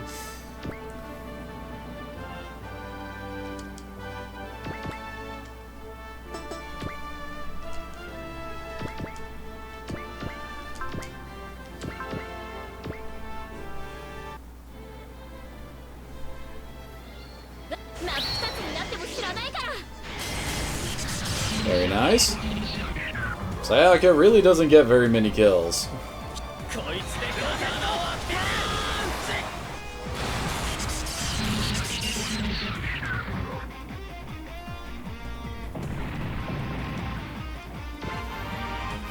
That's kind of a weird level. Oh well.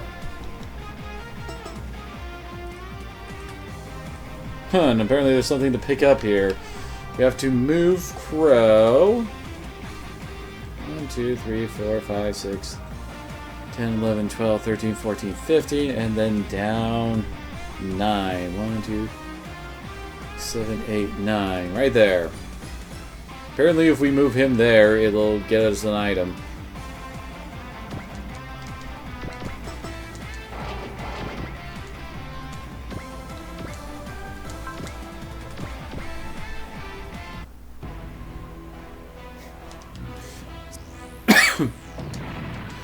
You're just stockpiling, aren't you, Brenda? Oh, we can actually tag someone with the map there.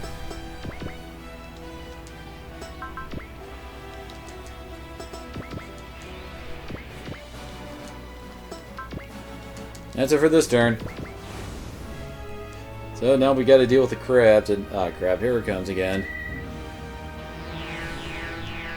Man, Mazinger and Crow both got nailed.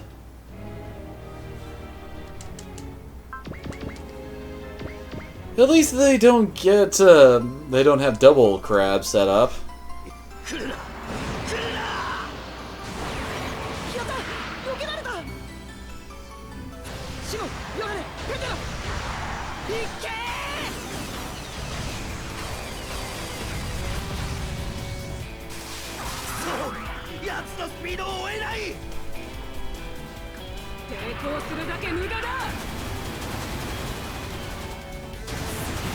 Your Daka pales in comparison to the Macross Daka.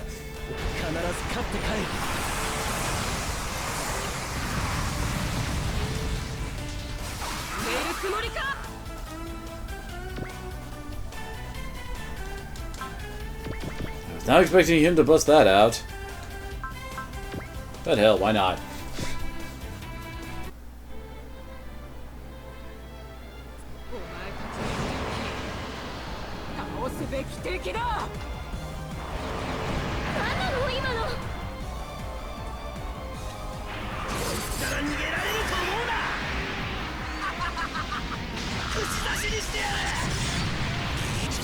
And didn't do that much damage.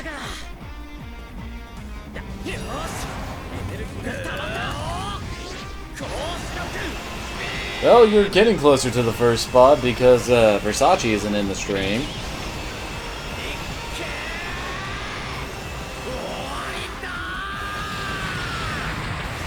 Yabu!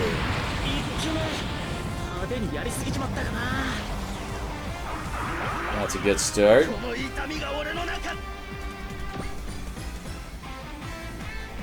Ah, crap, they're both focusing on the Aquarion.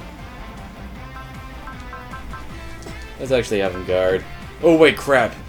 I just realized she had her support defend on. Yep, safe.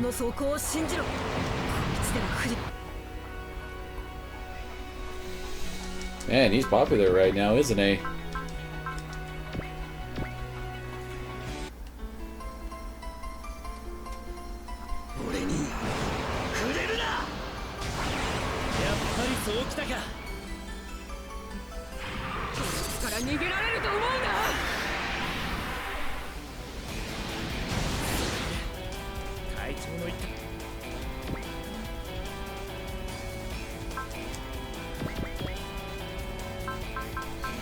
Yeah, I don't think they're worth busting that out of her.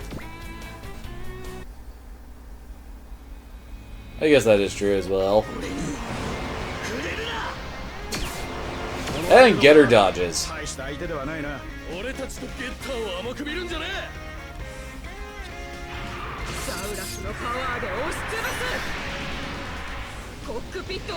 Nah. あの動きが鈍くなってやがる。笑わせるな。鈍いのはお前の動きだ。行くぜ。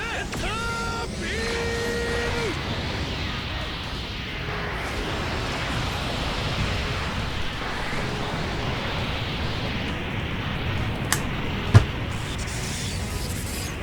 スーパーロボットだ。 Well then, oh, he can't even really hit with that.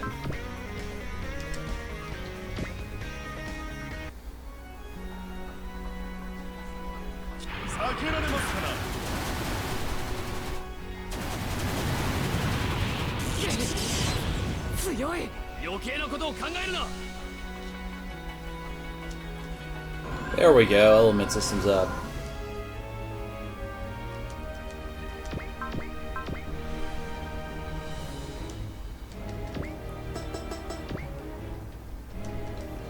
Actually, first, gotta get that set up. And hell, now Zero will have another one ready for us next turn.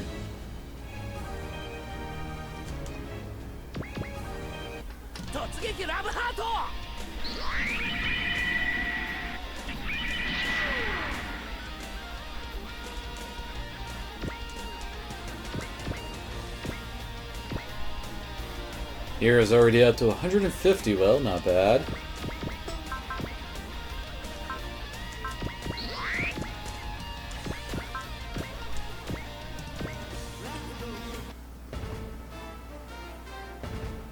Transamu! トランザムを使う。僕たちで道を開く。ああ、この一撃で。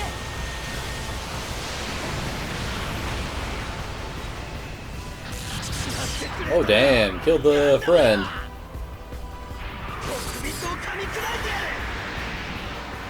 Biff.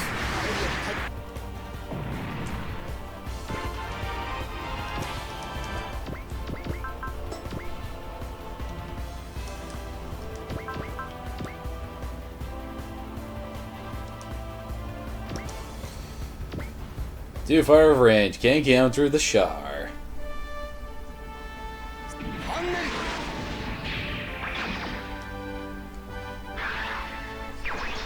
させてもらう。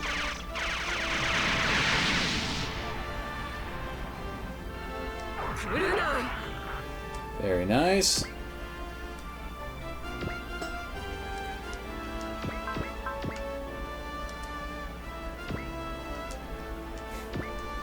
Oh, I wonder if he'll get the kill with the support. And he did! Nice.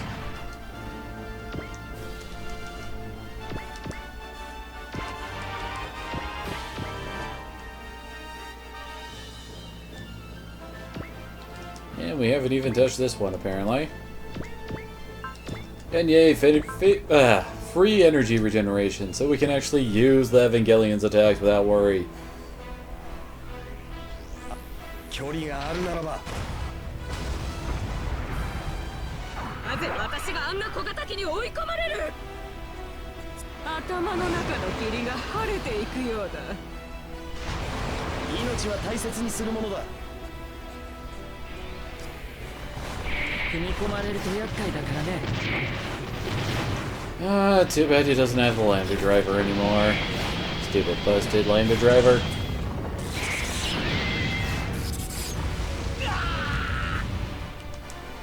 Nice start on him.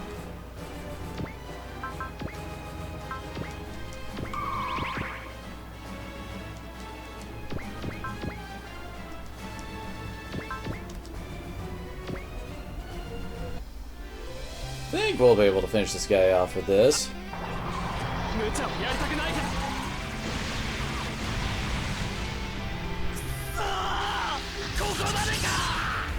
That's one down.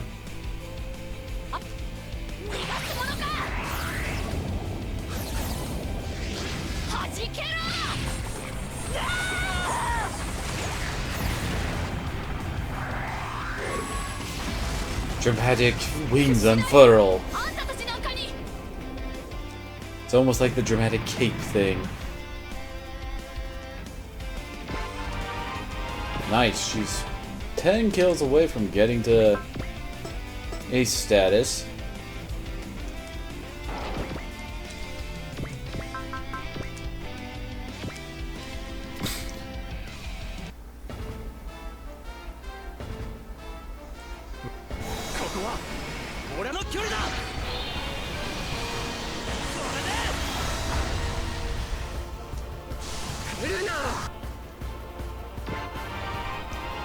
And when is Setsuna gonna learn some new spirits?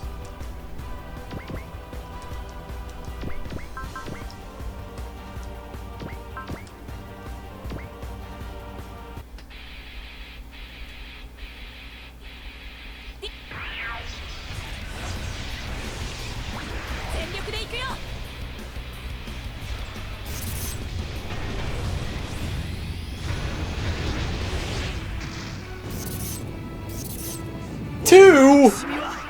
2 HP? Are you kidding me?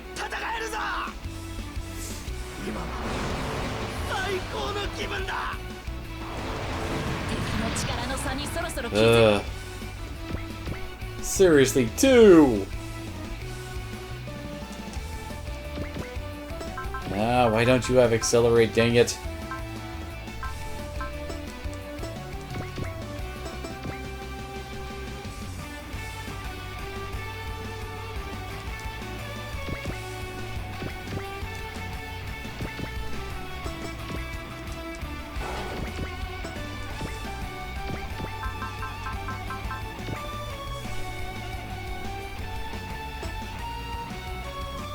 Actually... Oops. Let's let Camille be out in front because... odds are the one that's gonna die is the one that's at 2 HP. There we go. Oh, biosensor's up.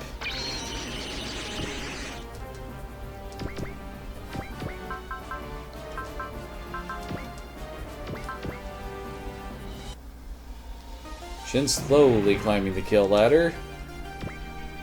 Oh, nice. Guy mode's up.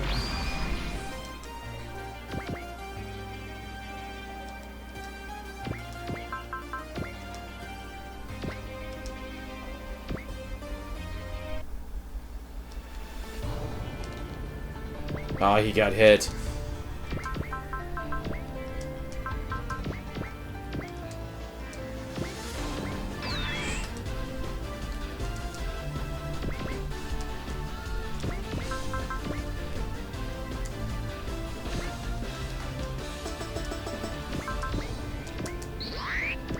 Oops. Right there.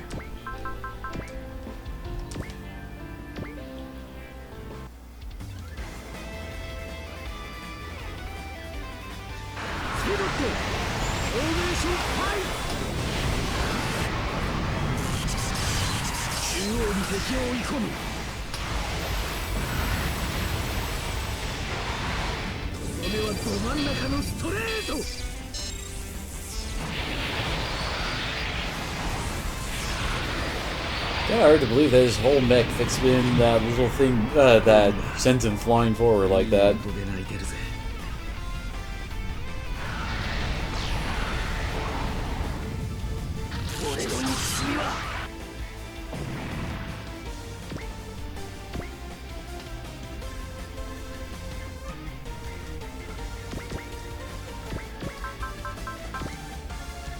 Yeah, I'm pretty sure this will finish it off. They got all the rocket to punch! Man, Goji's only on 3 spirits too.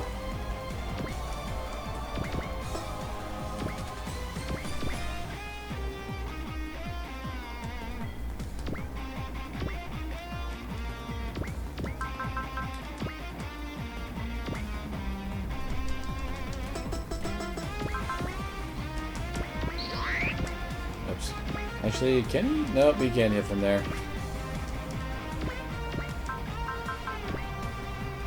Wait, why can't he hit from here? There we go.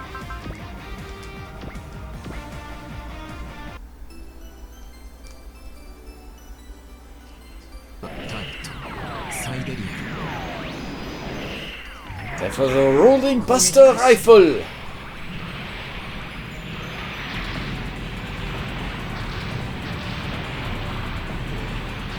Everything's better with spinning.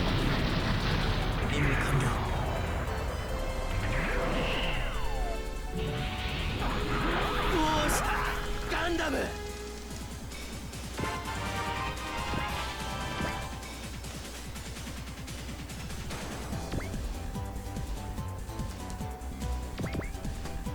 I gotta wear all these guys down, don't I?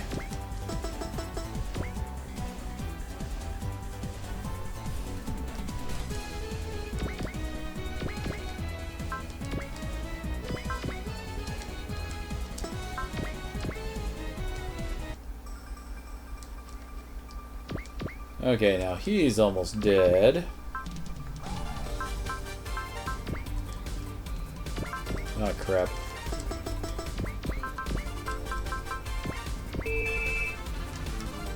Should probably heal them up.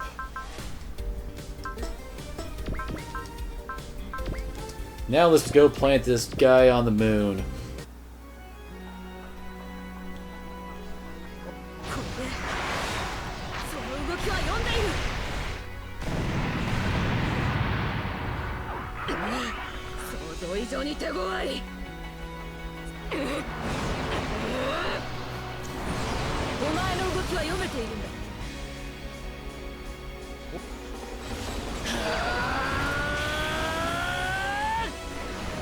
Punch, punch. Now comes the wings. Flying Loaf attack!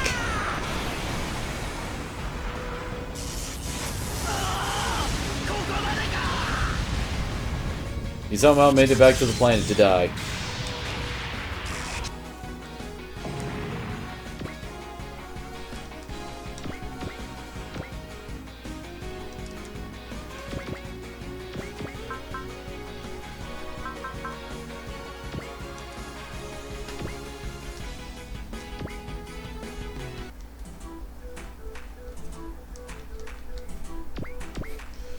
Oh, its buddy is almost dead.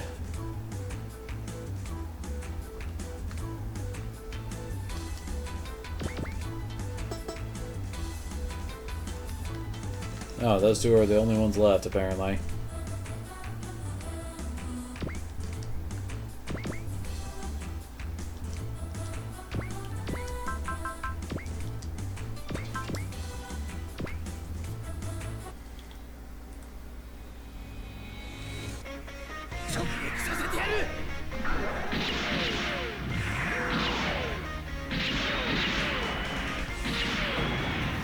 Interesting, just like what Garrett's ace bonus is. Apparently his is, he gets plus 10 will on top of the plus 5 ace bonus. So with the whole, with the Z crystal thing I got set up, so he would start off with plus 20 will right off the bat. And all front he gains is increased by 50%.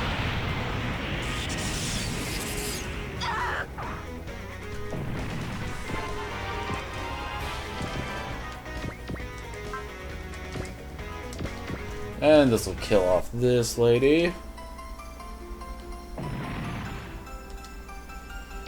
Very nice. Now it's just this guy and this lady.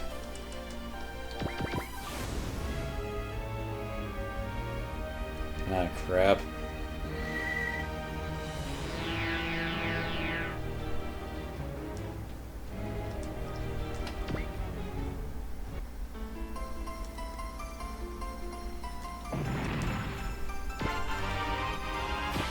Ah, crap.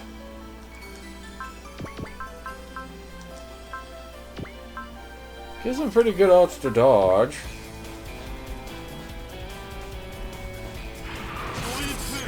I was going for the little scorpion claw thing. And missed. Thankfully.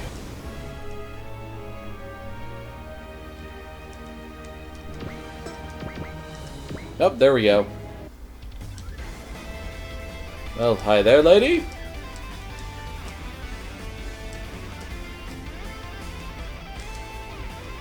And we just got some... what are their exact names? Nyan Nyan's famous tuna buns. I think that's one of the SP regenerating items. But hey, we got one for free at least, right?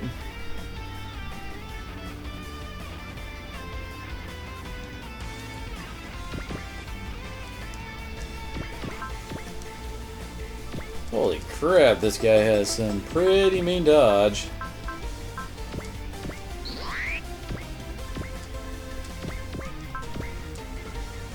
Much better.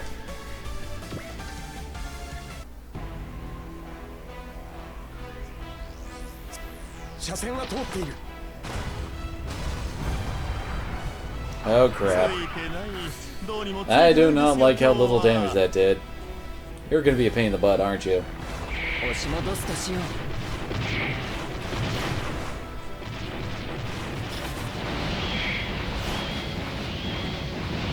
Swear that attack is so busy, it's hard to tell exactly what's going down.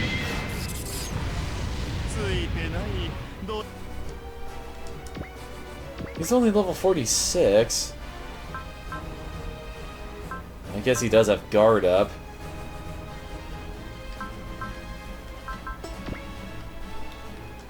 Oh yeah. Duh.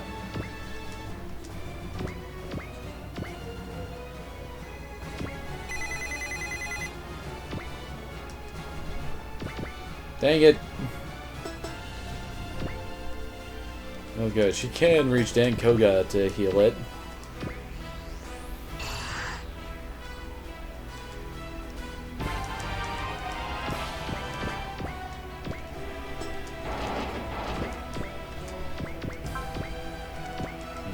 crap.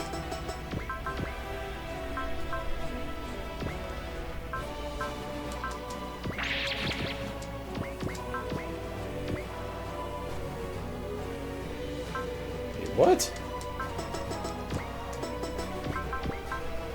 Did I accidentally activate Snipe? What did I accidentally just turn on? Oh, whatever. Time for the Deadly Sun attack!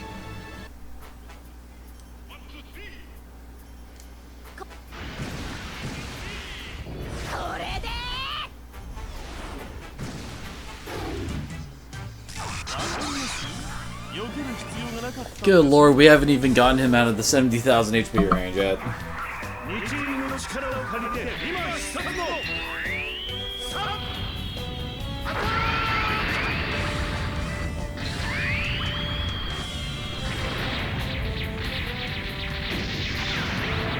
Well, that did some decent damage at least.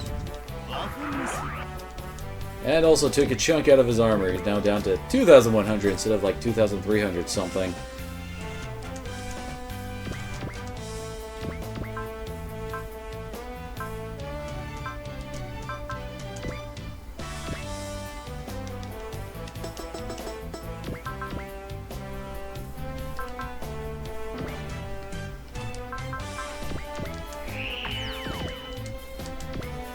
There we go.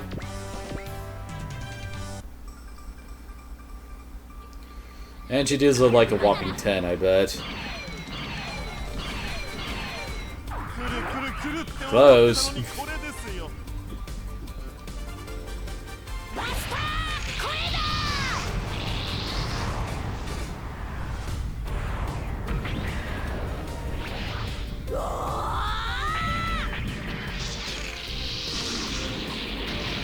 And boom! Shocking, isn't it?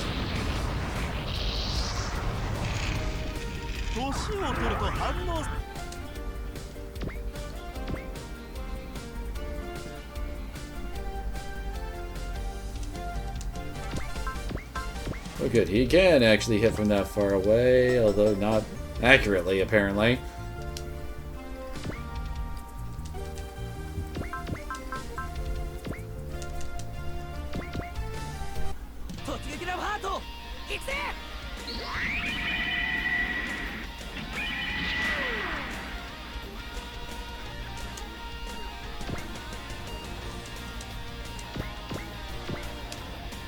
So what's his accuracy with that little boost?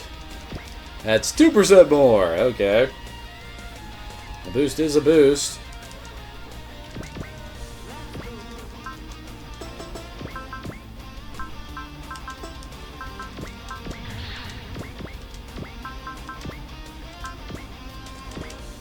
He has to make sure he's using his best attack.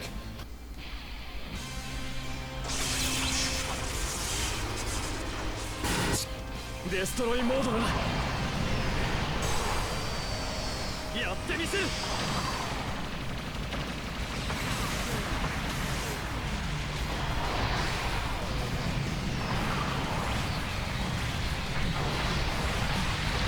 Very nice.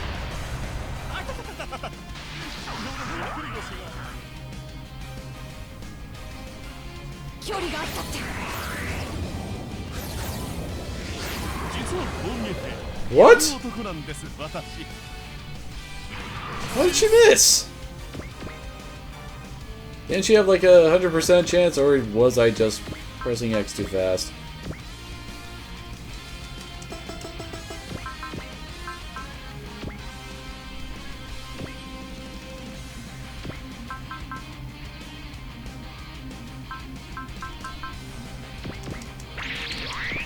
Just to make sure he doesn't get smacked by his counter.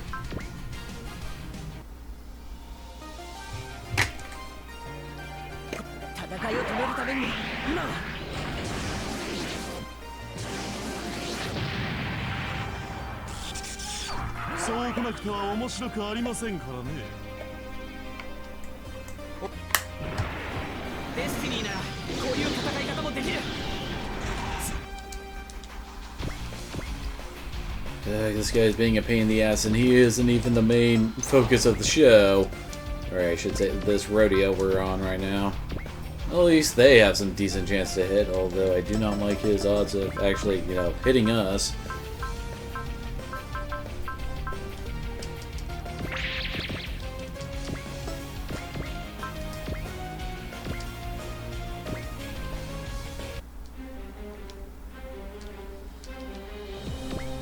Oh, I guess we got him down low enough for him to... Ah, crap. Summon Barbiel. So Barbiel comes out when the going gets tough, and his hatred level seems even higher than before. Maybe there's no need to fear Setsuko's rival sphere after all? What? C2 slightly notes that love and hatred seem to be two sides of Barbiel's coin. Almost as though he was some kind of pubescent little boy. All he deserves is defeat, and that's precisely what the team aimed to give him. And by the team, we mean... Ooh. Okay, never mind. Apparently this isn't happening just yet.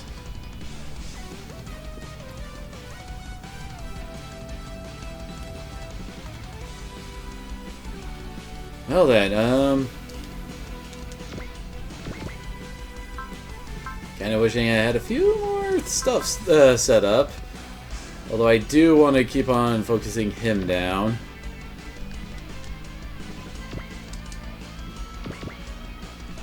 Oh, we need to move. Get her.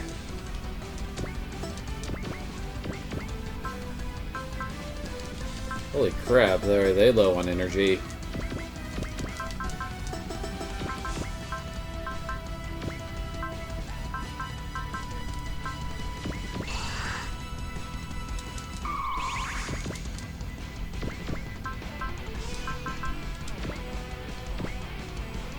Son of a bitch. What is with this guy's ability to dodge? Oops.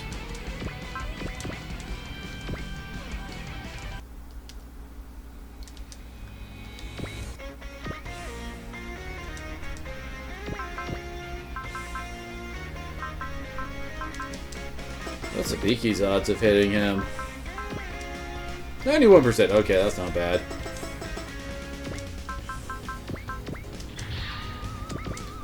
Might as well hit up guy mode, and I guess that's a bit more inaccurate, but looks like it has a pretty good shot of hitting this jackass.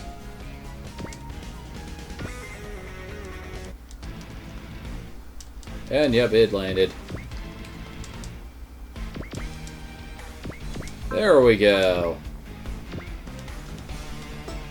Oh yeah, and they do not have enough for...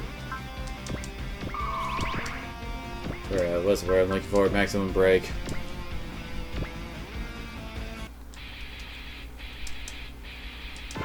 Very nice. Okay, he's starting to get low.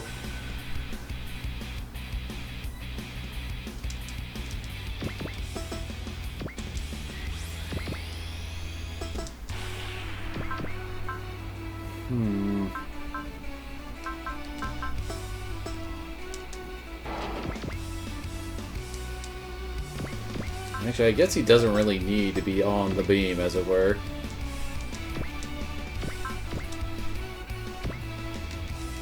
Dang it, not even Amuro has really good odds against this guy.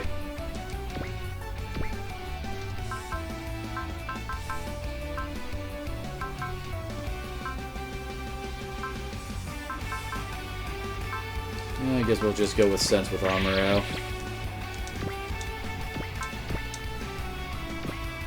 Ah, crap, that's right. Hallelujah does not have good hit odds. Oh well. Just go for it. And... it's down to 10,000.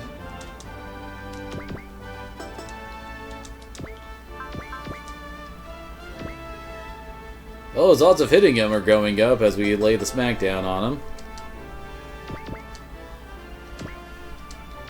Hey, sure can kind of reach, although probably won't do that much damage.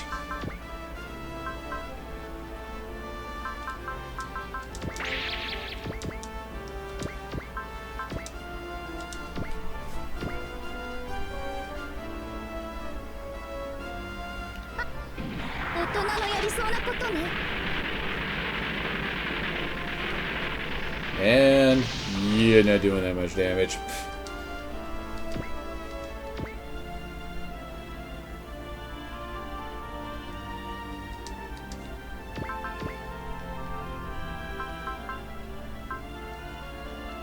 It's like, I kind of want to activate that, but I kind of don't, since I'm pretty sure it won't really affect that much.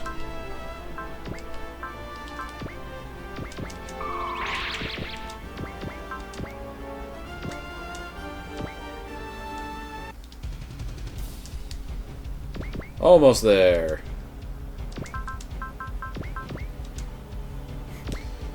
And hey, Hero almost has decent hit odds. With this, he probably does.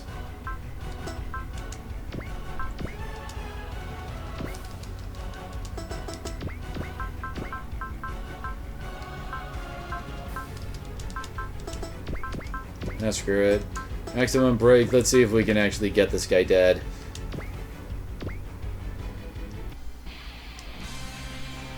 Yes, he did it! Good job, Hero.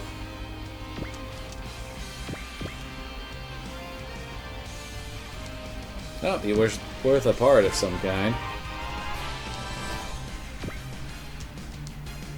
And out he goes. And of course Barbiel doesn't seem to mind.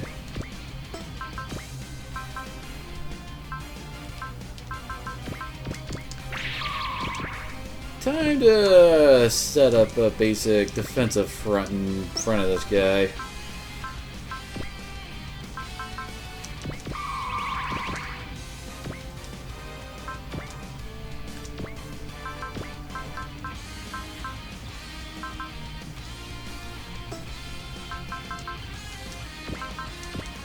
There we go. He'll get his another confuse off soon. Let's actually have him pull back a bit.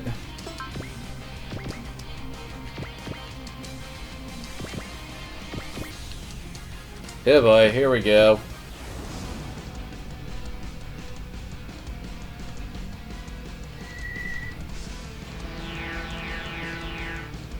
Oh, wait, what? I was not expecting him to just run straight after Crow, who was right away from the combat.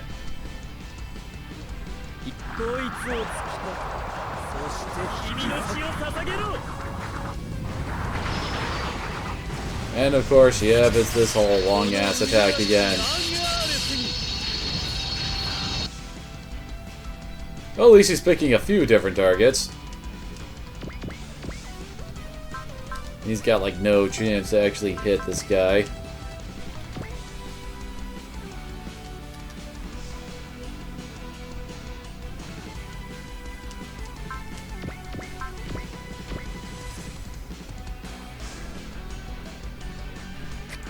Yeah, he's still doing that whippy thing.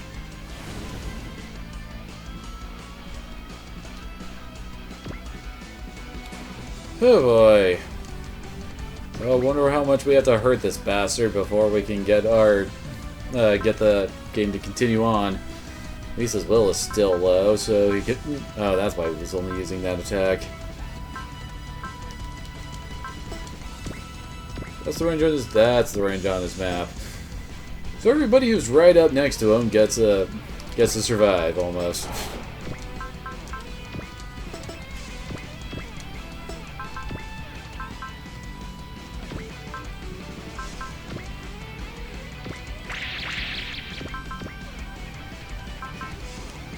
And yeah, I used that on purpose with him because he's going to be end up sitting right next to the bastard.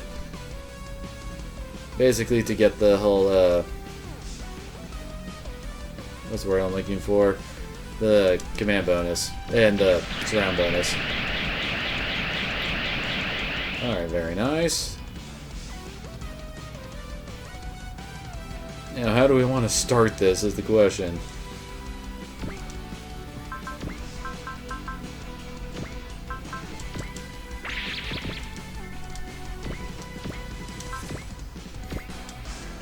Good lord, my guys have like almost no chance of hitting him.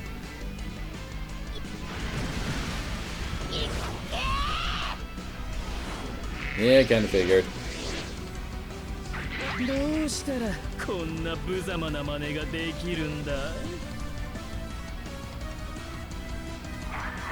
2チームの力を借りて今視察の Now that I think about it, Barbiel is the one side reel we haven't had to lower their health below 99,000 or something like that in X amount of turns like the others. Now he got his armor down. And he is a pretty speedy bastard. I guess that explains the issues we're having in hitting him. Oh good lord, only a 20% chance. And he's sitting surrounded by like all of the command auras. Oh hey, that actually has a shot.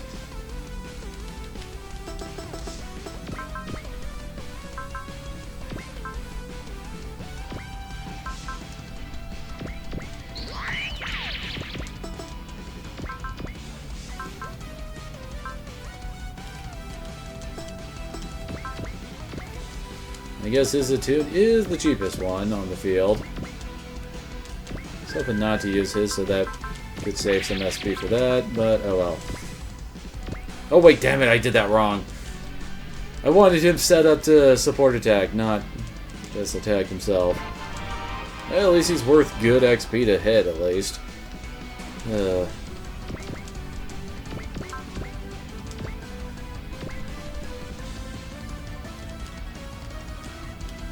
Still can't see his HP.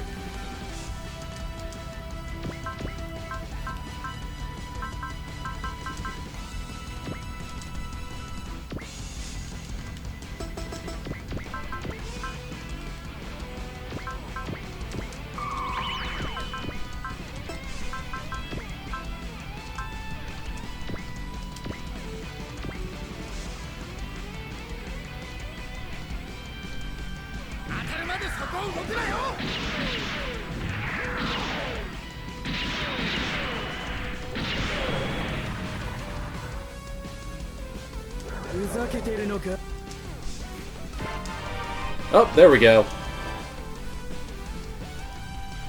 At least I hope this is what's going to... Oh. Yes! Setsuko's back! Setsuko... and by team we mean Setsuko herself, who apparently wasn't quite as unconscious as Barbiel thought. She felt a little of his true heart due to being kept so close at hand and calls him a very sad person. In fact, touching her heart fills her with more sorrow than she's ever felt before. She wants nothing more than to free him from that sorrow. Just the pitying look in her eye is enough to cow him, and if that doesn't work, she's got the vast tracks of particle beamage. Because I think her sphere is just starting to go nuts again. I think she finally got her new attack.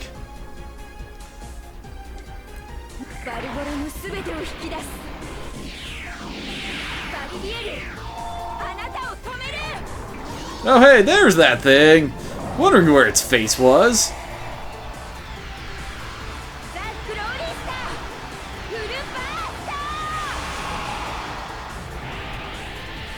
Finally she got her humongous beam attack back.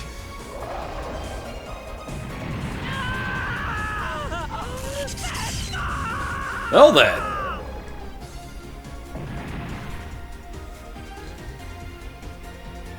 So hold up a sec. One imagine Setsuko was trussed up in some truly weird chamber there. How'd she escape it exactly? Turns out it was Asakim's doing. He, the one who genuinely has come to claim, has some claim to Setsuko, or at least her sphere. Sure, go ahead and hate him if you must, but just know that he isn't here for his health. And then Advent and his chrono troops are here too. And Advent is still in no hurry to spill the beans on whatever grand scheme he's operating under, but he's beginning to find out that Bahamut has become stronger and more independent than before, and their doubts about him have grown likewise. When he says it would be meaningless to explain his motivations to us, on the theory that they have to take out the side rails and their servants in any case, Leto is the one who speaks up. How is Advent's speech any different from Striker's? Precisely, this is the love is blind thing that Crow was talking about, as the pilots abruptly noticed themselves taking Advent's side in direct proportion to how long they've known him. Certainly Advent was their ally, guiding them through some very rough spots, but notice how the little inconsistencies in Advent's story stopped bugging anyone? Advent calls this natural. Anyone having trouble would gravitate towards a greater power that does... Oh, wait, something just happened to Barbie all there. Apparently I should hold on a second with pressing the circle button. Anyway, try towards greater power that does the right thing, as he claims to be doing by, among other things, fighting the side reels. Barbio realizes that he's got no chance of withstanding Asakim at this rate and retreats from this planet with the rest of the side reels. Well then, Hibiki then begs Advent to tell him the truth.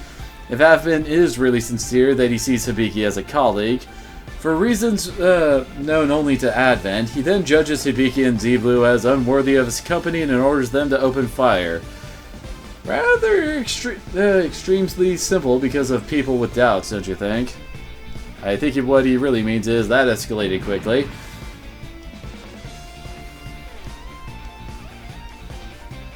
Well...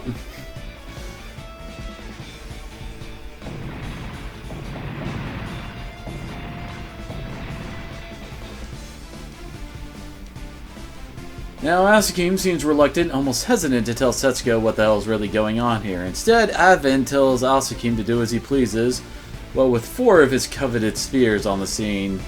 The false black sheep sphere could spell real trouble for the quarreling twins. But not to worry, says Advent. Asakim can't actually be a proper reactor, and hence can't draw the full power of the spheres he's got.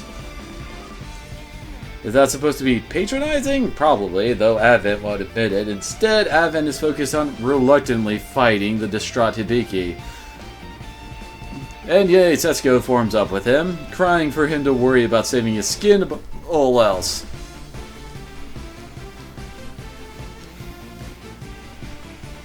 Well then, so we now have our skill point. We have to take out both Asakim and Advent here, with the same pilot on the same turn.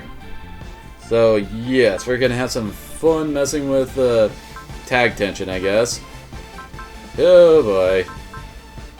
Oh, and he's got HP and energy regeneration. I'm pretty sure Asakim does too. Yes, he does.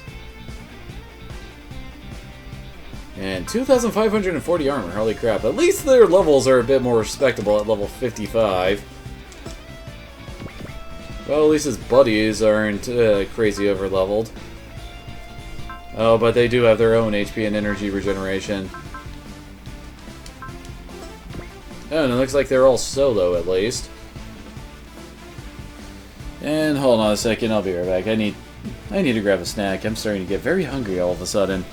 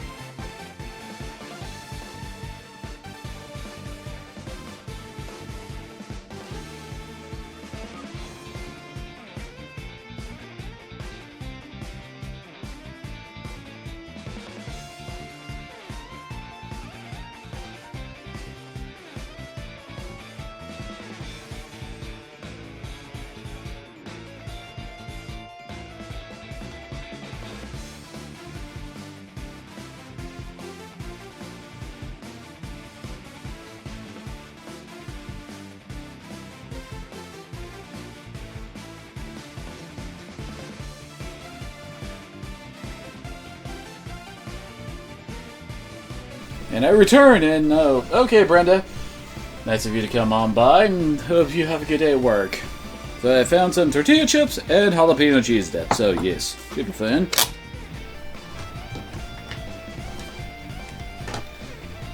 Just Just trying to arrange this stuff properly. Alright, let's do this.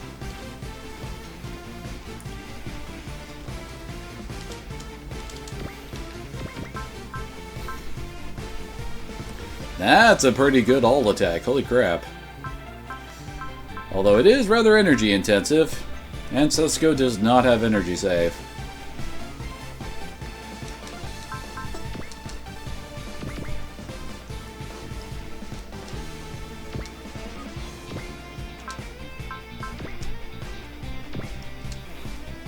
Wonder if they can actually hurt. Holy crap, the Eva was actually injured at some point, apparently.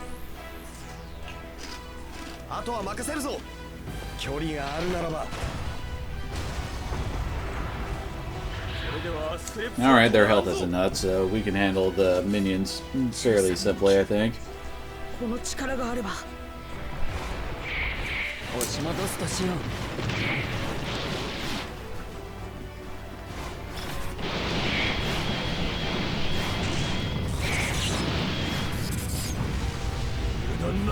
Oh yeah, fairly simply.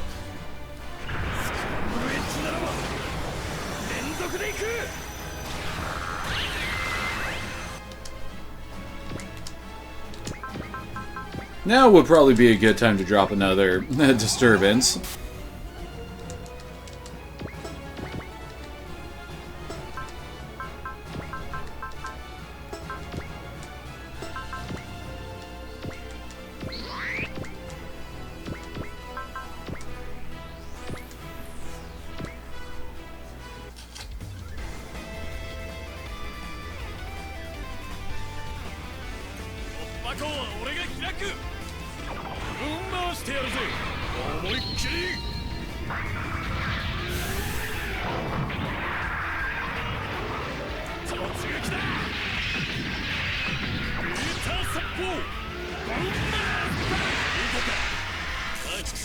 Oh yeah, this guy's so dead. Go Crow!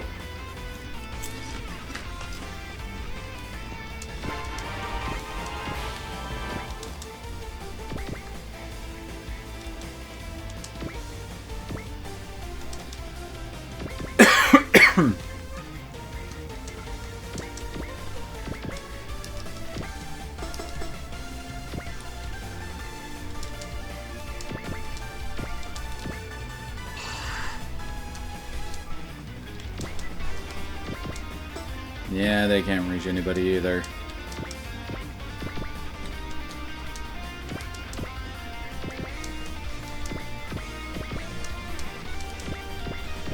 They're all slowly moving on up. Thankfully, there is no time limit on this skill point. So really, it's just all about trying to evenly wear them both down and then just finish them both off with someone. Admittedly, Hibiki would probably be the most, how do I put it, thematic.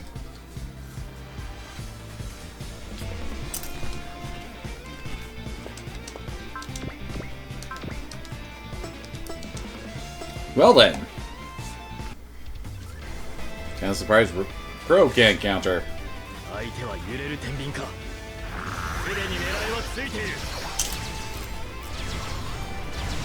Take away だ。一本取ったぜ。このもどかしさ、地獄の借金苦のようだぜ。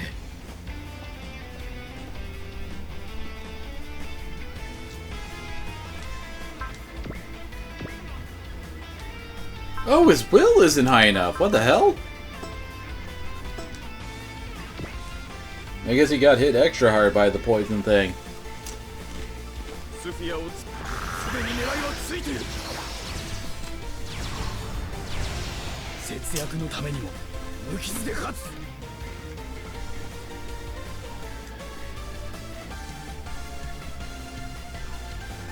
What attack are they having her counter with? Makes sense.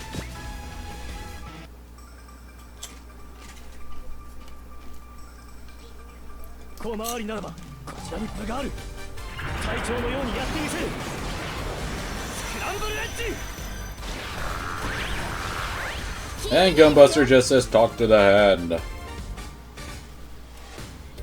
絶対に逃がさない。バスターこれだ。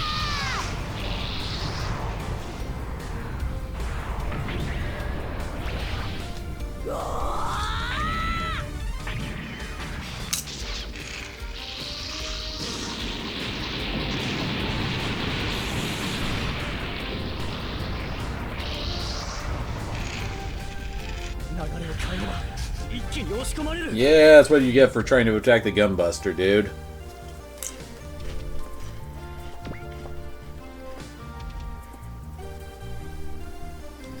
Well then.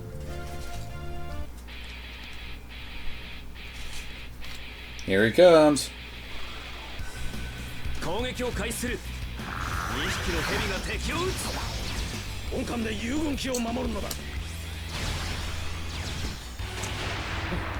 小さく。 Oh god. Oh, okay. Kind of surprised he doesn't have insane accuracy.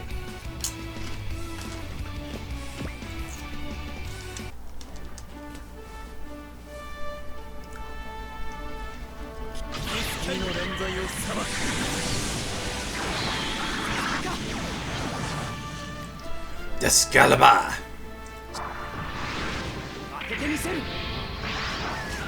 Oh wait, yeah, he busted out his best move for this.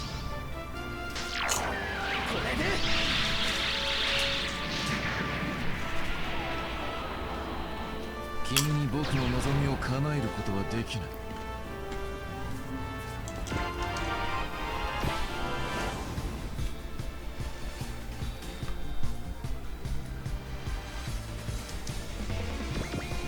Oh, he does have 2 turns. That's why he was able to shoot after moving.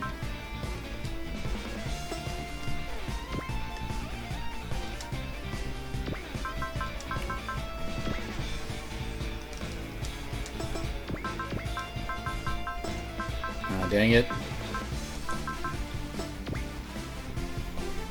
Ooh, we can actually get some SP restoration going on.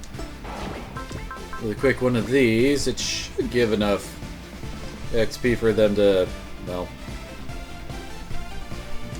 use the SP boosting skill. I mean, attack tension ability.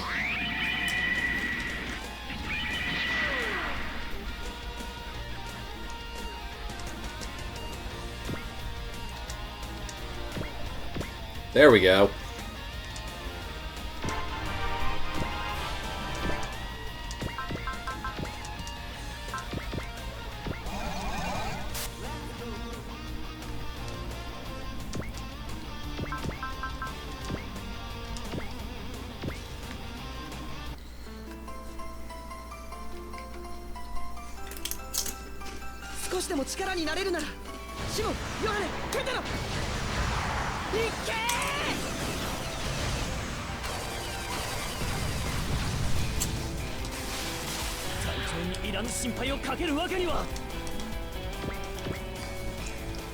Well, he's ripe for the killing.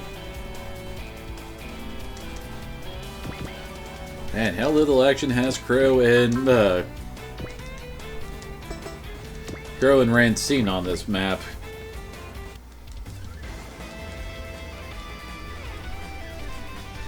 Well, is that supposed to be the dude we met before?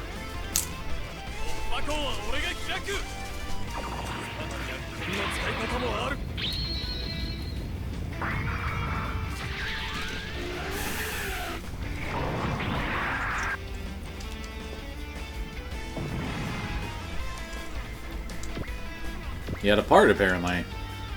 Do any of the others?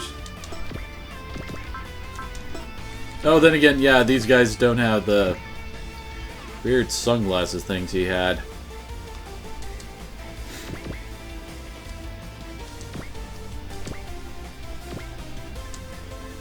Oh joy, she can attack Advent. Didn't look like that would do a whole lot of good.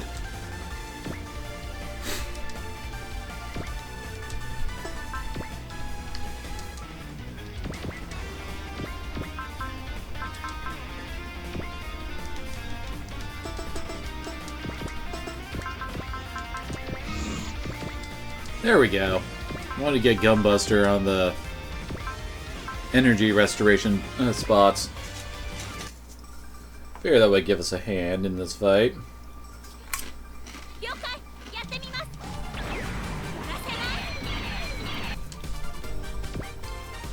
Especially when some of my guys are in dire need of energy. Yeah, get a Robo isn't looking too hot. Oh, we can reach Shiroga. Not actually hit, but he can reach it.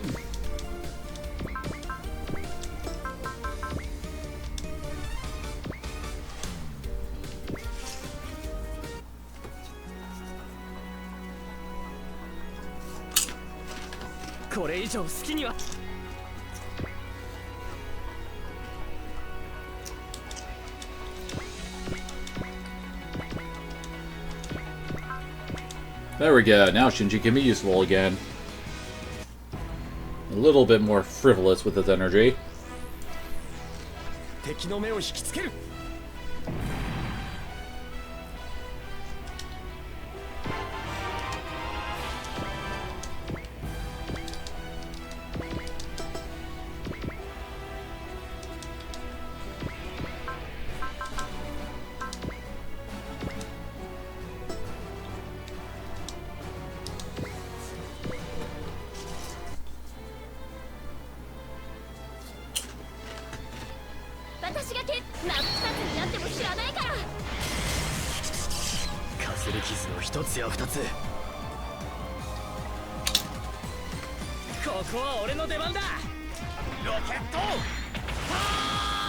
Time for the rocket punch combination, baby.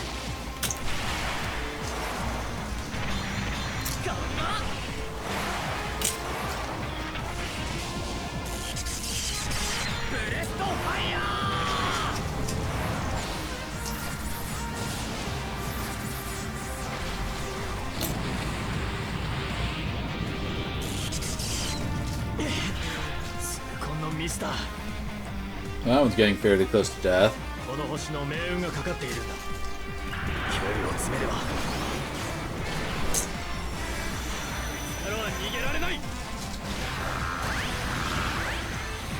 Couldn't even break through the barrier I gave Koji.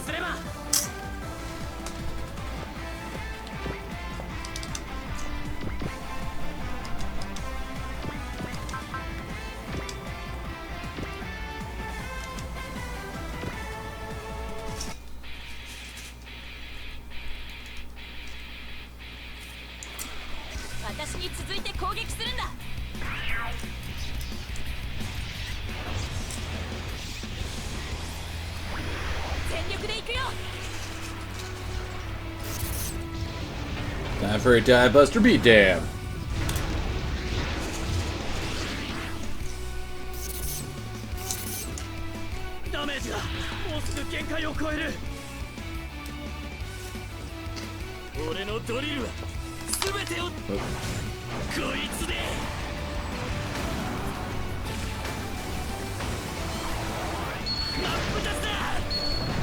Nope, it's dead.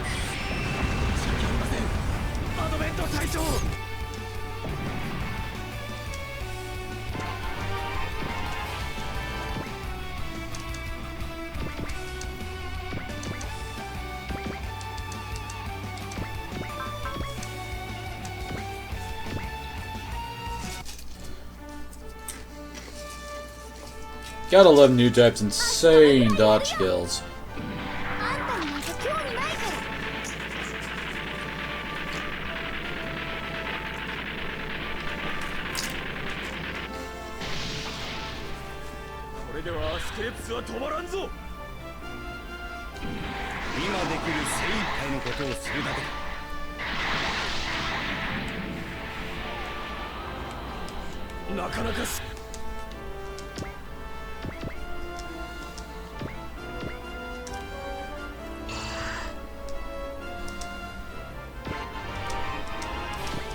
Ain't that nice?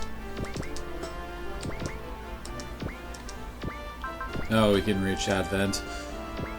Actually, that's a decent chance to hit him.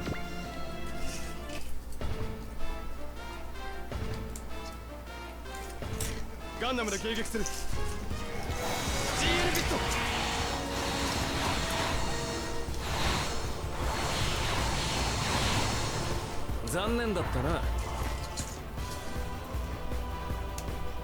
攻撃を開始する。アスクレプスのスピードで。 Good lord, the little mini portrait down there does not do his glorious mane of hair justice, does it? 当たるつもりはない。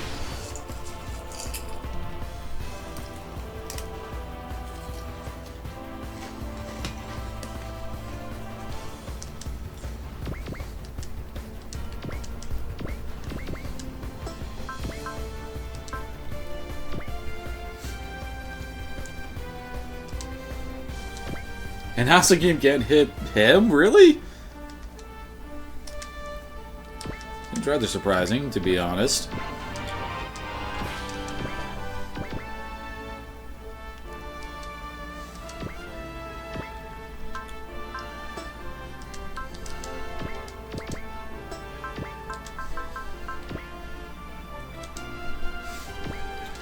And Hero is still having aiming issues, apparently.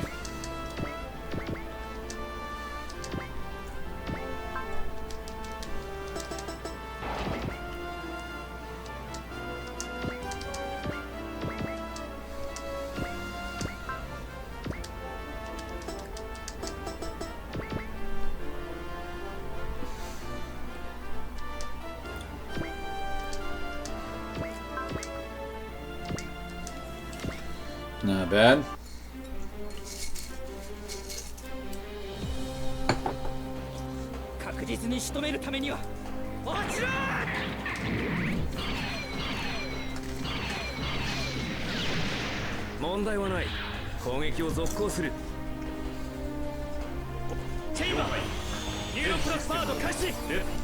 Well, apparently we've drawn first blood on Advent now.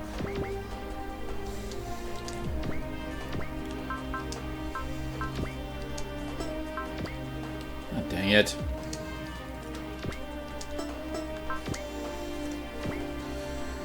Why are some of these people so hard to hit? And that's it for that turn.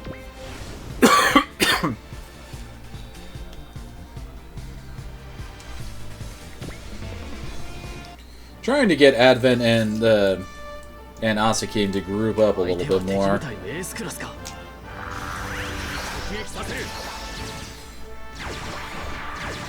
素人というわけでもあるまい。感覚が研ぎ澄まされていく。行け。 And that does it for my snack.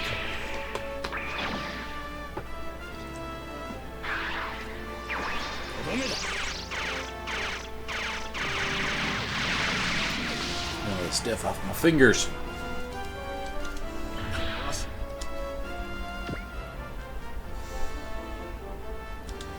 Why do people seem to think that Amuro and Char are the best targets?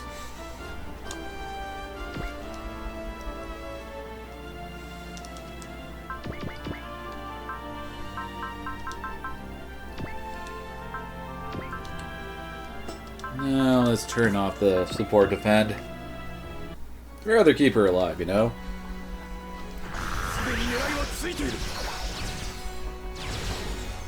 Hey, dodge! Nice. I was really hoping for that, but wasn't expecting it. Lord knows the long odd seems to hit more often than you think.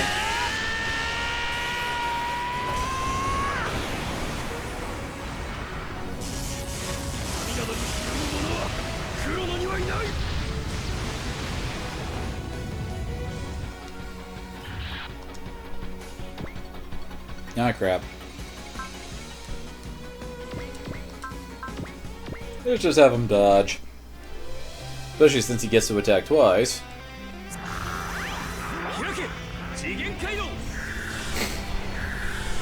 Time to warp in the big gun!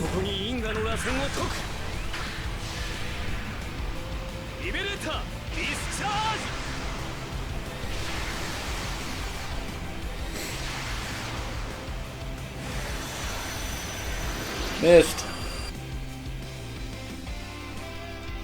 This one probably won't miss, though.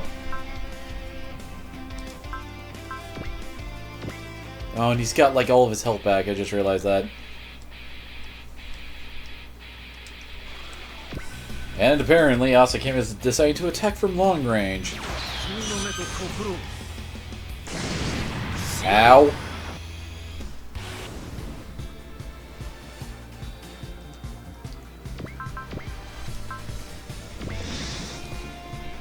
There we go.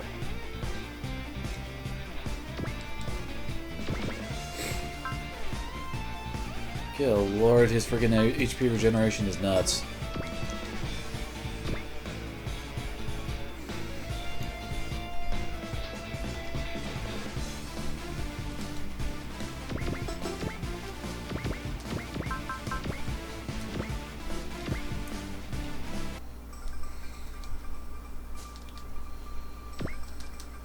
What is the range on that snipe attack? 2 to 9. Okay.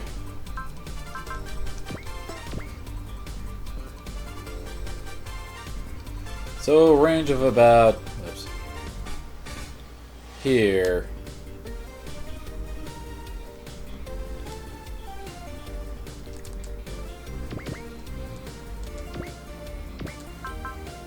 No, attacking Advent. And probably can't really hit, so just getting people into position to actually do stuff later. Holy crap, really? Done it. Do we have to be landed in order to get the energy regeneration?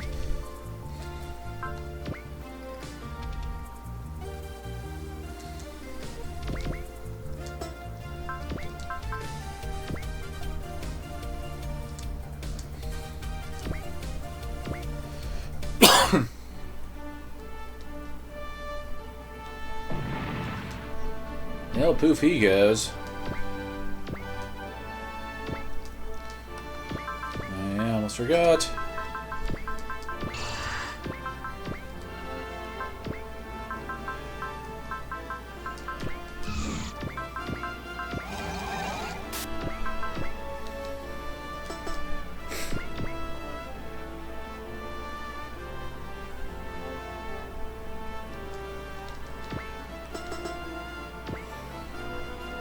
I think almost everybody is at like max will and all that.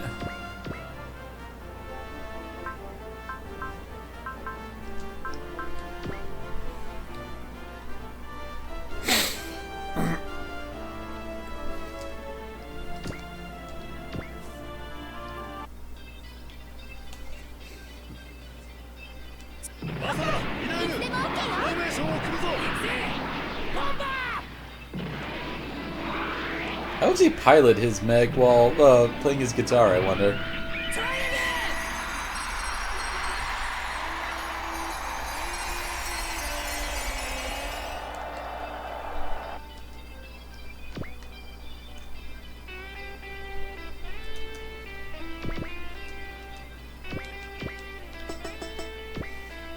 Oh, Crow can finally use his finisher.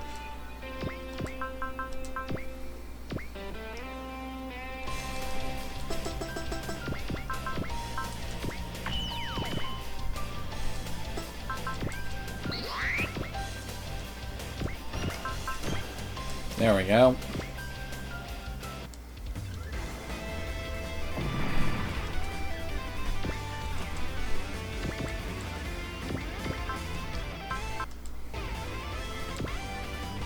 Oh, okay, that guy's almost dead. So, but just about anybody could take the kill. Yeah, Gurren Lagann is still pretty low on the kill counter, so let's give it to him.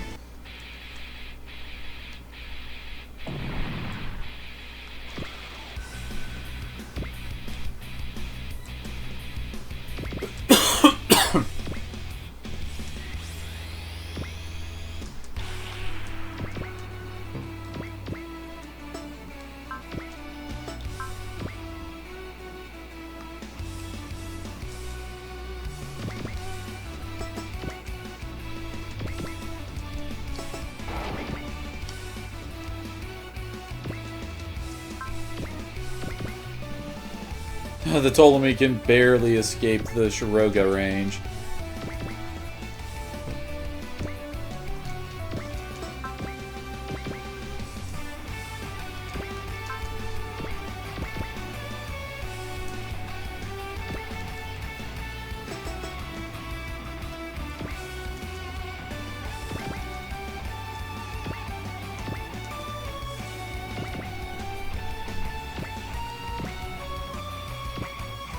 Yeah, neither of them are getting level. I don't think they're going to be our ones to get the kill, as it were.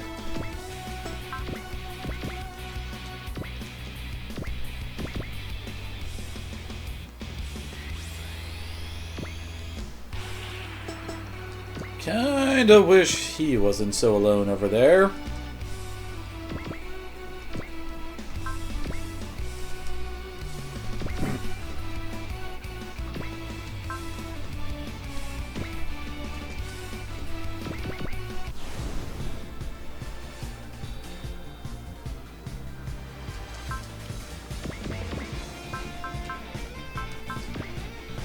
Might as well fire back since we are actually going to attempt to do this round. Oh yeah, it's your big meat gunny thing. I swear it looks a lot like a... What was it? It was the Mega Particle Cannon that Char used to use with the Yakushiki.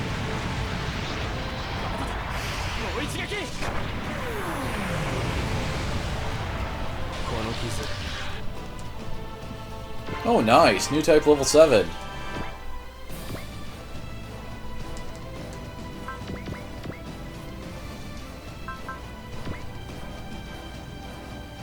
Screw it, let's risk it.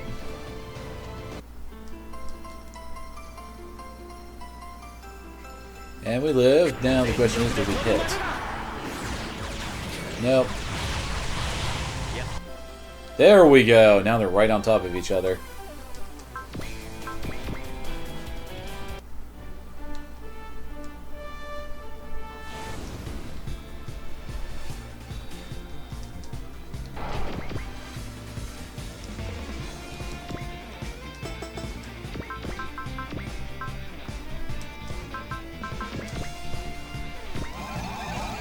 Okay, that's done. And this looks like a job for the Leroy Jenkins command.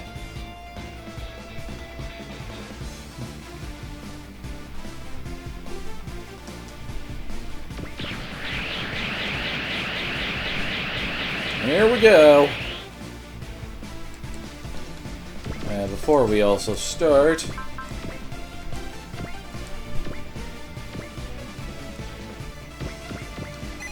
gotta get that done.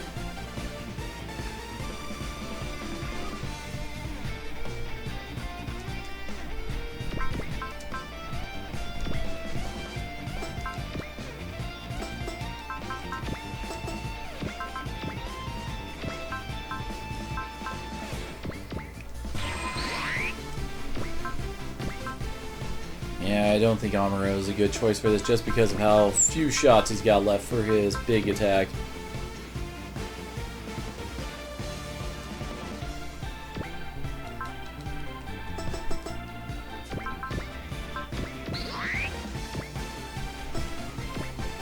Hi, Kiva. What are you doing, buddy? Actually, do we have anything to help him aim? Not really. Crap. Oh well. Thought it was worth a shot, right, Kiva?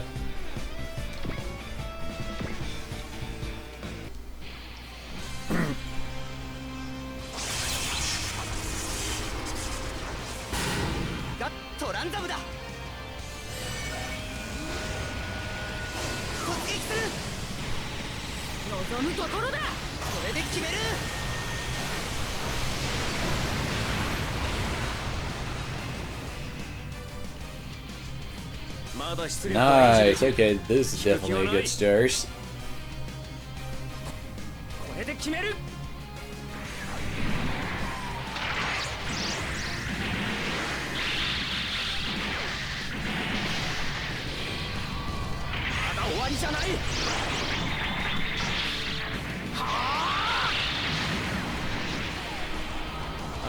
Very nice. Before he drained like 30,000 of his HP.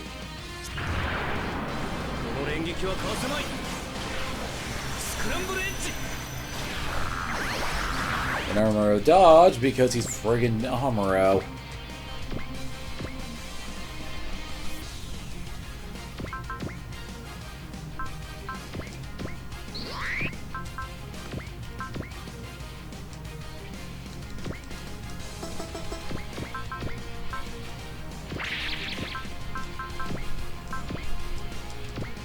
Okay, good. He is using the Hyper Beam Saber.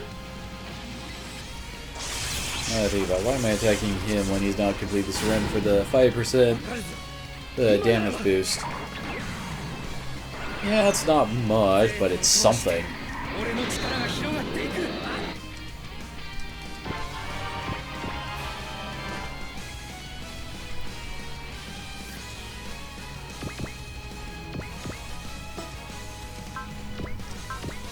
Crap.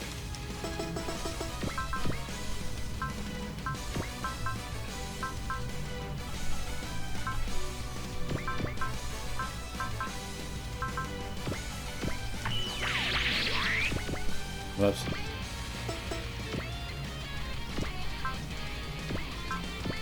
We gotta remember to save somebody with their tag tension maxed.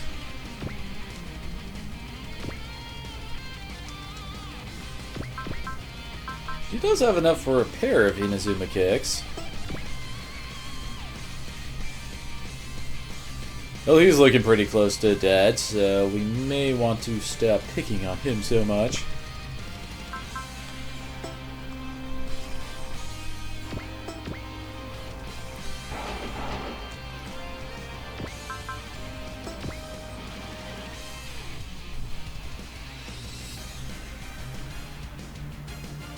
I think I have a plan now.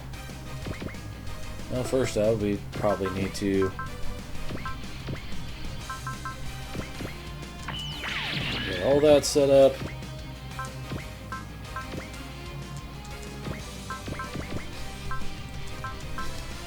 I don't mind if he runs out of energy. This should be the final turn.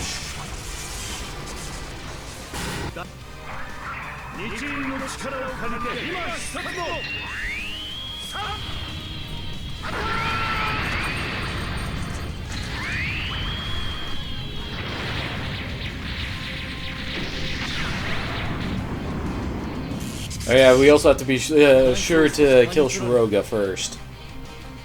Since I imagine if we kill Advent, it's over.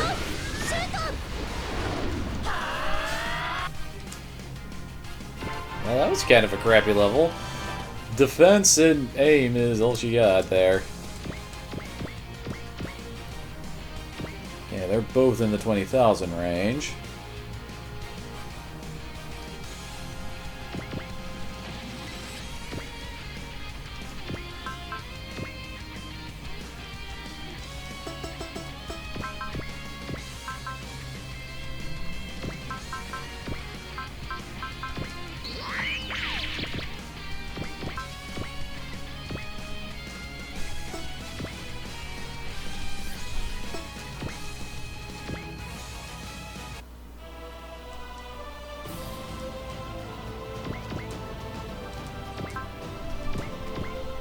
Figure that would be a good idea to save before we get too far along with this.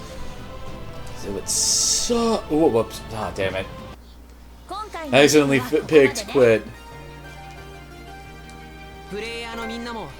And apparently there's actually a achievement for saying one of these things.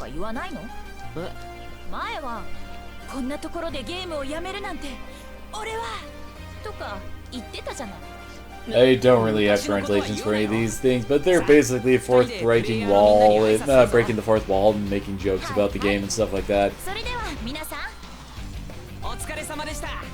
And also saying, I hope to see you play again soon.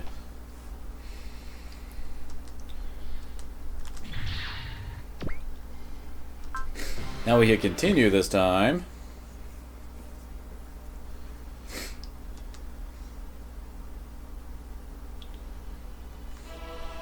Okay, let's go try this again.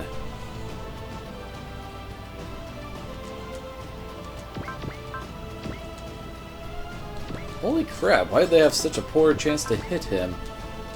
Before I forget.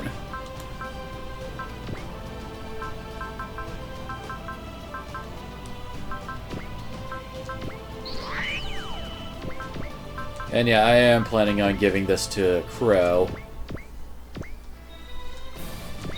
The OG's gotta kill the OGs, you know? Apparently we have enough SP from our guys to actually Have them perfectly set up for this. Okay. Let me guess, he's gonna need strike to hit like, yeah.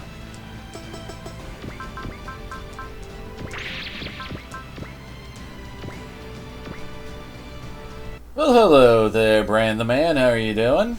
Been a while since we've seen you talking. How are you doing? 残念だったな。 No, we don't really need to move hero, do we?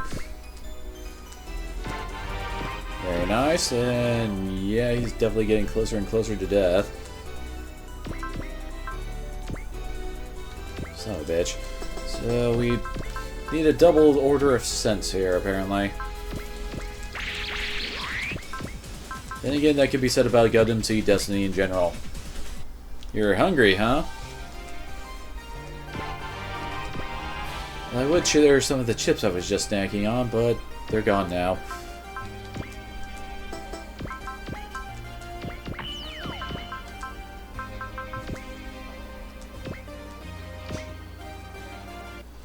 I'm doing alright.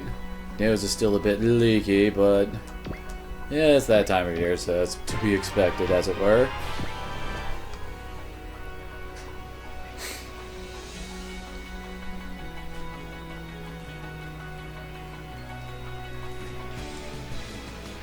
He has support attack? Huh, didn't realize that.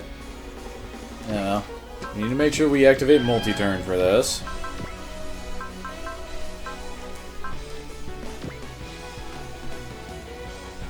Might as well daunt the bastard first. Does he? No, he does not have guard, which is a good thing. He does have dash. He's got predict. Yeah, friggin' prevail, being a pain in my butt. Oh well.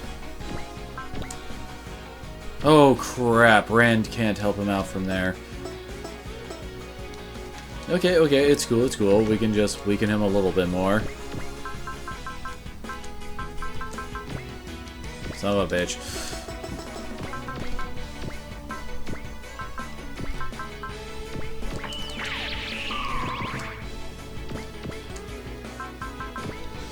Tortilla chips. Nothing fancy. Holy crap, they got a lot of XP for attacking him.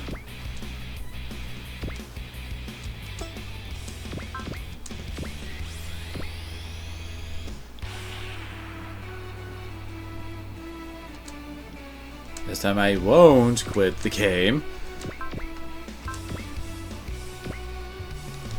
Crap, Hibiki needs to attune himself.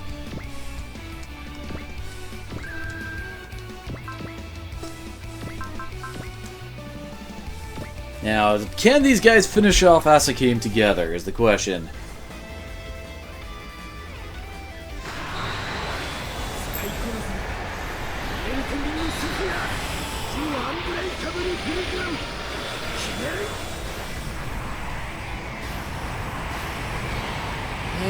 That's, I think it was a pot roasted carrots.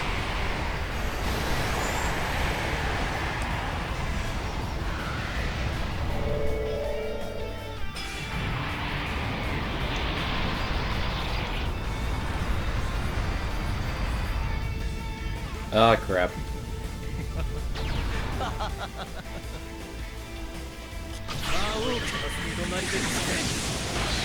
Well, at least he missed. こいつは俺に馴染むな。こいつに飲まれろ。輝きを増す12。 And fail.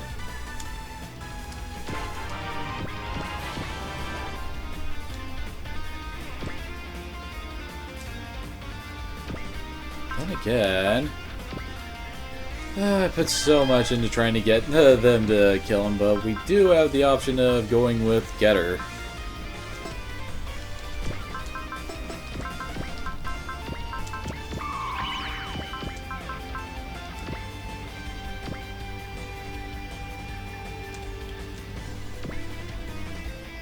Did you get some of that? Unfortunately, I ate it all. 当たるまでそこを動くなよ。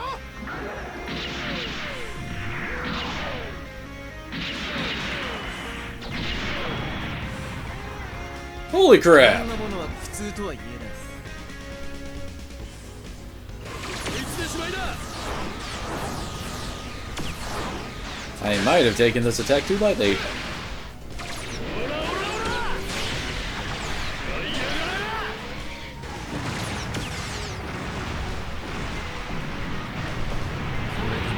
There we go. Okay, he died.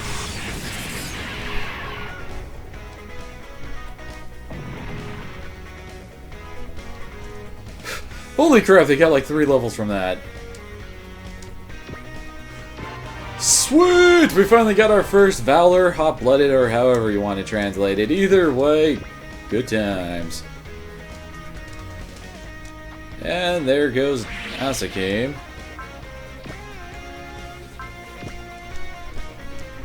Now we just need to kill this asshole with them.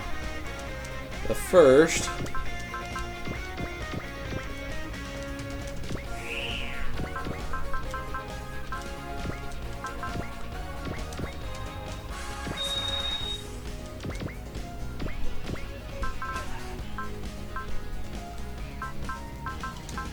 Well, I kind of want to go with the Godsgrander just because... Well, Big Bang Punch. Anyway, kind of go with that just because I don't think I'll actually be able to kill him with it.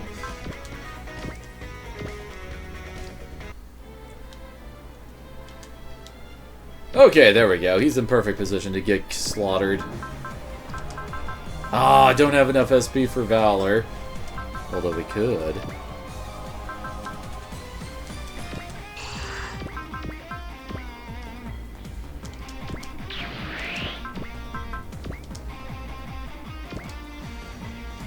Oh, let's see how much damage this baby does.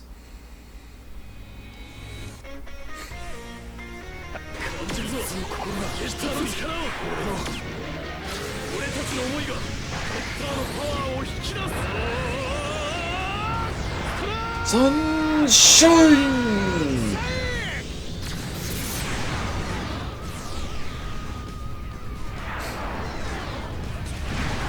Boom!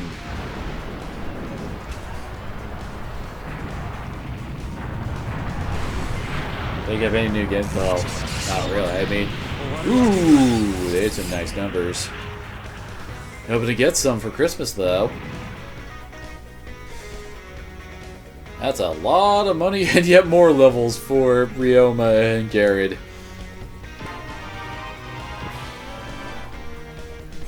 Did he just get love? Or, I think, no, it's not love. I think it's faith. That's the one that heals the entire battlefield. Skill point get!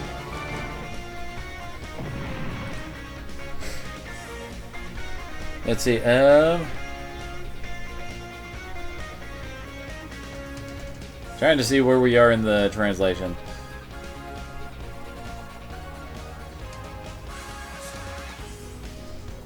And of course that didn't kill him.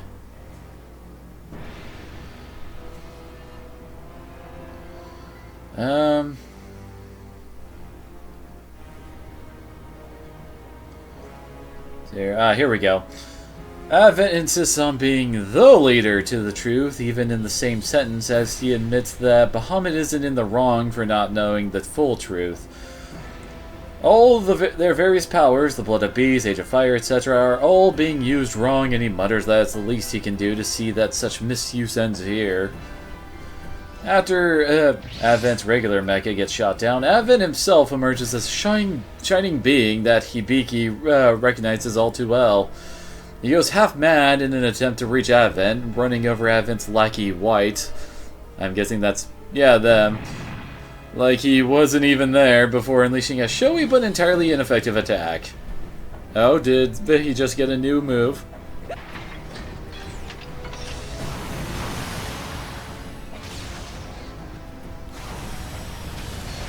Oh no, it's just his alt attack.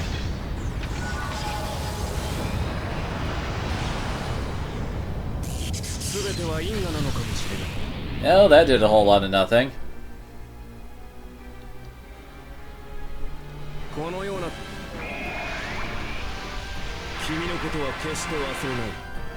Well, he's doing a thing.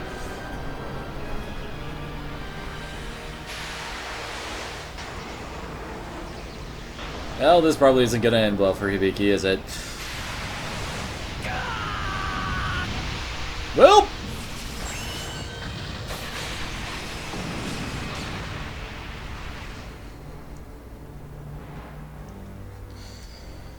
Well then, that was rather showy. So here, air quotes, at the end, as Avin puts it, he finally gives Hibiki the answer that he withheld all this time. The reason he's been so coy is that Hibiki is, air quotes, his. He knows everything about Hibiki, about his parents and sister, and even about the woman who got close to Hibiki's heart. White turns out to be none other than Maki, and her loyalty to Avin exceeds that of hers to him, apparently. Well then. Avin now dispels the shield he erected around Hibiki's heart during the Time Hell War, allowing him to perceive Advent directly. Okay then. Oh, and both of his eyes turn red. It becomes clear that Advent is the angel that Hibiki's been chasing all this time. And with that, Hibiki's mech collapses into a big heap, barely keeping him alive, and Advent mutters that he spent too much time here already, withdrawing with White close behind. Well then.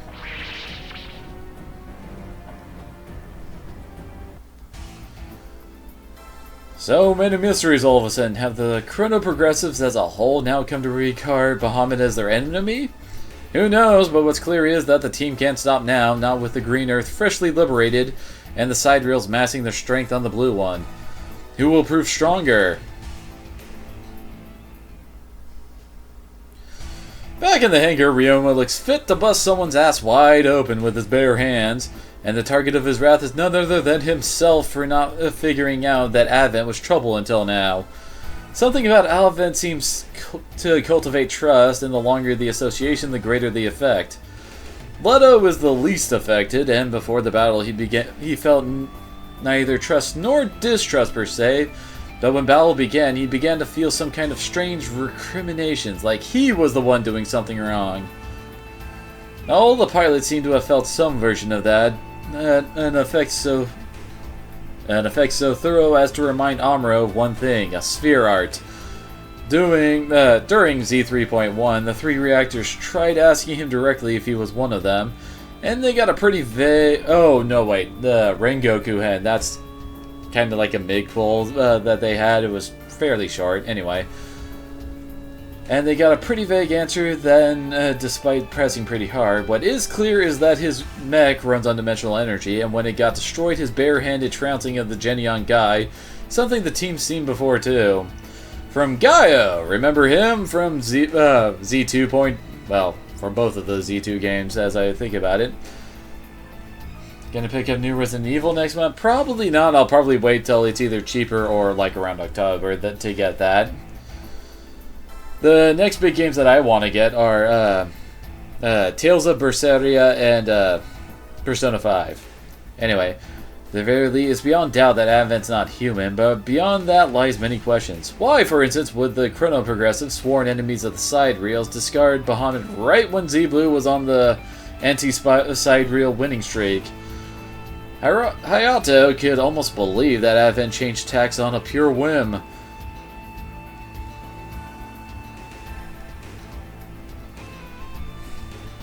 And gotta wait till we get to the next scene change to there we go.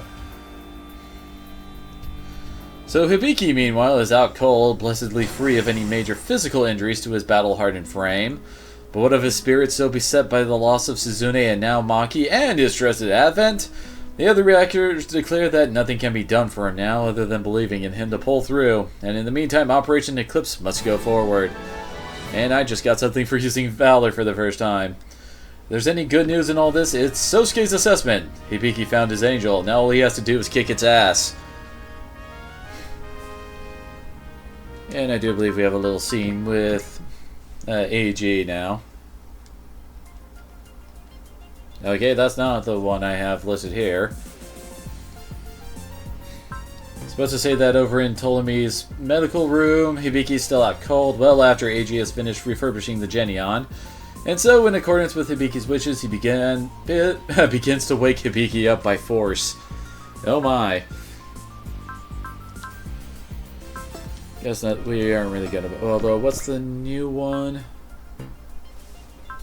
Guess I can just look it up for us. Since it'll probably be easier than me trying to figure out by staring at that. So here we go. Tension Razor is what we unlocked. I think. Oh yeah, here it is. Tension Razor. When equipped, team's tag tension increases, it increases by an additional +1. Basically, if you get tag tension off, it will always fully max it out in one go. Oh, for this one we need a Commander level 4 to get. I remember that one. Let's see here. That one we have to level up someone's... well, not level up. Upgrade a mech to have 10 bars in HP and energy. So here, and this one is unlock any emblem. Let's see, and what else are we missing here? Oh, that's the revive cell. Oh no, wait, this is the what we just unlocked. For each 10 levels of the equipped unit's main pilot, the unit gains +50 armor and +100 power to all weapons. Multiple revive cells do not stack, so if we put this on, like, say, Shin Getter, it would basically, let's see, it would give Ryoma roughly 250 armor and 500 attack to all of his stuff, so yeah, that's pretty nice. So here for this one, use the Spirit Command Supply to get this one. And apparently that's for the DEC magazine, which basically fully restores a unit's ammo at the start of every turn. There, this one is have a pilot learn both support attack level 3 and support defend level 3. And the last one is to purchase 5 exclusive D-Trader parts, so 5 of all of these things. Interesting. But I think this is a good spot to end the stream here, since it is getting close to midnight, so... And this is a good stopping point, since good Lord knows how long the next mission will be. Anyway, so thanks to everybody who came on out. Tomorrow is going to be Dragon Age Origins, although I think it'll be a bit shorter than usual. We'll see, but I think it's going to be. It'll probably be ending around 7-ish, probably. Either way, it should still be fun to play some Dragon Age. And Friday, we'll be starting up Final Fantasy Tactics, so that'll be cool. So, once again, thank you all for coming out, and I hope to see you again next time.